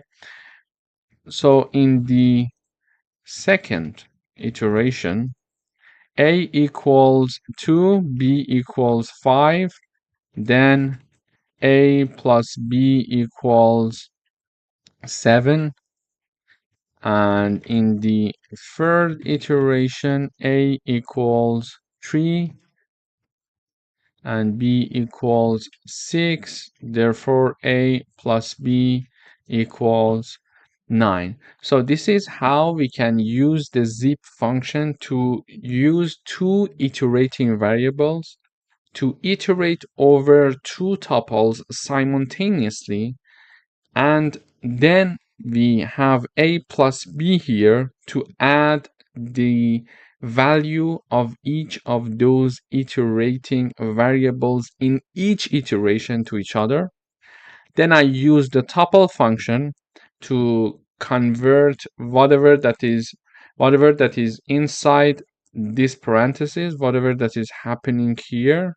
So we are creating these numbers 5, 7, 9 to convert this to a tuple because we would like to have a tuple because we were having two inputs as tuples and we would like to have a tuple as the output. So we use the tuple keyword, and this function is going to return this. And when we call the function here, this function do the calculation for us, this element-wise sum function do the calculation for us and return the tuple as the output of this function. And when we call it, so it is going to return us the result. So the result is being printed in the output. So it says element-wise sum, this message is being shown.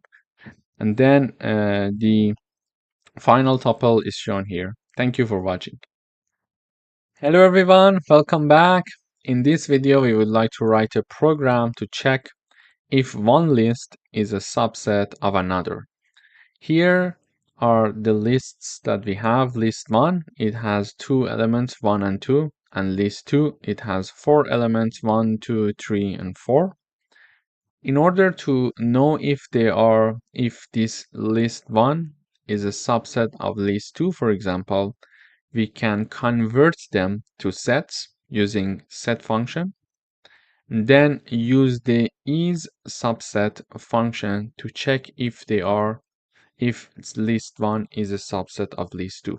Okay, let me illustrate it with an example here. Now I would like to check if list 1 is a subset of list 2.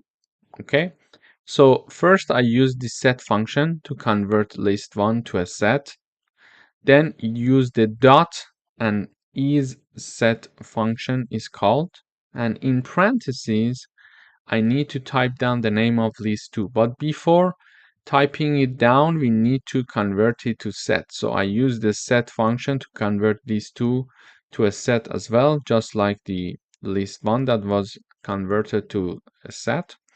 Then all this is inside a parenthesis to call the is subset function to check if list1 is a subset of list2 when they are converted to sets. Of course, we can use this function. And the result is assigned to this variable.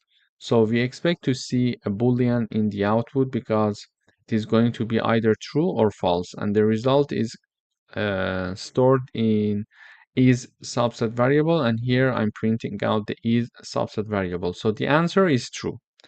It means that list1 is a subset of list2. Why? Because all the elements of list1 are contained in list2. So and this is how it works, but we can also check the superset. So I would say now list1 is superset of list2. The answer should be false. The answer is false. But if I change their name, so list2 is a superset of list1, the answer is now true. So depending on what we are looking for, we can basically convert our lists to sets and use the functions instead to perform some of these tests that are interesting. Thank you for watching. Hello everyone, welcome back. In this section, we're going to talk about sets. But what are sets in Python? Sets are collection of unique elements in Python. They are mutable, but their elements must be immutable. Let me illustrate this concept with an example. Here I'm declaring a set. The set has three elements, 1, 2, and 3. So the set itself is mutable, meaning that I can add an element to it or I can remove one element from it. And when I print my set here, the set was originally 1, 2, 3. I added 4, then I removed 2, so the set will have 1, 3, and 4, these three elements. So it shows that the sets are mutable, so they are modifiable, let's say, in other words. However, the elements of our sets must be immutable. What do we mean by that? So a valid set, for example, is like this. We have one element called hello, one element is 1, and we have a tuple to be one element of this set. So a tuple is inside this set. And it is possible. Why? Because we learned in the previous sections that tuples are immutables. So when we are declaring a tuple, we cannot change its element. This is why they are allowed to be part of a set. However, this set would be invalid. Why? Because one element of this set is a list. So a list is inside this set and it is declared to be one element of our set. But we will have a problem with that because lists are modifiable. So they cannot be a part of a set if they are modifiable, because we mentioned that sets themselves are modifiable or they are mutable, but their elements must be immutable. And because here we are having one element as a list, here it will have errors, because is that they do not allow duplicate elements. Let me illustrate the differences between sets, lists, and tuples that we learned so far.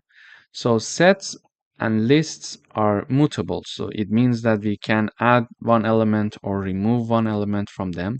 However, tuples are immutable. It means that they cannot change after they are created. This is why tuples can be one element of a set, but lists, because they are modifiable, cannot be one element of a set. Regarding the duplicates, sets do not allow duplicate values. However, lists and tuples, it's okay for them to have duplicate values as their elements. Regarding the usage, for unique elements, sets are for unique elements and they are fast membership testing and are very good for mathematical set operations. Lists are usually practical for dynamic collections of elements that frequently change, as we learned in previous sections. And for the tuples are very good. These are very good for fixed collections of elements that should not change. And with respect to the syntax to declare them or to create them, if we want to create a set, we need to define them with curly braces or use the set function here like empty parentheses. To define list, we learned that we are going to use square brackets, and to declare a tuple, we learned that we are going to declare them using parentheses. In the following videos, we are going to talk about different concepts of sets, and we are going to provide a lot of coding exercises so we get familiar in this section with sets in Python. Thank you for watching. Hello everyone, welcome to this video. In today's video, we are going to learn how to create sets and different types of set creation. Here, I'm having my first set being declared using set function. So when I'm having this set function to be assigned to a set variable, it means that I am defining an empty set. So whenever we want to define an empty set, we are going to use the set function. Then I'm having another set being created. It is called numbers, and this set is having 4 elements: 1, 2, 3, and 4. And finally, I'm having my third set being declared here, and it has 3 elements: 1 integer, 1 float, and 1 string. As we see, there is no problem if there are elements of different types, of different data types, let's say. And finally, I'm here printing out these 3 created sets where I'm showing the message empty set, set of numbers, and mixed data set. And I'm calling their name. So I'm putting the name of my sets, so it is going to print them. When I run this code, I expect to see the sets here in the terminal, the values of the set. So the empty set is returning only this for us. So it says it's an empty set. So nothing to be shown there. And for the set of numbers that we are printing the message here, it is printing numbers variable, which is a set here declared, and its elements are 1, 2, 3, and 4, and we see them in here. And finally, here I'm having mixed data set, which is calling this mixed set, and it contains 3 elements: 1, hello, and 3.14. So in this video, we learned how to create and print elements of a set. Thank you for watching. Hello everyone, welcome back. In today's video, we are going to learn how to add and remove elements from a set. I'm declaring a set here and I'm initializing it to 1, 2, and 3. So there are 3 elements here being assigned to this set, and the name of my set is my set. So in order to add one element to this set, I'm having the name of my set, then the add function, and in parentheses, I type down the value that I want to be added to this set. So let me comment the rest of the code first, and afterwards we're going to investigate those as well. So now I added one element to my set, and this value 4 is added to the set. So the set is updated, and now I'm printing the message after adding 4. Then I'm printing my set. So when I run the code, I see this in the output. After adding 4, this message, and then the set is being printed. Now the set BC has 4 elements: 1, 2, 3, and 4. Previously, it had only 3 elements. So we learned that we can add elements or values to our set. So now we're going to discuss how to remove elements from a set. So our set is now having these 4 elements, and I would like to remove element 2. So number 2, I want to eliminate it from my set. I type down my set dot remove, and then I type down number 2, and then I'm printing the message saying that after removing 2 and printing out my set. So after removing 2, when we compare this set with the last version of the set, the previous version of the set, let's say, we see that number 2 is being removed here.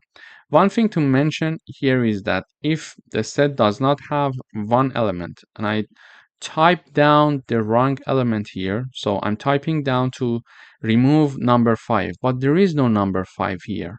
So it is going to give us an error. So it's a very good thing to know that if you type down the wrong number, you're going to receive an error from the compiler. There is another way to remove elements in a set. So in order to remove uh, elements in another way from a set, we can type down the name of our set, then use the discard function. And then in the parentheses, I'm going to type down the value or the number that I want to be removed. Then I'm showing the message after discarding 4, and then I'm printing my set here.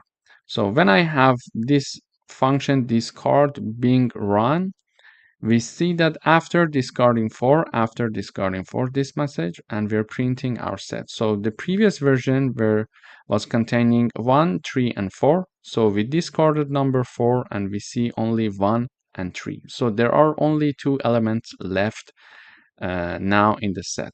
And one thing to mention here is that if we type down the wrong element number here in parentheses when using discard function, and when I run, it shows no error to me. So it runs, but it does nothing. Okay, so this is very important to know that. So in this video, we learned how to add or remove elements from a set.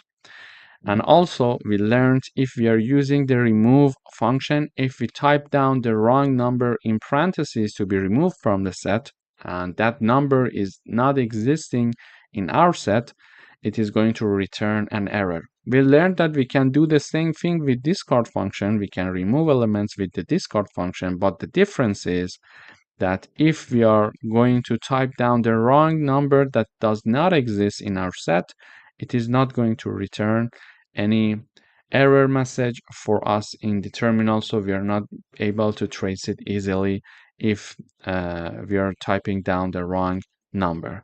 So this was it. In the next videos, we are going to dive deeper into the set concepts. Thank you for watching. Hello everyone, welcome back.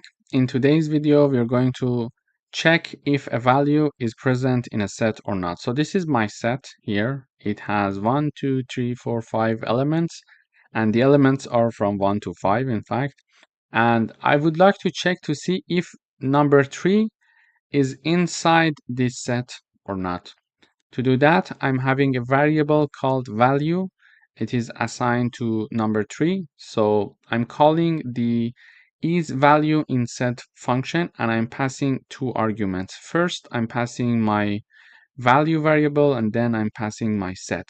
So this function is going to check if this value variable, which is 3, is having the element in this set or not. So if this 3 number is one of the elements of this set or not, this function is going to do that for us. So this function is declared and created using the def keyword. The name is value in set, and it accepts 2 arguments, value and my set. Then it is going to return the output for us, and it is going to return this for us. It is going to check if value is in the my set. So 3 already exists in this set. So we expect the output of this return function will be true. So when I run this code, the output, it says is value in set, so this is the message, and then we're calling the function and passing the argument, so it is going to return the result for us, and the return of this is going to be true. Why? Because 3 exists in this my set element. So if I type down 5, the answer is still true, because I'm asking to see if number 5 is inside this set, and we see that number 5 is indeed there, so the answer is true.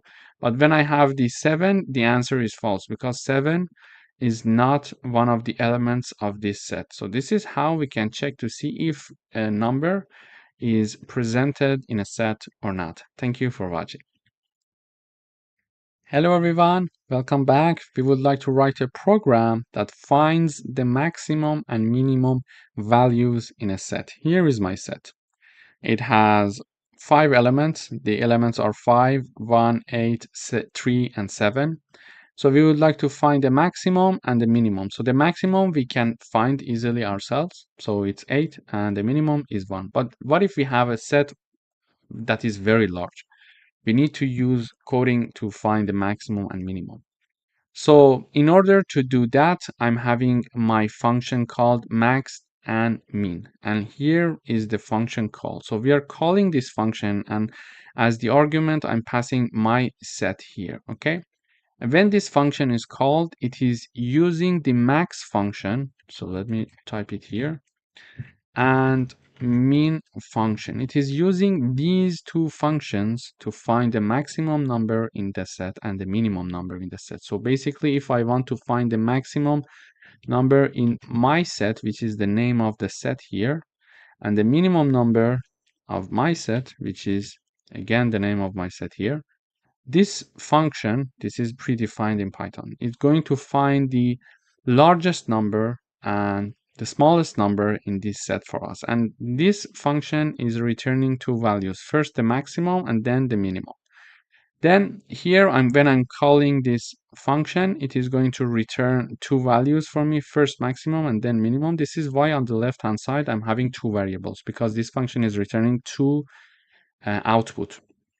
It returns two values. So the first variable from the left is the maximum, because first we are returning the maximum. So this maximum output is going to be assigned to the maximum variable, and then the minimum number is going to be assigned to the minimum variable here. And then I'm typing down the print function, and I'm typing the message maximum minimum, and then I'm calling these two variables that we initialize. So when I run the code, I see maximum is 8 and minimum is 1. So this is how we can find the maximum and minimum values in a set. Thank you for watching. Hello everyone, welcome back. In today's video, we are going to talk about intersection. So in order to understand intersection between sets, we need to use certain functions or certain signs in Python. Let me illustrate it with an example. Here I'm having a set, and the set name is set1. It has 3 elements, 1, 2, and 3. And my other set is set2, and it also has 3 elements, 2, 3, and 4. And as you can see it here, numbers 2 and 3 are shared between these two sets. So 2 and 3 is shown in the first set and also in the second set. So how can I have a code that can give me the shared numbers between two sets? So I would like to have the expected output to be 2 and 3. This means that I would like to write a code, and that code computes the shared number, or let's say intersection, between these two sets and return me 2 and 3. We can do it in Python quite easily. We can use AND operator. So I type down the name of the first set, and using the AND operator, and then the name of my second set. And these equation here, like set1 AND operator set2, is equal to my new set. So it is a intersection set. I name it intersection set. And then I use the print function and I type down intersection using the AND operator. And then I'm printing out my set that is called intersection set. So let me comment this part first. So when I run this code, I should be able to see numbers 2 and 3 in the output because these are numbers that are shared between two sets. So in the output, we can see intersection using AND operator, and the output is 2 and 3. So this is one way to understand the intersection between two sets. Another way is, again, I'm initializing a variable with the same name, intersection set. And what I'm doing, instead of using the AND operator and typing down the names of the sets before and after the AND operator, I'm typing down the name of my first set, then I put a dot here, then I type down the intersection keyword. So it is going to call the intersection function for me. Okay, so I'm typing down the intersection, and then in parentheses, I type down the name of my second set. So let me review. I type down the name of the first set, dot the intersection keyword, and in parentheses, I'm typing down the name of my second set. And then I'm having this print function to print the intersection set for me in the output. And I'm showing the message intersection using intersection function or method, let's say. Then I'm typing down the name of my set that is assigned to the intersection of these two sets. So when I run the code, again, I see this message intersection using intersection function, and the output, the result of this set is 2 and 3. So this is how we can use intersection to combine the code in a way that it can give us the shared numbers between two sets. And it's quite easy. Thank you for watching. Hello everyone, welcome back. In today's video, we would like to find common items in two lists using sets. Here I'm having two lists, list 1 and list 2. List 1 has 4 elements, 1, 2, 3, and 4. List 2 has 4 elements, 3, 4, 5, and 6. So the common elements in these two lists are 3 and 4 because these two elements are shared. So we would like to have the 3 and 4 in the output. To do that, I'm using the print function. I'm showing the message common items. Then I'm calling the common items function and I'm passing two arguments. And these two arguments are basically the two lists that we have here. So I use the def keyword to create my function. I'm having the common items as the name of the function, and these are the two arguments being separated by a comma. Basically, what we do is the following. We convert these two lists, into sets using the set function. Okay. Using the set function, we are going to convert them and we are going to use the AND operator. Why? Because AND operator is going to help us to find common elements between two sets. Okay. So AND operator is going to help us to find common elements in two sets. Okay, so I first convert these two lists to sets using the set function, and then I use the I use the AND operator to find the common elements between these two sets, and it is going to basically return the output for us. And when we call the function, it is going to do the calculation and return the output, and output is being printed in the terminal here. So 3 and 4 are the common elements between these two lists. Thank you for watching. Hello everyone, welcome back. In today's video, we are going to talk about symmetric difference. So let me give you the definition of symmetric difference. So the symmetric difference of two sets contains all elements that are in either of the sets but not in both. This means that the symmetric difference excludes elements that the two sets have in common. To illustrate it with an example, I have set 1. It has 3 elements, 1, 2, and 3. I have set 2. It has 3 elements as well, and the elements are 3, 4, and 5. So the common elements between these two sets is number 3. And if we exclude number 3, we can get the symmetric difference. So the symmetric difference of set 1 and set 2 equals 1, 2, 4, and 5. All elements that are in either of the sets but not in both. So this is the meaning of symmetric difference. But how do we do it using Python? To do that, we have the name of the first set, then the operator of the symmetric difference, and then the name of the second set, and this is equal to our new set, and I name it symmetric difference set. It could be X, for example. It could be Y. It's your choice. Then in the output, I'm using the print function and I'm typing down symmetric difference using, and then I type down the name of the set. So it is going to print me the symmetric difference of two sets. And there is another way to do that as well.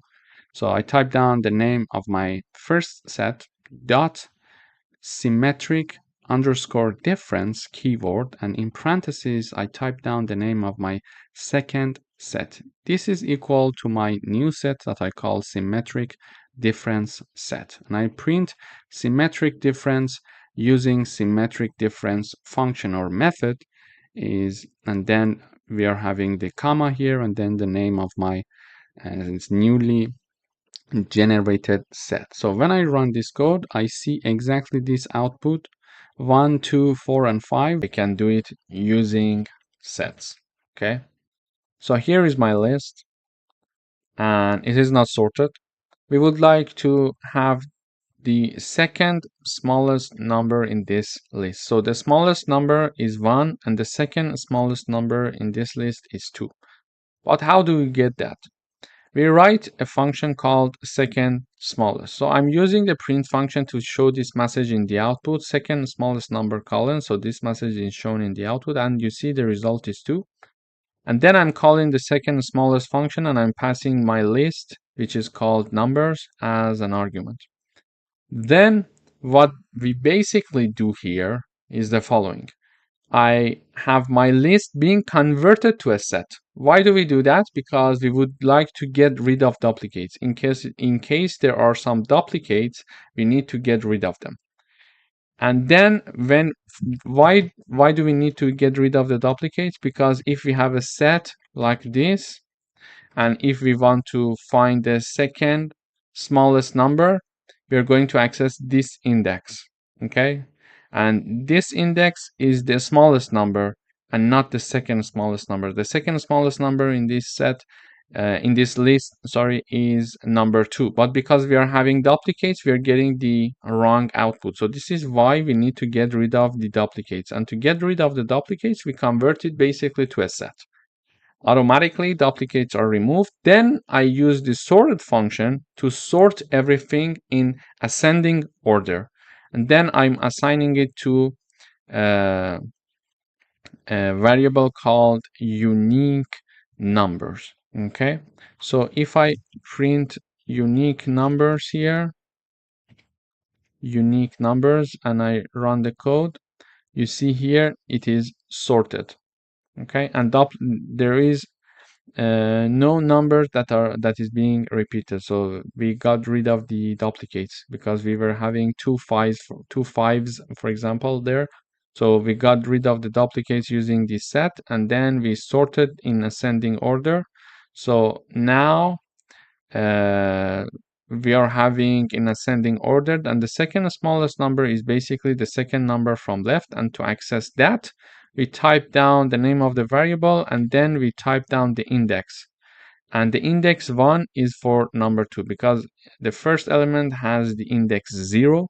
And in order to access this element, we need to use index 1. So if I type down, for example, index 0, it is going to print 1 in the output for me. But 1 is the smallest number and it is not the second smallest number. The second smallest number here, as we see, is number 2, which has the index 1. So when I run, I see in the output number 2.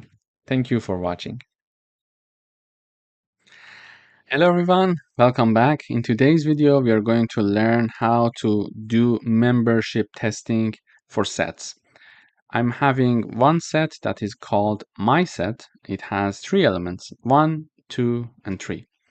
Then I'm printing is 2 in the set. I would like to check if number 2 exists in the set my set. Mathematically speaking, if I want to check that, I type down number 2, then I use the in keyword, and then I type down the name of my set, okay? And also I would like to see if number 5 exists in the set or not. Here I type down the message, is 5 in the set? And if I want to do it in the programming language, I type down the number, then in keyword, then name of the set. Let's say set name, okay? So when I run this code, the first statement is true. Why? It returns us the value true because 2 is indeed existing in my set. So number 2 in set. I'm saying, is number 2 in the set? And the answer is yes, this statement is true because 2 indeed is inside this set and it is one of its elements. And then I'm saying that is 5 in the set? And no, the answer is no. This statement is not true because 5 is not in the elements of the set. Therefore, the answer is false. But if I type down, for example, here is 5 not in the set, is this statement true or false?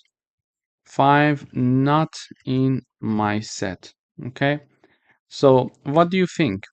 Is 5 not in the set? I'm saying, yeah, number 5 is not in the set. Yeah, and I'm typing it in Python programming language. 5 not in, then the name of the set. So the answer of this statement is true. Why? Because indeed 5 is not in my set, because it's not in my set. So we could do the membership testing either using the in keyword or not in keyword. And in order for you to have a better understanding when you're doing it, it would be nice to type down these statements in words as well. So you're typing it in mathematical language, for example, here, or in Python syntaxes. But it would be nice to type it down in words as well. It sounds nicer when you type it down, I think. So you type down is 2 in the set, and then you type down the code. And here, when you're having the question here, is 2 in the set, and you see true. Okay, so true, therefore 2 is inside it. So you can find the answer completely in the terminal when you're having the message, instead of going to say, okay, the second statement is for which print, when you're having like 200 line of codes, for example, it would be very hard to trace it. So it's nice to also have these messages in the terminal. Thank you for watching. Hello everyone, welcome back. In today's video, we are going to learn how to iterate through a set. I'm having a set called my set. It has 3 elements, and these elements are string. So the first element is apple, the second element is banana, and the third element is cherry. To iterate over this set, I use the for loop and I type down the for keyword. I'm having the fruit. It could be X, for example, here. This is the variable that we have to going through the all elements of our set. I'm having for all X in this set and the name of my set. So I type down the for keyword. Then here the in keyword, and then after in I have the name of my set, and before in I'm having my variable. And then in the next line, for each iteration, I'm printing the value of x. So in the first iteration, x equals apple. In the second iteration, x equals banana. And in the last or third iteration, x equals cherry. So when I run this code, we see exactly the same output: apple, cherry, and banana. However, we also learned how to print the set itself in one go. So when I run this code again, I use the print function and I type down my set, and I'm having the my set being printed in the output. So if we want to print elements one by one, we can use for loop to go through it, to iterate through the set. Or if we want to print all the elements of a set in one place, we can have the print function directly and type down the name of the set in the parentheses. And in this case, the name is my set. Therefore, we are having my set being printed here in the last line. Thank you for watching. Hello everyone, welcome back. In today's video, we're going to talk about subset and superset. But let me give you my definition and explanation using an instance. Here I'm having set 1, and it has 3 elements, 1, 2, and 3. And we are having set 2, it has 2 elements, 1 and 2. And if I want to define subset meaning, it means that we can declare that set 2 is a subset of set 1 because all the elements of set 2 are contained in set 1. Let me repeat it. So I can say set 2 is a subset of set 1, and the reason is all the elements of set 2 are contained in set 1. Therefore, set 2 is a subset of set 1. And vice versa, we can say set 1 is a superset of set 2 for the same reason, because all the elements of set 2 are contained in set 1. So in other words, if one set is a subset of another, the second set is automatically a superset of the first one. So if we want to do this checking with Python in codes, we can have the code like this. So I type down the print function, and in the parentheses, first I type down the message. I would like to see if set 2 is a subset of set 1. To type down in codes, I type down the name of the set 2. So set 2 lower than or equal to, and then set 1. This sign represents a subset. And if I want to check the superset, so I would like to mention if set 1 is a superset of set 2, I type down the name set 1, and using the larger than or equal to sign, which is the superset sign, and on the right hand side, I'm having set 2.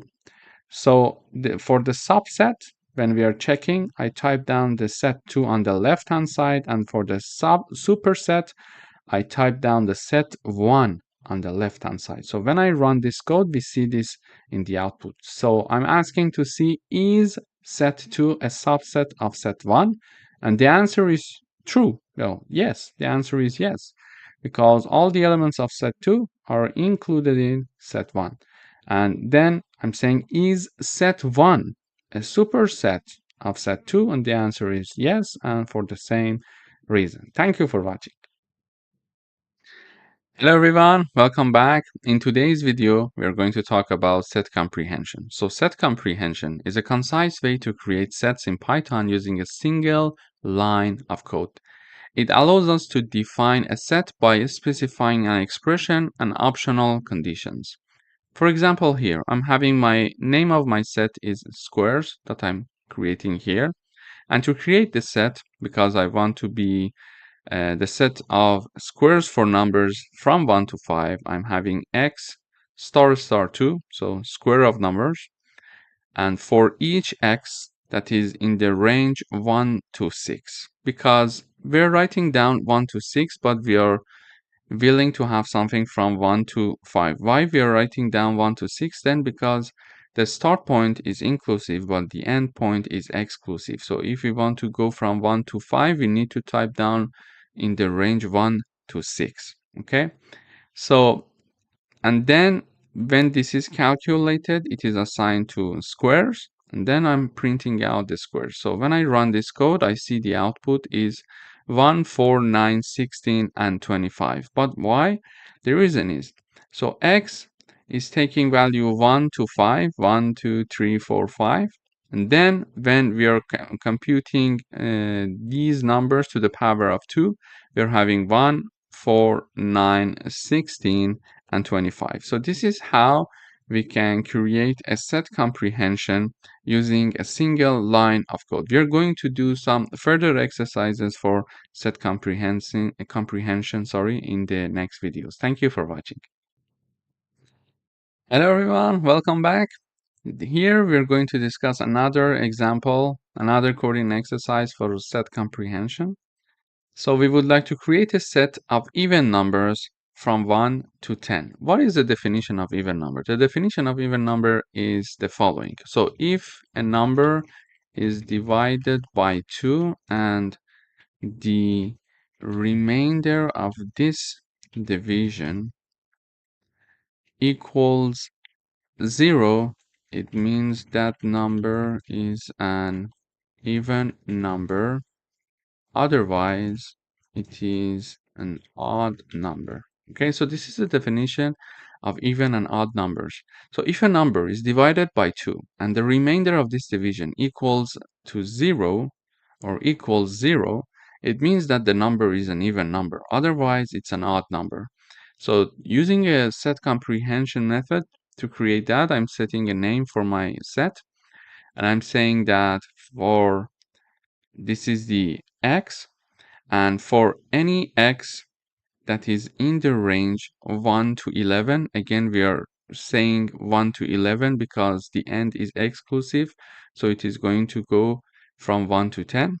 And if x is divided by 2 and the remainder of this division equals to 0, using the modulo sign we can compute that, then we are going to set that number into this even numbers set. And finally, I'm printing the elements of this even numbers set. So when I run this code, I see 2, 4, 6, 8, and 10. But how this set is created like that? So for the first time, x equals 1, and then x equals 2, x equals 3, x equals 4. So let me copy paste these parts. So here is the iteration. So here is the iteration. So when we are saying for each x in the range 1 to 11, it means that x is going to take values from 1 to 10. So when x equals 1, it is saying that if x is divided by 2, the remainder equals 0. No. Therefore, this number is not going to be assigned to the set. So then 2 divided by 2, the remainder equals 0. Yes. So number 2 is assigned to the set. So 3 divided by 2, the remainder equals 0. No. Then 4 divided by 2, the remainder equals 0. Yes. So 4 is going to be added to the set. 5 divided by 2 equals 0. No. So 5 is not going to be added. 6 divided by 2 equals 0. The remainder equals 0. Yes. And 7 divided by 2 equals 0. No, so it's not going to be added. 8 divided by 2 equals 0. Yes, so 8 is going to be added to the list. 9 divided by 2, the remainder equals 0. No, so 9 is not going to be added. And 10 divided by 2 equals 0. Yes, so 10 is going to be added. But one thing that we need to be careful about, for example, 10, this is the sign, the slash is the sign of division. So 10 divided by 5, the output is 2. But 10, when we're having the modulo sign, 5, it is going to calculate the remainder for us, and the remainder is 0 for this division. Okay, so this is just a reminder for you. So when I compile this, we see 2, 4, 6, 8, and 10. So 2, 4, 6, 8, and 10. So for each x that is in the range 1 to 11, and if x is divided by 2 and the remainder of this division using modulo sign equals to 0, we're going to keep that x and assign it to even numbers, and then we are printing out the even numbers. So it was a very good example of set comprehension, and I think we could have now a better idea of how to create set comprehensions. We're going to have some further coding exercise with respect to set comprehension. Thank you for watching. Hello everyone, welcome back. In today's video, we're going to talk about another set comprehension coding exercise. So we would like to find vowels in the word T. I'm having the vowels in T set. So the name of my set is this one. I'm creating um,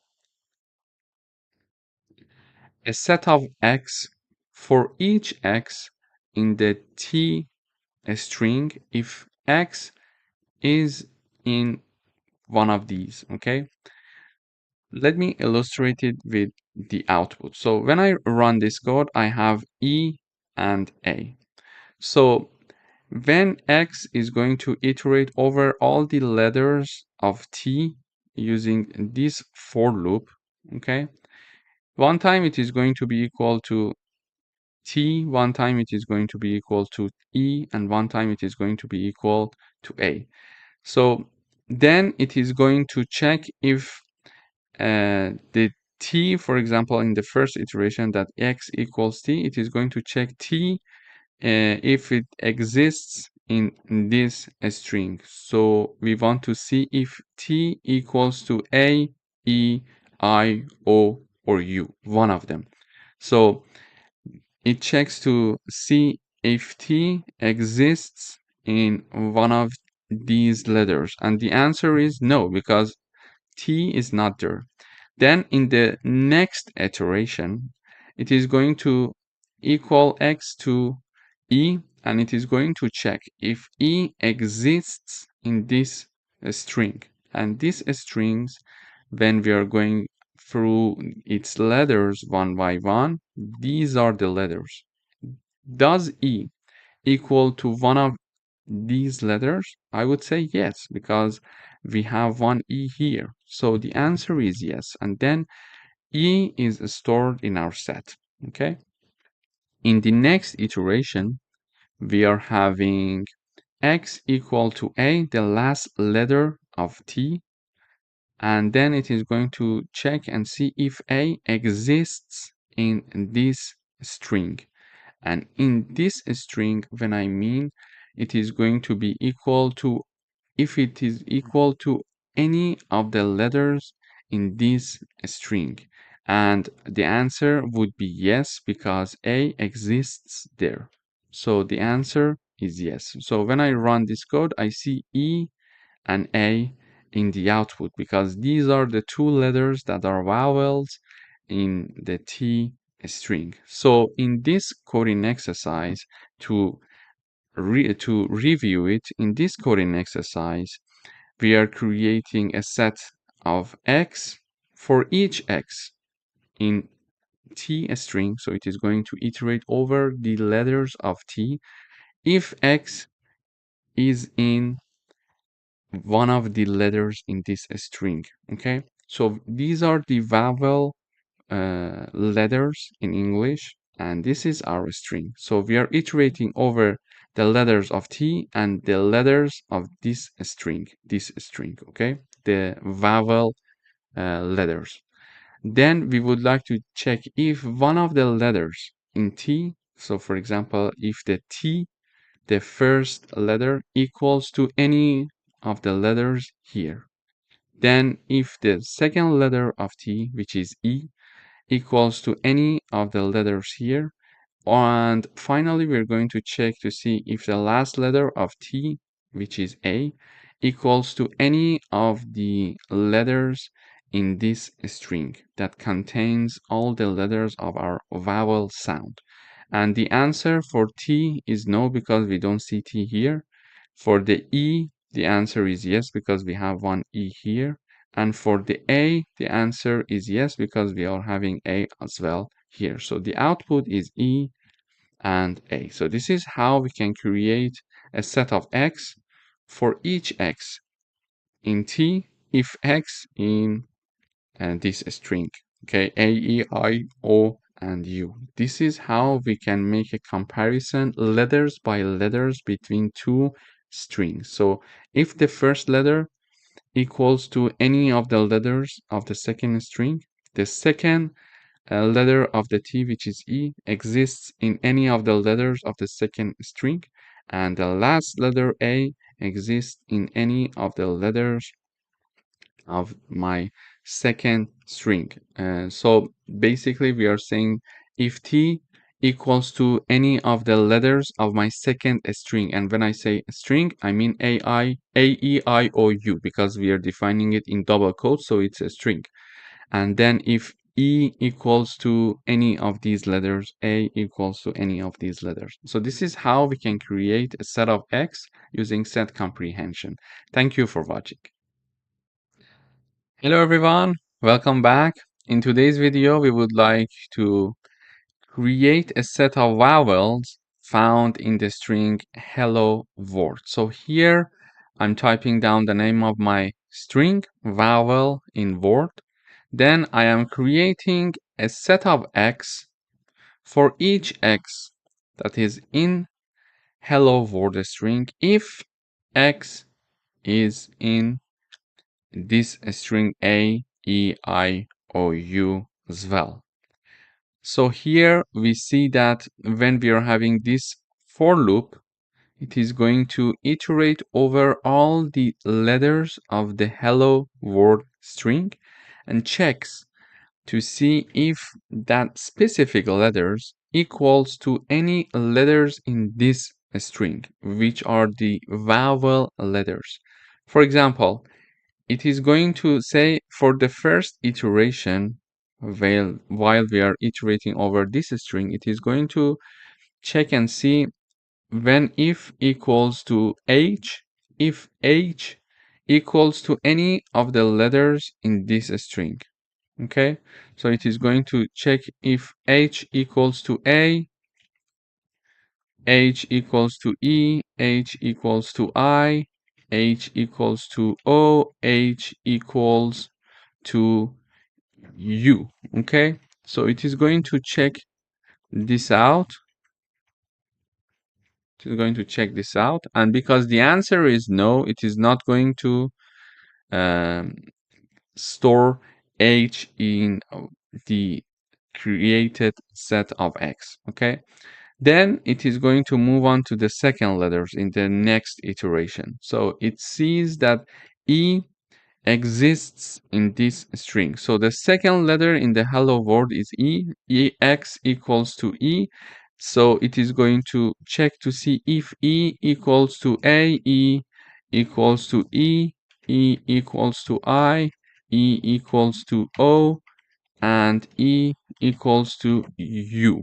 So it is going to check these conditions. So the answer for this one is no, for this one is no, for this one is no, for this one is no, but for this one the answer is yes, because we are having one letter E in the second string. So it is going to mention that, okay, the second letter in the hello world string exists in this string. Okay, So it is going to get this E letter and assign it to our vowel in word set. So we're going to store this E. So it is going to iterate over all the letters of a hello world. L, another letter O, for example. So O is here and O exists in the second uh, string. So it is going to store O as well in our vowel in word set, but L is not here, so it's not going to store it. Again, L not here, not storing O there. So O is there, so it is going to store that. W is not here, so it's not going to store it. We are having O here, so we already stored one O, so it's not going to store duplicates.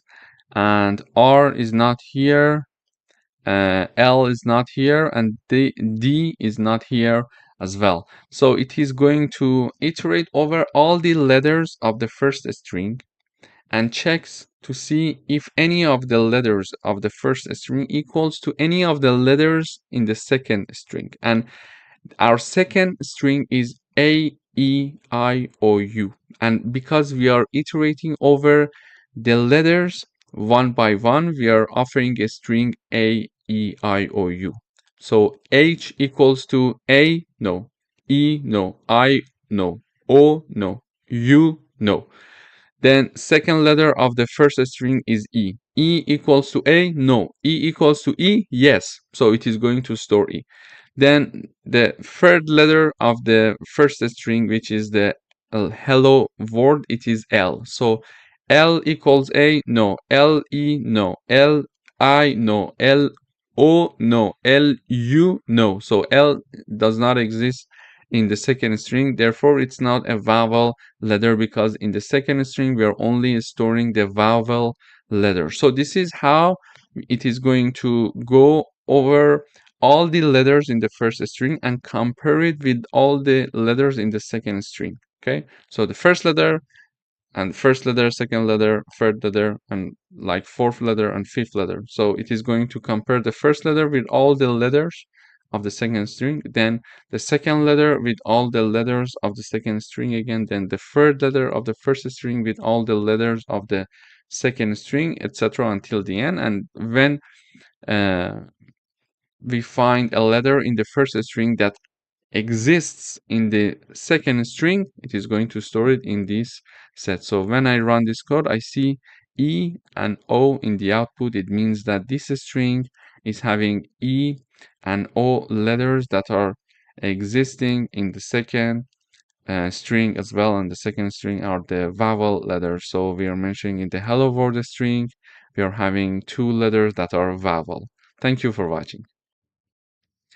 Hello everyone, welcome back. In today's video, we are going to talk about frozen set. There is a function in Python that we can use to freeze the set for ourselves for any purposes. For example, in the beginning of your code, you want to initialize the set and you want to make it to be frozen to make sure there will be no modification for this set throughout your program. Okay. In order to do that, I'm just having a set name called frozen set. It could be, for example, X. I would say, let's put it X. It's easier. And then I use the frozen set function. In parentheses, I type down the elements of my set. So I'm initializing my set, 1, 2, 3, and 4, and simply just using the frozen set function to do that for us. And then I'm printing my set. So when I compile, I see that my set is 1, 2, 3, and 4, and it shows the message that it is a frozen set and not a normal set, so we cannot change it. If we want to try and change it, we will receive an error from the compiler. So I'm trying now to add one element, number 5, to this set, and when I run, I see an error. Attempting to modify will raise an error. Why? Because we cannot modify a frozen set. So this is why we use frozen set function to help us to make sure throughout the program all over the program, throughout the program, the set remains the same and remains unchanged. So this is how we can use frozen sets in our program in Python. Thank you for watching. Hello everyone, welcome back. In today's video, we would like to write a program that finds elements that are in set 1 and not in set 2 or set 3. We are having three sets here, set 1 to set 3. Set 1 has 4 elements, 1, 2, 3, and 4. Set 2 has 4 elements, 3, 4, 5, 6. And set 3 has 4 elements as well. So 4, 5, 6, and 7. So we would like to find elements that are in set 1 and not in set 2 or in set 3. So let us start with the first element, 1. Is this number exists in set 2 or 3? No. So one of the numbers that we are looking for is 1. Then we check the second element, number 2. Is that number exists in set 2 or 3? No. So the second number that we are looking for is number 2. So the third element, the third number is number 3. And we see that number 3 exists already in set 2. So this is not what we are looking for. And the other one is number 4. And we see that number 4 already exists in set 2 and set 3. Therefore, these two numbers are not the numbers that we are looking for, 3 and 4. So the unique numbers that are in set 1 only are 1 and 2. But how can we find it using Python and not doing it manually? To do that, I'm having a set called result.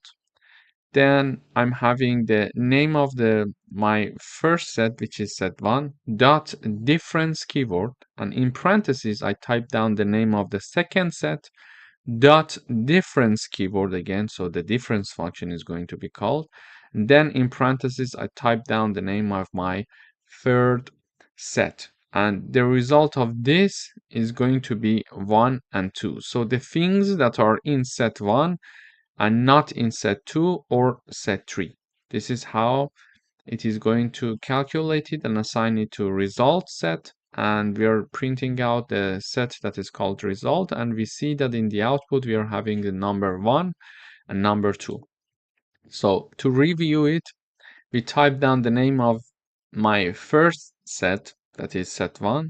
Then dot difference, in parentheses, I type down the name of the second one, dot difference, and in parentheses the name of our third set that we would like to investigate. And this code is basically going to find us the elements that exist in set 1 and do not exist in set 2 or 3. So number 1 does not exist in set 2 or 3. Number 2 does not exist in set 2 and 3. So these two numbers are the numbers they are looking for. Number 3 already exists in set 2, and number 4 already exists in set 2 and 3 as well. So we would like to find these two numbers using Python, and using Python we type down the name of the first set, dot difference, and then the name of the second set in the parentheses, then dot difference, and then the name of the third set in parentheses. Thank you for watching. Hello everyone, welcome back. In this video, we would like to write a program that takes a sentence as input and prints the unique words in it. So here I'm having a string called sentence, and this string is here. So it has apple being repeated 2 times, banana being repeated 2 times, and orange. But we see that banana and apple, they are both duplicates. So they have duplicates and they're repeated because we are looking for unique words. We can think of sets because one of the features of sets is that they can help us to have the unique elements. So it does not allow duplicates. So we can try to convert them to sets. Okay. So I'm having my variable called x, which is a set, and I try to convert this string into a set, so the set automatically will eliminate the duplicates. To do that, I'm having my variable x, which is a set, and I'm trying to convert this sentence into a set. So I type down the name of the sentence, but before converting that, I use the split function here. So a split function helps me to divide the string into words based on the white space by default and return a list of those words. And this is going to be very helpful because when we are having words, word by word elements here, a set can immediately identify the repetition. So I'm going to use the split function to have this string being divided into words. So it's not going to be apple, banana, etc. It is going to be apple, banana. Sorry, there is an extra in here. Apple, orange, then banana. Okay, it is going to, so this is what the split function is going to do. It is going to divide this string into words. They're separated by a comma now. Okay, then because they are in a function called set, they are going to be converted to set. And while they are being converted, so apple is going to be assigned to my set called x because there is no duplicate for that. Banana is the second element, is going to be assigned to my variable to x, which is a set.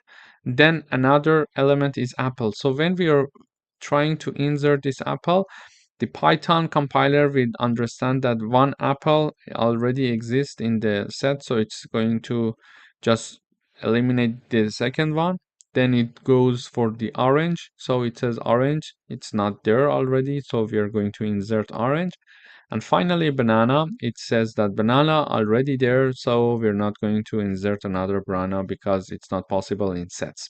So this set x is created, and then basically we are using the print function to print our set. So apple, banana, orange, this is what we expected to have in the output. So in this video, we learned how to convert a string into a set, and also we learned how to use the split function to divide a string into words, so set can see a string word by word. Therefore, it can identify the duplicates and it is going to automatically basically eliminate the duplicates. Thank you for watching. Hello everyone, welcome back. In this video, we would like to write a program that takes two lists and prints their common elements. We learned that using AND operator in sets, we can find the common elements. So here is my list 1 and list 2. List 1 has 3 elements, 1, 2, 3. List 2 has 3 elements, 2, 3, and 4. So first of all, we need to convert them to sets. To convert them to sets, I'm having the set keyword, and in parentheses, I type down the name of the first list and then the name of the second list. And here between them, I'm having the AND operator because we learned that AND operator in sets can help us to find the common elements. So set in parentheses list 1 and set in parentheses list 2, it is assigned to another set that is called common elements, and we are printing out the common elements. So when I run, I see number 2 and 3. Why 2 and 3? Because 1 is not shared between these two, 4 is not shared between these two, so number 4 is not common, it's not a common element, and number 2 is shared and number 3 is shared. So these two numbers are the only numbers that are common elements between these two lists. So it is going to help us to find it. So now we are having two lists that we would like to find their common elements. The first thing is to think of sets, because it was one of the features of the set that they could give us the common elements among two sets. And then after converting them to sets, we can use the AND operator to find the common elements and assign them to a new set, and then we are printing out the new set in the output. Thank you for watching. Hello everyone, welcome back. In today's video, we would like to write a program to simulate a lottery draw by generating 6 unique random numbers between 1 and 49. To do that, I am using the random library. So I need to use the import keyword in order to have access to this library. Then I am initializing an empty set that is called lottery numbers. It is equal to set with empty parentheses. Basically, it is going to create an empty set for us. Then using the len function, I am keeping track of the size of my lottery numbers set. So this len function is going to calculate the size of my set that is called lottery numbers. Okay. So we are typing down a while loop, and as long as the length of this set is lower than 6, take this set and add random numbers. How? I take the name of the set dot and use the AND function, and in parentheses we are typing down random dot rand int. So it is going to randomly generate an integer number for us, and it is going to range from 1 to 49 here for us. Okay, and that generated number randomly is going to be using the add function and being inserted to these lottery numbers, and then it is going to go back up, measure the length of this set for us to see how many elements are there. And if the elements are lower than 6, it is going to enter the while loop one more time and generate another number. So when I run this code, I see 6 numbers are generated in our set here that are 41, 40, 41, 15, 48, 18, and 22. So if I run the code one more time, we see that the numbers will be different with these ones. So when I run this time, I'm having 6, 8, 42, 12, 46, and 25. So in this example, we learned how to use sets to generate unique numbers for a lottery draw. Thank you for watching. Hello everyone, welcome back. In this video, we are going to talk about set union, or we are going to talk about, let's say in other words, how to combine two sets to create a new set. Now we are having two sets here, set 1 and set 2. Set 1 is having 1, 2, 3, and set 2 is having 3, 4, and 5. So this number 3 is in set 1 and it is also in set 2. In order to combine them, I'm having x variable being declared, and I'm having set1 pipe operator and then set2. So this line is going to combine these two sets for us, set1 and set2, and here I'm showing the message union using pipe operator, and then printing out the x set for the user in the terminal. We see the output. So in the output, 1, 2, 3, 4, 5. So the sets are combined. But what happened? Here we see only 1 tree.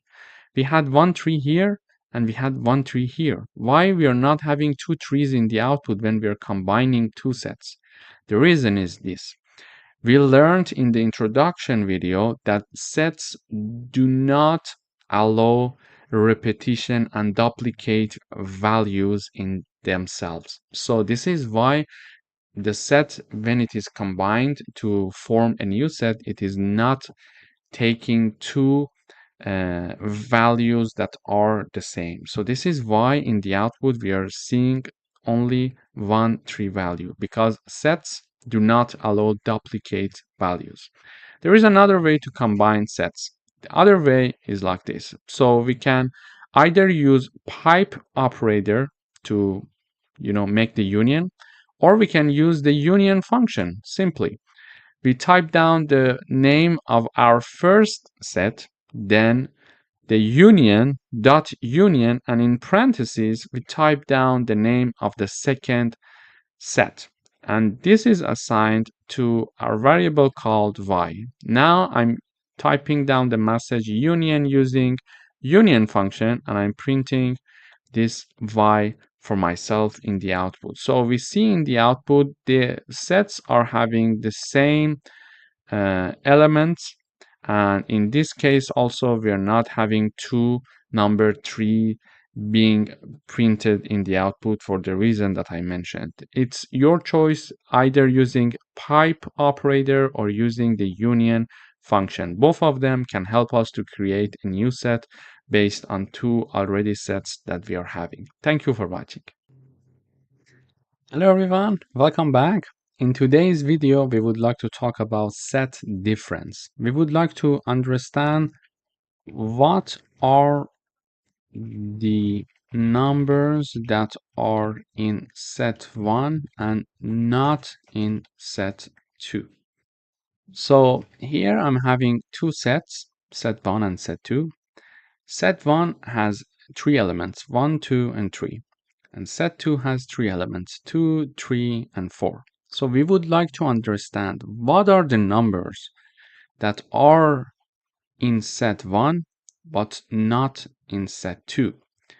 After checking the numbers in set 1, we can see number 2, okay, this one is here also. So 2 is in set 1 and also in set 2. Number 3 is in set 1 and it is also in set 2. But number 1 is in set 1 and it is not in set 2. So we are looking to find the numbers that are included in set 1 and not in set 2. Okay, so we see that number is number 1. But how can we understand it using like some coding or functions in Python? To do that, it's very easy. We type down the name of the first set and then minus or subtraction operator and then set 2. And this is going to calculate for us the numbers that are indeed in set 1 and not in set 2. And it is assigned to a new set called difference set. So then here I'm using the print function to type down the message difference using and this minus operator or sign. And here I'm typing down the name of the difference set here. There is another way to do it as well. The other way would be to type down the first name, the name of the first set, the name of the first set dot the difference keyword, and in parentheses we type down the name of the second set, and they are assigned, this is assigned to my new set that is called difference set. So, and we are typing the message saying that difference using the difference function or method, and then I type down the name of my set that I want to print its value. So when I run, I see number 1 is shown. In using both methods, we reached to number 1, showing that we did the correct calculation, because when manually we checked that, it was again number 1. So it is very important to know that this method is going to give us now the things that are included in set 1 and not in set 2. This is why the set 1 is first and then the set 2. Set 1 is first and then the set 2. If we want to understand the numbers that are in set 2 and not in set 1, we need to change the place of set 2 and set 1 in these equations. And these are two ways to find the difference between these two sets. And as you decide, it's your choice. You can go ahead and choose which one, whatever that you're comfortable with. And the other thing that I would like to mention here is that, for example, if I add one number here, for example, and when I run, we see that number 10 is now written here. Why? Because now I added a new value to my first set, and this value is not in set 2. So this is why I can see 1 and 10. So if I include 10 also here, and I recompile, I should not see 10 anymore here. So when I recompile, yes, we can see that only number 1 is there. Thank you for watching. Hello everyone, welcome back. In today's video, we would like to write a program to get unique values from a list using sets. Okay, so this is my list. It has 1, 2, 2, 3, 4, 4, 5. These are the elements of this list. And there are duplicates. You see there are 2 number 2s and 2 number 4s there, okay? We would like to remove duplicates and we would like to have only unique values. So this is the expected output for us. 1, 2, 3, 4, 5, okay? So the duplicates must be removed. And because we want to do this, I type down the print function.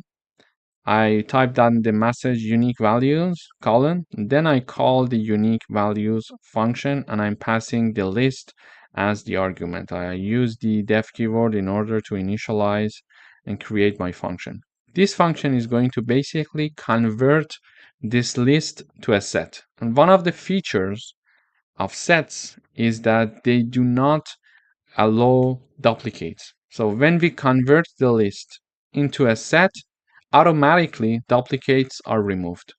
Therefore, when I run this code, I see that I'm having a set of unique values. Okay, so this is how we can easily get rid of the duplicates. But if we want to also have list in the output, for example, here you see that we are having a set in the output, but if we want to have a list in the output, we can use the list function. So I'm first converting my list to a set and everything is okay. So we saw the output, duplicates are removed. So that's the end of the program. But if it is obligatory to have a list as the output, we can further convert the created set to another list again using the list function. So basically, first I use the set function and type down the name of my list. So this list is being converted to a set and it is automatically getting rid of the duplicates. So this is the end of the program if we are okay to have an output with a set. Okay. But if this is, for example, a force that we are looking for a list in the output, we can use the list function by typing down the keyword list and put everything in the parentheses. Therefore, it is going to convert the created set, which already got rid of the duplicates, to another list. So when I run the code, I see that I'm having a list here and we got rid of the duplicates. Thank you for watching. Hello everyone, welcome to dictionary section. A dictionary in Python is a collection of key value pairs. Each key is unique and it is used to access its associated value.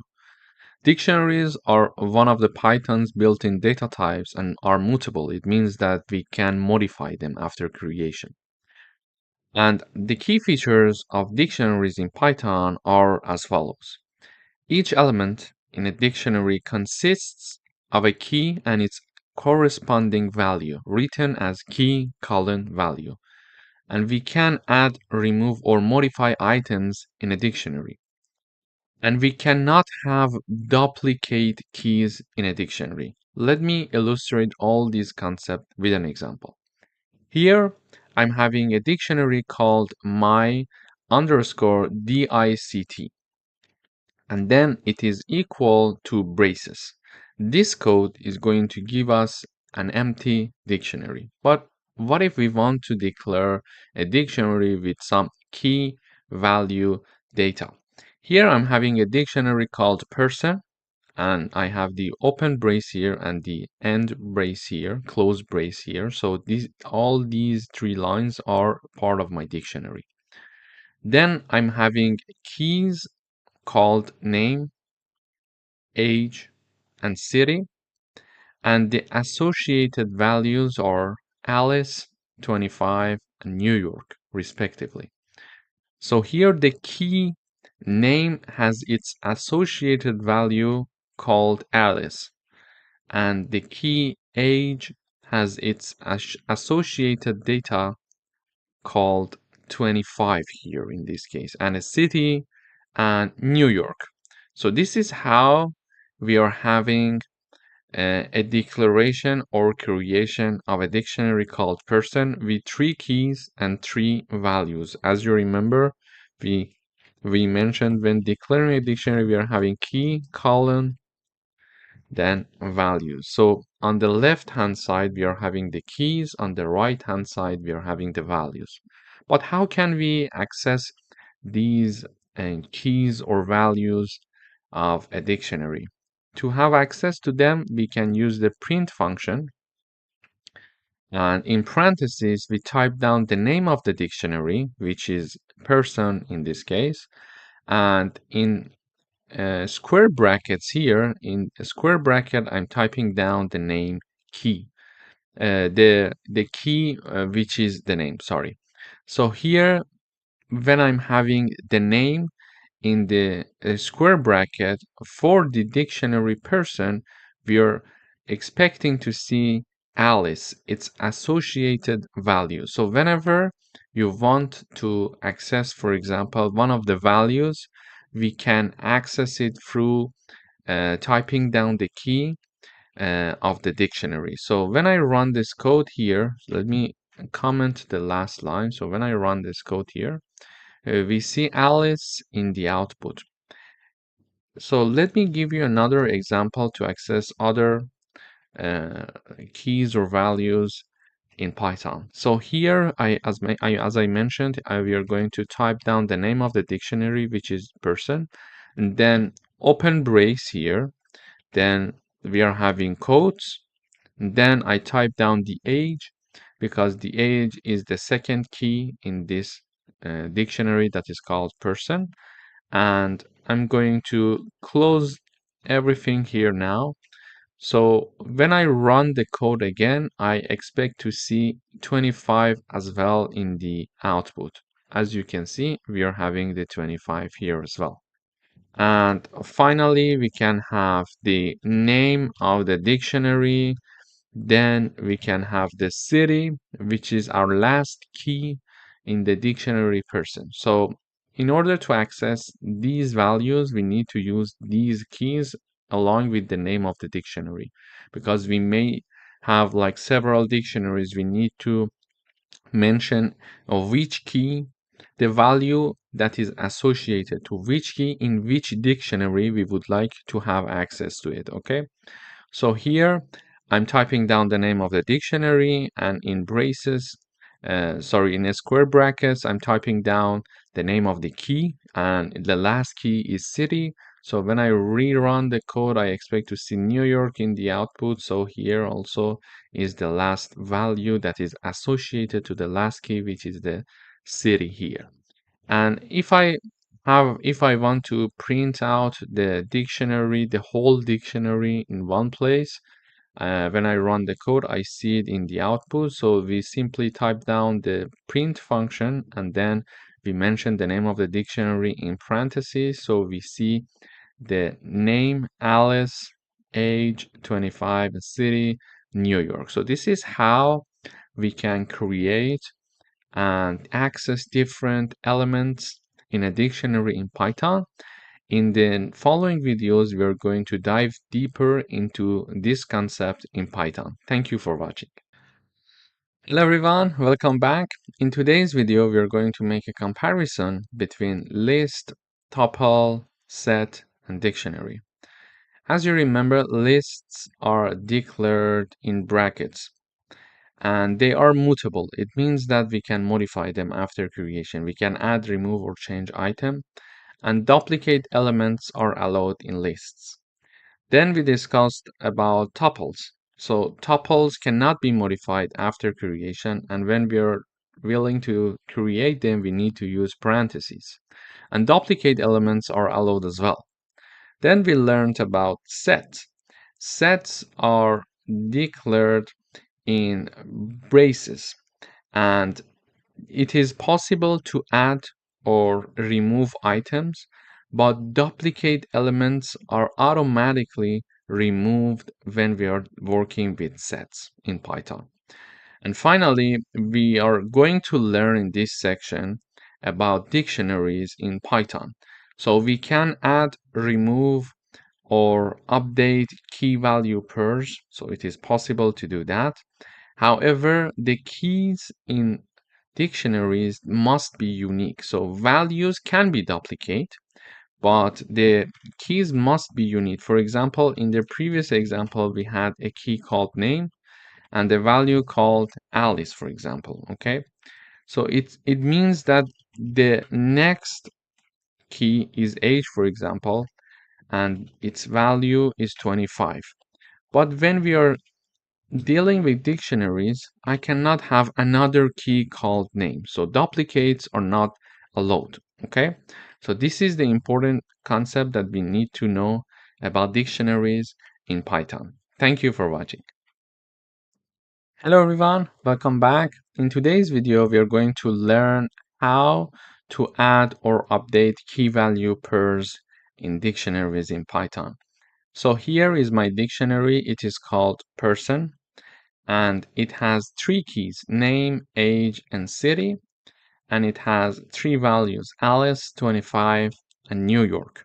So when I print this dictionary in the output in the terminal, we see that all the data of the dictionary is being printed. So name Alice, age 25, and city New York. If we want to add a key value pair to our already existing dictionary, we type down the name of the dictionary first, and then we are going to use square brackets. And in the square brackets, in quotes, we can simply type down the new key that we would like to add to our dictionary. And then the left hand side equals to the right hand side, and the right hand side represents the value that is associated to this key for this dictionary. So if I now again print the dictionary person, we need to see the updated dictionary. So up until here, everything is the same, but as you see, email is being added here, and also the email address is written on the right hand side. So it means that somehow like this is being written in the dictionary now when we are having the uh, adding of the new key value pair. So when we are having this, it means that a new key is being written here, and a new value associated to this key that was just declared is also existing there. So in order to do that, I am going to review now. We type down the name of the dictionary. In the square brackets, we are typing down the name of the new key. And on the right hand side, we are typing down the value that is going to be associated to this key that we are declaring now. Then if we want to update our dictionary, for example, one element, one value of an existing key, we can have this code here. So when I run this code, we are seeing the, sorry, I need to print the output.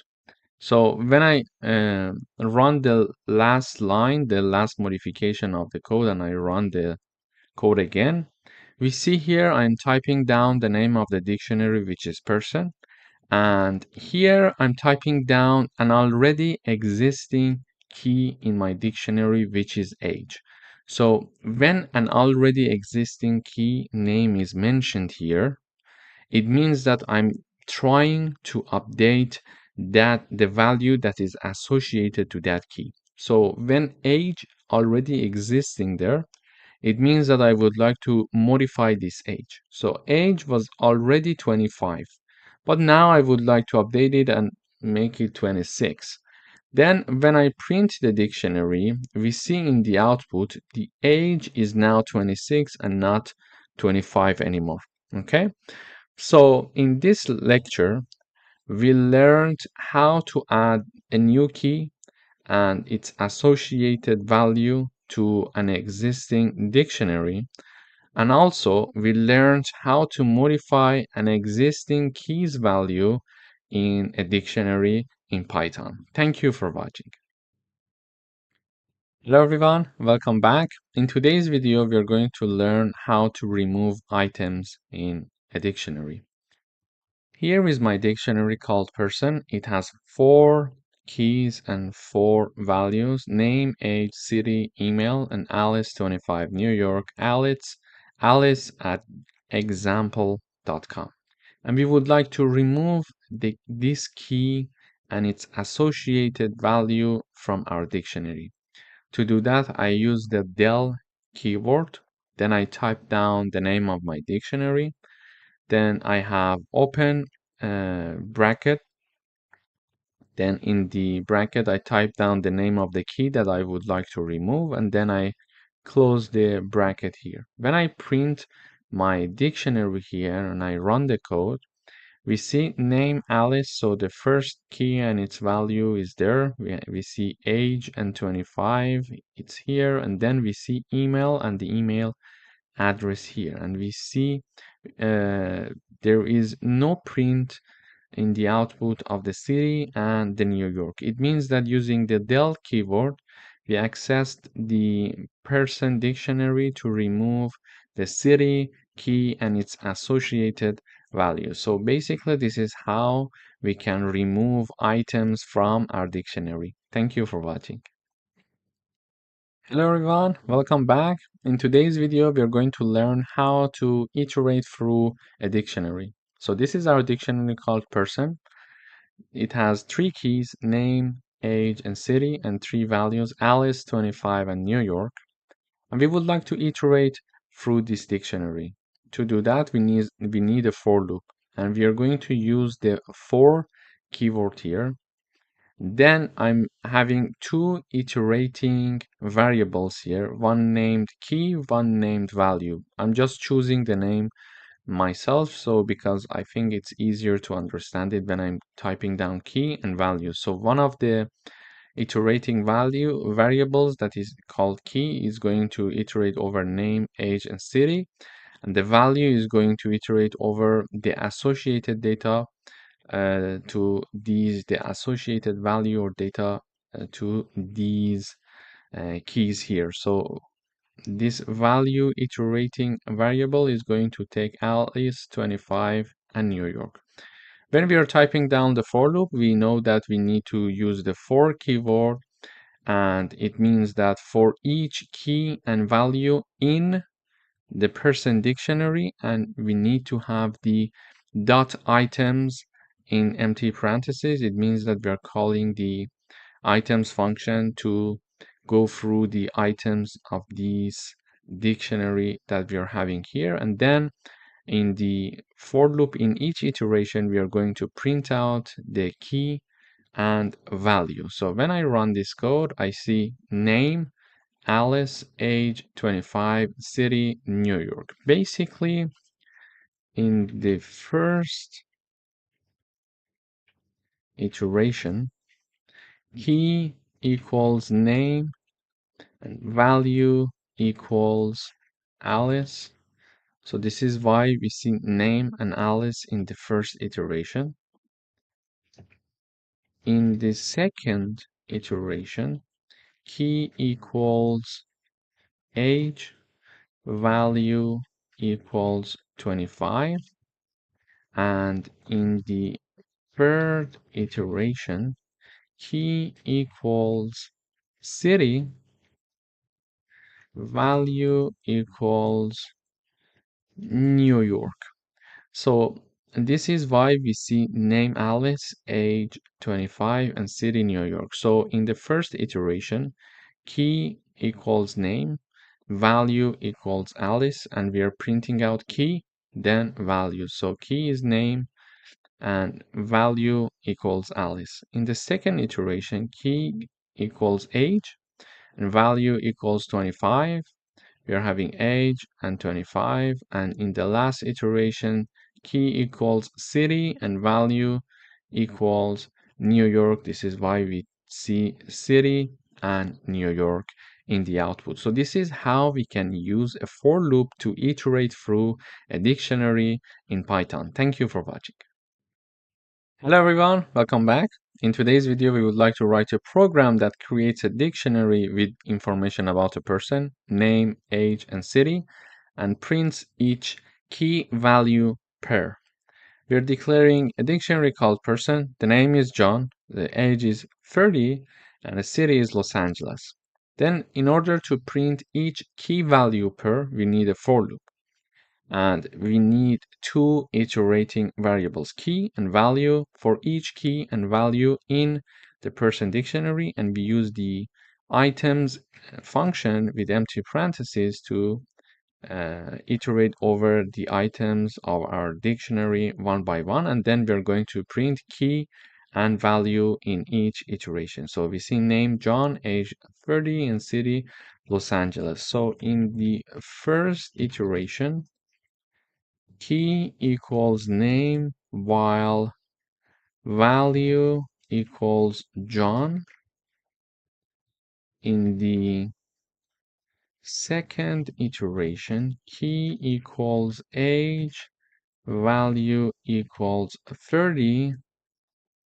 In the third iteration, key equals city, value equals Los Angeles. So in the first iteration, key equals name and value equals John. This is why when we are printing key and value, we see name John.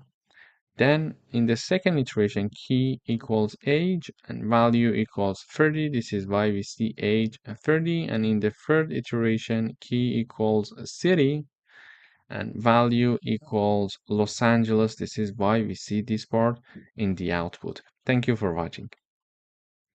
Hello everyone, welcome back.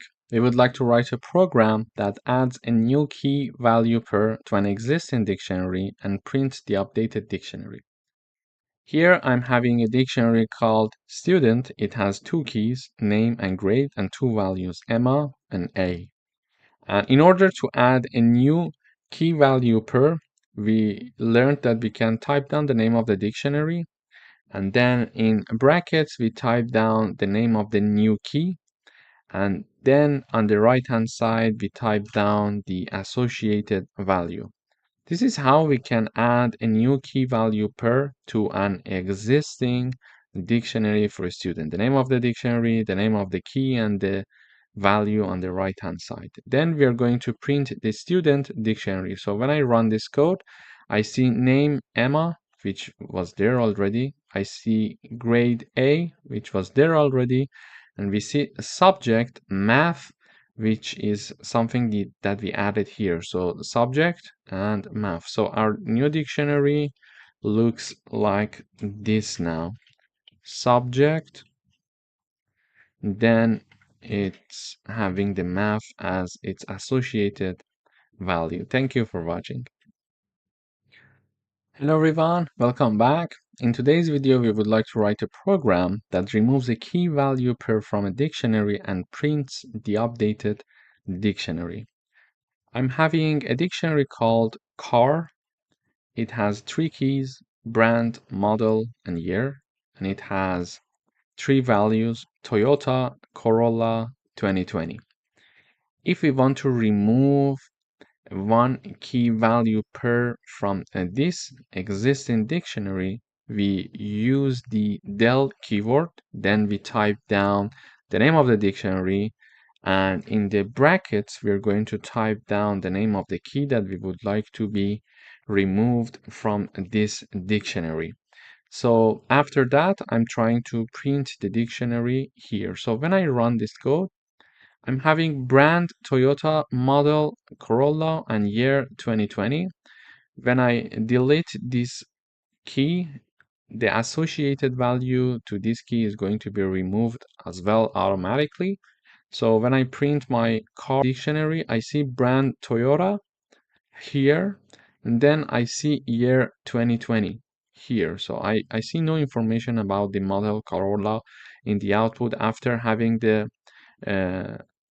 the model keyword and its associated value being removed using the del keyword in Python. Thank you for watching. Hello everyone, welcome back. In today's video, we would like to program that checks if a specific key exists in a dictionary.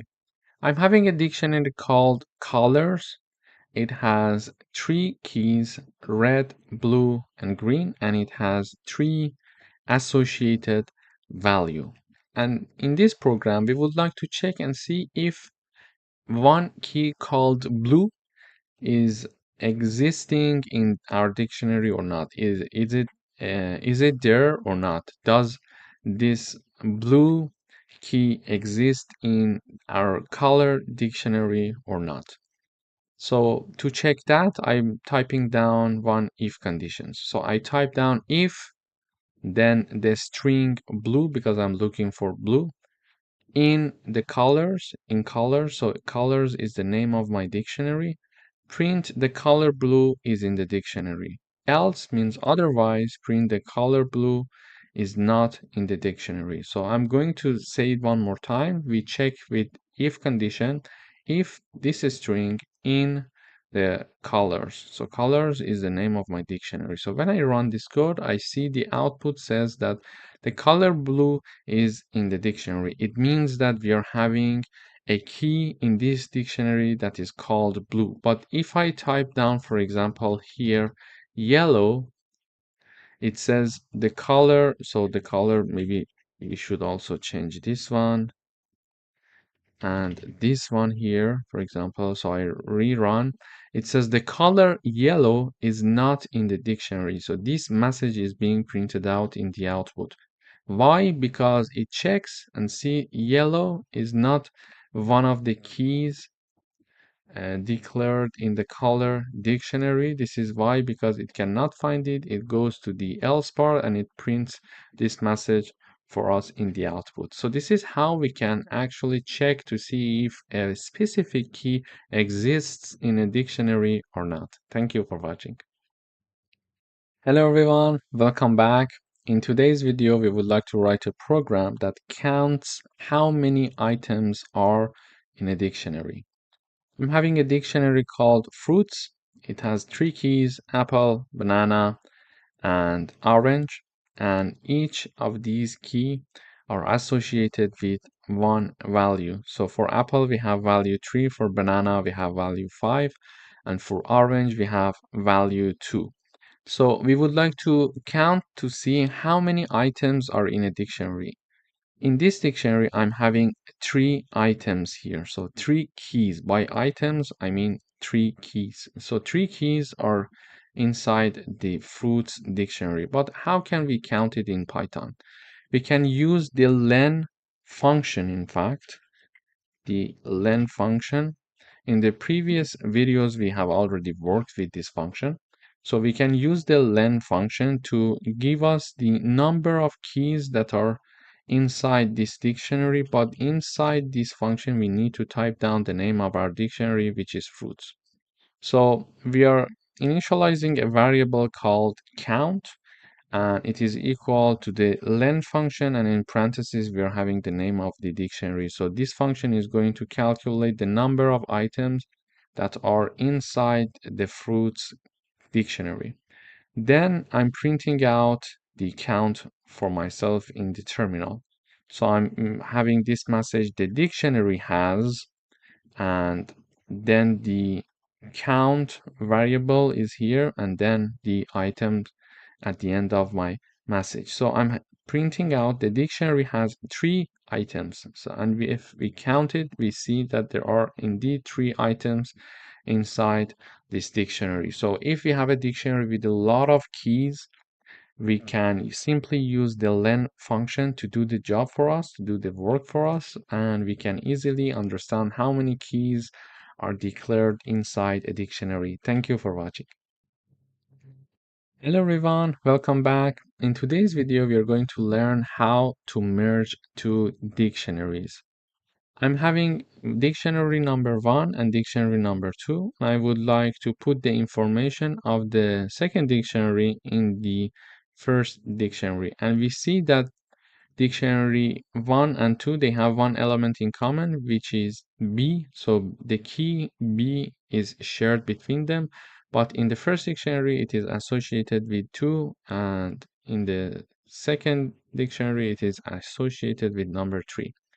I'm going to type down the name of my first dictionary dot update. So I'm using the update function. And in the parentheses, I type down the name of my second dictionary.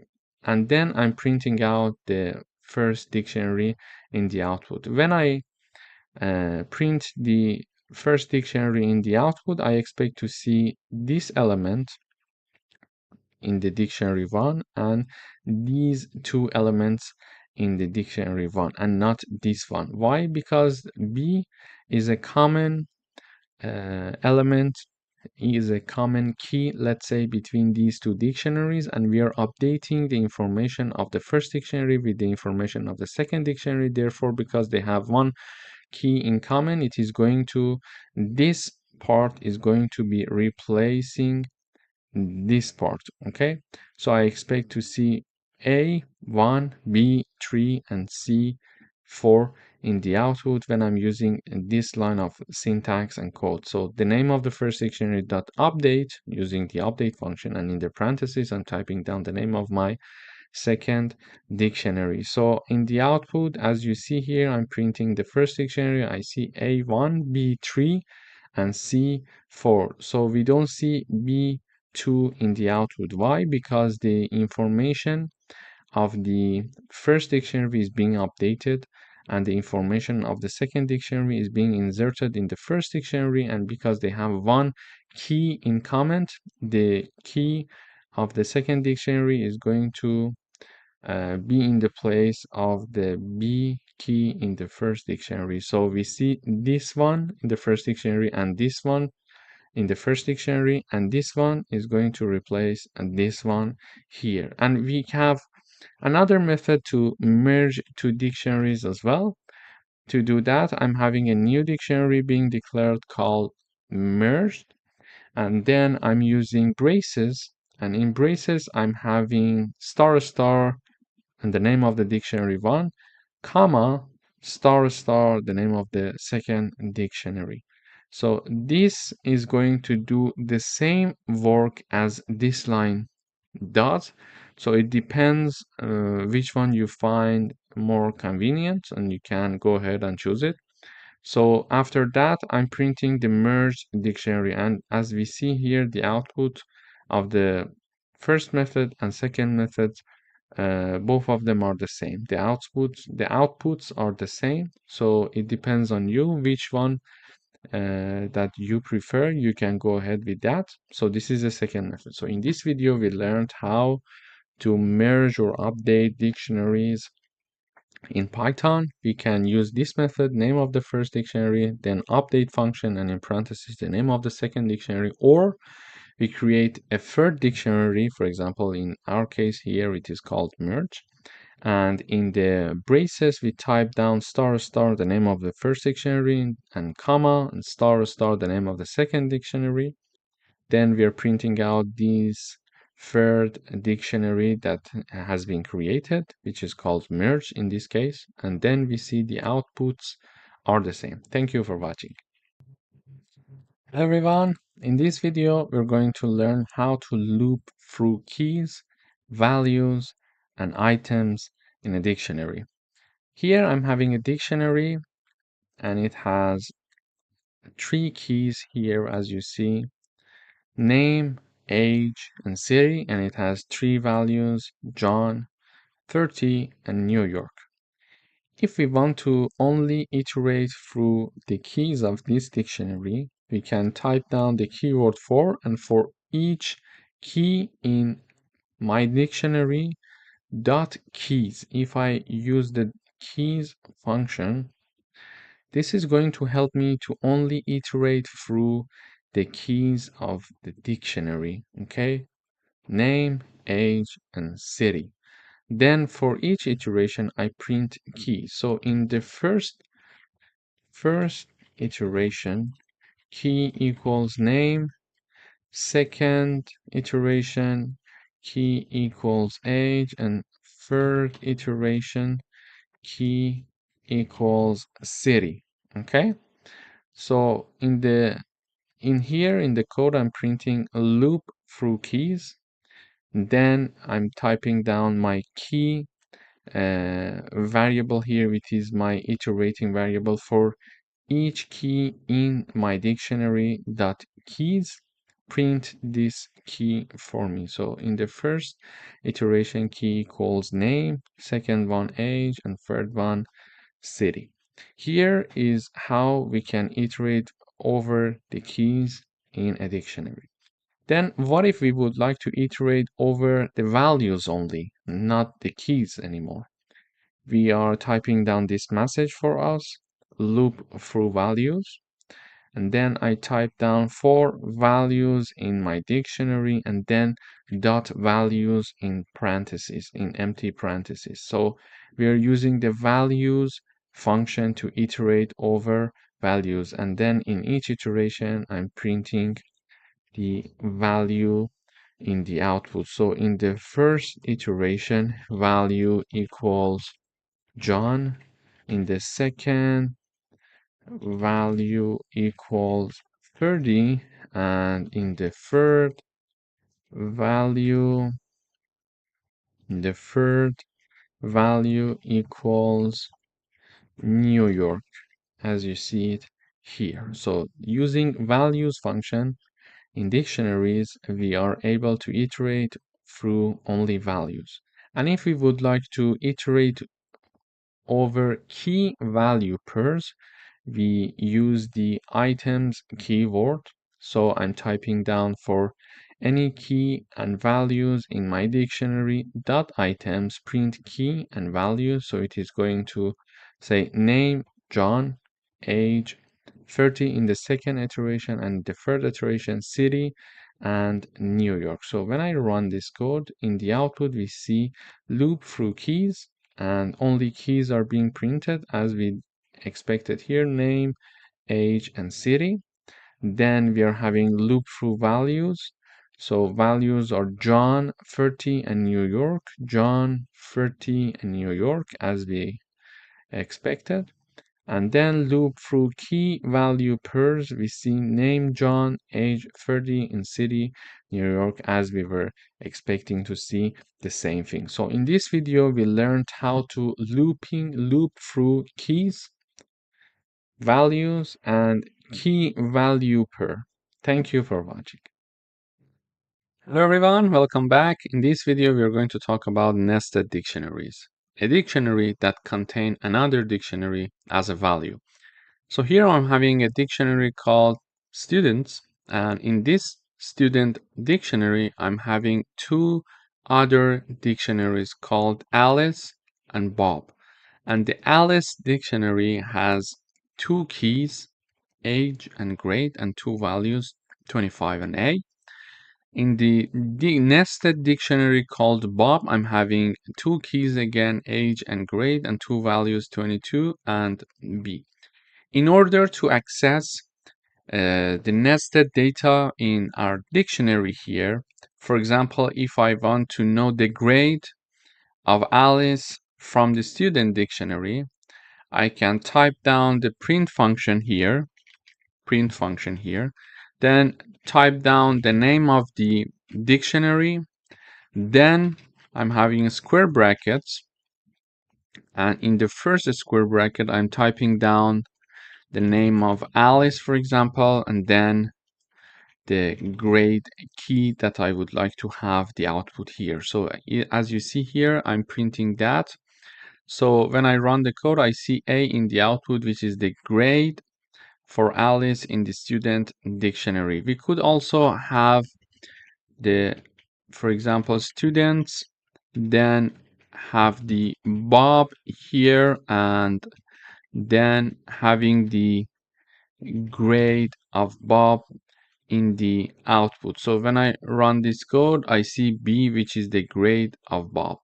And if I wanted to have the age of Alice, I could type down the name of the dictionary and two square brackets. In the first one, I type down the name of the first nested data, which is Alice. Then I type down the age. So when I run this code, I expect to see number 25 in the output. And similarly, we can have the output for Bob's age here. So when I run this code now, I see 22. So in this video, we learned about nested dictionaries, or how to access nested data in a dictionary. Thank you for watching. Hello everyone, welcome back. In today's video, we would like to write a program to sum all the items, or let's say values, in a dictionary. I'm having my dictionary here. It has three keys, A, B, and C, and three values, 10, 20, and 30. So we would like to have the sum of 10, 20, and 30. But how do we do that? To do that, I'm having my variable called total sum.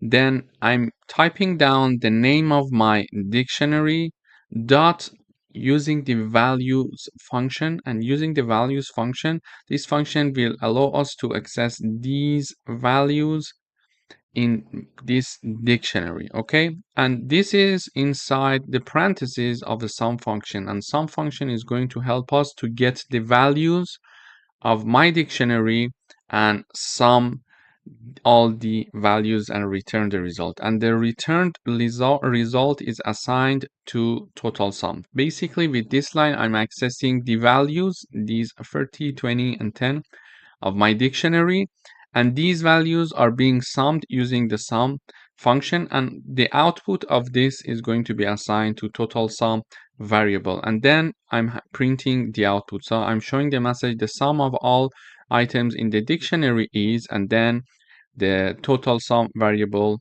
is here. So when I run this code, I see the output is 60. So 30 plus 20 will be 50, plus 10 will be 60. So in this video, we learned how to sum all the values in a dictionary. Thank you for watching. Hello everyone, welcome back. In today's video, we would like to write a program to multiply all values in a dictionary. So when I mention items, I mean values here. So all the values in a dictionary. So I'm having my dictionary, A, B, and C are the keys, and 2, 3, and 4 are the values. So we would like to write a program to multiply all the values. It means that I would like to have the result of 2 times 3 times 3 times 4, and the result is 24. So we would like to get to this number by multiplying the values 2, 3, and 4 in this dictionary. To do that, I'm initializing a variable called result to be assigned to 1. Then I'm using a for loop to iterate through the values of my dictionary. To iterate through the values of my dictionary, we learned that we can use the values function. So for each value, and this value is my iterating variable, for each value in my dictionary values, I'm going to type down this code. So this code equals to this code, result times value. Okay, so in each iteration, this value is going to have these three values. So in the first iteration, value equals 2. In the second iteration, value equals 3. Third iteration, in the third iteration, value equals 4. So this iterating variable is going to iterate over the values of my dictionary. Okay, for each value in my dictionary values, we are going to implement this code. And this code means that the new result equals to result multiplied by value. In the first iteration,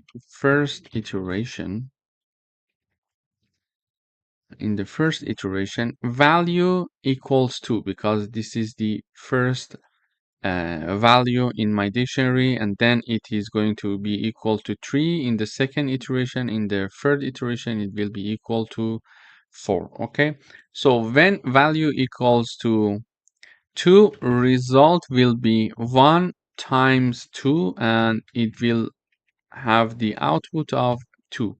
Y result is equal to 1 multiplied by 2 because the formula says result multiplied by value. So result was initialized to be 1, and then I'm typing down 1 multiplied by 2. 2 is my value, so the result will be 2. Then in the next iteration, result will be 2 times 3, and result will be 6. And why 2 times 3? Because we are having the result multiplied by value. So result from previous iteration was equal to 2. So I'm having the number 2 here multiplied by 3. 3 is the value in this iteration. So it is the second value in my dictionary. And finally, in the last iteration, result equals 6 times 4. Therefore, result equals 24. So y6 multiplied by 4 because the formula says result equals result multiplied by value, and result is 6 from the previous iteration multiplied by value. Value equals to 4. So the output should be 24. And we mentioned that this formula is exactly doing the same thing as this formula does. So you can go ahead and choose to type down either of them in your for loop. It's more concise writing it this way, so this is why we're using this way. But I wrote it here in comments this way, so it would be easier to provide you with the analysis. Then after having the output of result, we are going to print the result variable here in the output, and we would like to say the product of all items in the dictionary is, and then having the result variable being printed. So the output is 24 as we expected based on our computation here. So in order to have the multiply of all items in a dictionary, we iterate through all the values of a dictionary, and we use this formula to have the output of the multiplication of all the values in a dictionary. Thank you for watching. Welcome to this video. In today's video, we would like to write a program that sums all the items in a list. So here is my list. The name of my list is numbers. It has 5 elements: 10, 20, 30, 40, and 50. Here we would like to calculate the sum using the sum of all the items in our list using the sum function. In order to do that, I define a new variable called total. Then it is assigned to be the sum of the list called numbers. So basically, I'm using the sum function to calculate the sum of all the items in the numbers list. And when I run this code in the output, when we print the total, it's 150. So this is one way to do it. Another way to do it would have been to write a for loop, for example. And using a for loop, we could do that. For example, I'm having a variable called total1 equals 0. And we could say for num in numbers, we could have total1 plus equals num. and then we were printing the value of total 1. So when I run the code, we see that the output is the same. So there are two ways to do that. The first one is to simply use the sum function. So this sum function is going to add 10 plus 20 plus 30 plus 40 and plus 50 and assign the output to variable called total, and we print the total in the output here. Or another way to do that is to use a for loop. For example, here, in order to use a for loop, we need to initialize a variable to 0. Then we are having for each num is my iterating variable here. For each num that is in numbers, we are going to add that element to our total 1 variable. For example, in the first iteration, num equals 10 because the first element in numbers is 10. Then we are going to have total 1 equals total 1 plus num. And this means that total 1 is initialized to be 0, so it's 0 plus num is 10, so the total 1 equals 10. Okay, so this is the first iteration. In the second iteration, num equals 20 because the second element of numbers list is 20 and we are iterating over each element of this. So it is 20 and we are having total 1 equals total 1 plus num. And we know that from previous iteration, we calculated total 1. Total 1 is 10. So we are having 10 plus 20. Why 20? So 20 is the num in this iteration, and 10 is the previously calculated total 1. So 10 plus 20, it will be total 1 equals 30. Then we have num equals 30 in the next iteration. And this means that total 1 equals total 1 plus num, meaning that we are going to have 30 plus 30, and we are going to have total 1 equals 60 this time. Why 30 plus 30? Because total 1 is 30 from the previous iteration, and num is 30 also. So we are having it equals 60. Then we are having num equals 40, meaning that total 1 equals total 1 plus num, and we are going to have 60 plus 40, so it is 100. Then we are going to have the next iteration, which is 50, num equals 50, so total 1 equals 100 plus 50, which is 150 in the end. So we see that we are having 150 in the end. So in order to address this problem, there are two methods here that we explained. There may be many methods to address a problem. It depends on you. So the easiest way, I think, is to use the sum function, and simply it is going to do everything itself, and we are assigning it to total, and total is being printed. But otherwise, you can also have a for loop, which is not so hard to be done. For each num that is inside the numbers list, we are adding num to the total 1 variable, which is initialized to 0, and then we are printing it out. And we could test it on many different lists. For example, I could have a list, numbers 1, for example. I could have 10, 50, 100, 150, 200. Then here I could have my new total equals sum. What was the name of the list? Yeah, numbers 1. Okay, so we're going to use that.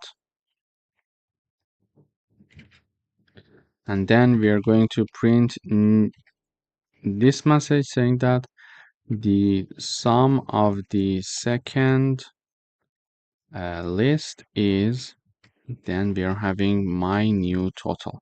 So when I run the code, this time we see that the sum of the elements that are inside this list is 510. So this is how we can use the sum function. We could get the same result using a for loop as well. So if I wanted to do a for loop, I could say total 2 equals 0. First, this is my variable. Then we are going to have this code, meaning that we are having my iterating variable num iterating over the numbers 1 list. Then in each iteration, we are adding the value of that element to total 2 and we are printing it out. So we see that using a for loop, we can also do that. Thank you for watching. Welcome back. In today's video, we would like to write a Python program to multiply all the items in a list. So here is my list. It has 4 elements, 2, 3, 4, and 5. We would like to know what would be the output of this. 2 multiplied by 3 multiplied by 4 multiplied by 5. What is the output of this? Of course, we can do it ourselves manually, but how can we do it using Python? Here, first of all, we are going to initialize a variable to store the product. So it is called product and it is initialized to 1. We are having the loop that we need to iterate over all the elements of this list. And in each iteration, we are going to multiply that element by the product, okay, which was initialized to be 1. So what we mean here is the following. So in the first iteration, we are going to have num equals 2. So product equals product multiplied by num, meaning that we're going to have 1 multiplied by 2, meaning that product equals 2. Okay, so this is what we are going to get. Why? Because this product multiplied equal num is exactly this formula. So it depends on us. If this is easier for you to follow up, you can simply write this instead of that. They are the same thing. So here I'm having the product equals product multiplied by num. So product is 1 because it is initialized to 1. Then num is 2 because it's the first iteration and the first element in the list called numbers. It's 2, so the product equals 2. Then in the second iteration, we are having num equals 3, meaning that product equals 2 multiplied by 3, which is 6. So why 2 multiplied by 3? Because the formula says product multiplied by num. So product is 2 and num is 3 in the second iteration. Num is 3 because it's the second element of the numbers list. So the output of the product is 6 after this iteration. Then we are having the third iteration, and here we are having num equals 6. So product equals 6 multiplied by 6. So we are having 36 as the output here. Why? Because the first number is the product from the last iteration and the second 6 is the third iteration, which is our value. Sorry, this is number 4. So this place should be 4 and 6 multiplied by 4, it's 24. So here 6 is the last value that we have for the product in the last iteration. So the value for the product variable is 6. We calculated in the previous iteration. So product equals product multiplied by num. So 6 comes from the last iteration of product multiplied by 4. So 4 is my variable num, and it is because it's the third element and we are in the third iteration.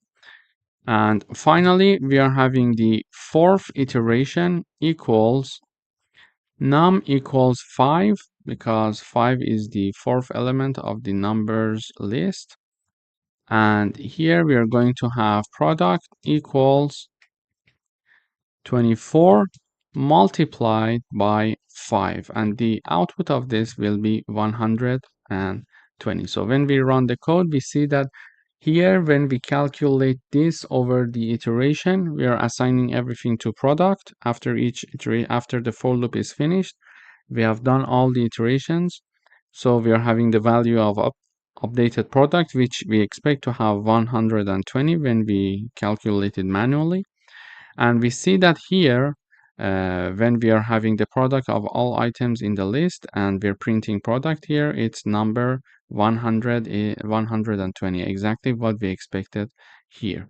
And if we have another list, for example, numbers 2, it's like having 1, 5, 10, 20, and we are having a list like this. We are going to have for num in numbers 2, and we are going to have product, for example.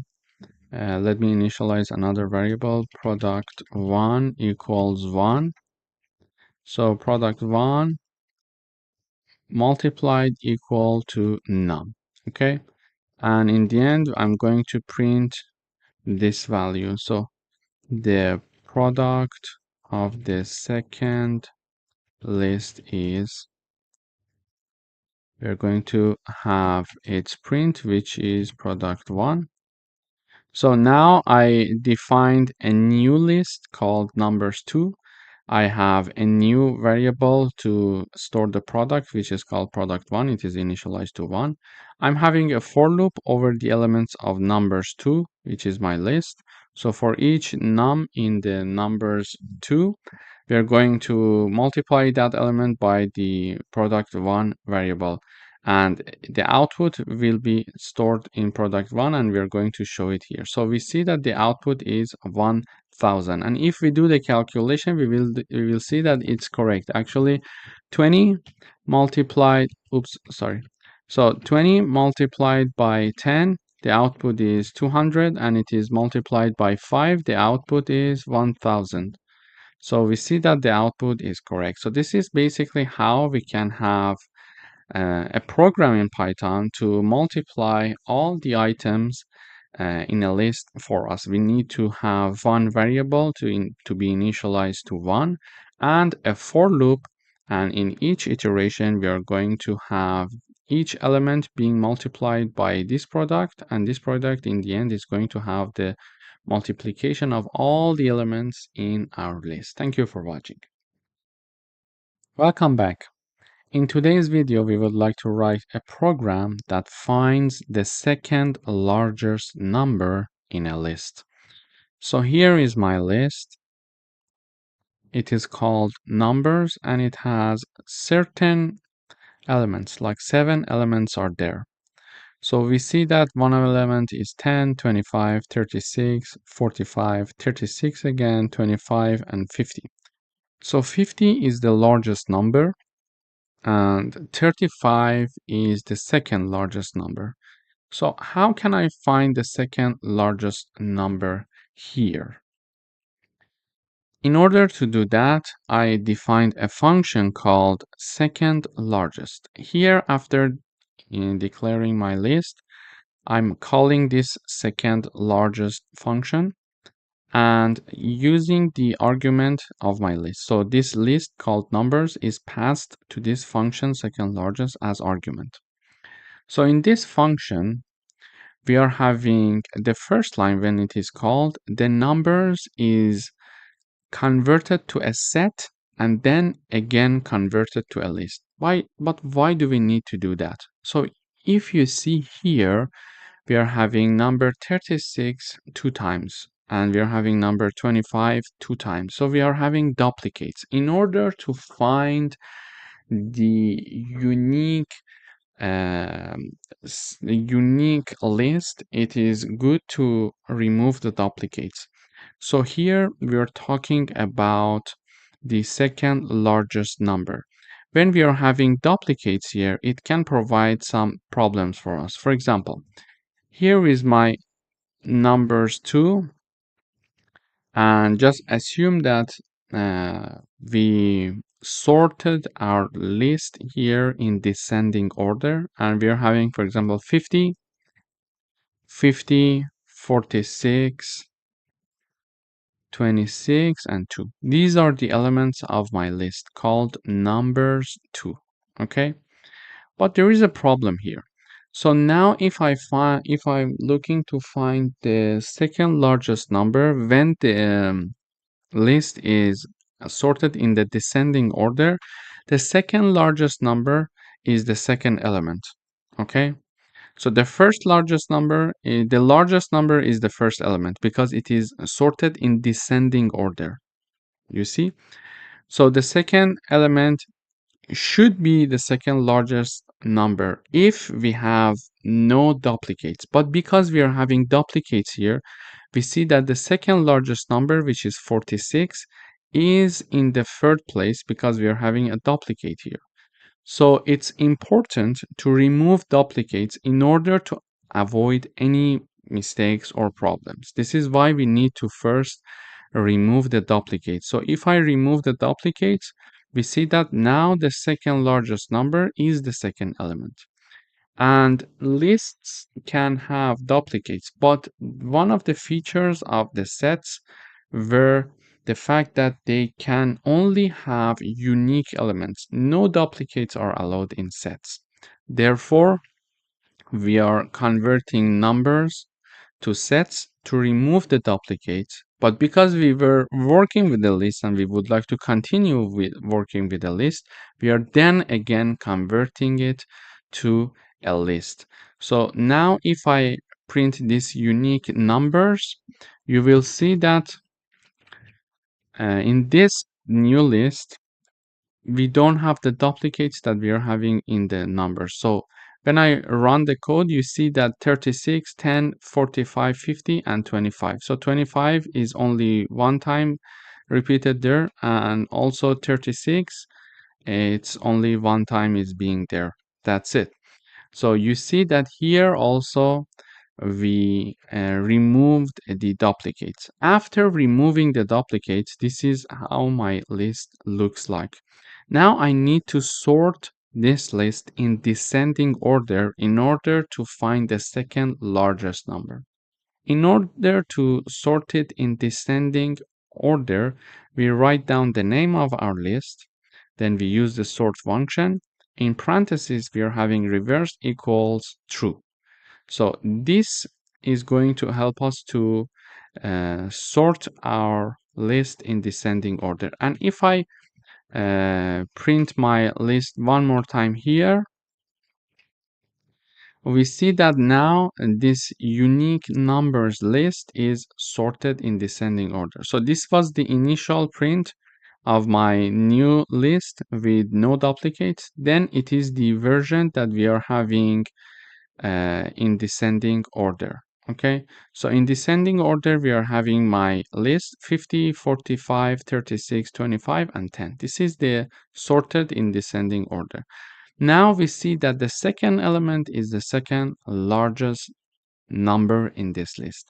And in order to access that, we are going to simply write down the name of the list and then the index 1, which is representing the second element. Why?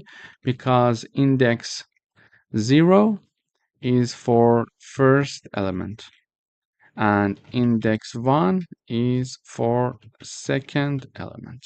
Okay, so this is how it works. Index 1 is for second element and my second element is 45, which is exactly the second largest number in my list. So basically in this video we learned that we can find the second largest number in a list.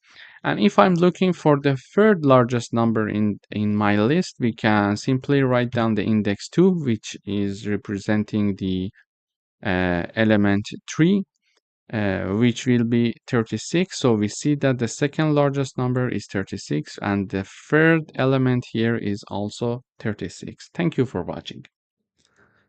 Welcome back. In today's video, we would like to write a program that removes all occurrences of a specific element from a list. For example, if you look at here, you will see that I'm having a list here. It is called numbers. So the list called numbers has these elements. You see, 1, 2, 3, 4, 2, 5, 2, 6. And I'm having one specific element that I would like to remove it from this list. And that specific element is 2. So I want to have a new list in which we do not have this number 2 as the elements. So I would like to have a new list which contains 1, 3, 4, 5, 6. Okay. So in order to do that, there are many ways that we can do it. We can write down a for loop to have a new list being created, and if while we are iterating through the list, if the element equals 2, for example, we continue and we skip. So we're not going to insert that into our new list, and that way we can have our list being created. But another way is to use set comprehension. For example, here we are having the call of remove occurrences function, and we are having two arguments, numbers and 2, and it is assigned to an updated list which is later on printed. So the output of this function is going to be assigned to updated list. So remove occurrences function, when it is called, two arguments we are having here. One is the numbers, which is my list name, then the element that we want to remove it. So this is my target element, number 2. So in this function, we are having two arguments, my list and the target. Here, this function is going to return for each item that is in my list. If that item is not equal to my target, which is number 2, we assign it to my new list here. So this is a set comprehension. So we are having the creation of a new list, and for each item that is in my list, which is the numbers, if that item, the iterating variable, is not equal to the target, which is number 2, then assign it to my new list. So this way, for example, item in the first iteration is actually 1. So 1 is not equal to 2 because target is the second element and second element is 2, second argument, let's say, or parameter. So 1 is not equal to target. Yes, it's true. So assign it to my new list. So my new list, let's say, new list equals 1 now. Then in the next iteration, item is 2 because it's the second element. So in the second iteration, we are having the second element. So 2 equals target is 2. So it is not equal to target. This is what it is asking. 2 is not equal to 2.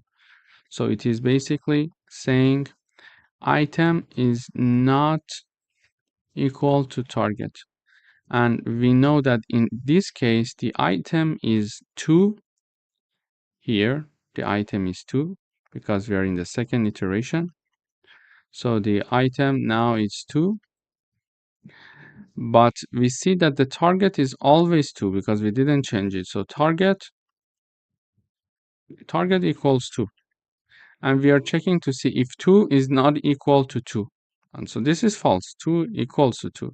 Therefore, we are not going to assign it to our new list. So our new list remains the same. Okay, so we are saying for if 2 is not equal to 2, then assign it to my list. If it is equal, do nothing. Basically, the set comprehension is doing like that. So we go for the next iteration now, item equals 3. So we say 3 is not equal to 2. It's true, then assign it to my new list. So my new list is now having the 3. Then item equals 4. So we see 4 is not equal to 2. It's true, therefore insert 4 as well.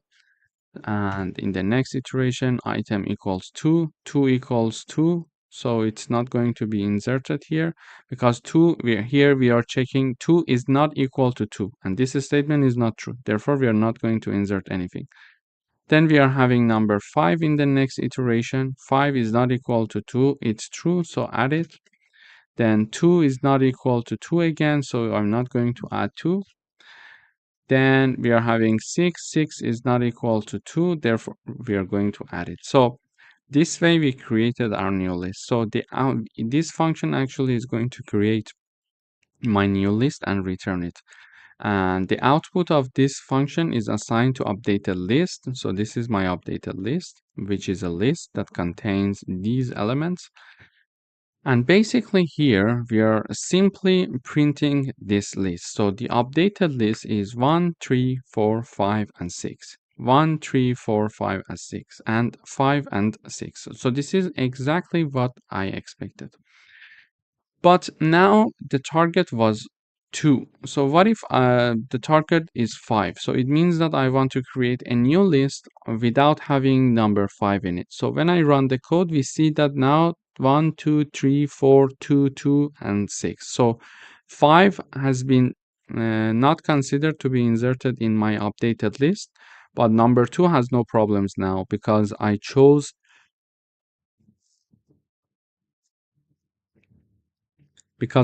simply to remove number 5. And if I wanted to have number 1 as the target element to be removed, so when I run, we see that number 1 is not there anymore. Basically, this is how we can remove all occurrences of a specific element from a list. Thank you for watching.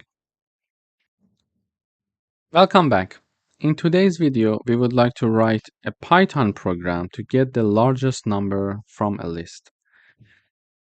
So here is my list, as you see here. The list contains these elements. So there are 6 elements in this list: 10, 25, 78, 45, 89, and 23. So when I run this code, we see that it says the largest number in the list is 89. So basically, here we are finding the maximum number in the list, and this is what we wanted to do. But how can we do it in Python?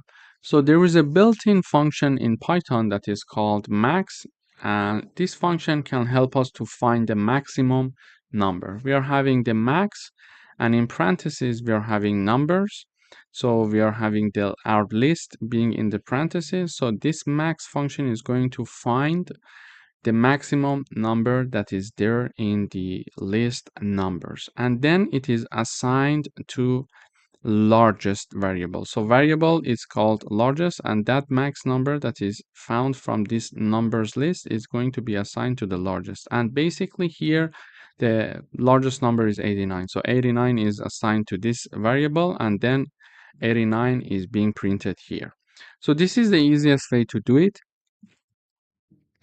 However, there are other methods that we can do this.